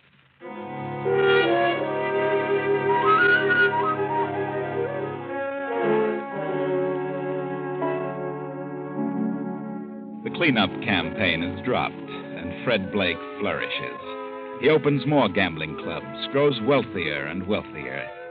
And a year later, he is a popular figure in the swank set of a southern beach resort. At the moment, Fred is a weekend guest at the beach home of one of the wealthy 400. What a perfectly divine night. Yes, Anitra, I've never seen such a moon. So peaceful and quiet here on the beach. I didn't want to dance anymore. Now, let's sit down here on these rocks. All right. Anitra, Yes, Fred? What were you going to say? are you going back to Boston Sunday? Why, I don't know. I haven't decided. I've a few more weeks, but I really should get back. The magazine's so understaffed, and I've a world of illustrations to do. Why do you ask, Fred? Well, I thought if you didn't have to go back, you might come over to my place for a week. Your place? Oh, but Fred, Yes, I'm having some guests down for a week. Several couples from New York.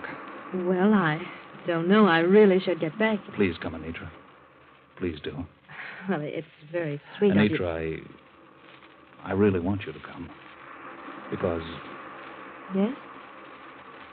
you know, the way the moon shines on your hair, it looks just like spun gold.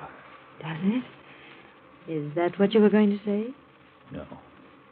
There are a lot of things I want to say. Do you realize what a beautiful girl you are, Anitra? Fred. I mean it. From the moment I first saw you, you knocked the props right out from under me. Nothing else exists. Nothing else matters. Nothing but you, Anitra. But, Fred, I'm wild about you. Crazy. Please, Fred, we better go back. You've got to listen, darling. I love you. Are you asking me to... Yes. I want you to marry me. But I'm a career woman. You don't want a career woman for a wife. Besides, we've only known each other for a few days. I don't care, career or not. 2 days or 2 hours. I love you. Let's get back to the house. Come on. You mean you don't like me? Is that it? Or is it some other man? No, I do like you very much, and there's no other man, but... Well, I'll have to think about it. If I marry, I know I'll give up my work, and I'm not sure I want to do that. I see. Well, will you at least make me happy by joining the party at my place for a week? Yes, I'll come, Fred. I'll stay here for another week, but please don't high pressure me. Let me make up my own mind. Promise? It's a deal. Shall we seal it? Certainly. With a kiss? Fred, Please. I love you, Anitra. Let's go back to the house, please.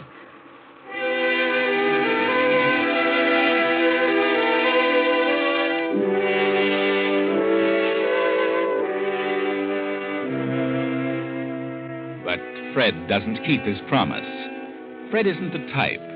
When he wants a thing, nothing can change his mind. And by the time the week is up, Fred has made up Anitra's mind. They are married and decide to spend their honeymoon in Florida. But a few weeks later, their honeymoon is interrupted. Fred is stricken with an illness. In this room, Dr. Phillips. Thank you. Fred, Yes, darling. this is Dr. Phillips. Yes? Well, Mr. Blake, what seems to be the trouble? I don't know. I don't know what it is.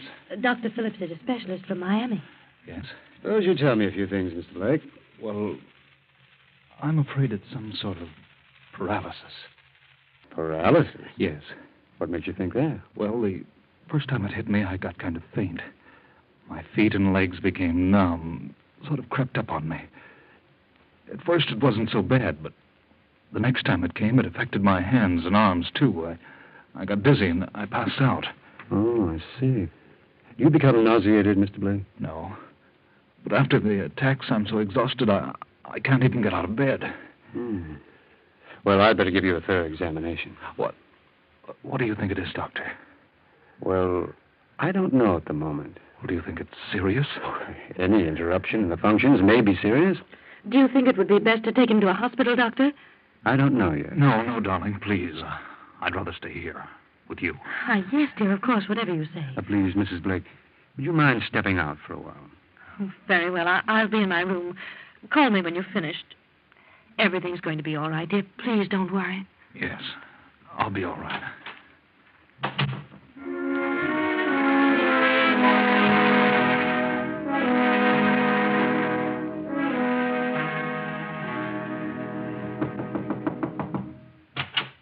May I come in? Oh, yes. Come in, Mrs. Blake. I've finished. It's been an hour. I just couldn't wait any longer. Quite all right. How do you feel, Fred? Well, A little better, I guess. He pounded me and thumped and listened, but I don't think he knows himself. I do feel better. I'm going to get up and walk around. Mr. Blake, I'd advise you to remain as quiet as possible. Why? If you attempt to move about, I'll have to withdraw from this case. What have you discovered? What is it? Just relax. Why don't you say it? Why keep it a secret? I'm entitled to know. Spill it. Now, please, Fred, darling, please don't get excited. What is it, Doctor? Do you know? Mrs. Blake, I'd like a few words with you. Step over here to the window. Why, yes, of course, Doctor. Very sorry. I can't believe that. Well, what are you talking about? Why go over there and mumble? Why don't you say it and be done with it? Did you hear me? What are you mumbling about? Oh, Doctor, no. What are you telling her, you quack? Why don't you tell me? No, please, Mrs. Blake. Now, please be calm. I had to tell you. If you don't tell me what you're talking about, I'll get out of this bed and brain you. Oh, no. Oh, no, please. Darling, please don't get up. No, you mustn't. Mr. Blake, I advise you to stay in that bed and control your temper. You're in no condition to withstand any form of excitement. No? Then you know what's wrong with me? I do. And believe me, if you want to recover, you'd best remain as quiet as possible. It's that serious? You have a chance, Mr. Blake. And that small chance depends mostly upon you yourself. I'll do my best, but it mostly depends on you. Is it paralysis? The knowledge of what it is will not help you. It is better that you think as little about it as possible. Good night, Mr. Blake. Good night, Mrs. Blake. Good night, Doctor. Anitra, what did he say? Oh, Fred. Fred, you must try not to...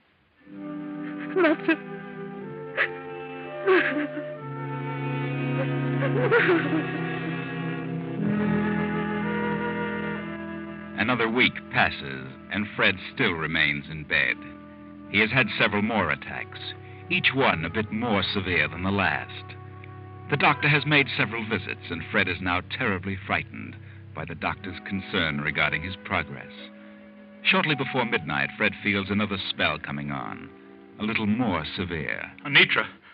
Oh, yes, darling. Yes, Fred? I'm getting fainted. It's coming on again. Get the doctor. Oh, yes, Fred. I've already called him. He'll be here in a few moments. Now, be quiet, dear. Please don't exert yourself. This is the worst yet. Please be calm. You're all right. No, I'm scared. This is it. I know this is the end. Oh, Fred. Fred, don't say that. I can tell. No, you've nothing to fear, darling. Nothing. I have. I can't help it. I'm afraid. Fred, you must get hold of yourself. You must. I know I haven't a chance. You know that. The doctor knows. He told you. I know, too. Oh, please, Fred. There's something I've got to tell. Hush, darling. You don't understand. I've got to tell someone. Oh, you must calm yourself. Well, you've got to listen to me. You've got to. Well, the doctor will be here in just a few moments. Now, please try to save your strength, darling. He can't help me. Oh, come in. I came as quickly as I could, Mrs. Blake. It's another attack, Doctor. It seems to be worse than the last. He's terribly frightened. Come now, Blake. You must try to get hold of yourself. The pulse is... Well... Pulse is what? Just a second. My bag, please. Yes, Doctor. Thank you. Now, let's have a listen with the stethoscope. Mm-hmm. Do you have a chill, Blake? I don't know. I'm just awful numb. It's creeping up inch by inch. Oh, please, Doctor. Can't we take him to the hospital? The hospital? I'm afraid that... Well, he's as well off here as in the hospital. Why don't you tell me the truth? I've got a right to know. Tell me the truth. Now, you're going to be all right, Blake. You're lying. Mrs. Blake, Yes, Doctor. What did you start to say? Well... Tell me. I've got to know. Yes, Fred. Oh, tell us, Doctor. There's no use evading the issue. Fred wants to know. Very well. Since you insist, there is nothing I can do for you, Mr. Blake. Nothing anyone can do for you. You mean it's a matter of days? It may be only a matter of hours. I'm sorry, Blake. Hours? Anitra. Oh, darling, I knew, but I just couldn't let you know. Hours? Doctor, will you leave us alone for a while? Of course. Oh, please, don't leave the house, Doctor. No, I'll stay with you as long as you need me. I'll be in the hall. You call me if you want. Anitra, get a sheet of paper and write what I tell you. Yes, dear. And please hurry, Anitra. Of course, dear. Yeah. I'm ready. To District Attorney Frank Winston. District Attorney. I never thought I'd do this, but here it is. Joe Alberti was innocent in the killing of the bank messenger. He was framed. I killed the messenger and framed Joe. Fred. And Joe's wife is innocent of trying to kill me. She didn't shoot me, and I want her released. I'm enclosing a check for $10,000 for her. And furthermore, what I told you about your son was a lie. He didn't shoot me either. He did come to my room. He had a gun. I took it away from him. And in the scuffle, the gun went off. I shot myself. So that clears everything up. Now you can start your campaign. But I won't be around to participate. Yours, Fred Blake. Fred? Are you out of your mind? Well, this is ridiculous. I won't turn this over to the district attorney. I won't. Please, Anitra, please do. I can't die. I just can't unless I know. Please. You've got to do it. Hand me the pen. I've got to sign it before my hands go numb. Oh, no. No, don't sign it. Please don't. It isn't true. It is true. Every word. Hold it for me. There. Oh, darling. You don't know what a relief this is. All right, Fred. I'll do as you say. Oh, darling, I don't care what you've done. You've been so good to me. But if you want me to turn this over, I will. I do. Oh, Doctor! Doctor! Quick, Doctor! You're too late, Doctor. Everything's okay now. Well, it's all over. All over.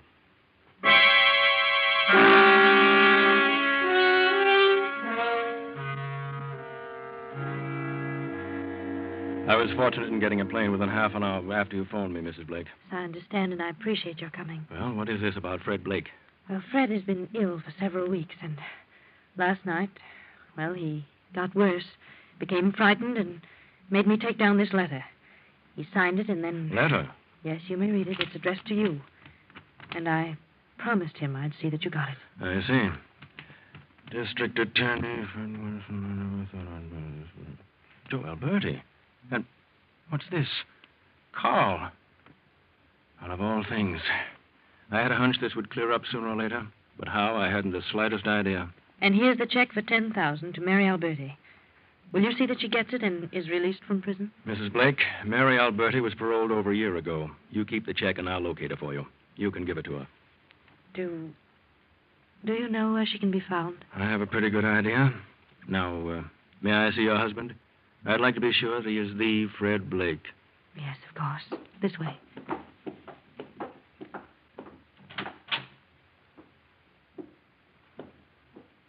Yes, he's the real Fred Blake. That's all I wanted to know. Anitra. Is that you, Anitra? Good Lord, I thought he was dead. What is this? Where am I? Blake! Doctor, what happened? I'm not a doctor. No, then who are you? I'm District Attorney Winston. Winston? What are you doing here? Where am I? You're in your bed, but you're on your way to jail. Jail? Are you crazy? I'm sick. I'm dying. You may be right about that. He isn't dying. It's all in his imagination. Yeah? Get up out of that bed. But I can't. I can't walk. Then we'll carry you. All right, Murphy. Come in and carry him out. Yes, sir. Come on, Jim. We'll make a saddle seat for him. I'm sick, I tell you. I'm dying. You're taking a plane ride north, whether you're dying or not. You signed this confession, didn't you? What? Yes. But you weren't supposed to get that till I was dead. Why didn't you wait, Anitra? Bring him along. You'll never convict me. You'll never get that far because I'll be dead. Come on, boys. Take him to the car. Anitra, Nitro, why don't you tell them? It's all a mistake. They can't do this. Tell him. Tell them what? Well, I'm dying. What can I do, Fred? I did just as you asked me to do. I can't do a thing now. It's too late. What's happened to you? What's happened? Nothing. I've never been so satisfied in my life. What? I said this is the happiest moment of my life. Now get up, Fred. You can walk. You're stalling. There's nothing wrong with you. You're crazy. No, she's not crazy. She's clever. I've tried for over a year to work this thing out, and she did it all by herself. Yes, Blake, Mary Alberti, now known as Mrs. Anitra Blake, is a very clever woman. Well, there you are. Mary Alberti, alias Anitra Blake, was a clever woman. She knew that her husband Joe was innocent, and when she was sent to prison for shooting Fred Blake, she made up her mind to eventually get out on good behavior. So she studied art, glamorized herself, changed her speech and appearance, and worked her way into the circles frequented by Fred. And everything worked out just as she planned. There was nothing wrong with Fred. He wasn't ill and he wasn't dying. Just a few grains of medicine each day was all that was necessary to bring on that numbness. And the doctor? Well, he wasn't a doctor. No, he was really the brother of her husband, the brother of Joe Alberti.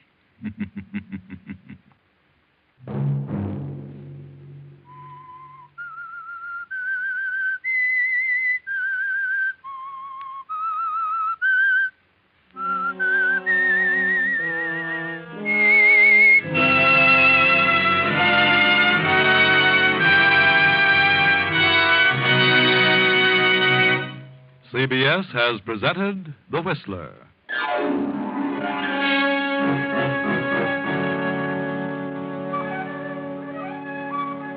Original music for this production was composed by Wilbur Hatch and conducted by Ivan Ditmars. The Whistler is written and directed by J. Donald Wilson and originates from Columbia Square in Hollywood. Next week, same time, I, the Whistler, will return to tell you another unusual story. Good night. This is CBS, the Columbia Broadcasting System.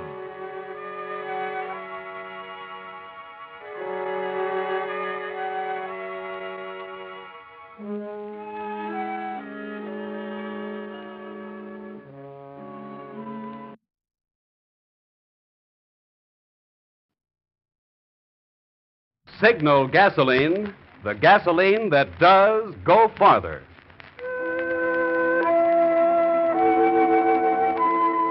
The Signal Oil Company presents The Whistler.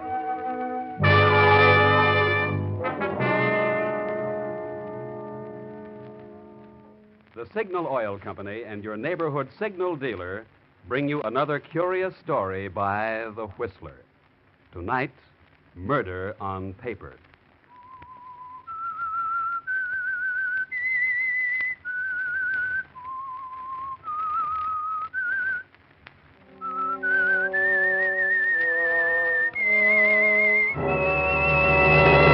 I am the Whistler, and I know many things, for I walk by night.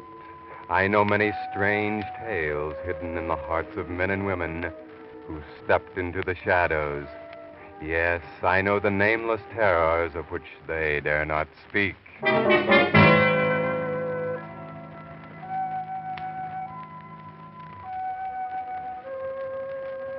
Well, to begin with, I'm not telling this story. No. Fred Wallace is telling it. Fred Wallace is a writer of detective stories for pulp magazines. And this is the best story he's ever told. Yes. Go on, Fred. Continue your dictation. You were a writer and a police reporter, and you never held a job very long. Just why was that, Fred? I was a victim of the ponies. I couldn't stay away from the racetracks. I was hitting the 40-year mark, and I was down at Hialeah Park in Florida when I met a gorgeous blonde from California named Lita Martin, her friend Vera Durant. This Vera was a widow who was tossing money around and having the time of her life. She wasn't too pretty, not as pretty as Lita, but her husband had left her $500,000. That made up for it. What more can I ask? Am I taking too much time? All the time you want, Wallace. Well, by the time the Hialeah meet was over, Vera and I were married and on our way to her place in Los Angeles. Santa Anita was closed, but Hollywood Park was about to open, and I'd figured on running a stable and a string of ponies. I didn't mention the subject until we'd pulled out of San Bernardino.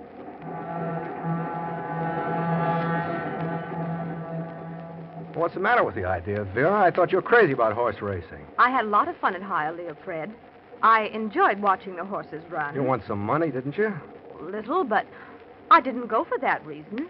My friend Lita insisted I spend the season in Florida just to get my mind off things. Well, you certainly seem to have a good time. Now that I think of it, it seems silly. It's gambling, and I don't approve of gambling. What? Well, that's certainly news to me. The way you threw down $100 bills, I thought you were an old-timer at it.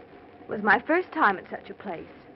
Oh, Fred, darling, there's no reason why we can't go to the races once or twice. Once or twice? I know you've been able to get by on your gambling, but you're 40 years old. It's time you settled down and accomplished something in a bona fide business. Business? What do I know about business? But I know horses, and with a good string, I can clean up. Fred, darling, there's no need for you to clean up. All you need to do is learn the business my husband left me, and to be able to take care of that. Oh, a chemical plant. Are you kidding, Vera? I'll speak to Mr. Adamson tomorrow as to the right job to start you on.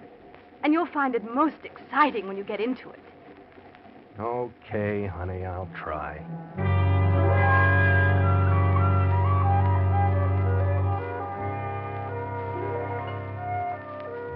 Well, Fred, you weren't exactly conscious of it at the time, but that was when you got the idea for all this. You could pick horses, but you couldn't pick women. Once Vera got home, she was entirely changed, wasn't she, Fred? She was all business and hung on to nickels like they were $20 bills. What a change.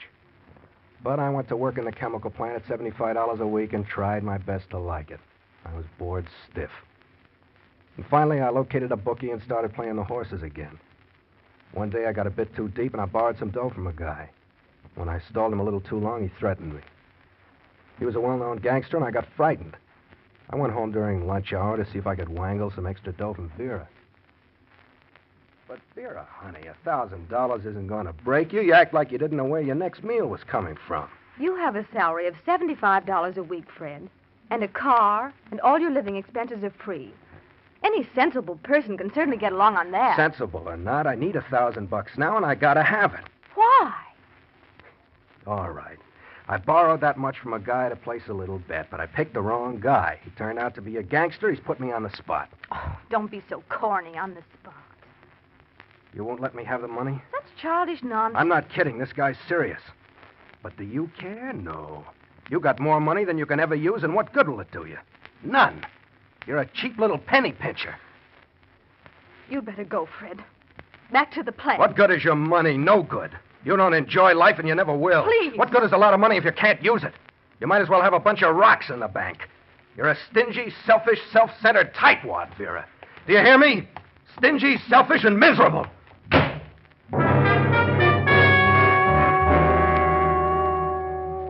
I gave her the works. But when she pranced out of the room and slammed the door, I knew she meant it. And I knew, too, that I'd overplayed my hand. Then I got to thinking about what I'd said. That her money was no good to her and that she didn't enjoy life. All kinds of dough, and she didn't enjoy life. That's what I was thinking that day on the train. If she didn't enjoy life, why should she go on living?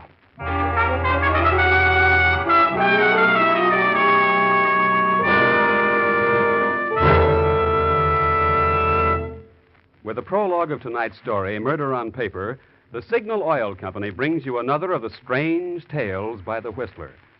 But before we go on with the story, let's consider carbon, that word you hear so often in connection with automobile motors. Well, just what is carbon and what does it do? Well, coal is carbon. So is soot.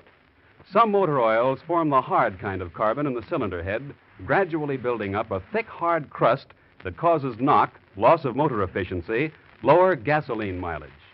It can even cause costly repair bills. That's why the solvent refining of Signal 4-Star Motor Oil is doubly important to you at this time when you want your motor to last out the duration and you want all the miles you can get from ration gasoline. You see, because of solvent refining, which is the latest, most costly process known to oil engineers, Signal 4-Star Motor Oil actually forms less carbon, and it's soft soot-like carbon that tends to blow out with the exhaust gases. Thus, by keeping your motor cleaner, more efficient, solvent-refined Signal 4-Star Motor Oil does two important things. One, aids longer motor life, and two, helps your gasoline go farther. So for your motor's next refill, ask your neighborhood Signal gasoline dealer for your best buy today. Signal 4-Star Motor Oil. And now, back to the Whistler.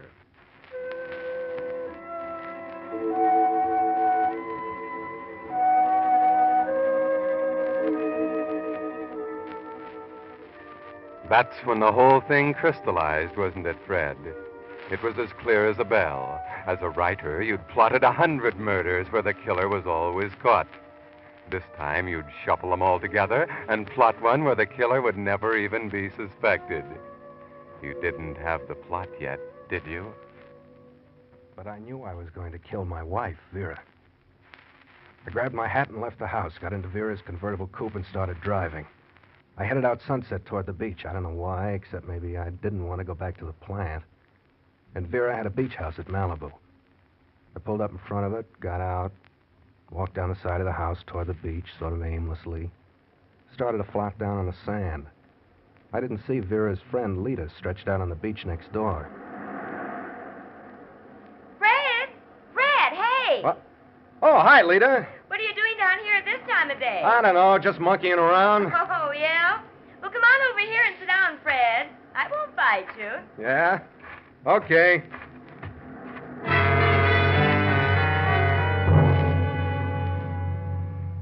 I knew I shouldn't have done it, but I sat down close to her. Too close. And when a guy gets that close to a gal like Lita Martin, well, it's like sticking your nose over a can of ether. Are you afraid of me, Fred? Afraid? Not in the least. Why? Oh, I don't know.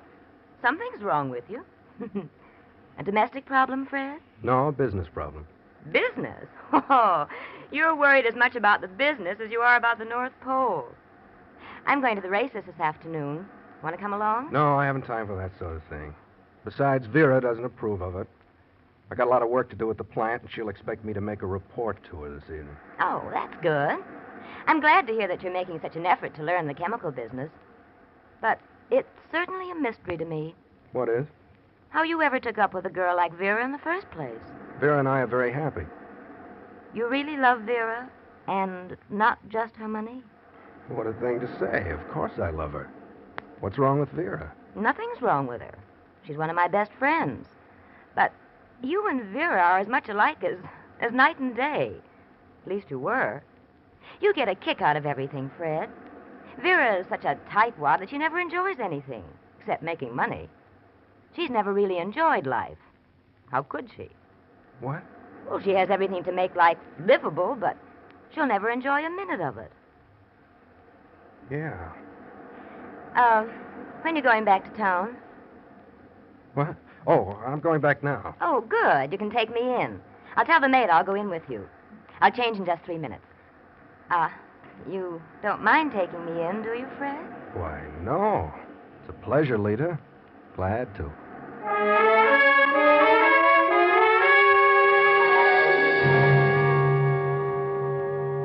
And it was on that ride back from the beach that you got the idea, wasn't it, Fred?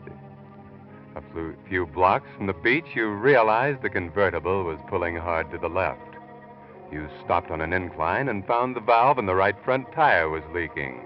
You jacked the wheel up to change, but you didn't pull the emergency brake on hard enough. The car slipped off the jack and started to roll, but a call to Lita and she grabbed the emergency, Fred? That gave me the idea. How to get rid of Vera. She'd planned to go up to her mountain place that evening because the first snow had fallen. A perfect setup. But I needed a witness for what I was going to do, so I worked it so that Vera invited Lita. About an hour before we left, I put the leaky tire back on the wheel, then loosened the bolt on the emergency brake to where it would just barely hold when pulled all the way back. I dropped a couple of sleeping tablets in Vera's tea just before we left. Vera sat in front with me and Lita in the rear with the luggage. After we passed the Crestline turnoff, I picked a spot on a downgrade. I pulled off to the side, facing a 500 or 600-foot drop. I stopped, eased the handbrake back all the way. It held just barely. What's the matter, Fred? I put that tire back on the wheel. I thought I'd fixed it, but it's almost flat again. I can feel it. I'll have to change again. Oh, well, can I help you? Oh, thanks, Lita, but I can handle it. Guess Vera's sound asleep. Hand me the jack and that wrench under your feet. Okay. I left them out because I didn't trust my job on that tire. Thanks, Lita. I'll have it changed in a jiffy. I jacked up the right front wheel till it just barely cleared the ground, removed the hubcap, applied the lug wrench, and I was all set to throw the car in motion. I wanted to get Lita out of the car on the opposite side because she was to be my witness if I needed one. Lita, bring me that flashlight beside you. Guess I'll need your help after all. It's dark out here. Yes, Fred. As Lita slammed the door, I gave a terrific pull on the lug wrench. The car rolled off the jack and went into motion. I yelled just for effect, but it was only a few feet to the edge. The car shot over, hit a ledge about 20 feet below, and then crashed on down to the bottom.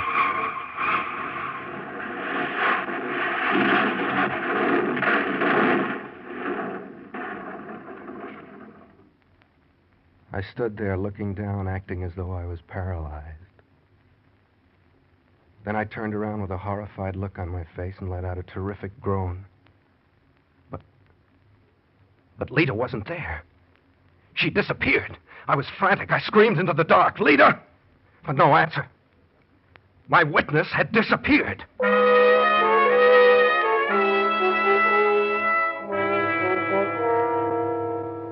You were terrified, Fred. You stood there trembling in the dark, screaming for Lita, as though she were a mile away. Then it came to you. You grabbed the flashlight and shot it around and down on the ledge below. And there was Lita, on the rocks of the ledge and blood on her face. I knew then how she'd got there. She jumped on the left running board to grab the emergency brake and gone over with the car. That's what I hadn't counted on. Lita wasn't supposed to have touched the brake. Only this afternoon she'd pulled it on. Now, when it didn't work, she'd know for sure that it had been tampered with. She could tell them that the accident was no accident. I picked up a rock, started down to the ledge to give her a good bash on the head.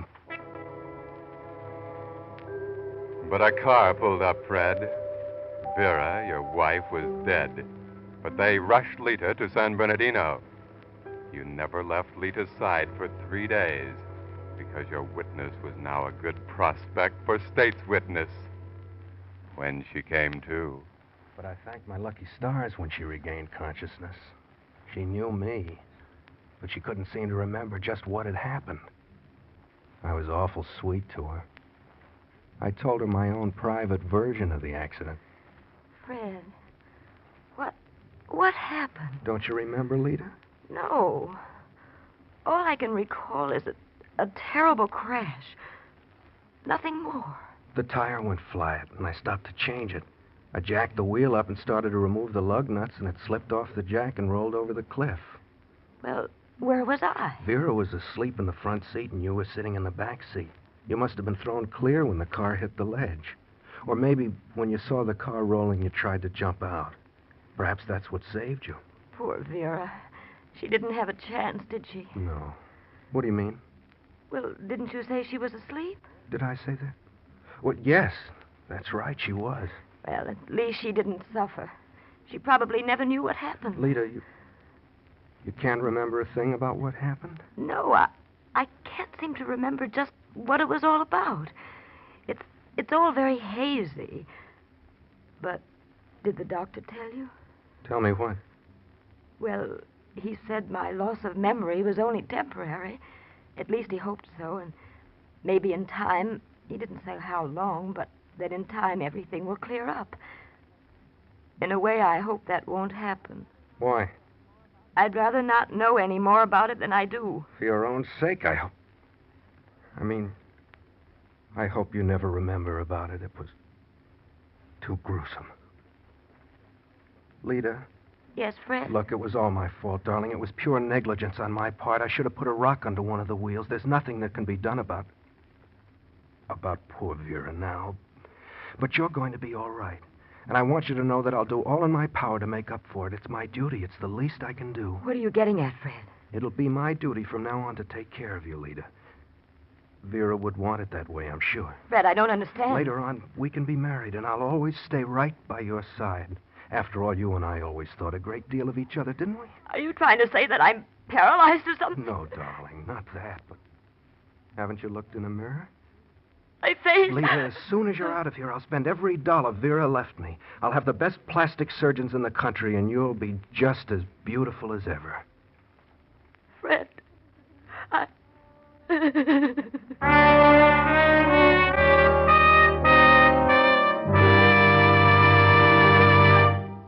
You are listening to The Whistler, brought to you by your friend, the Signal Oil Company, marketers of the famous Signal gasoline, your best buy today. Remember to let every go signal remind you you do go farther with Signal gasoline.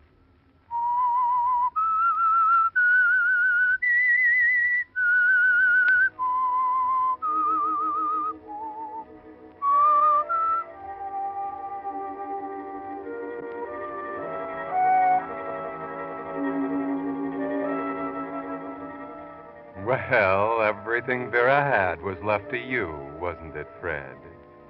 But you dumped it all on the market, including the plant and all the real estate. Turned it into cash. Married Lita, had her face fixed up, and bought another beautiful place up at Big Bear Lake.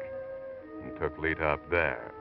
You had no servants because you wanted her all to yourself, didn't you, Fred? I watched her like a hawk because I wanted to be around if she should regain her memory. But after a while, she got to acting kind of strange. She began to ask funny questions. About what happened that night, I mean. The cloud was beginning to clear up, is what I figured. It was getting on my nerves. And I knew for sure that if it cleared up and she remembered about grabbing for that brake, the whole thing would come out. She'd know that I'd killed Vera. Then one afternoon... Fred, I've just had another one of those terrible dreams. Nightmares. Nightmares? Since when have you been having nightmares in the afternoon? I've had several of them. It's terrifying, Fred. I can't understand why I always dream the same thing.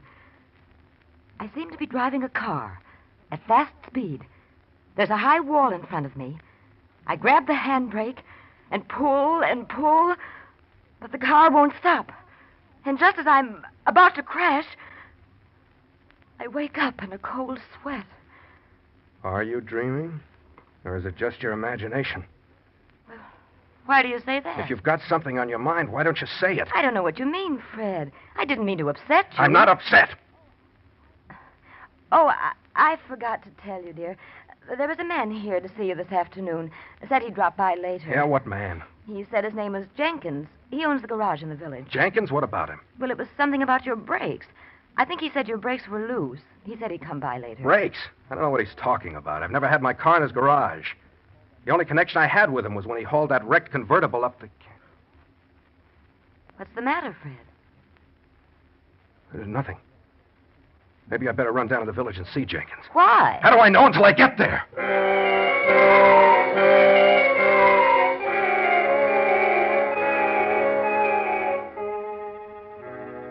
Yes, Fred, you don't like the looks of this. Rush down to the garage at the village and see Jenkins. See what he's told Lita. See what he's found out. Oh, yes, Mr. Wallace. Well, I got a little bill here for $18 that I kind of overlooked.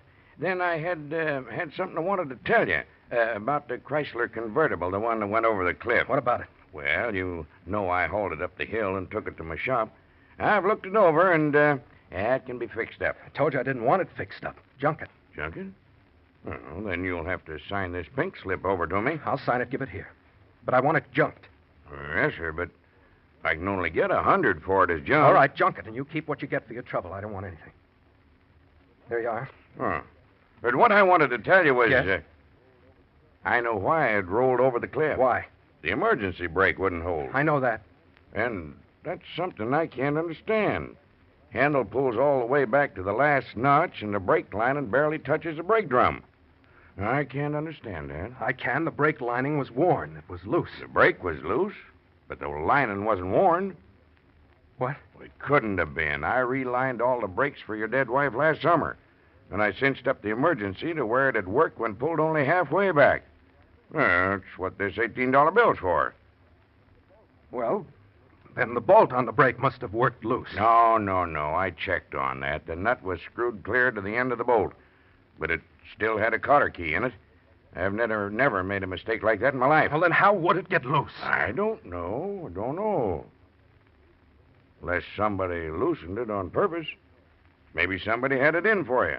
It's the only thing I could think of. As I was telling your wife on the phone. What? I said as I was telling your wife. Talk to my wife about this? Well, yes. Didn't she tell you I called? How much did you tell her? Well, I tried to explain about the You brake. have no right to talk to my wife about such things. But I just thought you ought to know. Yes, of course. I just meant that you shouldn't have bothered my wife about it. She's been very nervous since the accident. I try not to mention it to her. Oh. Well, I'm sorry. It's all right, only we're both trying to forget the whole thing. Sure, Mr. Wallace. So just send me a bill and I'll mail a check and just forget about this. Sure. I'll get the bill for you in just a minute. Never mind, I have to hurry. I have to get home right away.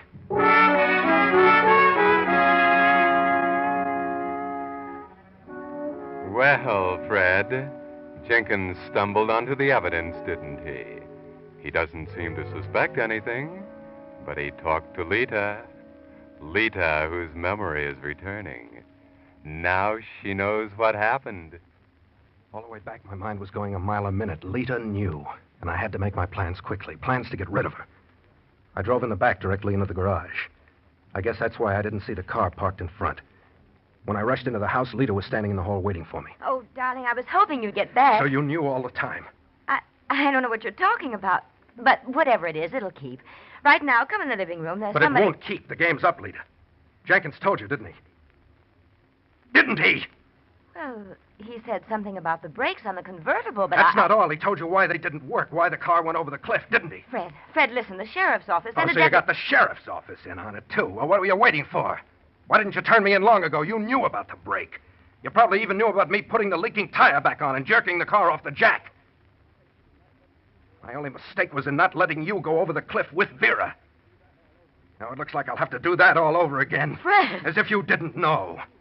Now I'll have to take care of you. I don't think so, Wallace. I think I'll have to take care of you. What? Fred, I tried to tell you. The sheriff sent a deputy out to see me, and... So you did trap me, you dirty... Side, Mrs. Wallace. I've heard all I need. You won't catch me. Fred, don't! Stop, Fred!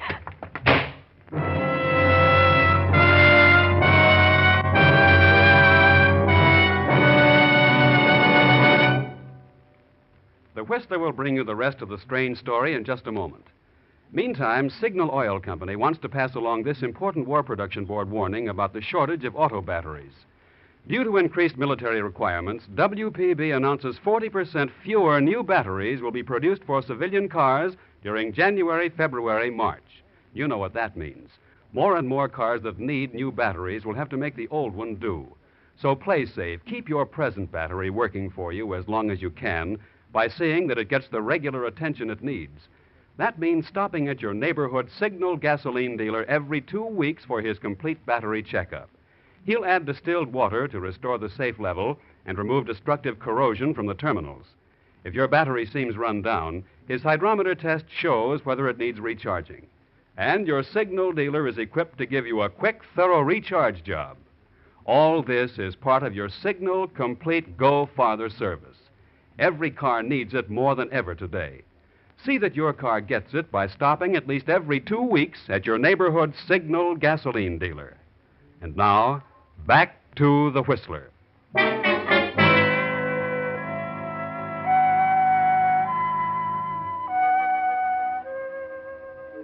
And what happened then, Fred, after you ran out the door? I saw the deputy's car, but I didn't see the other guy, the driver, until I ran past and there was a gun in my face. I took a wild poke at him, but he just slapped me on the side of the head with the gun barrel. When I woke up, I was sitting here. Yes, Fred.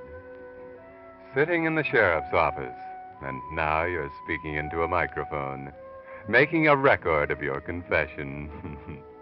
You may have been excellent at plotting murder on paper, but when a man's emotions become involved with the real thing, it isn't so good. You see, you were perfectly safe.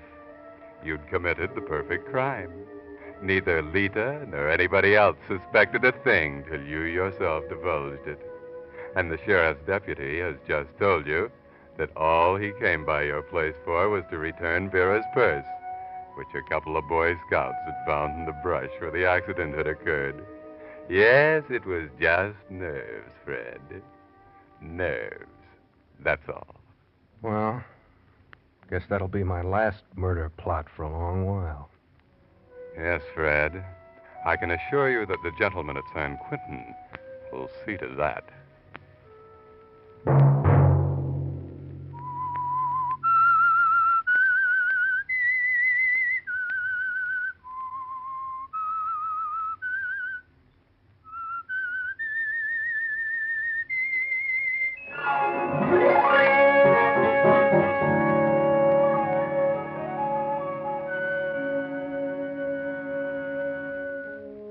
Next Monday at 9 o'clock, The Whistler will bring you another strange tale, the curious story of Murder is Legal. The Whistler is broadcast for your entertainment by the marketers of Signal Gasoline and Oil and fine quality auto accessories, and by your neighborhood Signal dealer.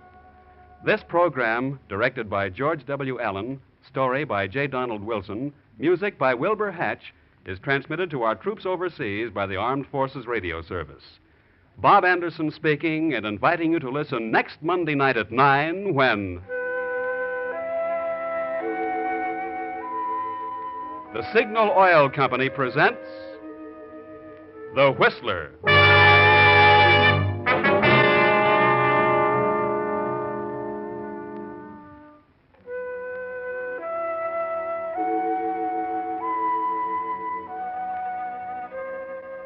This is CBS, the Columbia Broadcasting System.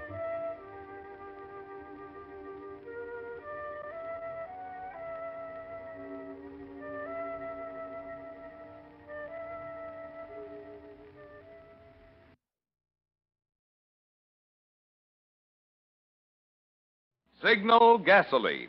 Let every traffic signal remind you, you do go farther with Signal gasoline.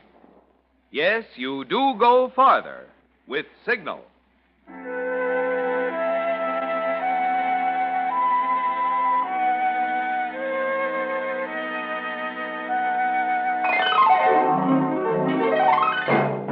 The Signal Oil Company and your neighborhood Signal dealer bring you another curious story by The Whistler.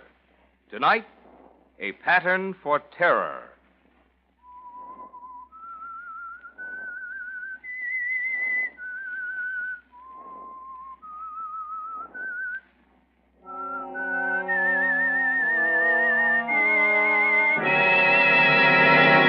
I am the Whistler, and I know many things, for I walk by night. I know many strange tales hidden in the heart of men and women who have stepped into the shadows. Yes, I know the nameless terrors of which they dare not speak.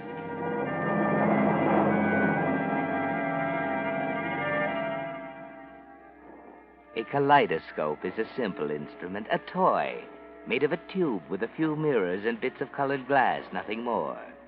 Yet when you revolve it slowly, an unending series of complicated patterns appear, always changing, never the same. On this midnight of December 10th, 1944, the mind of Ted Stratton, as it struggles for consciousness, is like a kaleidoscope. One of the patterns is this. Hello, darling. Norma's party at her house, high on the hill in Marin County, looking down on San Rafael and San Francisco Bay. And Larry Craig, handsome, talented Larry, playing Chopin waltzes on the piano.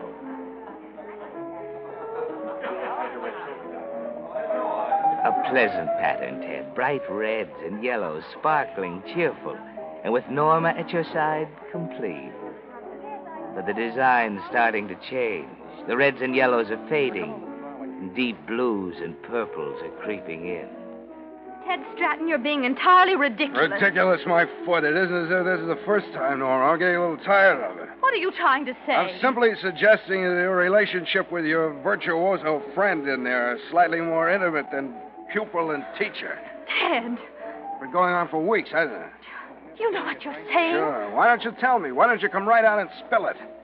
It was all a big mistake getting engaged. That's me, Stratton, the mistake. No runs, no hits, one error. Ted, you're drunk. So what? What else can I do? Can't play the piano like Mr. Craig? Gotta do something? You have to shout? Yes. You can make a bigger fool of yourself by walking in there and telling everybody. Yes, why don't you do it upright? Make a real party out of it. You know, that's an idea. I don't know. I never heard of anything like that. A deeper pattern, Ted. Deep blues and purples.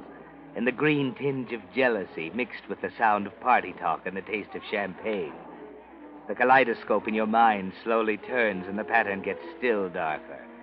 Norma's party for you.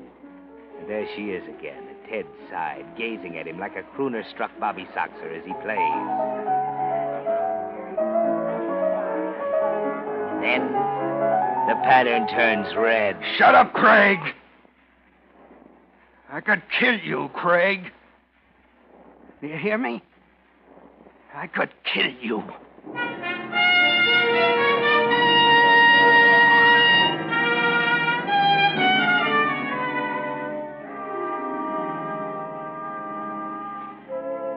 Nothing now. Just blackness. No colors. No pattern.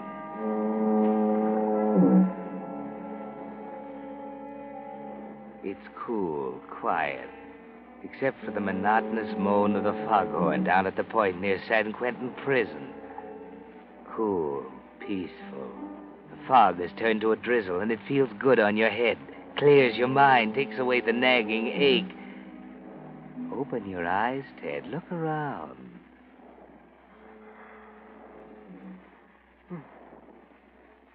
Where am I?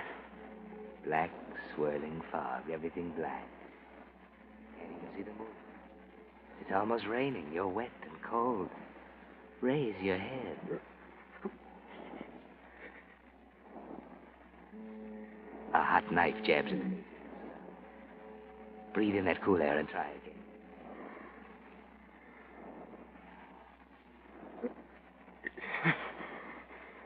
There's an automobile, an open convertible. That string of yellow lights over to the left, wavering like a clothesline in a high wind, finally settles into... Yes, Ted, you must have stopped here on the way home from Norma's party. Party? Yeah, party. What am I doing here? The car, who's... Larry's. I'm in Larry's car.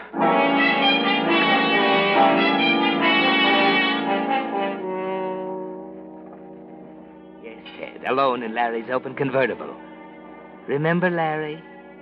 You could kill him. It's just what you said, wasn't it? You could kill him. Where's Larry? Gotta find Larry. Go back. Go back to Norman's. No. Wait a minute. Not yet. Better check first. Telephone.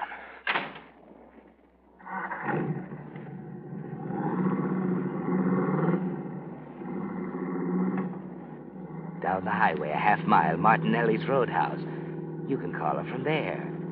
She'll probably laugh and tell you Larry is pacing the floor, wondering what happened to his car.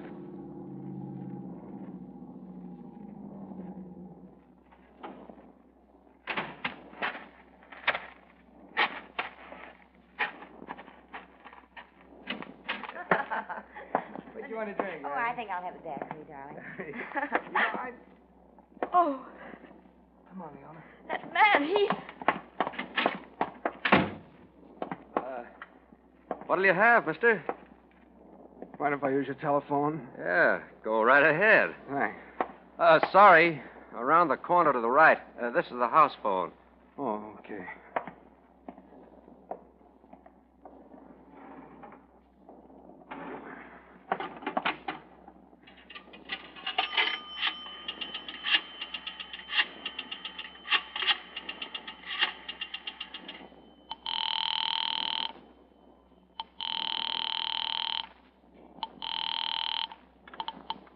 Hello? Hello, Norma. Never mind that. Tell me, where's Larry? Why, isn't he with you? What do you mean? He left right after you did. He left? Naturally. What else could he do after that horrible scene? You must have been out of your mind. Tell me exactly what happened, Norma. I don't want to discuss it. You've got to. You have a lot of apologizing to do, Ted Stratton. That's not important now. Well, maybe not to you, but what have you done? Norma, will you please tell me what happened? Well, after you said all those terrible things right in front of everybody about wanting to kill him, you grabbed your hat and walked out. He just stood around looking embarrassed and... How long after I left? You must have seen him down at the highway. I must have seen him down by the highway. Ted, where are you? Hello? Hello, Ted. Hello? Operator! I must have seen him down by the highway.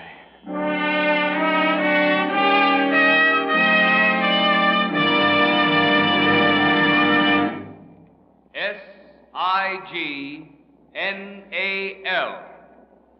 Signal. What's in a name? The name Signal. Well, for instance, Signal Oil Company sponsors the Whistler. In addition, for 14 years, the name Signal has stood for the finest petroleum products that money can buy. But most important today, Signal Go Farther gasoline is helping Western drivers stretch their gas stamps. For it's true, you still go as far as before the war with Signal. And I'll tell you why. You see, modern gasolines are composed of many ingredients, each of which does a specific job. For instance, the very volatile, highest octane components, such as isopentane, give pep and anti-knock. And these are the ingredients reserved for war. That's why Signal Oil Company frankly admits no gasoline today can give you all the brilliant performance you found in pre-war Signal gasoline, and which you'll enjoy again in even further improved Signal post-war gasoline. But other ingredients give mileage, and these components are still in the famous Signal formula. In fact, additional new hydrocarbons rich in mileage have even been added. That's why more and more wise drivers who keep track of their mileage are finding it's as true today as before the war. You do go farther with Signal gasoline. And now, back to the Whistler.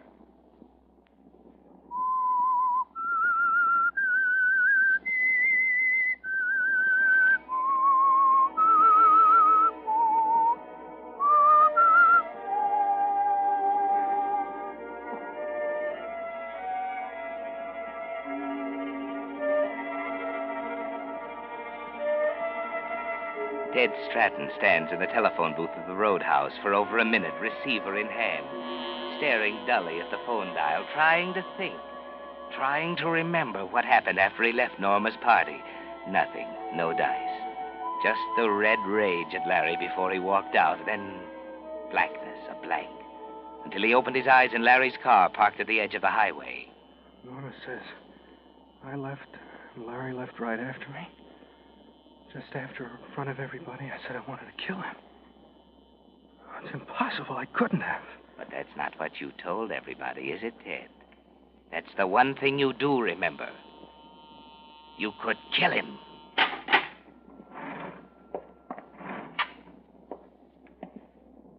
No!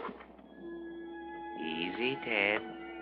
That's only your reflection in the big mirror on the wall. No wonder they jumped when you walked into the bar. Clothes torn to shreds, an ugly gash over your right eye. Larry must have been tougher than you figured. Look at your right hand, Ted, swollen up like a bunch of bananas. Better get out of here. Guy, I tell you, I know. I don't know what he looks like, but... call you back. Well, get your call through okay, brother? Yeah, thanks. Just a minute. You look like you could use a drink. Thanks, no, I... Hello? What? That's Rose. Sings with the band weekends. Maybe I can set you both up, huh? Oh, that would be a swell idea, mister. Sorry, I'm in a hurry. Oh, don't be that way. He's just playing hard to get. Come on, pal. I feel generous. This one's on the house. He doesn't do that for everyone. How about I gotta go, I tell you. Oh, just one. Get out of my way. Let me go. going to push me. Hey! What are you doing? Tire. Let the air out of the tire. Trying to stall me. No time. Fix it later. I gotta go.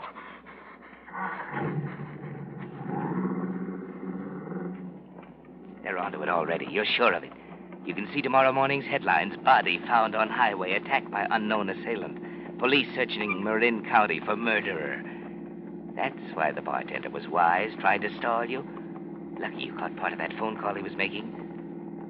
Thought that flat tire would stop you, did they? Can't go much farther, though. It's in shreds already. Look, the service station down at the junction. Got to take a chance. You're lucky. No customers.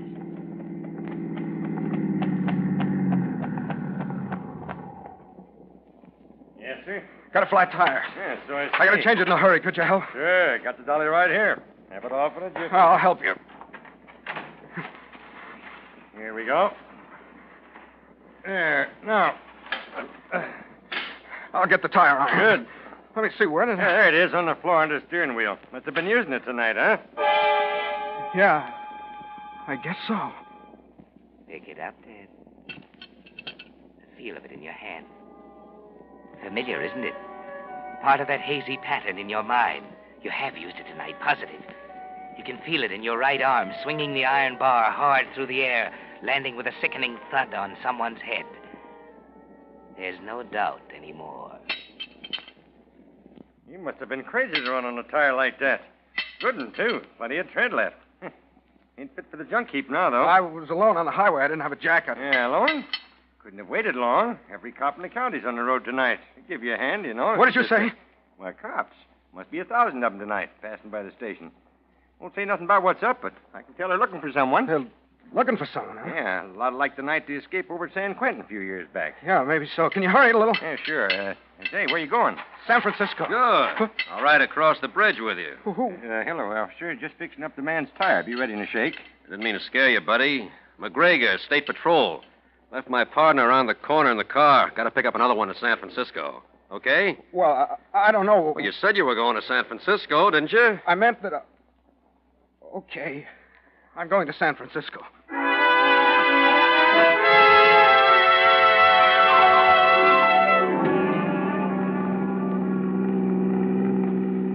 Nice night for ducks. Yeah, kind of wet. Due to bust loose with some real rain any minute. Say, you ever thought of putting that top up? Huh? Oh, yeah, the top. Yeah, this is one of them fancy automatic ones, isn't it? Yeah, automatic. Well, how about putting it up? Well, it doesn't work. It's broken. Oh? Pull into that toll plaza for a second, will you? I want to check with the boys. Yeah, sure.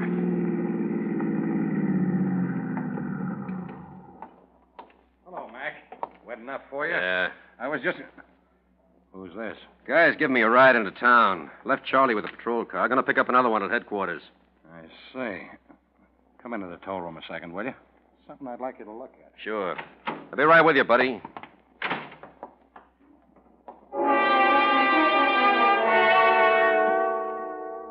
This ought to be it, Ted. You can see them in the glass-enclosed toll room looking at a paper, then at you arguing about something. Maybe you can run for it. No. Look at that motorcycle cop up in front. He's looking at you, too. And there must be 5 of them behind you, all waiting. Well, don't sit there and shake. Do something. Wipe the seat off. Anything. Ought to be a rag in the glove compartment. There. Now what? Oh, yes, you're cold. Get that blanket out of the back seat.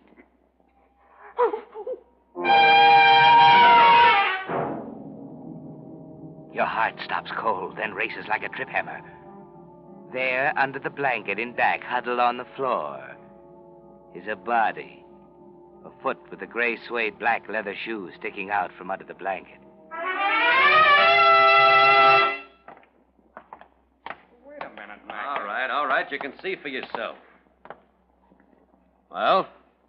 Huh. You're right, Mac. Sure. Wrong guy. Okay, see you in an hour or so. Come on, buddy, let's get going. Yeah, okay. Sorry about that last. Eddie's a new man. Eddie? What do you mean? Well, the guy at the plaza. New guy. Got the jitters, you know. Oh, yeah. Seems like everybody's got the jitters tonight. You stopped at Martinelli's about a half hour ago, didn't you? Yeah, I had to make a phone call. Martinelli's got the jitters, too. Called headquarters about you. Me? How come? Well, he happened to know we were after a big duck tonight. Thought you were it. So did Eddie. Just like I've been telling the chief. You only ask for trouble when you tip off the amateurs. Say you're after someone? Yeah. Who? I was just saying it don't pay to tip off the amateurs. Hey, pick it up a little, will you? I'm getting wet. Hey, maybe this blanket in the back... Wait a minute, no. What was that? Nothing.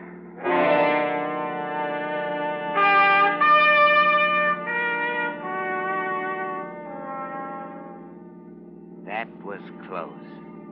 The other blanket on top of the seat, remember? And he didn't look down. It can't last much longer, Ted. You're ready to drive the car off the road, anything, but you haven't a chance on the Golden Gate Bridge. Cops at both ends and 200 feet down to the water on either side.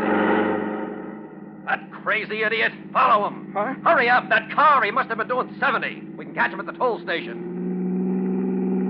That's good for 30 days. He's got to slow up for the toll station. He's going right through. Follow him. We might catch him at the signal.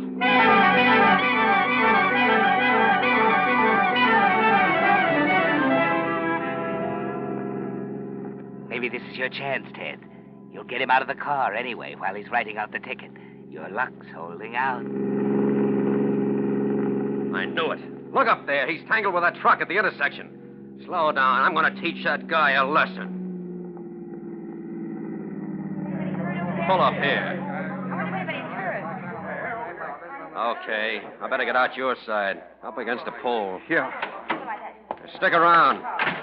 All right, everybody. One side. Who's the driver of this car? All right. It's your only chance, Ted. Mingle with the crowd for a minute, 2 minutes, 3. He's busy now, taking names and numbers, writing out citations. Now, don't argue with me. When you passed us on the bridge, you were doing 70. You're plenty lucky nobody was killed. Why, I'd just as soon hang 20 years for manslaughter on your neck as swat a fly. Now, don't give me any more back talk. You can save it for the judge. He's forgotten about you, Ted. Ease back toward the car now. He can't see you with people crowding around him. There you are. All set now. Get everything ready. Once you step on that starter, you'll have to move fast. Okay, the switch. The keys. Where are the keys? I had them. I left them. Going somewhere, buddy? No, Shut up. Jerry.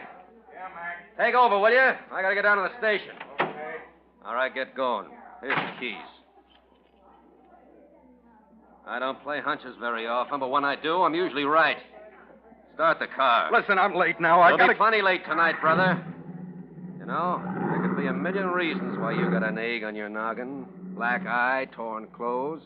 There might even be a reason why you ain't got a registration on the steering wheel. Maybe it ain't back from Sacramento. Maybe you just bought the car. Maybe you lost it. Okay, so I pass them up. Listen, officer, you're right. It isn't my car. It belongs to a friend of mine. Girl in San Rafael, Norma Schaefer. I bought it Shut tonight. up. I ain't finished. And I ain't saying I'm right. Listen, you can phone I said her. shut up. All right. So I pass up the black eye and the torn clothes and no registration, figuring you got good reasons. But there just ain't a good reason for a guy riding around on a rainy night with a top down. I said it didn't work. Maybe it doesn't. I can be wrong. Give it a try. Where? I don't know. You don't know how, huh? She didn't tell me. It's very simple, pal. All you gotta do is this. And up she comes. Huh. I was right, wasn't I? Oh, listen, I can explain. You'll have a chance to explain. Don't worry. Only it looks to me like maybe you didn't want to seem too strange to the car with a copper sitting next to you. Maybe you borrowed it without bothering to tell the guy who owns it, huh? You seem to know all about it. I'm still guessing. Like I told you, we're after a big duck tonight. But I ain't above hauling in a car snitcher on the side.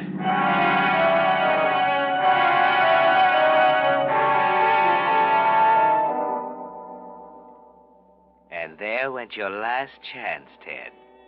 You may as well give up, spill the works. You were out of your head, maybe you complete insanity. You're in a locked room at the station now, and the car is safe in the garage downstairs. It's only a matter of time until someone looks under the blanket on the floor in the back. 2 a.m. 2 hours since you woke up with the rain in your face, parked on the highway. You're too tired to care now. Your head feels full of broken bottles. You wish they'd call Norma and get it over with. Find out from her that it's Larry's car. The same Larry Craig they found on the highway. Okay, Stratton. Huh? We finally reached her. Norma?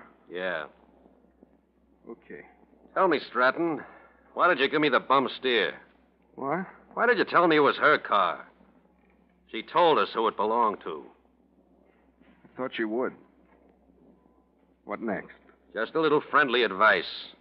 Next time, tell the truth and you'll save yourself a lot of trouble. What do you mean next time? Next time you pick up a cop in a borrowed car. Okay, you can go. You mean I can leave? Sure. Unless you want to spend the night here. Come on. Hey, what's the matter with you? Oh, nothing. Down the stairway here to the garage. Yeah, here's your car. Oh, say, Mac, will you hold it a minute? Hmm? I didn't get this baby logged. Thought you were going to be here longer. Yeah, so did I. I got the motor number and description, but I got to check the luggage compartment. Just a sec. Yeah, looks okay. Seems pretty silly, but these things are important sometimes. Now the back seat. There's nothing there. Just checking. Blanket. No, not the... What's the matter with him? He passed out. What's under that blanket? Nothing.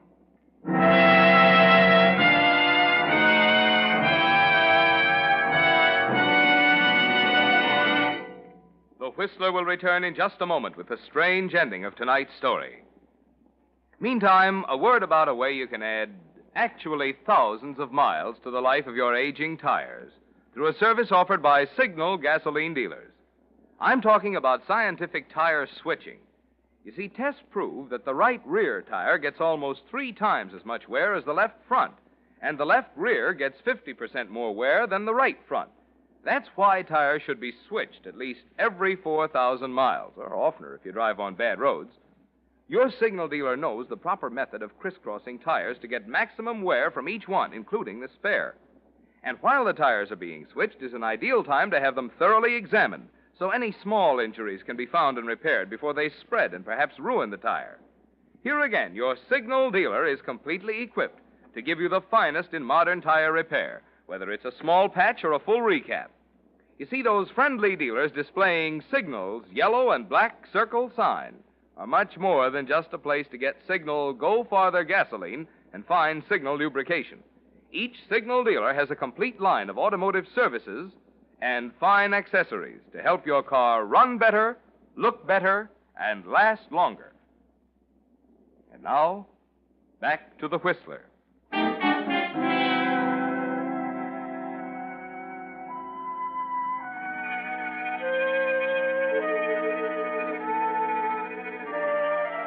It was too much, Ted. Too much to take right from the start. You were hanging by a thread from the moment you opened your eyes at midnight on the highway. You welcomed the sea of blackness that engulfed you when Wilbur lifted the edge of the blanket in the police garage. It was rest at last and peace. You finally open your eyes in a white hospital room with a white hospital smell in the air. The first thing you see is a pair of shoes underneath the bed next to you. The black and gray suede shoes. Remember? Sure. He just needs a good rest. Norma? Ted. Norma. Oh, Ted. Oh, I'm so sorry about everything. It was my fault. Norma, those shoes. They're keeping them in the next room. There's an officer with them all the time. And brother, when you slug him, they stay slugged. He's got a fractured skull. Oh, Larry, come on in. He's awake. Hello, hero. How do you feel? Larry. I was just checking our victim. Huh? Oh, what? Okay, so he's your victim. But I softened him up for you. You must have done the trick with that tire iron, huh? I don't know what you're talking about. The convict, dear. Don't you remember? No, convict. Hey, he doesn't remember. Maybe that's why you were playing games with me. Well, in case you don't know it, Ted, he would have killed me if it weren't for you. He had me on the ropes down at the car when you came up from behind. The last thing I remember is you shoving me into the bushes and taking him on, gun and all, with that tire iron. Oh. And maybe you don't think you made a monkey out of me, riding into San Francisco with a guy tucked away in the back seat all the time. He must have come to and crawled out when we stopped at the accident, I guess.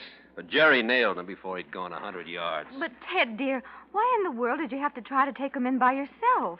Why didn't you come back to the house and telephone? Wait a minute. I remember. I stuck him in the back seat, took off. I started to pass out. Pulled over on the shoulder. But, darling... Now, don't ask him why, Norma. You may as well get used to the fact that the guy just likes to do it the hard way.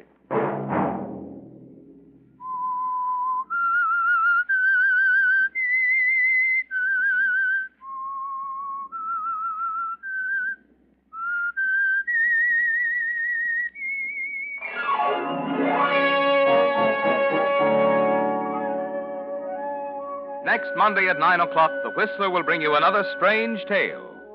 The Whistler is broadcast for your entertainment by the marketers of Signal gasoline and motor oil and fine quality automotive accessories, and by your neighborhood Signal dealer. This program, directed by George W. Allen with tonight's story by Harold Swanton, music by Wilbur Hatch, is transmitted to our troops overseas by the Armed Forces Radio Service. This is Marvin Miller speaking, and suggesting that you let every traffic signal remind you that you do go farther with Signal gasoline. Yes, you do go farther with Signal.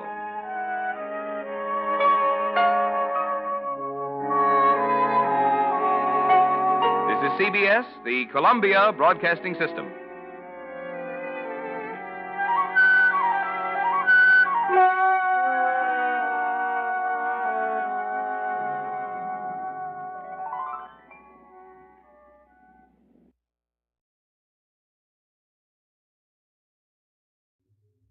And now, stay tuned for the program that has rated tops in popularity for a longer period of time than any other West Coast program in radio history.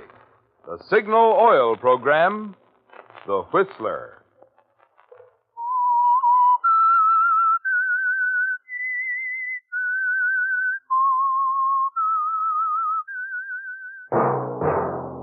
Signal, the famous Go Farther gasoline, invites you to sit back and enjoy another strange story by The Whistler.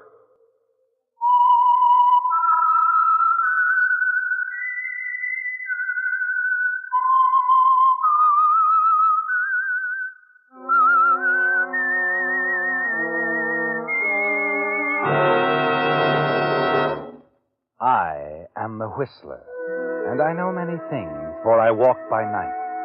I know many strange tales hidden in the hearts of men and women who have stepped into the shadows. Yes, I know the nameless terrors of which they dare not speak. And now for the Signal Oil Company, The Whistler's strange story, The Return.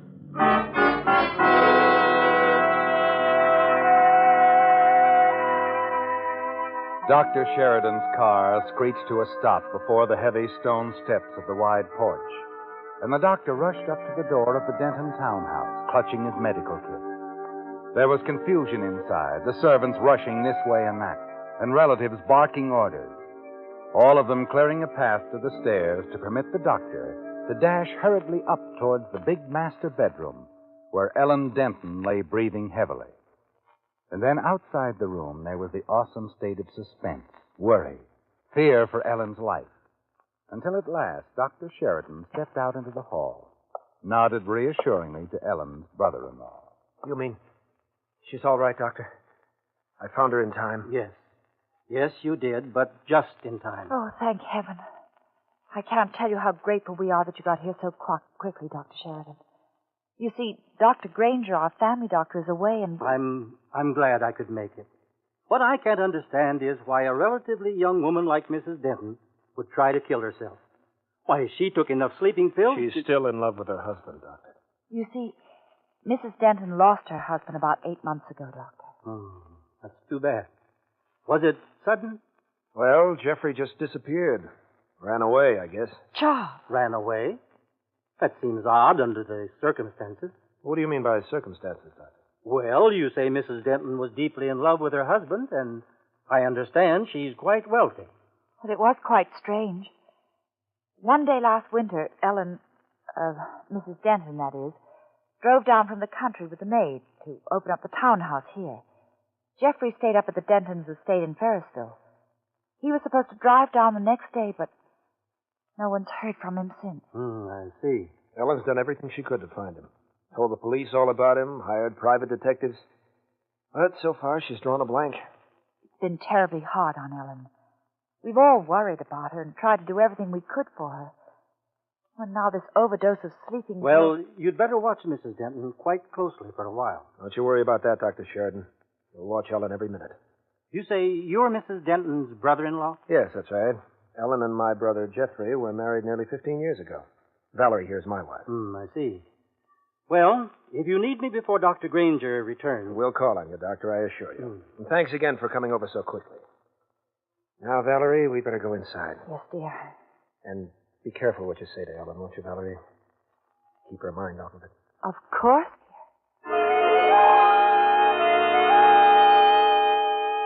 You lean back on your pillows, don't you, Ellen, and listen as the doctor leaves. And a moment later, Charles and Valerie slip into your room softly, whispering so as not to disturb you. You know the correct thing would be to thank Charles for saving your life. But it doesn't seem the time for correct things, does it? You know, don't you, Charles? I'll be a long time forgiving you for this. I'd never have forgiven myself if I hadn't found you in time, Ellen. Just like him. Like Jeffrey. Kind, considerate. You're a fortunate girl, Val. I think so. Oh, but you must get your rest, Ellen. Rest and try... And what? Forget? Is that what you were going to say? Why, Never mind. Valerie, I'll meet you downstairs. Here, Ellen. Let me fix your pillow. Please, Charles, leave me alone. You stopped me. Prevented me from doing the one thing I could do that would make forgetting a possibility. Well, Ellen, Leave me alone. That seems to be the way the world wants me. All alone.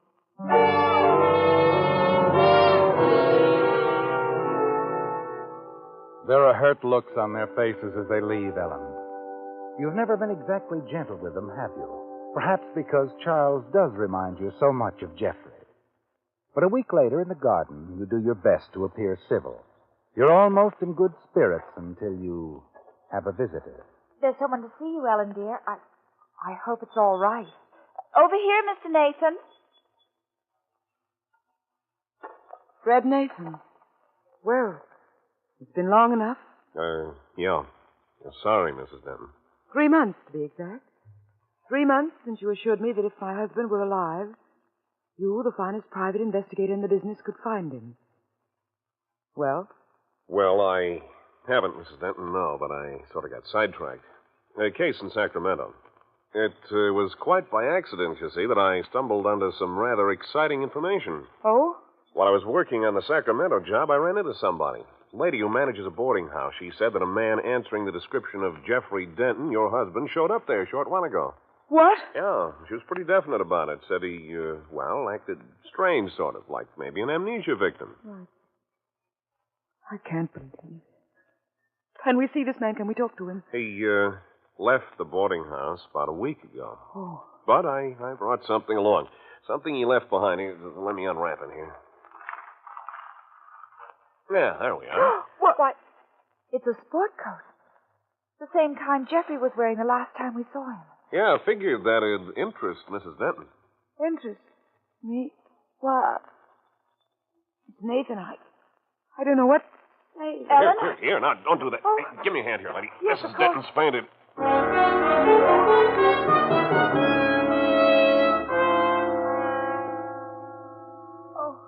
Where? That's all right, Ellen. You're in your room. Mr. Nathan and Valerie, they carried you up. But You fainted. It was the jacket, Jeffrey's sport coat. When Mr. Nathan showed it to us... Oh, yes, I remember now.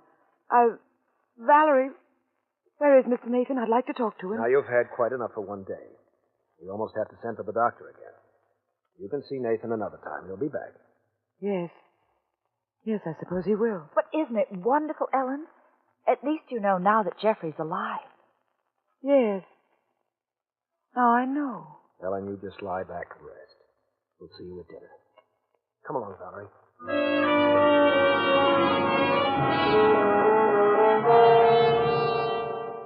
Well, Ellen, it's a shock, isn't it? Jeffrey alive. That's what Fred Nathan said. But you don't believe him, do you? Because you're certain your husband Jeffrey was wearing that same sport coat the night you killed him.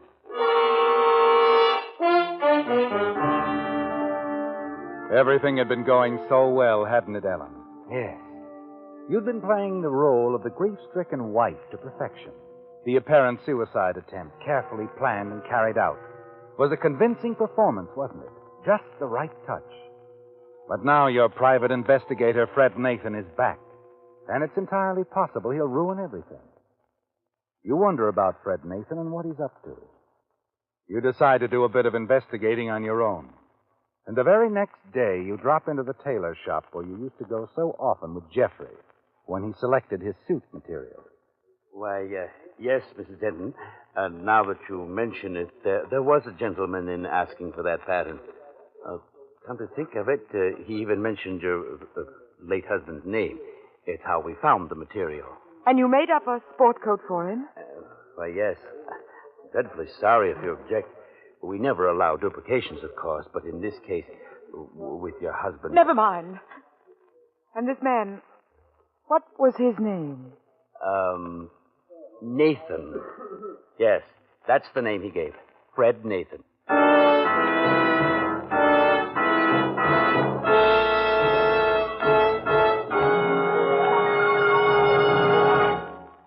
A Buick Super in the dashing new Riviera model is just one of 200 big prizes in the $10,000 Signal gasoline contest that anyone can enter. No purchase required, no box tops to send in. Yes, in addition, you have 199 other chances to win wonderful gifts, such as Packard Bell television sets, 6 of them, including Packard Bell's famous Telecaster consoles that turn at fingertip touch to most convenient viewing angle. 2 of the finest gas ranges made by O'Keefe and Merritt, with vanishing shelf and grill-evator broiler. 10 Westinghouse vacuum cleaners, plus 50 Westinghouse pop-up toasters. Also, 10 solid gold case wristwatches by Helbros. Yes, there are lots and lots of chances to win in the big, exciting Signal contest. And here's how easy it is to enter. You know those Signal cartoon billboards you see wherever you drive? The one that's up now pictures an angry bride waiting at the church door for the groom who is just arriving late because he ran out of gas. Well, all you need do is to write in 25 words or fewer what you think the bride is shouting at the groom. That's all there is to it. No purchases required, no box tops to send in, no tickets to save. Say, you just can't afford to pass up an opportunity like this to win really valuable awards. So ask any Signal dealer for free entry blank for Signal's big $10,000 contest.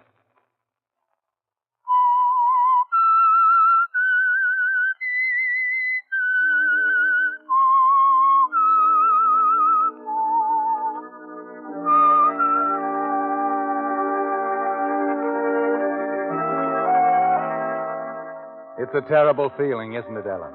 And you wonder what Fred Nathan is up to, this private investigator you hired yourself, to make it look as if you were interested in finding your dead husband, Jeffrey.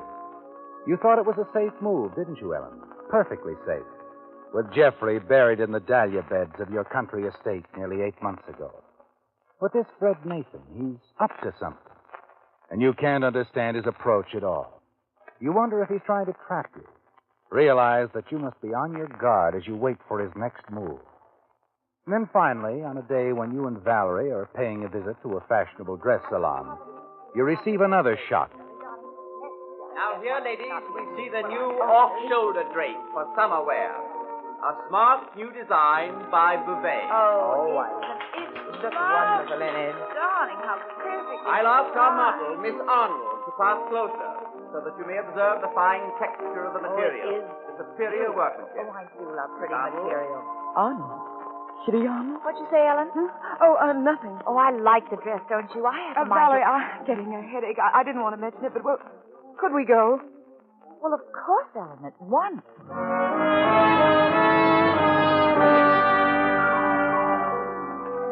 The headache is an excuse, isn't it, Ellen? A lie to get you outside, out of sight of that model, Miss Arnold. Kitty Arnold. She was the girl in the case, wasn't she? The other woman. The reason that you, Ellen Denton, killed your husband in a jealous rage.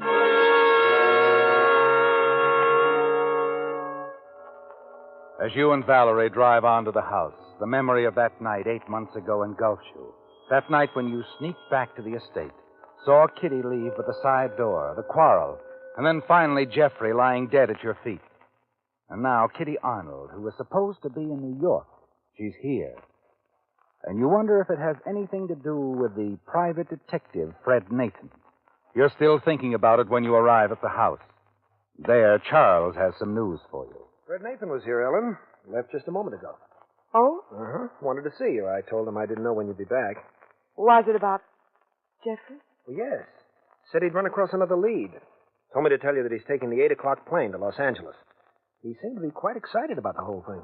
I wonder what Jeff is doing in Los Angeles. Well, Valerie, we aren't certain he's there. But Mr. Nathan seems to think so. Well, yes. Why, Charles? Well, I don't know. Nathan didn't go into that, Ellen. Oh. That's entirely possible, you know. Jeff was in business there years ago. Knows the city, has friends. Oh, yes. Yes, of course. Oh, Ellen, I just know Jeff will turn up soon. You'll see. Of course he will. Well, come along, dear. We better freshen up before dinner. Charles, be a darling and see to the cocktails, will you? Already taken care of that, Val. Well, I hope you remembered I told the cook we're having an early dinner. Oh, of course. She's been sulking around the house ever since. You know how she hates to have a routine disturbed. Early dinner? What is all this, Valerie? Well, have you forgotten, dear? We're going up to Ferrisville for the weekend. Charles is going there tonight to get things in order.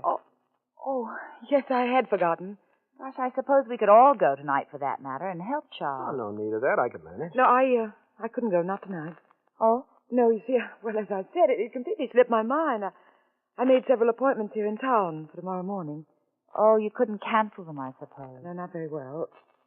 You run along with Charles. I'll drive up sometime tomorrow afternoon. Nonsense. I'll stay here with you, dear. You can manage, can't you, Charles? I said I could, Val. Well, of course you can. Well, it's all settled then.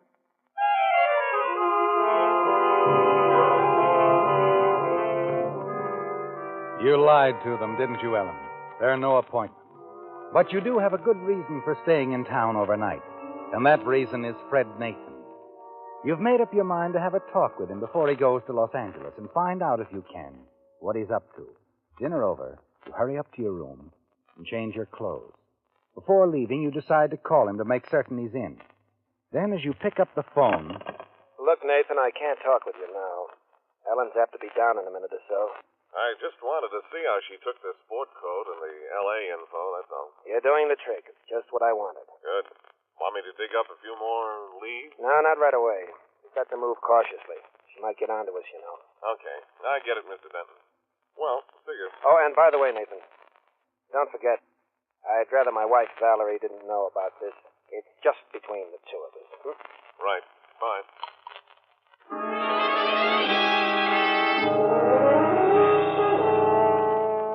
You can't believe what you've heard, can you, Ellen? But as you replace the receiver, the whole picture becomes clear to you. Charles, he's in on it with Fred Nathan. You realize he suspected you all along, and now he's trying to trap you. Expose you as his brother's killer.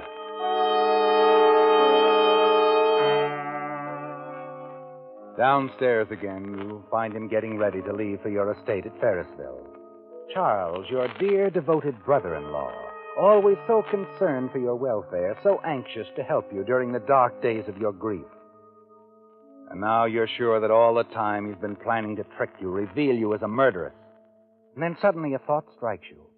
Charles never did get along with his brother, and you wonder if perhaps there's something else on his mind besides trying to trap you as his brother's killer. Blackmail, Ellen.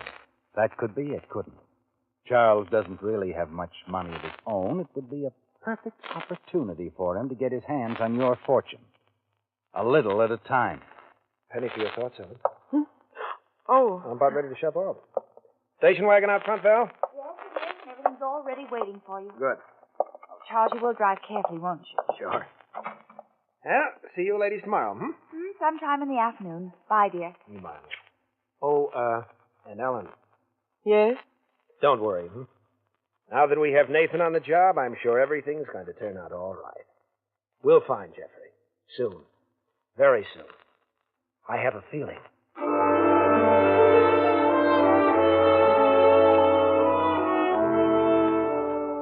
He's clever, isn't he, Ellen? And as you watch the station wagon drive away, you wonder how close Charles is to the truth, don't you, Ellen? What he really meant when he said Jeffrey would be found soon. Long after he's gone, you pace the floor of the library. Valerie has gone upstairs to bed, and you're glad she's out of the way so you can slip over to see Nathan.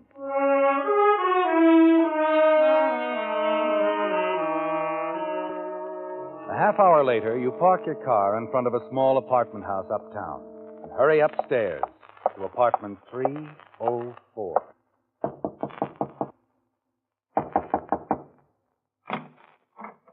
Why, Mrs. Denton. May I come in, Mr. Nathan? Well, sure. Thank you. This is an unexpected pleasure, Mrs. Denton. I heard you were at the house this afternoon. Yeah, that's right. May I sit down? Sure. Sit down, Mrs. Denton. Thank you. Charles, my brother-in-law tells me that you have a new lead. Yeah, that's right. New lead. Fix your drink, Mrs. Denton? Thank you, no. What makes you think my husband is in Los Angeles? Well, I've had a friend of mine checking a few things for me, Mrs. Denton. A fellow up on that Sacramento lead. I see. Sent him your husband's photograph. He's been showing it around in L.A. Nurse in one of the emergency hospitals down there thought she recognized... Yes, only some man tapped by an auto. As it turned out, he wasn't seriously hurt. He was released the day after the accident. Then you know where he is now. No. No, you see, the address he left turned out to be a phony. Yeah, phony. Oh, I see. That's why I thought I'd better run down there myself, take over. Yes, of course, and you'll spare no expense. I'm a wealthy woman, Mr. Nathan. I can afford to pay your price, whatever it is. I know, Mrs. Dent. We'll find your husband. Don't worry about that. Of course, it might take a little longer than we expect. I'm prepared for that. I'll make it well worth your while, Mr. Nathan. Sure. But we haven't discussed your fee yet, have we? No hurry. I'm a pretty reasonable guy when it comes to finances. Perhaps we could talk it over now. Well, sure, but I really don't have much time. You know, I got to catch that 8 o'clock plane to L.A. Oh, yes, of course. I'd forgotten. Now, leave it to me, Mrs. Denton. Just leave it to Fred Nathan.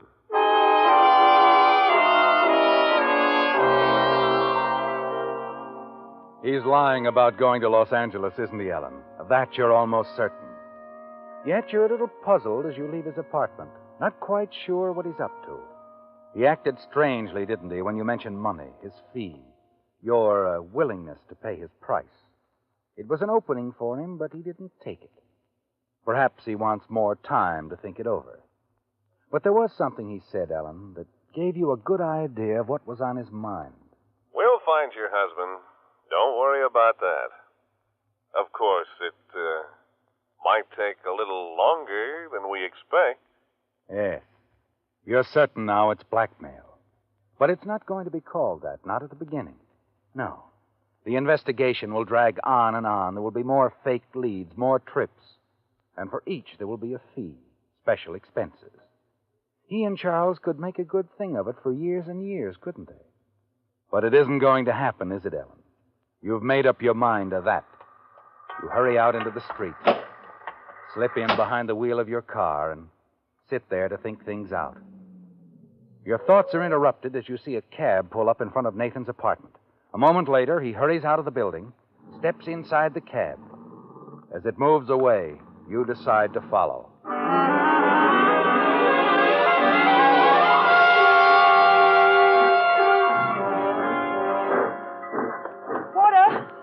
Porter! Yes, ma'am? That train just pulling out, is that the one to Los Angeles? No, ma'am. That's the northbound. Greenpoint, Valley Town, Ferrisville. Ferrisville, I see. Thank you.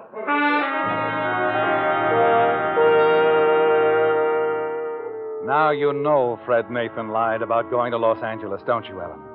He's taking the train to Ferrisville, your estate there. And you wonder why. And then suddenly you remember. Charles, he'll be there. Yes, probably Charles' idea, wasn't it? To drive up to the estate tonight and meet Nathan there.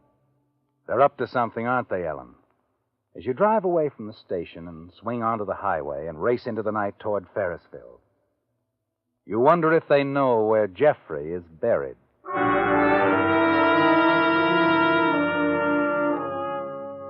It's almost midnight when you reach the deserted railroad station at Ferrisville. Reach it less than a minute before the train from the city pulls in. A single passenger gets off, Fred Nathan. As the train starts to roll again, you see Nathan walk across the platform and then into the waiting room. You move along the platform, keeping well in the shadows, and then stop near an open window. Yeah. You can hear him Yeah, that's inside, right. talking on the phone. Yeah, I just got in, Mr. Denton. Huh? Yeah, I think we better make sure where we stand before we make another move. No, tell you about it later. Yeah, okay. I'll wait for you. They're going to make sure, aren't they, Ellen? You know what that means, don't you? You step back into the shadows as Nathan comes out of the waiting room, walks past you. You watch him as he stops at the edge of the platform, lights a cigarette. He glances up the track, the fast-approaching southbound express. You stare at the headlight of the approaching train, coming closer and closer. Then at Nathan on the platform, standing near the tracks, his back toward you. You know just what you have to do. All right, Mr. Nathan, it's your turn.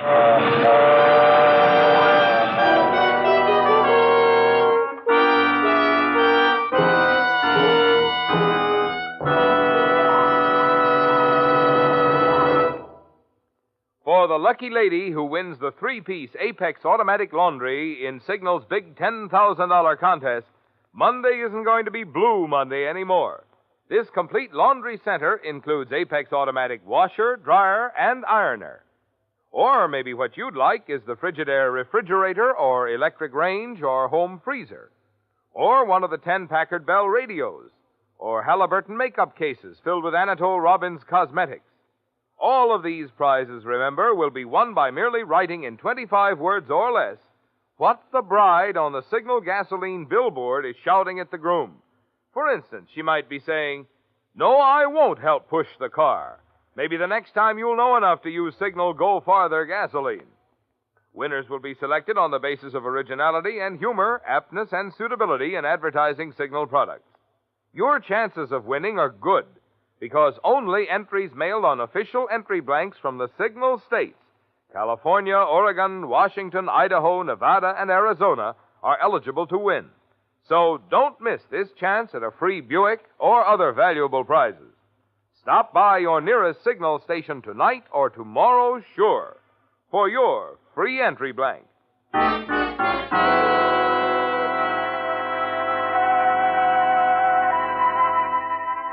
The railroad station at Ferrisville was no longer deserted. Curious passengers from the southbound express milled about the platform, talked excitedly about the tragedy which had just occurred. A few of the more curious had wandered inside the waiting room, where Police Lieutenant Ansley listened to a witness tell his story. I tell you, Lieutenant, I could swear she was trying to push me right into the path of that train. What do you think of that, Mr. Denton? It's utterly ridiculous, Nathan, and you know it. Okay. All I know is I'm standing there when I hear somebody come up behind me.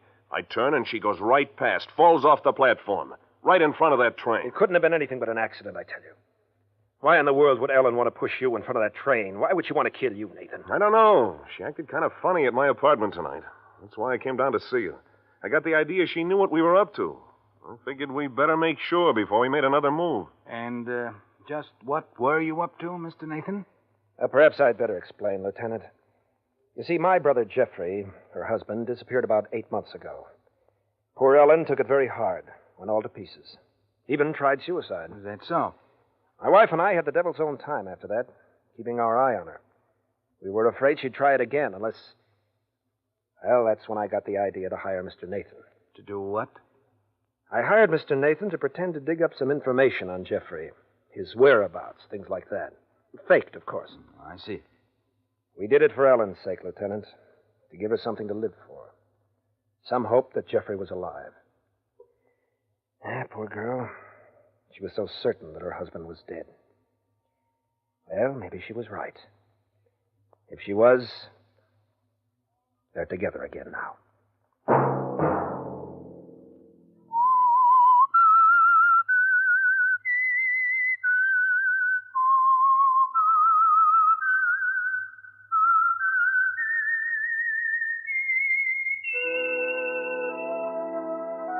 Let that whistle be your signal each Sunday for the Signal Oil program, The Whistler. And this week, be sure to enter Signal's big $10,000 contest.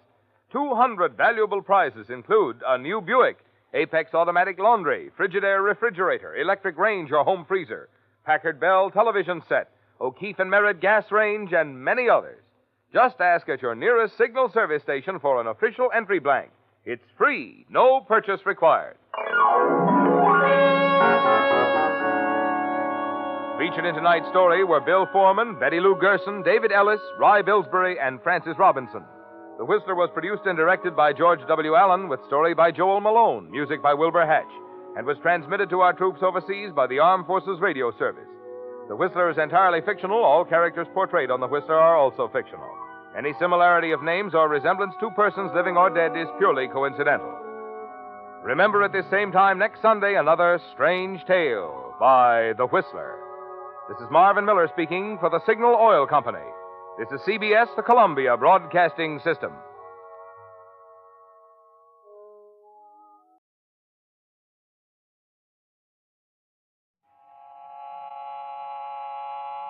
Have you heard the strange tales of the Whistler?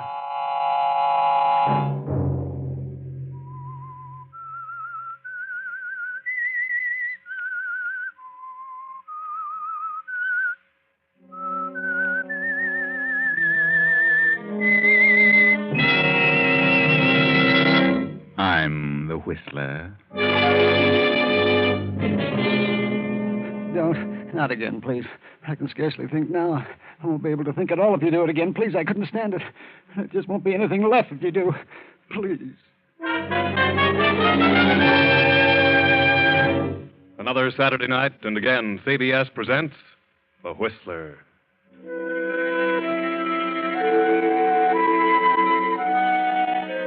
I, the Whistler, know many things, for I walk by night.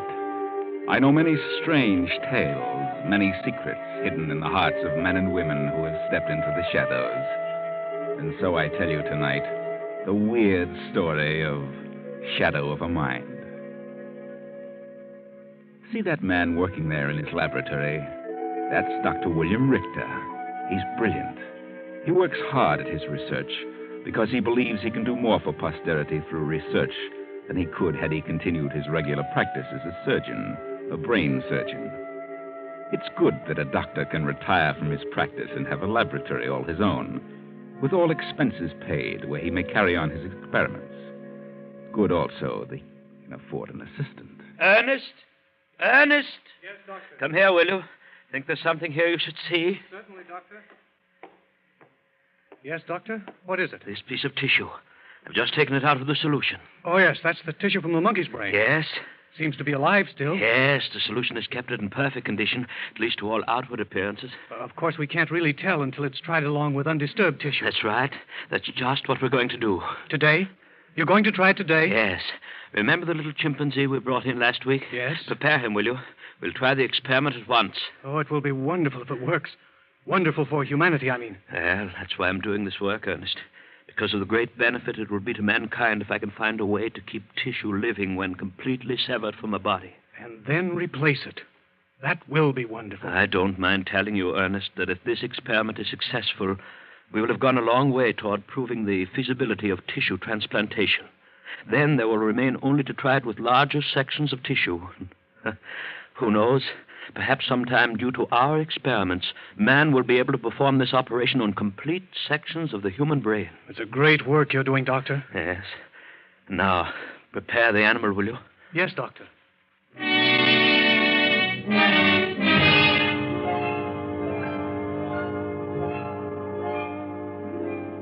Yes, a great work, Doctor. Such a benefit to mankind. and such a benefit to you if it's a success and to those whom you love. Come in. Oh, Elaine. Hello, I'm glad to see you. Oh, I didn't want to disturb you, Father, but I've wonderful news. Terribly important news. Wait a minute. Don't you think you should give me an opportunity to at least say good afternoon to your young man? Oh, I'm sorry, Father. How do you do, sir? Hello, John. And now, Elaine, what is this news that is so vital? Well, it's about John and me. That's why I brought John along.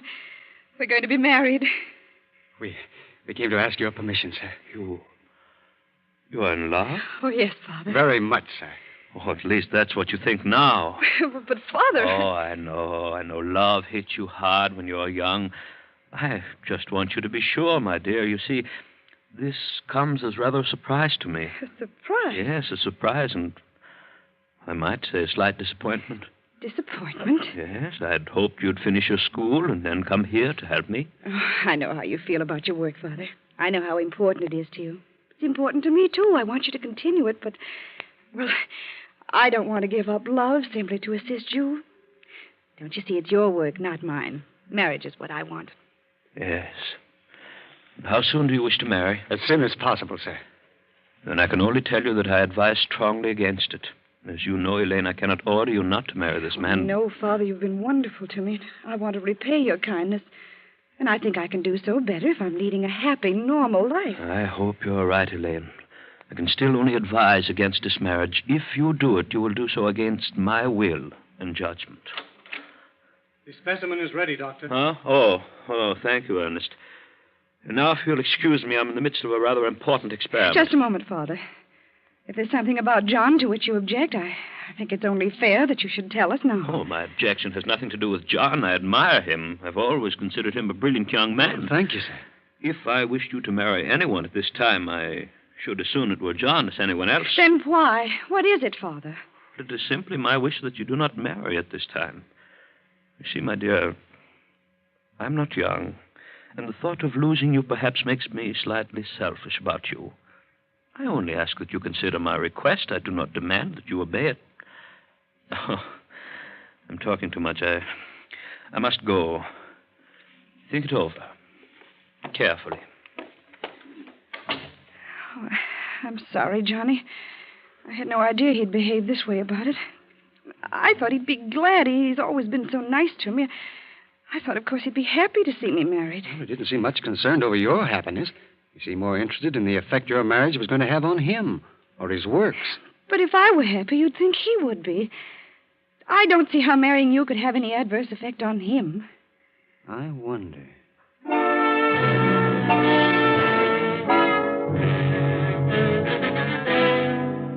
Several days have passed during which John has thought about it, wondered why the doctor doesn't want his daughter to marry, thought and searched for a reason, and he's found that reason. But he hasn't told Elaine, not until he has another talk with the doctor privately. John and Elaine are driving along the twisting highway to her home. Why on earth did your father ever have his laboratory in such an out-of-the-way place? Oh, he works a lot with animals. They might disturb people if he had close neighbors. Yes, I suppose so. Looks as though he might have picked a straighter road. Johnny, why are you so certain that you can convince Father our marriage is the right thing? Well, the only reason he objected was because of what it might do to him. I know what that was. And I can assure him that the result of our marriage won't be what he feared. But why won't you tell me? Oh, now, darling, don't you worry about that. Here, give me a kiss. Oh, Johnny, Johnny, look out! The bridge! Look out, we're going over!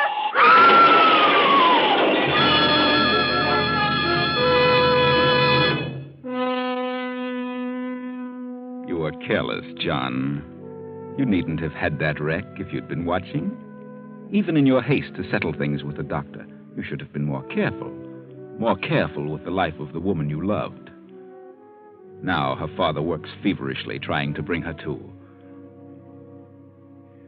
Will she? Quiet. Looks pretty bad. I'm afraid it's a concussion. Yes, but will she? I suppose you are satisfied now. Should have forbidden her seeing you rather than suggesting it would be better for her not to marry you. Oh, I'm sorry. I'm terribly sorry. I wouldn't have had her hurt for the world. Then why did you insist on going out? I love her. Oh. I do love her. And I hope she loves me. If she's still willing, I'm going to marry her just as soon as she's able.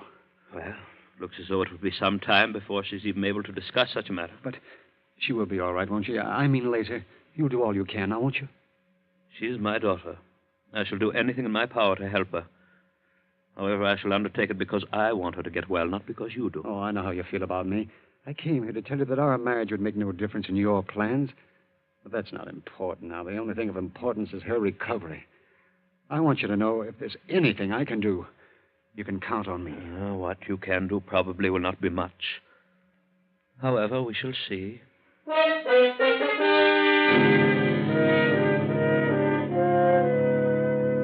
Not much you could do, John. If you'd only realized then just how much you would do, maybe you wouldn't have been so anxious. It hasn't been pleasant, though, has it, all these days of waiting while Elaine came out of her coma and then lapsed back in again. And when the doctor operated on her, that was hard on you, too. These short visits you've been allowed with her. Does it seem strange that the doctor won't let you stay too long in the room with her? You'll have to leave now, John. Remember, I told you could only have a few minutes. Oh, yes, all right. I'll come again soon, Elaine. And don't you worry. Everything will be all right. Goodbye, John. I hope you can come again soon. What do you mean everything would be all right? Oh, just about us. Well, what does he know about it? What does he know about your condition? He thinks as I do that I'll soon be well. Oh, does he? Yes. Won't I? We shall see. What else did he tell you? That he loved me enough to give up anything in the world for me. And are you still as much in love with him as you were? Oh, yes, Father. More so. Then I want you to tell him that you will marry him. Oh, Father, you... Oh, Father, I knew you'd see. I knew you'd want me to be happy. I knew you'd see what was best. Yes, I do see what's best. Probably better than you. Well, what do you mean? Elaine, you know how much you've always meant to me. Yes, you've always been very good to me, Father. Then believe me when I tell you I know what's best for you. Tell John you will marry him right away. But why so soon? Because it is important. But your attitude has changed, so... Have you grown to like him? Oh, I've scarcely seen him. But then what's the reason for this sudden reversal of your feelings? I was looking at it before from the standpoint of an ordinary marriage with the average benefits and drawbacks.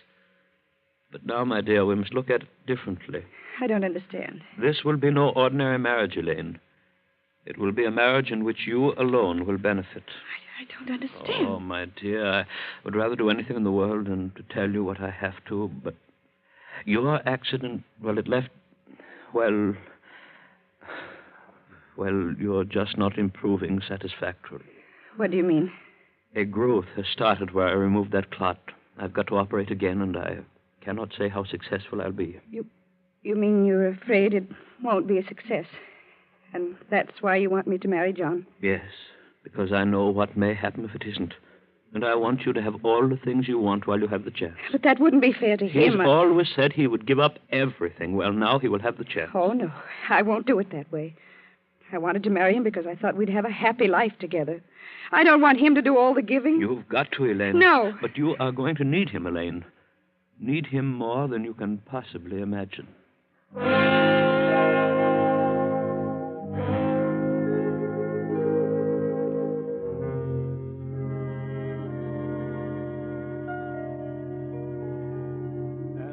That is the way things are, John. She told me how much you love her, and now's your chance to prove it. Oh, Elaine, the poor girl. It's awful. Oh, there's not a thing I can do except try and prolong the final outcome. She may go on for years this way, but someday she will crack and her mind will become a complete blank. She's going to need somebody then. Somebody that loves her as much as you say you do. Oh, there's no question about that. Of course I love her. And you will still marry her after what I've told you? Well, yes, of course. That can't make me love her any less. Then you will try and convince her that it is best that she marry you. Yes, I will. Because, you see, regardless of what you think, I do think it's best. I always have. I think so, too. Now.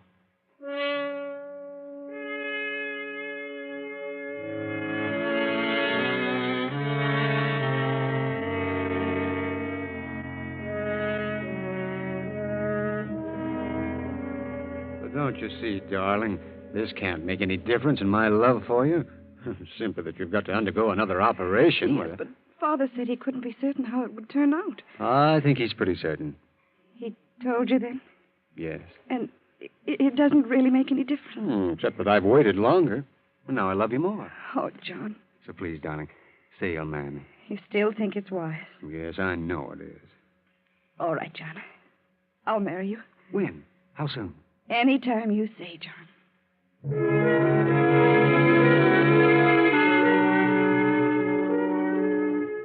It's good to know that someone loves you enough to marry you even when you're ill, isn't it, Elaine? Only you don't know what John knows. You think you have a chance, but John knows better. The doctor told him. He loves you enough to give up anything, though. Yet he doesn't suspect what he's going to be called upon to do, and neither do you, Elaine. Neither do you. But the doctor knows.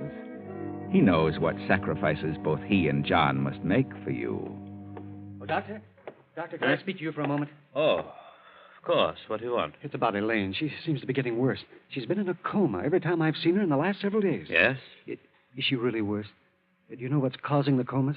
I do. Well, isn't there something you can do, some way to stop them? I have something in mind. I shall have the opportunity to try it soon. And you think you can? We can only hope. Oh, by the way, I may need your help in the morning. I suggest you get a good night's rest. Well, are you going in to see her now? Yes. Then may I go in with you? You're very nervous tonight. I don't think your presence would be good for her. Besides, I want you to rest. We have quite a task ahead of us in the morning. Oh, yes, but... I suggest you go to your room now. Oh, here. In this envelope are some sleeping powders. Be sure you take them. You'll need a good night's rest. Yes, but Elaine, If you will cooperate, I think I can assure you that Elaine will improve rather rapidly from now on. Now, please do as I say. Well, all right, then. And good night. And please let me know in the morning. I shall.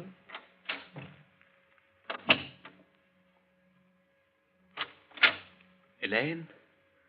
Elaine, dear, are you awake? Elaine? Oh, Father. Wake up, Elaine. I didn't realize I'd been asleep. Didn't you? No, I don't feel as though I'd been asleep exactly. Oh, don't worry about that. I want to talk to you. What about? Please, my dear, don't let this upset you too much, but I'm afraid we have to operate again. That is our only way out, otherwise you lose your mind. My mind? Oh, Father. Easy, Elaine. I told you there's a way out. Way out? Yes, you see, I have known for a long time this was going to be necessary. The growth has started again, and it's spreading. And wherever it's spread, that part of your brain is dead. So I must remove that part. But I must trust you, Father. I know if any surgeon can do it, you can. I can remove it, I am certain of that. The question is in what condition it will leave you. What do you mean? Well, it's too large a part of your brain to leave you, well, entirely the same. It's the part that controls your will. We can't just remove it and leave you that way. But how? That is where John and his willingness to sacrifice for you comes in. I don't understand. I'm going to perform the same operation on John. But there's nothing wrong with John's brain. No? He has a brilliant mind. I know. That's why we chose him. We chose him? I don't understand.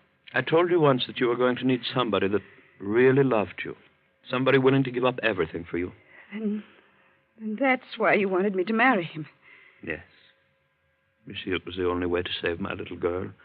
He seemed like a very intelligent young man. That was important because, you see, I didn't want just anybody's brain taking the place of that part of yours which I shall remove. You mean you're going to... Yes. Oh, Father, listen to me. I love John. You can't do this thing to him. Oh, let me die. I don't want to live if it means this. Please, Father, listen to me. I'm probably the only brain surgeon in the world who can do it, and I've prepared well. Everything is ready, including John. Father, please. Oh, you mustn't become overwrought, Elaine. Here, I'll just give you this hypodermic. There, and it will quiet you. Oh, but Father... Don't you see, my dear, if I succeed in this, it will be just like handing back life to the little girl whom I love. But if you fail... If you fail, Father... There's no reason why you should fear any ill effects. But John... I'm perfectly confident that the operation will be a success from John's standpoint as well.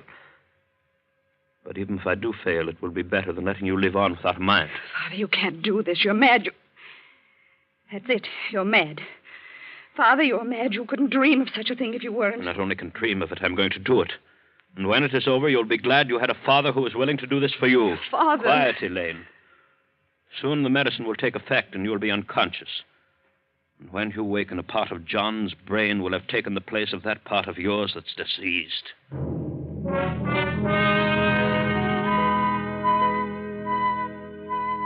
The The operation was a success, a complete success for Elaine. A fine piece of surgery, Doctor. You must feel highly pleased with your ability. A pity this operation can't become a contribution to surgical science, but I doubt that you'd want the world to know. And you, Elaine, you look so different since you've been up and around. Your will seems so strong. And your attitude toward John. What's happened to your love for him? Elaine, what are you getting ready to do? I'm going out. You're going out again? Yes, do you mind? Well, I thought maybe you'd stay with me tonight. You were out last night. It's awfully lonesome just sitting here in this room. Never getting out, never seeing anyone. You're in no condition to see anyone. But I'd like to see you, Elaine. When you stay home, I like to see you. Well, I'm not staying home. I'm not sitting around here spending another dull evening with you. Suppose I am dull. I can't think. I had something I wanted to tell you. I remembered it this afternoon, something I intended doing before we were married. But, I can't remember what it was. Oh, you can't remember anything. All you can do is sit around and whine. Oh, why do you talk to me like that, Elaine? You used to love me. I remember you said you loved me once. And I love you, Elaine. I've always loved you. What have I done to make you stop loving me? Don't you know? Well, it seems like there was something I did that concerns you, but I don't just remember what it was. You really don't remember, do you? No. I wonder if you ever really knew. You're very smug about it, Elaine. Is that a normal way to treat a man who gave up so much for you? Oh, but you're not entirely normal anymore, are you? Maybe that's because you're no longer completely Elaine. You have parts of two minds, yours and John's, his will. You couldn't be expected to have completely normal reactions. No, not with two minds. Elaine, may I come in? Certainly. Thank you. Not at all. What do you want, Father? Elaine, I hardly know how to say this, but I've got bad news for you. About your trouble. Those X-ray pictures we took, they show a return of the growth. We didn't get it all last time. Is it bad? Well, it's very small now. If we get it soon enough, we should be safe. Then you're going to have to operate again. Yes, if we're to save your mind. And what about Elaine? What's going to happen to her? What did you say? I said... Funny, I don't remember what I said. Never mind. Do you think John will be agreeable? Oh, he's agreeable to anything I want. He doesn't seem to do anything of his own volition. Just what I wish him to do. Then you had better tell him. All right. John! John, come in here. He's been a very good husband for you, Elaine. Yes, hasn't he? Not as husbands go, perhaps, but... You tell me to come in here, Elaine? Yes. Well, John, do you still love me? Oh, you know I love you. I always have. Then you can do something more for me. Oh, well, that's good. What can I do for you, Elaine? The same thing. Again. The same thing? Well, I don't remember. Oh, no. No, I didn't do anything for you. You did something to me. Don't do it again. Not again, please. I can scarcely think now. I won't be able to think at all if you do. I couldn't stand it. There just won't be anything left. Oh, yes, there will. There will be me. And you love me. Remember, John?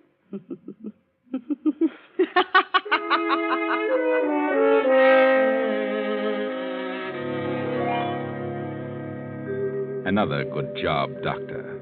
Another great piece of surgery. No one else could have done it. The first time, taking just the part of John's brain which controlled his will, giving that to Elaine and making her will so strong she cared nothing for anyone but herself, and leaving John so that he'd resist no more. That was well done. And this time, just a little bit more. Only this time you made a mistake, Doctor. This time you took too much of John's brain. This time you took the part that remembers. You took too much, Doctor, and now John is dead. You've given his will to Elaine, And now his memory.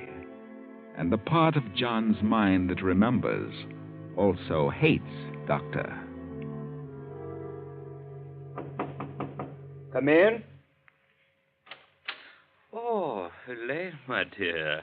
Come in, my child. Well, I didn't expect you so late. Elaine, what are you doing with that gun? I have something to settle with you, Doctor. Why, I don't understand.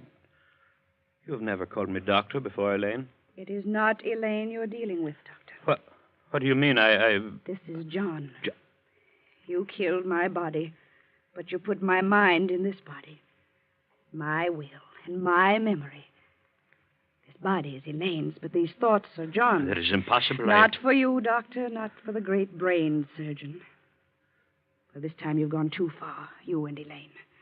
You took my mind, only you took too much of it. And now it is no longer Elaine. It is I, John, who controls the actions of this body. And the mind of John hates you for what you did. I only did it to save my little girl. But had you not objected to the marriage in the first place, nothing would ever have happened. What do you mean? I remember now. Now John's thoughts remember what it was he found out about your objection to the marriage. That's what we were coming to tell you when we had the accident. John found out about your wife's will. What? The money that made it possible for you to continue your work would all go to Elaine when she married. Oh, but... You didn't want that, did you, Doctor? Because you weren't her real father. But I've always loved you as a real father. I've done everything for you. Excuse me, Doctor. For Elaine. You forget you're dealing with the memory of John. And with his will and his memory in this body, you can see why it's perfectly natural to kill you. Wait. Now listen to me. For a long time, I've known that something went wrong, and I didn't intend it that way, but I have prepared for it. I have a signal bell connected with this room to the laboratory. Ernest has been instructed to come here immediately upon hearing it. Well, I've just rung it. He'll be here in a second. You wouldn't dare to kill me because you'd be convicted as a murderer. How many times do you think a man can be afraid of death, Doctor? Oh? Remember, you've been through the process of killing my body for a long time now. I shall be easier on you. I shall kill you quickly now with this gun. What is it? That gun, stop her. Good heavens. Stand back, Ernest. I have no desire to harm you. He's the only one my memory hates. The only one my will says to kill. You killed your father. No, Ernest, I didn't. But I saw. I stood here and watched you kill him. Yes, but Elaine didn't pull that trigger, and he was not my father. I'll call the police. Stop. Stand over there in that corner. Now throw me the keys to the car. That's it. Now stay here. If you try to follow me, I'll kill you.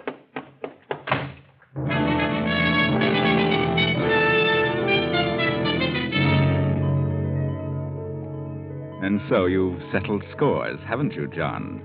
Your mind, together with Elaine's body, have made him pay for his greed. But where are you going? It's really over. Why do you hurry so? Why do you drive so fast? Do you know where you're going? Remember, this is a crooked road, and that bridge ahead, that's where it all started, remember? The wheel. Is something pulling on it? Pulling it off to the left? Pulling harder than you can pull?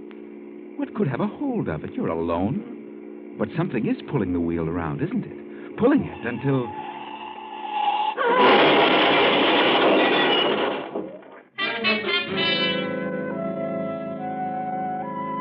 That's really the best way. They couldn't go on with John's mind and thoughts in Elaine's body. And now they're all dead. John, William, and Elaine. John, the innocent victim. Elaine, the guilty accomplice. And William, the great brain surgeon who tried so hard to save Elaine. You think so? Well, what neither of them knew was that there was never anything wrong with Elaine's brain in the first place. Her comas were induced by medicines administered by William in his efforts to convince them that something was wrong with her. Because that way, he'd have a reason for attempting his fiendish experiment in brain surgery. He was a good surgeon. He was too good. But he didn't think his transplantation of brain tissue might also carry with it the will and memory. And when a will as strong as John's combines with the memories he had, well, you could hardly blame him for killing the doctor, could you?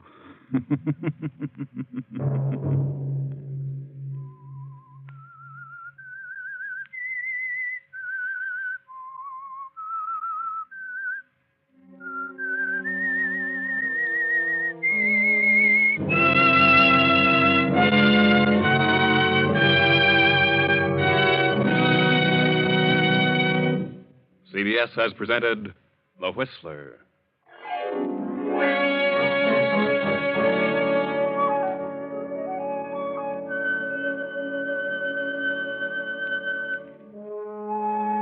Original music for this production was composed and conducted by Wilbur Hatch. Tonight's story was written by Dwight Hauser and directed by J. Donald Wilson. The Whistler originates from Columbia Square in Hollywood. Next week, same time. I, the Whistler, will return to tell you another unusual tale. Good night. This is CBS, the Columbia Broadcasting System.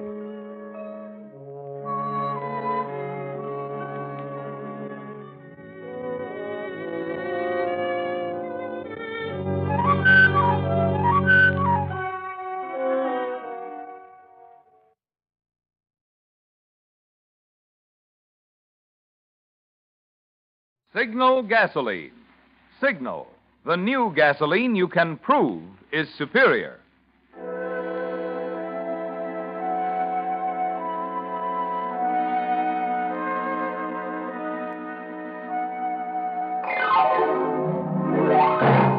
The Signal Oil Company and your neighborhood Signal dealer bring you another curious story by The Whistler. Tonight, phone call from death.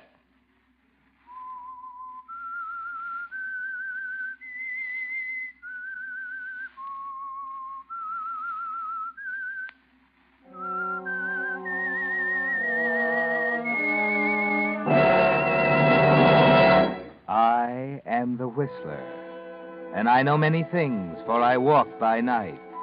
I know many strange tales hidden in the hearts of men and women who have stepped into the shadows. Yes, I know the nameless terrors of which they dare not speak.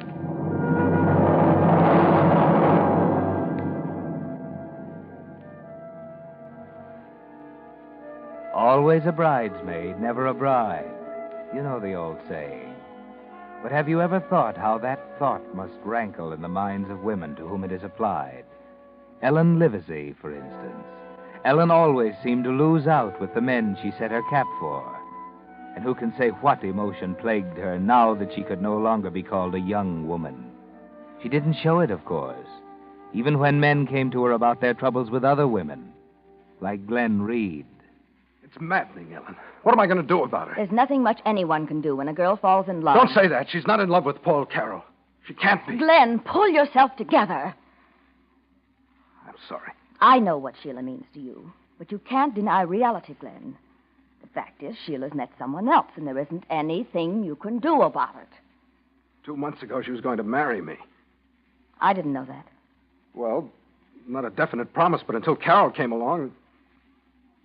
What has she told you about him? Glenn, you can hardly expect me to tell you You've what... got to tell me, Ellen. I've got to know. I don't think I have to violate a confidence for anyone. But you said she's in love with him. How do you know? Did she tell you? Yes, she told me. I don't believe it. Really, Glenn, if you're going to behave this way... I know I'm a fool. But, Ellen, if you knew what all this is doing to me... I think I know. Ever since Sheila met Paul Carroll, she's been infatuated with him. And I can understand why. But why can't she see her money's made a hit with him, too? Oh, Glenn, lack of money doesn't mean anything to Sheila. I've certainly never been wealthy. Why, the jobs I've had. Dime store clerk, telephone operator, stenographer, and now secretary. Yet Sheila and I have always been close friends. Very close. Ellen, I'd do anything. Humiliate myself, anything, if she'd only let me talk to her. Do you want me to call her for you, Glenn? Oh, no. No, I wouldn't want you to do that. Yes, you would. When you called me this afternoon, I knew that's what you wanted me to do. I'll call her right now. Well, all right, if it isn't too much trouble. You know it isn't. Oh, that's a silly thing to do. I started to dial the wrong number. Well, good heavens. Hello? Why, Sheila, what a coincidence. I was just trying to get you... Sheila, what is it? What's the matter, Ellen? Sheila, I can't understand you. Sheila! Sheila! Ellen, what's wrong? What's happened? I don't know exactly. She seemed terrified, something about someone trying to break into her apartment. And then her voice seemed smothered, and we were cut off. Oh, good Lord, we'd better get over there. Well, I'll call the police. Maybe they can get there quicker.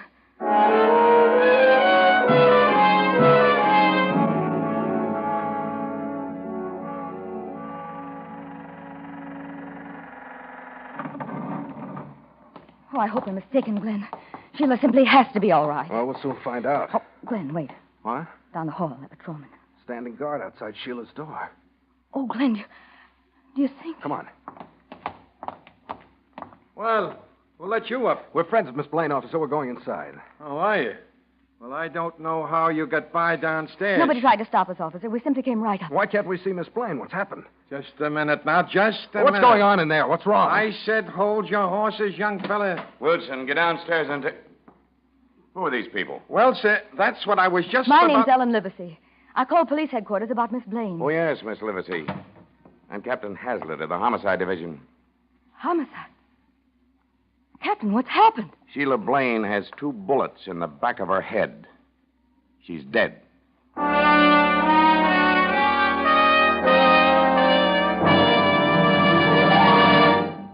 Wait a minute.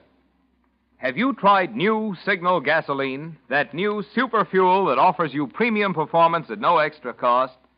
If you have, you know what an amazing new motor fuel it is. Not just pre-war quality, not just an improvement on old-style gasoline, but an entirely new type of super fuel that embodies in one giant stride the amazing advances of wartime chemistry. For Signal is the new gasoline you can prove is superior. With new Signal in your tank, you immediately notice 1, quicker starting the moment you touch the button. 2, faster pickup. You actually feel it. 3, higher anti-knock. Just listen to that old motor purr, even on the steepest hills. And 4, you'll find you go farther than ever on new Signal, because you'll be shifting less, enjoying more economical high-gear miles. For you folks who like proof, there's a scientific reason why new Signal gives you all these advantages, and I'll be back later to tell you about that. But for the best proof of all, let a tank full of new Signal talk for itself in your own car. Let the quicker starting, faster pickup, higher anti-knock, and longer mileage show you why new Signal is the new post-war gasoline you can prove is superior. And now, back to the Whistler.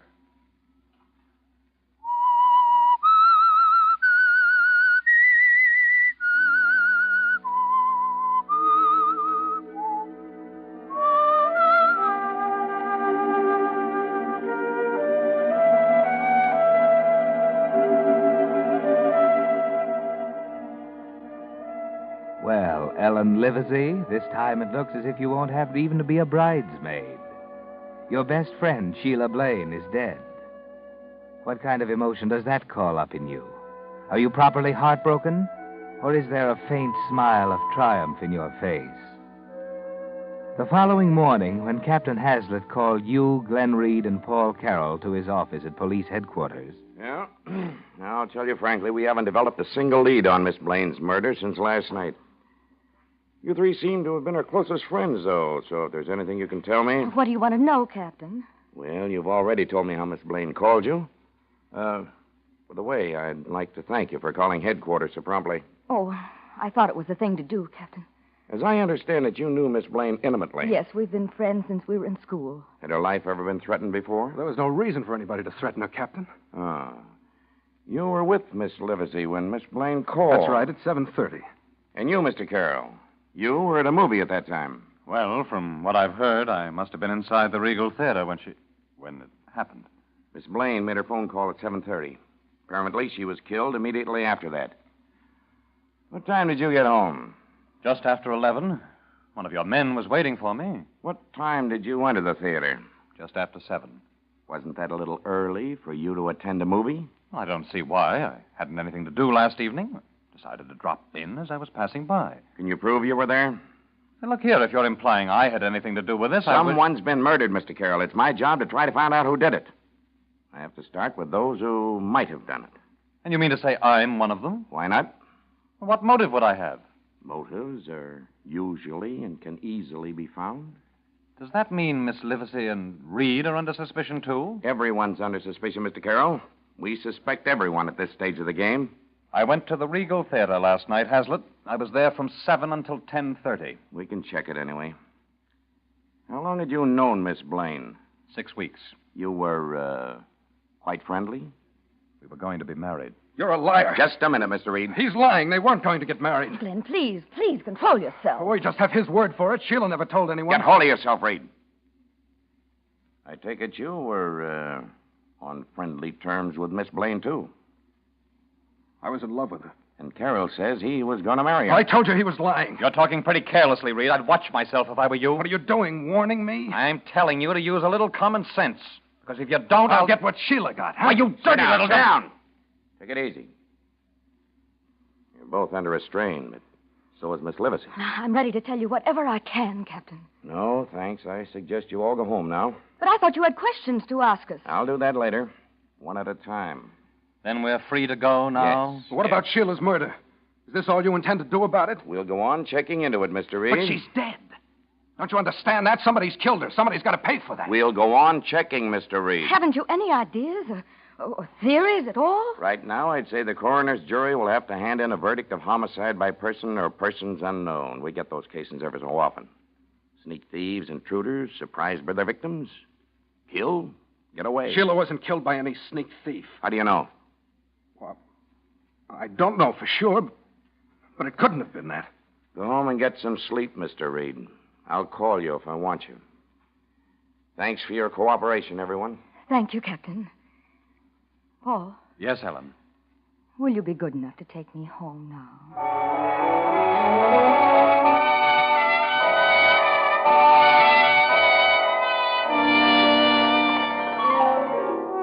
It's all quite a mystery, isn't it, Ellen? The police get nowhere, and soon it's almost forgotten. Yes, even you almost forget it. Because of a new anxiety, a new emotion. Your anger because you haven't seen Paul Carroll since that day he drove you home from the police station. With Sheila out of the way, you thought he'd be around much sooner, didn't you? You thought you could wait. But every day you're away from him. Well, he's very much in your mind the afternoon you face Wilson Andrews in his office. Wilson Andrews, Sheila's attorney. Before Miss Blaine's will is admitted to probate, Miss Livesey, I'd like you to read it, or if you prefer, I'll read it to you to give you the gist of its contents. Mr. Andrews, are you telling me I'm one of Sheila's heirs? Her only heir, my dear. Oh, no, that isn't possible. Surely you don't object Oh, to... but I couldn't take her money. My dear Miss Livesey, she wanted you to inherit her estate. And surely you can use $30,000. I don't know what to say. And she was quite fond of you, Miss Livesey. I'll always remember her great glee in describing how surprised you'd be. And Yes, I can imagine. if there are any questions you wish to ask, why... I think not, Mr. Andrews. Very well. Oh, yes, there's one question. When will I come into the estate? Almost immediately, I'd say. I hope this bequest will bring you much happiness, Miss Livesey. Happiness? Why, yes, perhaps it will. Perhaps it will.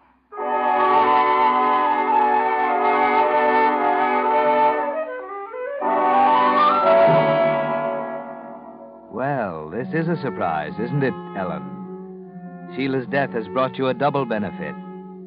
Now you're thinking more than ever of Paul. And now that you've become moderately wealthy, why shouldn't you put your money to good use? The clothes you've never had, a new, bigger apartment, a chance to make Paul Carroll notice you. But instead of Paul, across the luncheon table from you, you find Glenn Reed. You're looking awfully attractive, Ellen. New hat. Knew everything. I felt guilty about it all until it was all the time I was splurging. Yet I knew it was exactly what Sheila would have wanted me to do. Why did you invite me to lunch, Glenn? I had to talk to someone. The police still haven't made any arrests. They won't arrest anyone the way they're going about it. It wasn't any sneak thief who killed Sheila. What makes you so sure of that? It couldn't have been. It had to be somebody else. That isn't enough to go on, Glenn. You'll need evidence of some kind to make the police change their mind. I don't have any evidence, but I have a pretty good hunch. You mean you suspect somebody? Paul Carroll. Oh, now, Glenn, that's ridiculous. Is it? You know Paul can't be guilty. He was at a movie when it happened. The police even found an usher who remembered But him. that doesn't mean anything. He could have sneaked out a side exit soon after he went inside. Nobody remembered seeing him come out. But what motive could he have? Why would he want to do it? Because he found out he wasn't named in Sheila's will. He was counting on her money. Then he found out how she really felt, so he killed her. Glenn, by the same token, I'd have a motive for killing her because I knew I'd inherit her money. But you didn't know you were named as her heir. Oh, yes, that's true. Besides, we know neither of us killed her. Carol's the only one who had both the motive and the opportunity. Glenn, he was at that theater. So he says. Well, what are you going to do about it? You're going to go to the police? I don't know yet. All I know is I won't let Sheila go unavenged. I'm going to find out who killed her. And when I do... Please don't do anything rash. Now, promise me you won't do anything you might regret later. Promise me, Glenn. I'm not promising anything. Oh, don't tell anybody what I've just said. I'll take care of this in my own way.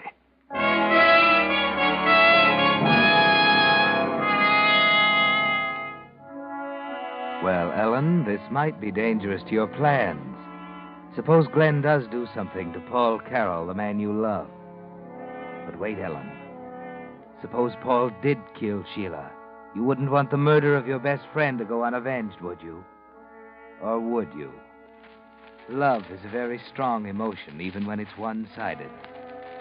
You haven't seen Paul for weeks. He hasn't called you up at all.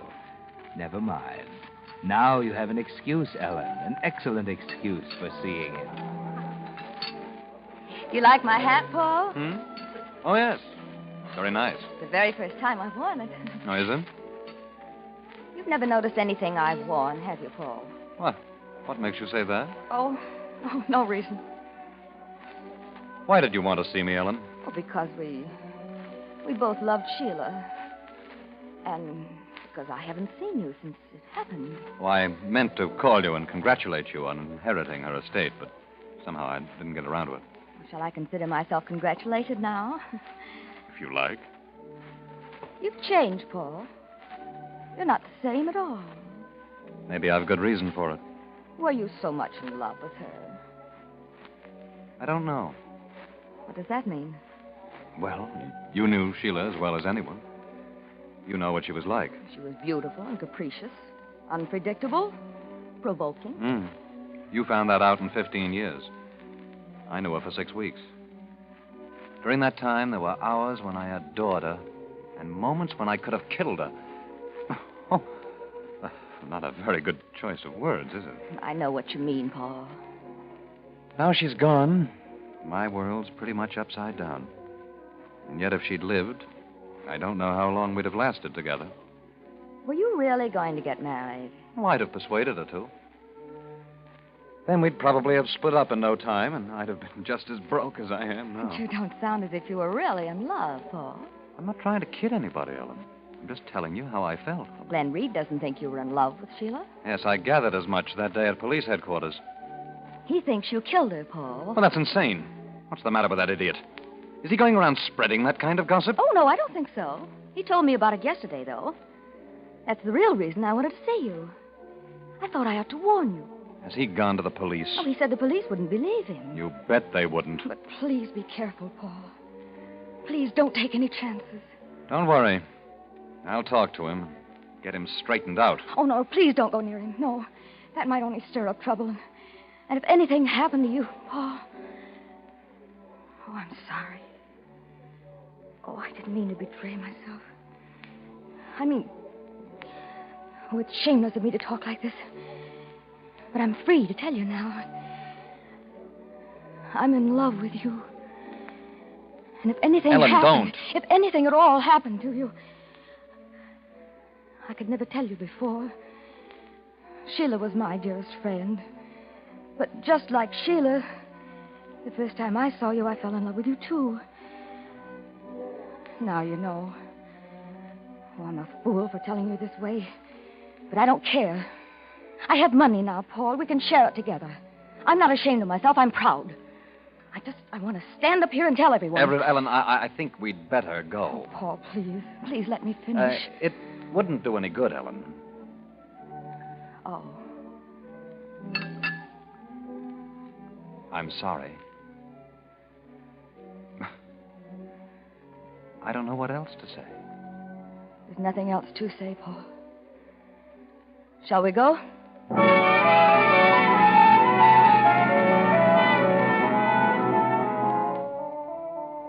Unrequited love, Ellen. Yes, you can go on hoping, but deep down inside, you know he meant it. He'll never love you.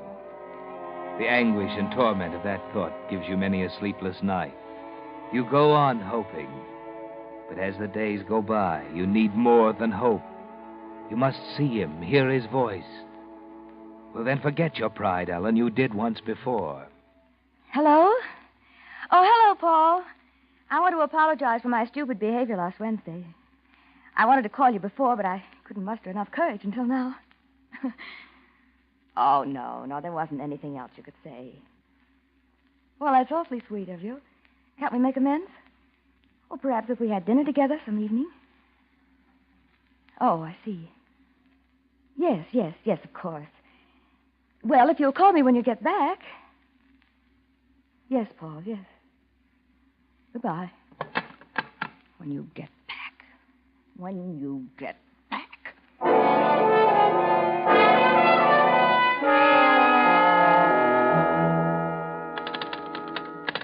Hello, operator. Operator, we were cut off. No, it's all right now. Oh, hello, Paul. Someone must have cut in. I just thought I'd call and see how... Oh, I see. Well, I thought now that you're back, you... All right, Paul. Yes, I understand. Goodbye. Too busy. Oh, Paul. I hate you, Paul Carroll. I hate you.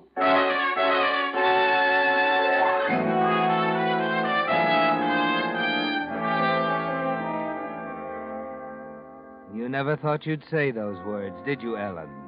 You didn't remember that love is an emotion very close to hate. But now you know. Paul Carroll doesn't love you, never will love you. He's avoiding you. He's too busy. You hate him now, don't you, Ellen? You're going to take that hate out in action, something drastic, aren't you? Hello, Glenn Reed? Oh, hello, Glenn. This is Ellen. Yes, I know. I haven't seen you for ages. Could I see you tonight, Glenn? It's really important. About Paul Carroll. No, I can't tell you now. Can you come to my apartment tonight? Oh, say 8 o'clock. All right. I'll be expecting you.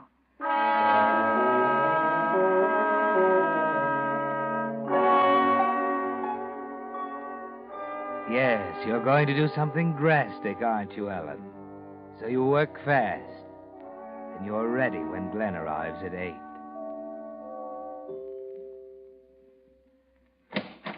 Why, hello, Glenn. Do come in. Thanks. You haven't seen my new apartment before, have you? No, I haven't. It's pretty swank. Said you had something to tell me about Paul Carroll, Ellen. What is it? Well, please sit down first. You make me uncomfortable I think standing I'll that stand. way. What's happened? Well, it's a little hard to tell. Especially after I wouldn't believe you. My suspicions about Carroll, you mean? Yes. I saw Paul several weeks ago, just before he went out of town. He acted rather strangely at that time. Then I talked to him on the phone today, and... Well, now I'm inclined to think you're right. Something he said aroused my suspicions. What was that? Well, we were chatting casually, something about radio shows, when Paul mentioned a certain program. And he suddenly changed the subject. Later, I realized why. He talked about a program that was on the air while he was supposed to be at the theater the night Sheila was murdered. Are you sure of that, Ellen? I wouldn't have called you if I weren't. First, I thought of calling the police, but then I could see the evidence would seem so flimsy to Captain Hazlitt. Yes, you're right. If we could see Paul alone, just the two of us with him, and trick him into confessing. How? Well, I could invite him to the apartment tonight. I'd tell him you're here, and then when he That arrives... wouldn't do any good, Ellen. I think it would. I'll give him a ring. I wouldn't do that, Ellen. Nonsense. We both want to avenge Sheila's death, don't we? But if you'll only listen to me... Oh, always making that mistake. I keep dialing Sheila's old number. Oh, good heavens, that startled me. Hello? Oh, well, hello, Paul. I was just about to call you. Yes, I wanted to invite you over. Oh, don't say you can't come. Well, I suppose I could. Mm-hmm. All right, Paul. Yes, I'll be there. Goodbye. Well, that wasn't hard. He won't come here, but he'll be glad to see me at his place. We won't expect to see you with me, so we may be able to surprise you. I don't think so, Ellen. Why not? We're not going to visit Carol. I thought we'd agreed. Let me have the phone, Ellen. Glenn, what in the Let world? me have it. Really, Glenn? Very well. What in the world are you... Glenn, I demand an explanation. Why don't you answer it? Oh, there's no use stalling, Ellen. I watched you dial. You see, you didn't dial Sheila's old number. You faked that call to Carol. Oh, that's absurd. I don't know what you're talking about. Don't you? Well, listen. There's nobody on the line, you see? Because the 4 numbers I just dialed make your own phone ring. You didn't talk to Paul Carroll just now. Really, Glenn, I'm not going to sit here and let you couldn't tell... have talked to Carroll. I know that, Ellen. You see, I've already killed him.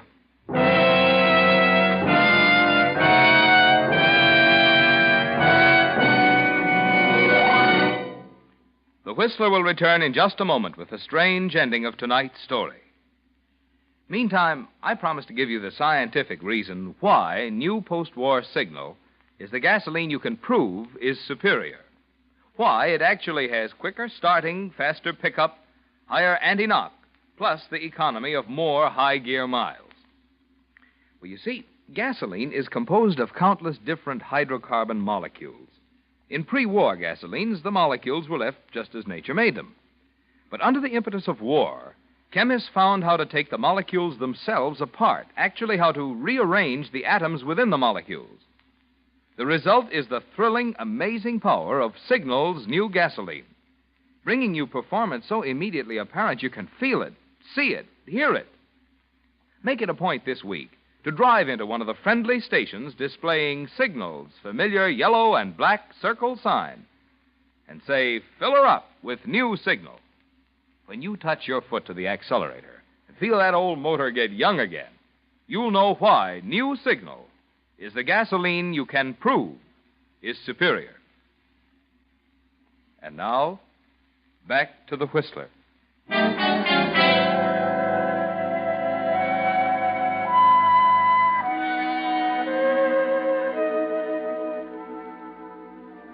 The unexpected can be a physical blow, can't it, Ellen? Almost like the promise of death itself. Glenn's words completely upset your elaborate little scheme. You stand in horror as it crumbles about you. Glenn, you can't be serious. I can't believe it. Oh, yes. I've been following him for weeks because I thought he'd killed Sheila. I saw the 2 of you in that restaurant several weeks ago, and I saw you go into his apartment earlier this season. Oh, no, you couldn't. I went in after you left. He was sitting in his chair, his back to me. Crept up behind him, a heavy metal lamp from an end table in my hand, and then Well, no one saw me go in or out of his flat. Oh, Glenn, you fool. You fool. I came here to tell you about it before giving myself up, but then you faked that call from him. Puzzled me at first, but not now, Ellen. Ellen, you faked that call from Sheila, too. You killed Sheila. Oh, Glenn, listen. Listen to me. Let me explain. Answer me. I know you killed her, but why? How could you do it? Because she'd always had everything I didn't have. Money, beauty, popularity. And then Paul came along, and she got him, too. I couldn't let her take him, so I... Yes, I killed her. And then I made my own phone ring while you were with me. I learned how when I was an operator. So you killed Sheila, your friend, knowing all the time I talked to you about her that night that she was already dead. If it hadn't been for you, I wouldn't have killed Carol. But Glenn, let me tell you. You didn't kill him. He was already dead. You killed him, too? Don't come near me. I shot him, and I made it look like suicide, as if he'd killed Sheila. We'd both have been avenged if you hadn't meddled. You meddled. We'd have gotten away with it. You won't get away with anything again, Ellen. What do you mean? What do you mean? What are you doing? I told you if I ever found Sheila's murderer, I'd avenge her. Glenn! No!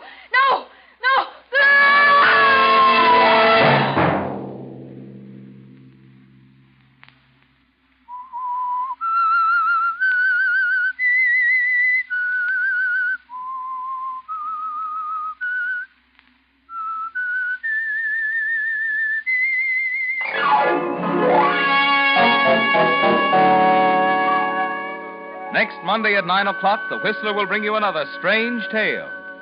The Whistler is broadcast for your entertainment by the marketers of Signal gasoline and motor oil and fine quality automotive accessories and by your neighborhood signal dealer.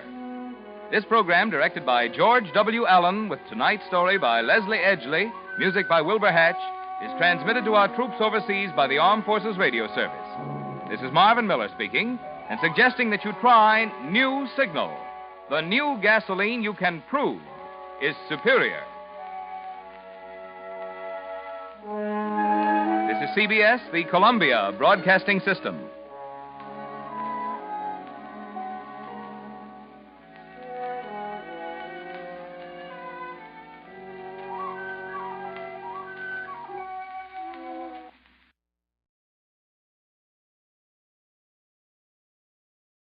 Signal. Signal gasoline. Yes, Signal gasoline is the new gasoline you can prove is superior.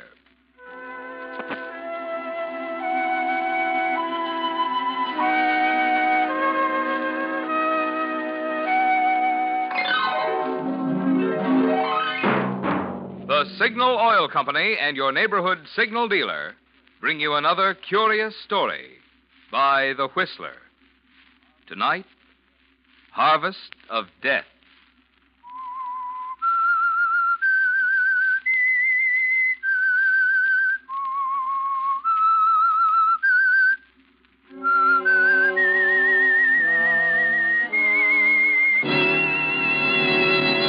I am the Whistler, and I know many things, for I walk by night.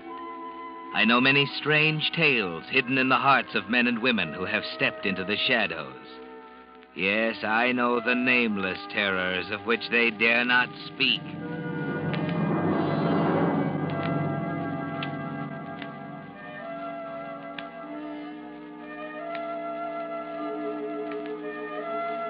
It wasn't a large farm, but it wasn't small either. It kept two strong men busy from sunup to sundown taking care of it. And they did a nice job because the farm prospered. Mort Grant owned the farm and lived in an awkward-looking unpainted farmhouse with his wife Nellie. Jim Hayward was the hire man and lived in a spare bedroom. But actually, he'd been there so long that he was more like one of the family than a hired hand. And that's what worried Mort Sanders. Mort. Scared me half to death popping in the kitchen door like that. Did I? You certainly did. You know, I'm nervous enough without you acting like a cat chasing a mouse. I've gone and broke one of my best dishes. Hello, Jim. Hello, Mort. Kind of ambitious, aren't you? Well, I surely wish that you were a little more ambitious around the house. I could use a little help now and then. A woman's work is left to the women. Men have enough to do with their own work. That right, Jim? Well, I guess it is, Mort, but Nellie looked a little tired, and I thought it wouldn't hurt anything if I stepped out in the kitchen and helped her a mite with the dishes. You should rest quiet a while after eating supper. I'd like to see the day when I get any rest after supper. I'm not really tired, Mort. I don't mind helping out a little extra bit. Well, if you don't mind, you can be as foolish as you want, I guess. Nobody's being foolish. I think it's downright generous of Jim to want to help. We ought to help each other more around here instead of living like three hermits. I don't see you out plowing. Come on, Jim. Leave the old lady to her work. If you don't mind, Mort, I'd just soon finish what I started. No, I don't mind, Jim. Not at all. Suit yourself. Suit yourself.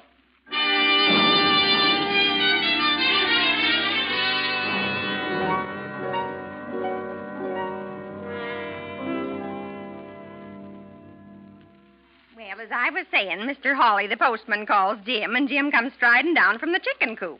And Mr. Hawley tells him the good news. You'd think he'd had the baby instead of his wife.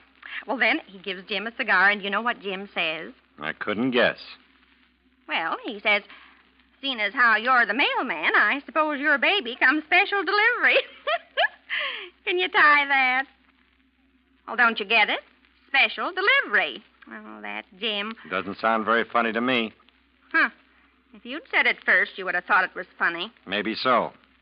But if I said it, you wouldn't have thought it was so funny. Mort Sanders, if I hadn't been married to you all these years, I'd think you was jealous. I'm not jealous. But you do seem to enjoy Jim's company to mine. I'm only your husband. All I hear from you is Jim did this, or Jim said that, or Jim says and does the funniest things. Why don't you pay attention to me once in a while? Oh, Mort. I'm running this farm, and I'm tired of hearing what Jim does. So will you do me a favor and talk about something else?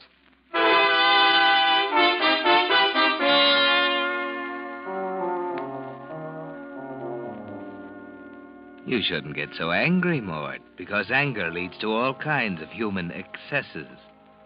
You might even do something you'd be sorry for later. And regret isn't worth the time you take to indulge in it because it's always too late. Of course, if you try to get along with Nellie a little better, you wouldn't have to worry about Jim. But you can't see that, can you, Mort? So at supper time, you're the same old Mort, suspicious and foolish. Supper ready? Not for a few minutes yet. Jim won't be in for a while. He's working on the tractor. Well, if he can't make supper on time, that's his tough luck. Well, just the same, it isn't ready, so you'll have to wait. Well, don't you notice anything different? No. Well, look around. I still don't see anything. What's it all about? Well, if it had teeth, it'd bite you. Over there in the corner. Bookcase. Where'd you pick up that thing?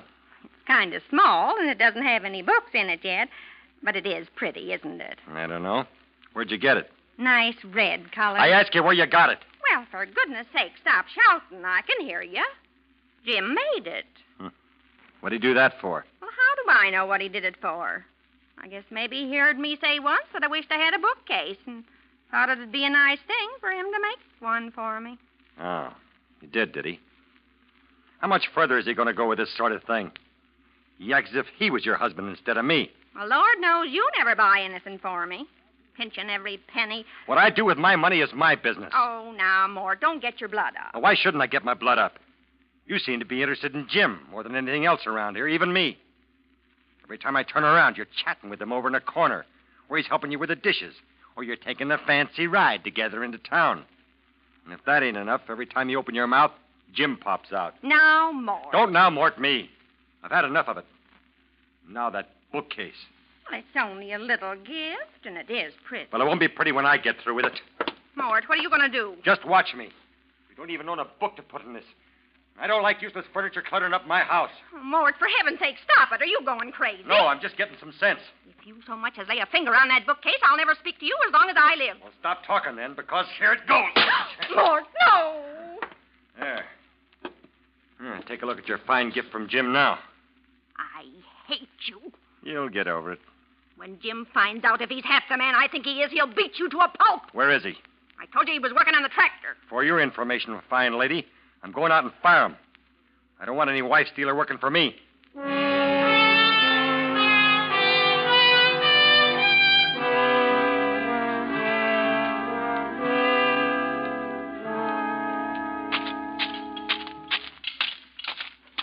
Hello, Mort. Supper almost ready? Almost. I won't be able to finish this tractor tonight, I'm afraid. Turned out to be more work than I thought. The wrist pins... Never mind. Give me the wrench, Jim. Oh, you want to take a hand at it? No, but you won't be needing this wrench anymore. What do you mean? Hand it over. All right, Mort. Anything you say. Here it is. Thanks. Now, what's it all about? You look like you've got something serious on your mind. I just come out to tell you I won't be needing your services around here anymore. Huh? You can leave as soon as you get your things together. I'll pay it at the end of the week. Oh, you can't mean that you're firing me, Mort. That's exactly what I mean. But I don't get it. I've always worked hard. Why, I always thought of this place as sort of like home. That's the trouble, Jim. You've been acting as if you owned the farm instead of me. Well, now, look, Mort. If I said anything to make you mad, I'm sorry. I don't mind you taking a big interest in the farm. But when you start moving in on my wife, that's where I draw the line. Your wife? Yeah. Why, I haven't done anything to your wife. Why, Nellie and I, well, we get along. That's the trouble. You get along too well. Every time I look around, you're with her, telling her stories or taking her someplace or making something for her. And I don't like it. I don't want to see any more of it. So get your clothes together and get out. Now, look, Mort, you're talking kind of rough. I'll talk any way I want to. It's my land, my farm, and my wife we're discussing. I'm sick and tired of having a dishonest, wife-stealing, backstabbing farmhand around here, so get out before I throw you out. Those are big words. You want some bigger ones? If you think you're big enough to say them. As a matter of fact, there's a few things I can say myself. I never worked for such a miserly, selfish old coot like you before. Won't even trust a bank with your money. That's enough out of you, Jim. There's one more thing I always wanted to give you before I left. A punch in the nose. Stay away from me, Jim. Put him up, Mort. I'll give you a chance to back up them big words of yours. All right. You asked for it. Mort, put down that wrench. Try and make me. I'll be taking it away from you. There.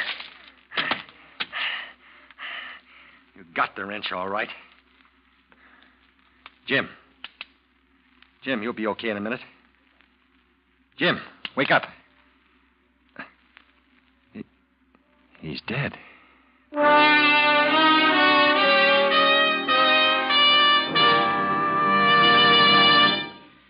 If we of the Whistler cast sound a bit on the excited side tonight, there's a good reason. This is the 100th consecutive performance of Signal Oil Company's program, The Whistler. Because of your enthusiastic letters, Signal Oil Company has continued The Whistler without interruption even through the summer when so many programs go off the air.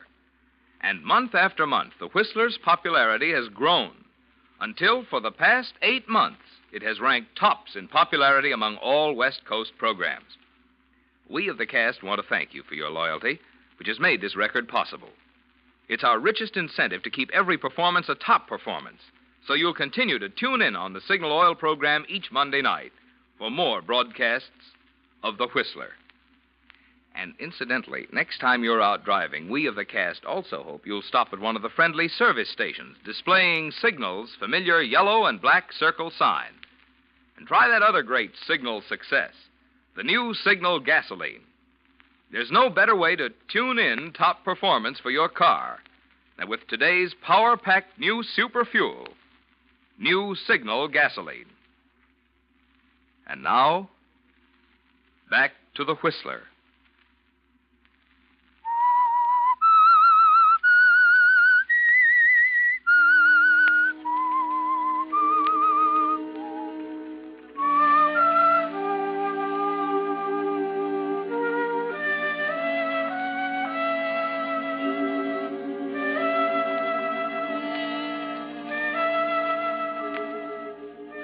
Well, Mort, it seems you've reaped a bigger harvest than you ever imagined from the little hatred you sowed. But it's not a crop to be proud of because it's a harvest of death. After you killed Jim Hayward, you didn't know what to do with his body. You had to think. But thinking takes time. So after finding a temporary hiding place in the barn, deep in the soft, fragrant haymow, you turned back to the house for supper. Supper ready? It's all ready. Sit down. Coffee or milk? Coffee. Sit still. I'll get it. Here. Well, what's the matter? Oh, yeah. You startled me, I guess. Where's the sugar? Where's the sugar? For land's sake, it's right in front of you. What's the matter? Can't you see? I didn't notice it. Well, isn't Jim coming in? Hmm? I said, isn't Jim coming in? Not right away. Well, he can't work much longer. It'll be dark in a few minutes. Potatoes will be cold if he doesn't come in soon. I knew you wouldn't fire him. You couldn't fire Jim, not after he's been with us all... Cut it, will you? All right, Mort. I took care of the bookcase. I finished breaking it up, and I put it in the stove. When Jim comes in, I'll say, I got some bad news for you. But I expect you can take it. Seems I fell up against the bookcase. It wasn't very big anyhow, you know, and I broke it. Mort, you're not eating a thing. Huh? Oh, I was listening to you. Well, it's about the first time you ever were. Well, Jim should be in here by now. I think maybe I'll look out the window and wave to him to come in and eat his supper. Mort. What? It's getting dark, and I can just barely see the tractor, but I can't see hide nor hair of Jim. Can't see anything moving out there. Sit down and eat your supper. Jim's old enough to take care of himself. Well, I suppose he's putting the tools away. Jim's always the careful one. Mort, you're still not eating. I'm not very hungry. I bet Jim's got a big appetite tonight. Will you stop talking about Jim? Well, for heaven's sake, Mort, what's got into you? You don't have to shout like that. You scared the living daylights out of I me. asked you before to stop talking about Jim. I was just trying to be sociable. With you sitting there like a mummy, a body could go crazy for something to do. Well, if you want to know, Jim won't be having supper tonight, so you can stop waiting for him. Why won't he have supper tonight? Because I did what I said I was going to do. You mean that you fired him? Yes, I fired him. Well, of all the Nellie. selfish... I don't want to hear one word out of you about it. It's done, that's all, and there's nothing you can do to change it. All right, Mort. If Jim's fired, he's fired. But I don't... Shut up. Well, at least he can have one more meal before he goes. Can't he? Jim's gone. Gone already? Yes, he's gone already. How many times do I have to say it? Well, it seems funny he didn't say goodbye to me. He didn't even come after his clothes and things. Oh, he can't be gone yet. I told you he was gone. Gone for good. He won't be back. Did he ask you to send his clothes to him? No. Well, didn't he tell you where he was going? Look, he just left. He didn't tell me anything. Was he angry? A man who gets fired isn't exactly happy. Well, aren't you going to give him a character reference or something so that he can get a job someplace else? Where he's going, a reference from me isn't worth a thing. Oh, then you do know where he's going. You said before that you didn't. I don't know. All he said was that he thought he might go north, maybe to Canada. That's all he said. Well, it's funny he left late in the day like this. You'd think he'd wait until morning and get a fresh start. Can a man do what he wants with his own life without you analyzing the whole thing? But I thought I knew Jim. I thought I could tell just what he'd do. Well, you couldn't, so forget it. Well, it seems to me the whole thing's all very funny. It's all very funny.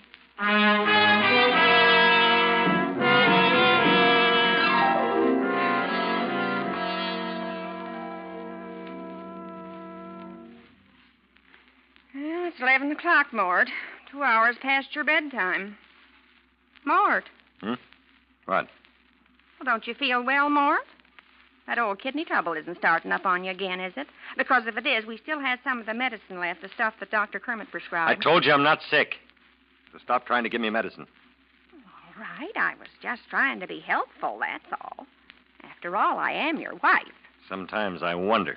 Well, that's a nice thing to say. Oh, forget it. I know what's bothering you, Mort. You do? Yes. You fired Jim over a petty little argument, and now you're sorry. Am I? But don't you worry. If I know Jim, he'll be back bright and early in the morning, just as if nothing had happened, and you'll both be plowing up land together just as happy as you please. Got it all figured out, haven't you? Oh, sure. Jim couldn't stay away any more than you could have him stay away. He's just like one of the family. He probably just went into town, had a few drinks to help him forget things for a while, but he'll be back as happy and friendly as ever. You wait and see. How many times do I have to tell you Jim won't be back? He's gone, for good. Oh, not Jim. I tell you he's not coming back. I wish you'd stop talking about it. All right, Mort. All I can say is wait and see for yourself. Why don't you go to bed? Oh, not until you do. I'm not going to let you sit here all alone making yourself unhappy over a little mistake. Why, good heavens, everyone makes a little mistake now and then. It's nothing to fret over. You know, just the same, I miss Jim already myself. Oh, it used to be comforting to watch him sit in the rocking chair, rocking back and forth, just as comfortable as you please, smoking away on his pipe. Nellie, look. The rocking chair. It's rocking back and forth. Just as if Jim were sitting there. How could it? How could it rock by itself? Oh, don't get all excited, Mort. Can't you see? It's only the cat. Huh. Here, I'll chase it away if it bothers you. There. Now, the chair won't rock anymore. Never liked that darn cat anyway. Now, don't go blaming anything on the poor little cat. She probably misses Jim, too. I don't miss Jim. Not one bit. What makes you think I do? Well, you're sitting there like you'd lost your last friend. What's that? Somebody's coming up the stairs. Somebody's at the front door. Oh, sit still. I'll look. Maybe it's Jim. Oh, it's only the screen door banging. There. Heavens, you're a nervous man tonight. It was only the screen door banging. I guess you forgot to hook it. Anyway, I fixed it. I'm going to bed. Well, at last. Now, maybe you can relax a little bit. You're so jumpy, you act as if you'd killed somebody.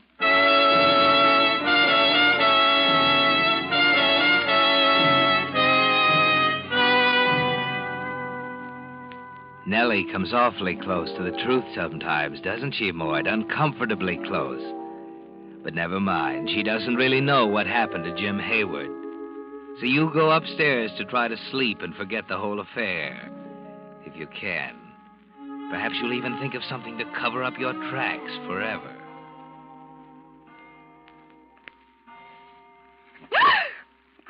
Oh, it's you, Mort. Oh, you give me a start. I just opened my eyes and I thought I saw somebody standing over me. What are you sitting up in bed at this hour of the morning for? I can't sleep. Oh, just lay back on the pillow and relax. You'll go to sleep. I can't. Tried. It's too hot or something.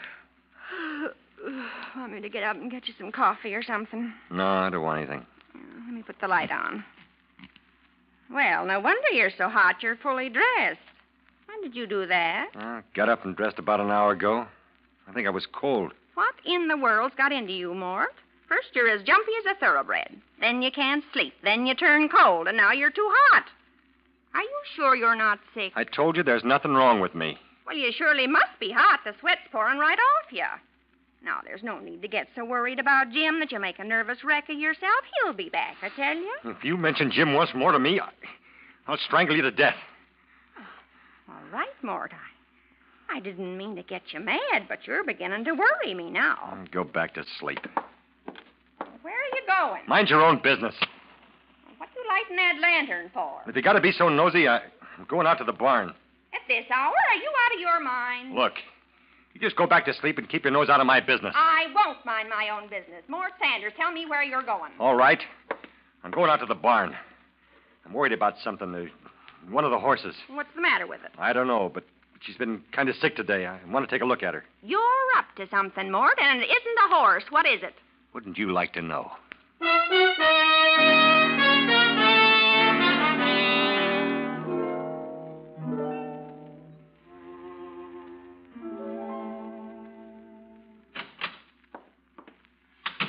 It took you long enough. So you're up. Well, I couldn't lie up there in bed while you're gallivanting around the farm at 3 o'clock in the morning. Get back to bed. Well, I put some coffee on. We might as well have a cup now that we're up. I don't want any coffee. Where's the lantern? Do you always have to ask him any questions? I haven't got it with me, have I? I left it in the barn. Mort, look out the window. That barn. The barn is on fire. Pretty in it. Well, do something. Don't just stand there as if you were enjoying it. The horses, they'll be burned alive. There are no horses in the barn. They're all out in the pasture. Mort Sanders, you're a murderer. Shut up. I won't shut up. Don't try to pull the wool over my eyes. I'm not so innocent as I look. I know why you couldn't eat and couldn't sleep. I know why you were cold one minute and then hot the next. You didn't know I knew, did you? I told you to shut up. I was looking out the window when you fired Jim. I saw you hit him with a wrench. Jim's dead, and you killed him. If you ever say that again, I'll kill you. You don't frighten me. You hid Jim's body in the barn, and now you're burning it to get rid of him. You're as much to blame as I am. Jim had no right to be fooling around with my wife, and you had no right to let him. At least he was human, not a grouchy old man who wouldn't talk half the time. Go on up to bed. I won't. Do you want to know something? I was in love with Jim, and he was in love with me. We were going to run away together.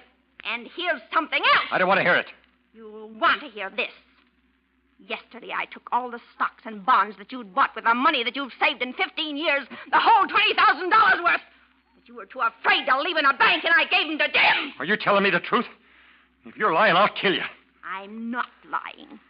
Jim had the oilskin pouch with the bonds in his inside pocket when you murdered him, and now they're burning up. I don't believe you. If you don't believe me, look in the steel box on the desk. You did. You did, you thief. You gave him all my bonds. Told you I did. It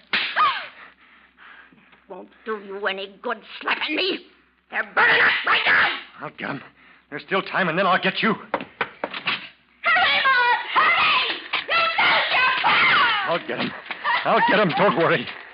Hurry, Mort! Hurry! Your bonds are burning up! The barn will only last long enough. I'll get him. There's so much smoke and fire. I can't see. He shouldn't have poured that gasoline around. If the roof will only hold up.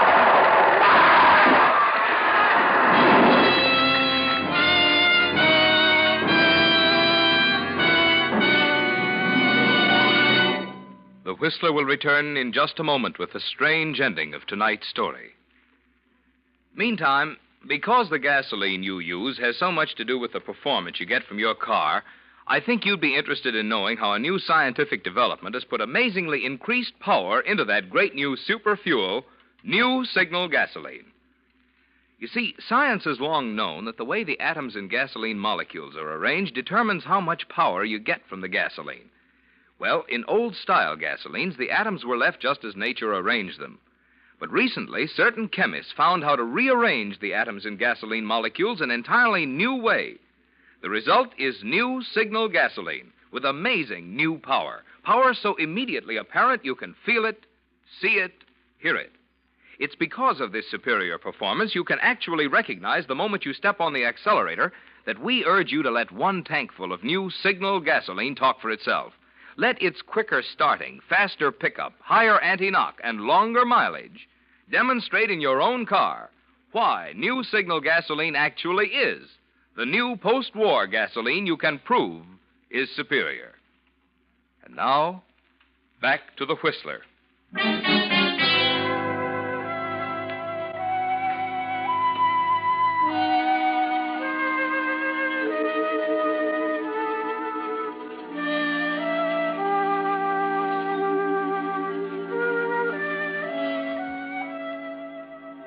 So for once you listened to your wife, Mort.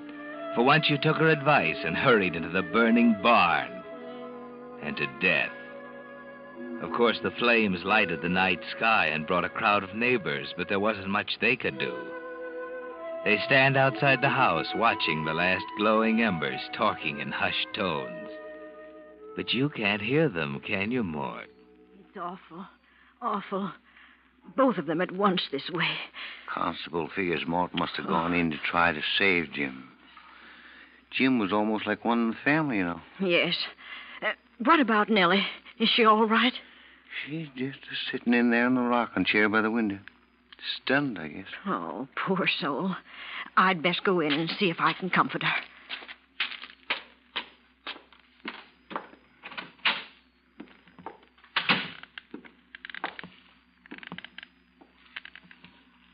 Nellie. Oh, Miss Thompson. I've come to see if there's anything I can do, dear. No. It's all done now. Now try to be brave, dear. I know it's a shock, but we've got to be practical. The men folks will build you a new barn, and we'll all see that you're took care of. I'll manage somehow. Why, of course you will. Is there something I could get you? Some hot tea, maybe? No, thank you, Miss Thompson. I'd just like to sit here a while. Well, of course, I understand. We're all so sorry about Mort and Jim, too. But everything will be all right. You just keep telling yourself that. Everything will be all right. Yes, Mort. They're all so sorry about you, and Jim, too. And Nellie, poor Nellie, just sits there sniffling and rocking through the night in Jim's favorite rocking chair. Through the night until dawn. Then, when the last neighbor is gone, she stands up, stares out the window for a moment toward the blackened ashes, walks to the pantry shelf, takes down the coffee can and lifts the lid. Now, what do you think, Mort? Inside, wrapped in an old piece of oilskin, are $20,000 in stocks and bonds. And here's a surprise for you, Nellie. Those securities were not worth the paper they're written on. Mort wasn't a very smart investor.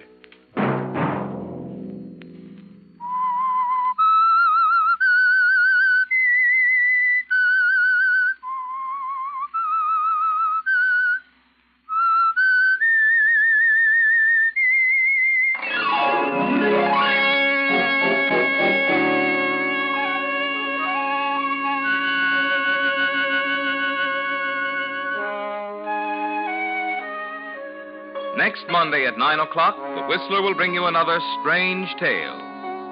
The Whistler is broadcast for your entertainment by the marketers of Signal gasoline and motor oil and fine quality automotive accessories, and by your neighborhood Signal dealer. This program, directed by George W. Allen, with tonight's story by John Hayes, music by Wilbur Hatch, is transmitted to our troops overseas by the Armed Forces Radio Service. This is Marvin Miller speaking, and suggesting that you try New Signal, the new gasoline you can prove is superior. This is CBS, the Columbia Broadcasting System.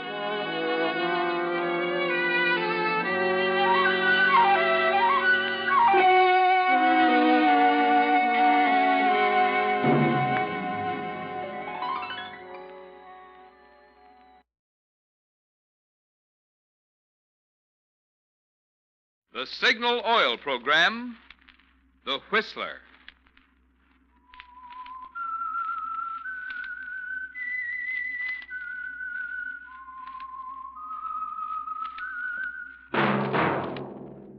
That whistle is your signal for the Signal Oil Program, The Whistler.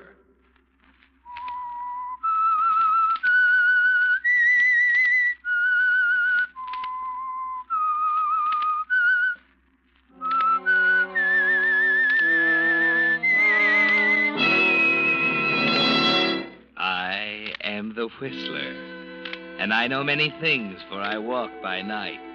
I know many strange tales hidden in the hearts of men and women who have stepped into the shadows. Yes, I know the nameless terrors of which they dare not speak.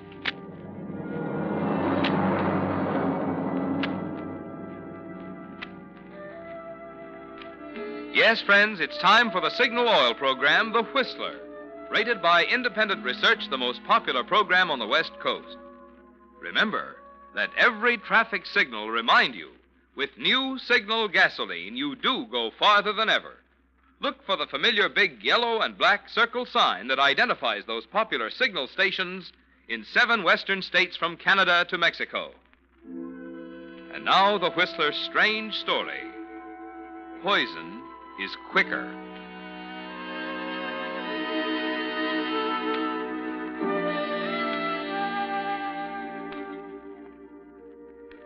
Most men lead lives of quiet desperation, said Thoreau.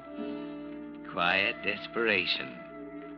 How well little Alfred Smithers, who never read a word by Thoreau in all his life, knew the meaning of that phrase.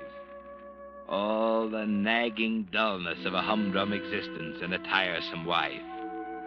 Yes, the saucy little servant girl Alfred had married in London so many years before had become a lazy, slovenly housewife whose untidy little home had miraculously survived the Blitz. Now, with the coming of peace, Gracie Smithers sat in her dingy front parlor night after night, reading murder mysteries and yawning, while Alfred gazed blankly at his daily express and wished he were rid of her. Wished it with all his heart and did nothing about it. Oh, well, that's another one off me docket. The author didn't play fair, though. I still don't see how that little what's-his-name could have been the Crimson Hangman. What you thinking about, Alfie? Nothing. Still waters run deep, you know. You don't just sit there thinking about nothing. Only a perishing statue does that. I was thinking about the days. What? The days aren't so bad.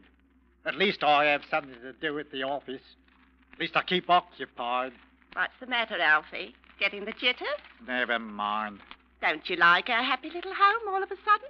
If you must know the truth, Mrs. Smithers. I say now, what's got your back up? Oh, nothing. Feeling sorry for yourself again, dearie? Oh, shut up. Get back to your murder rubbish and don't bother me. Really, Alfred Smithers? Read, can't you? Let a man have a little peace and quiet. There's nothing to read. I was hoping you'd pick up some more thrillers for me at the bargain shop tomorrow. All right. What you want me to get? I wrote down the titles somewhere. Got them ready for you. Oh, yes, here they are. Dearest Alfred. What's that? Oh, don't get the wind up, lovey. It's only a book title. Doesn't sound much like a murder mystery to me. Perhaps it isn't.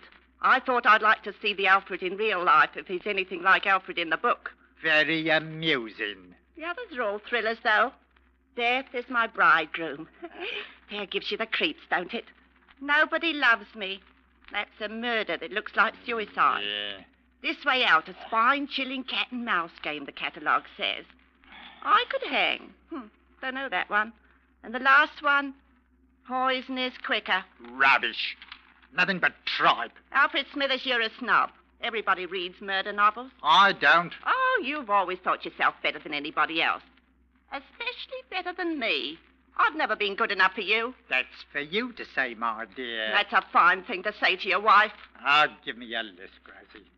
I'll pick the books up tomorrow. Well, okie doke. Here's the list. Be sure and get Poison is Quicker. It's all about somebody murdered for insurance. Stark realism, the catalogue says. Cheap trash. Dearest Alfred, death is my bridegroom. Nobody loves me. This way out. I could hang. But poison is quicker. Dearest Alfred, death is my bridegroom. Nobody loves me. This way out. I could hang. But poison is quicker. Alfred, what's the matter? Why are you shaking so? I don't know. I must have caught a chill or something.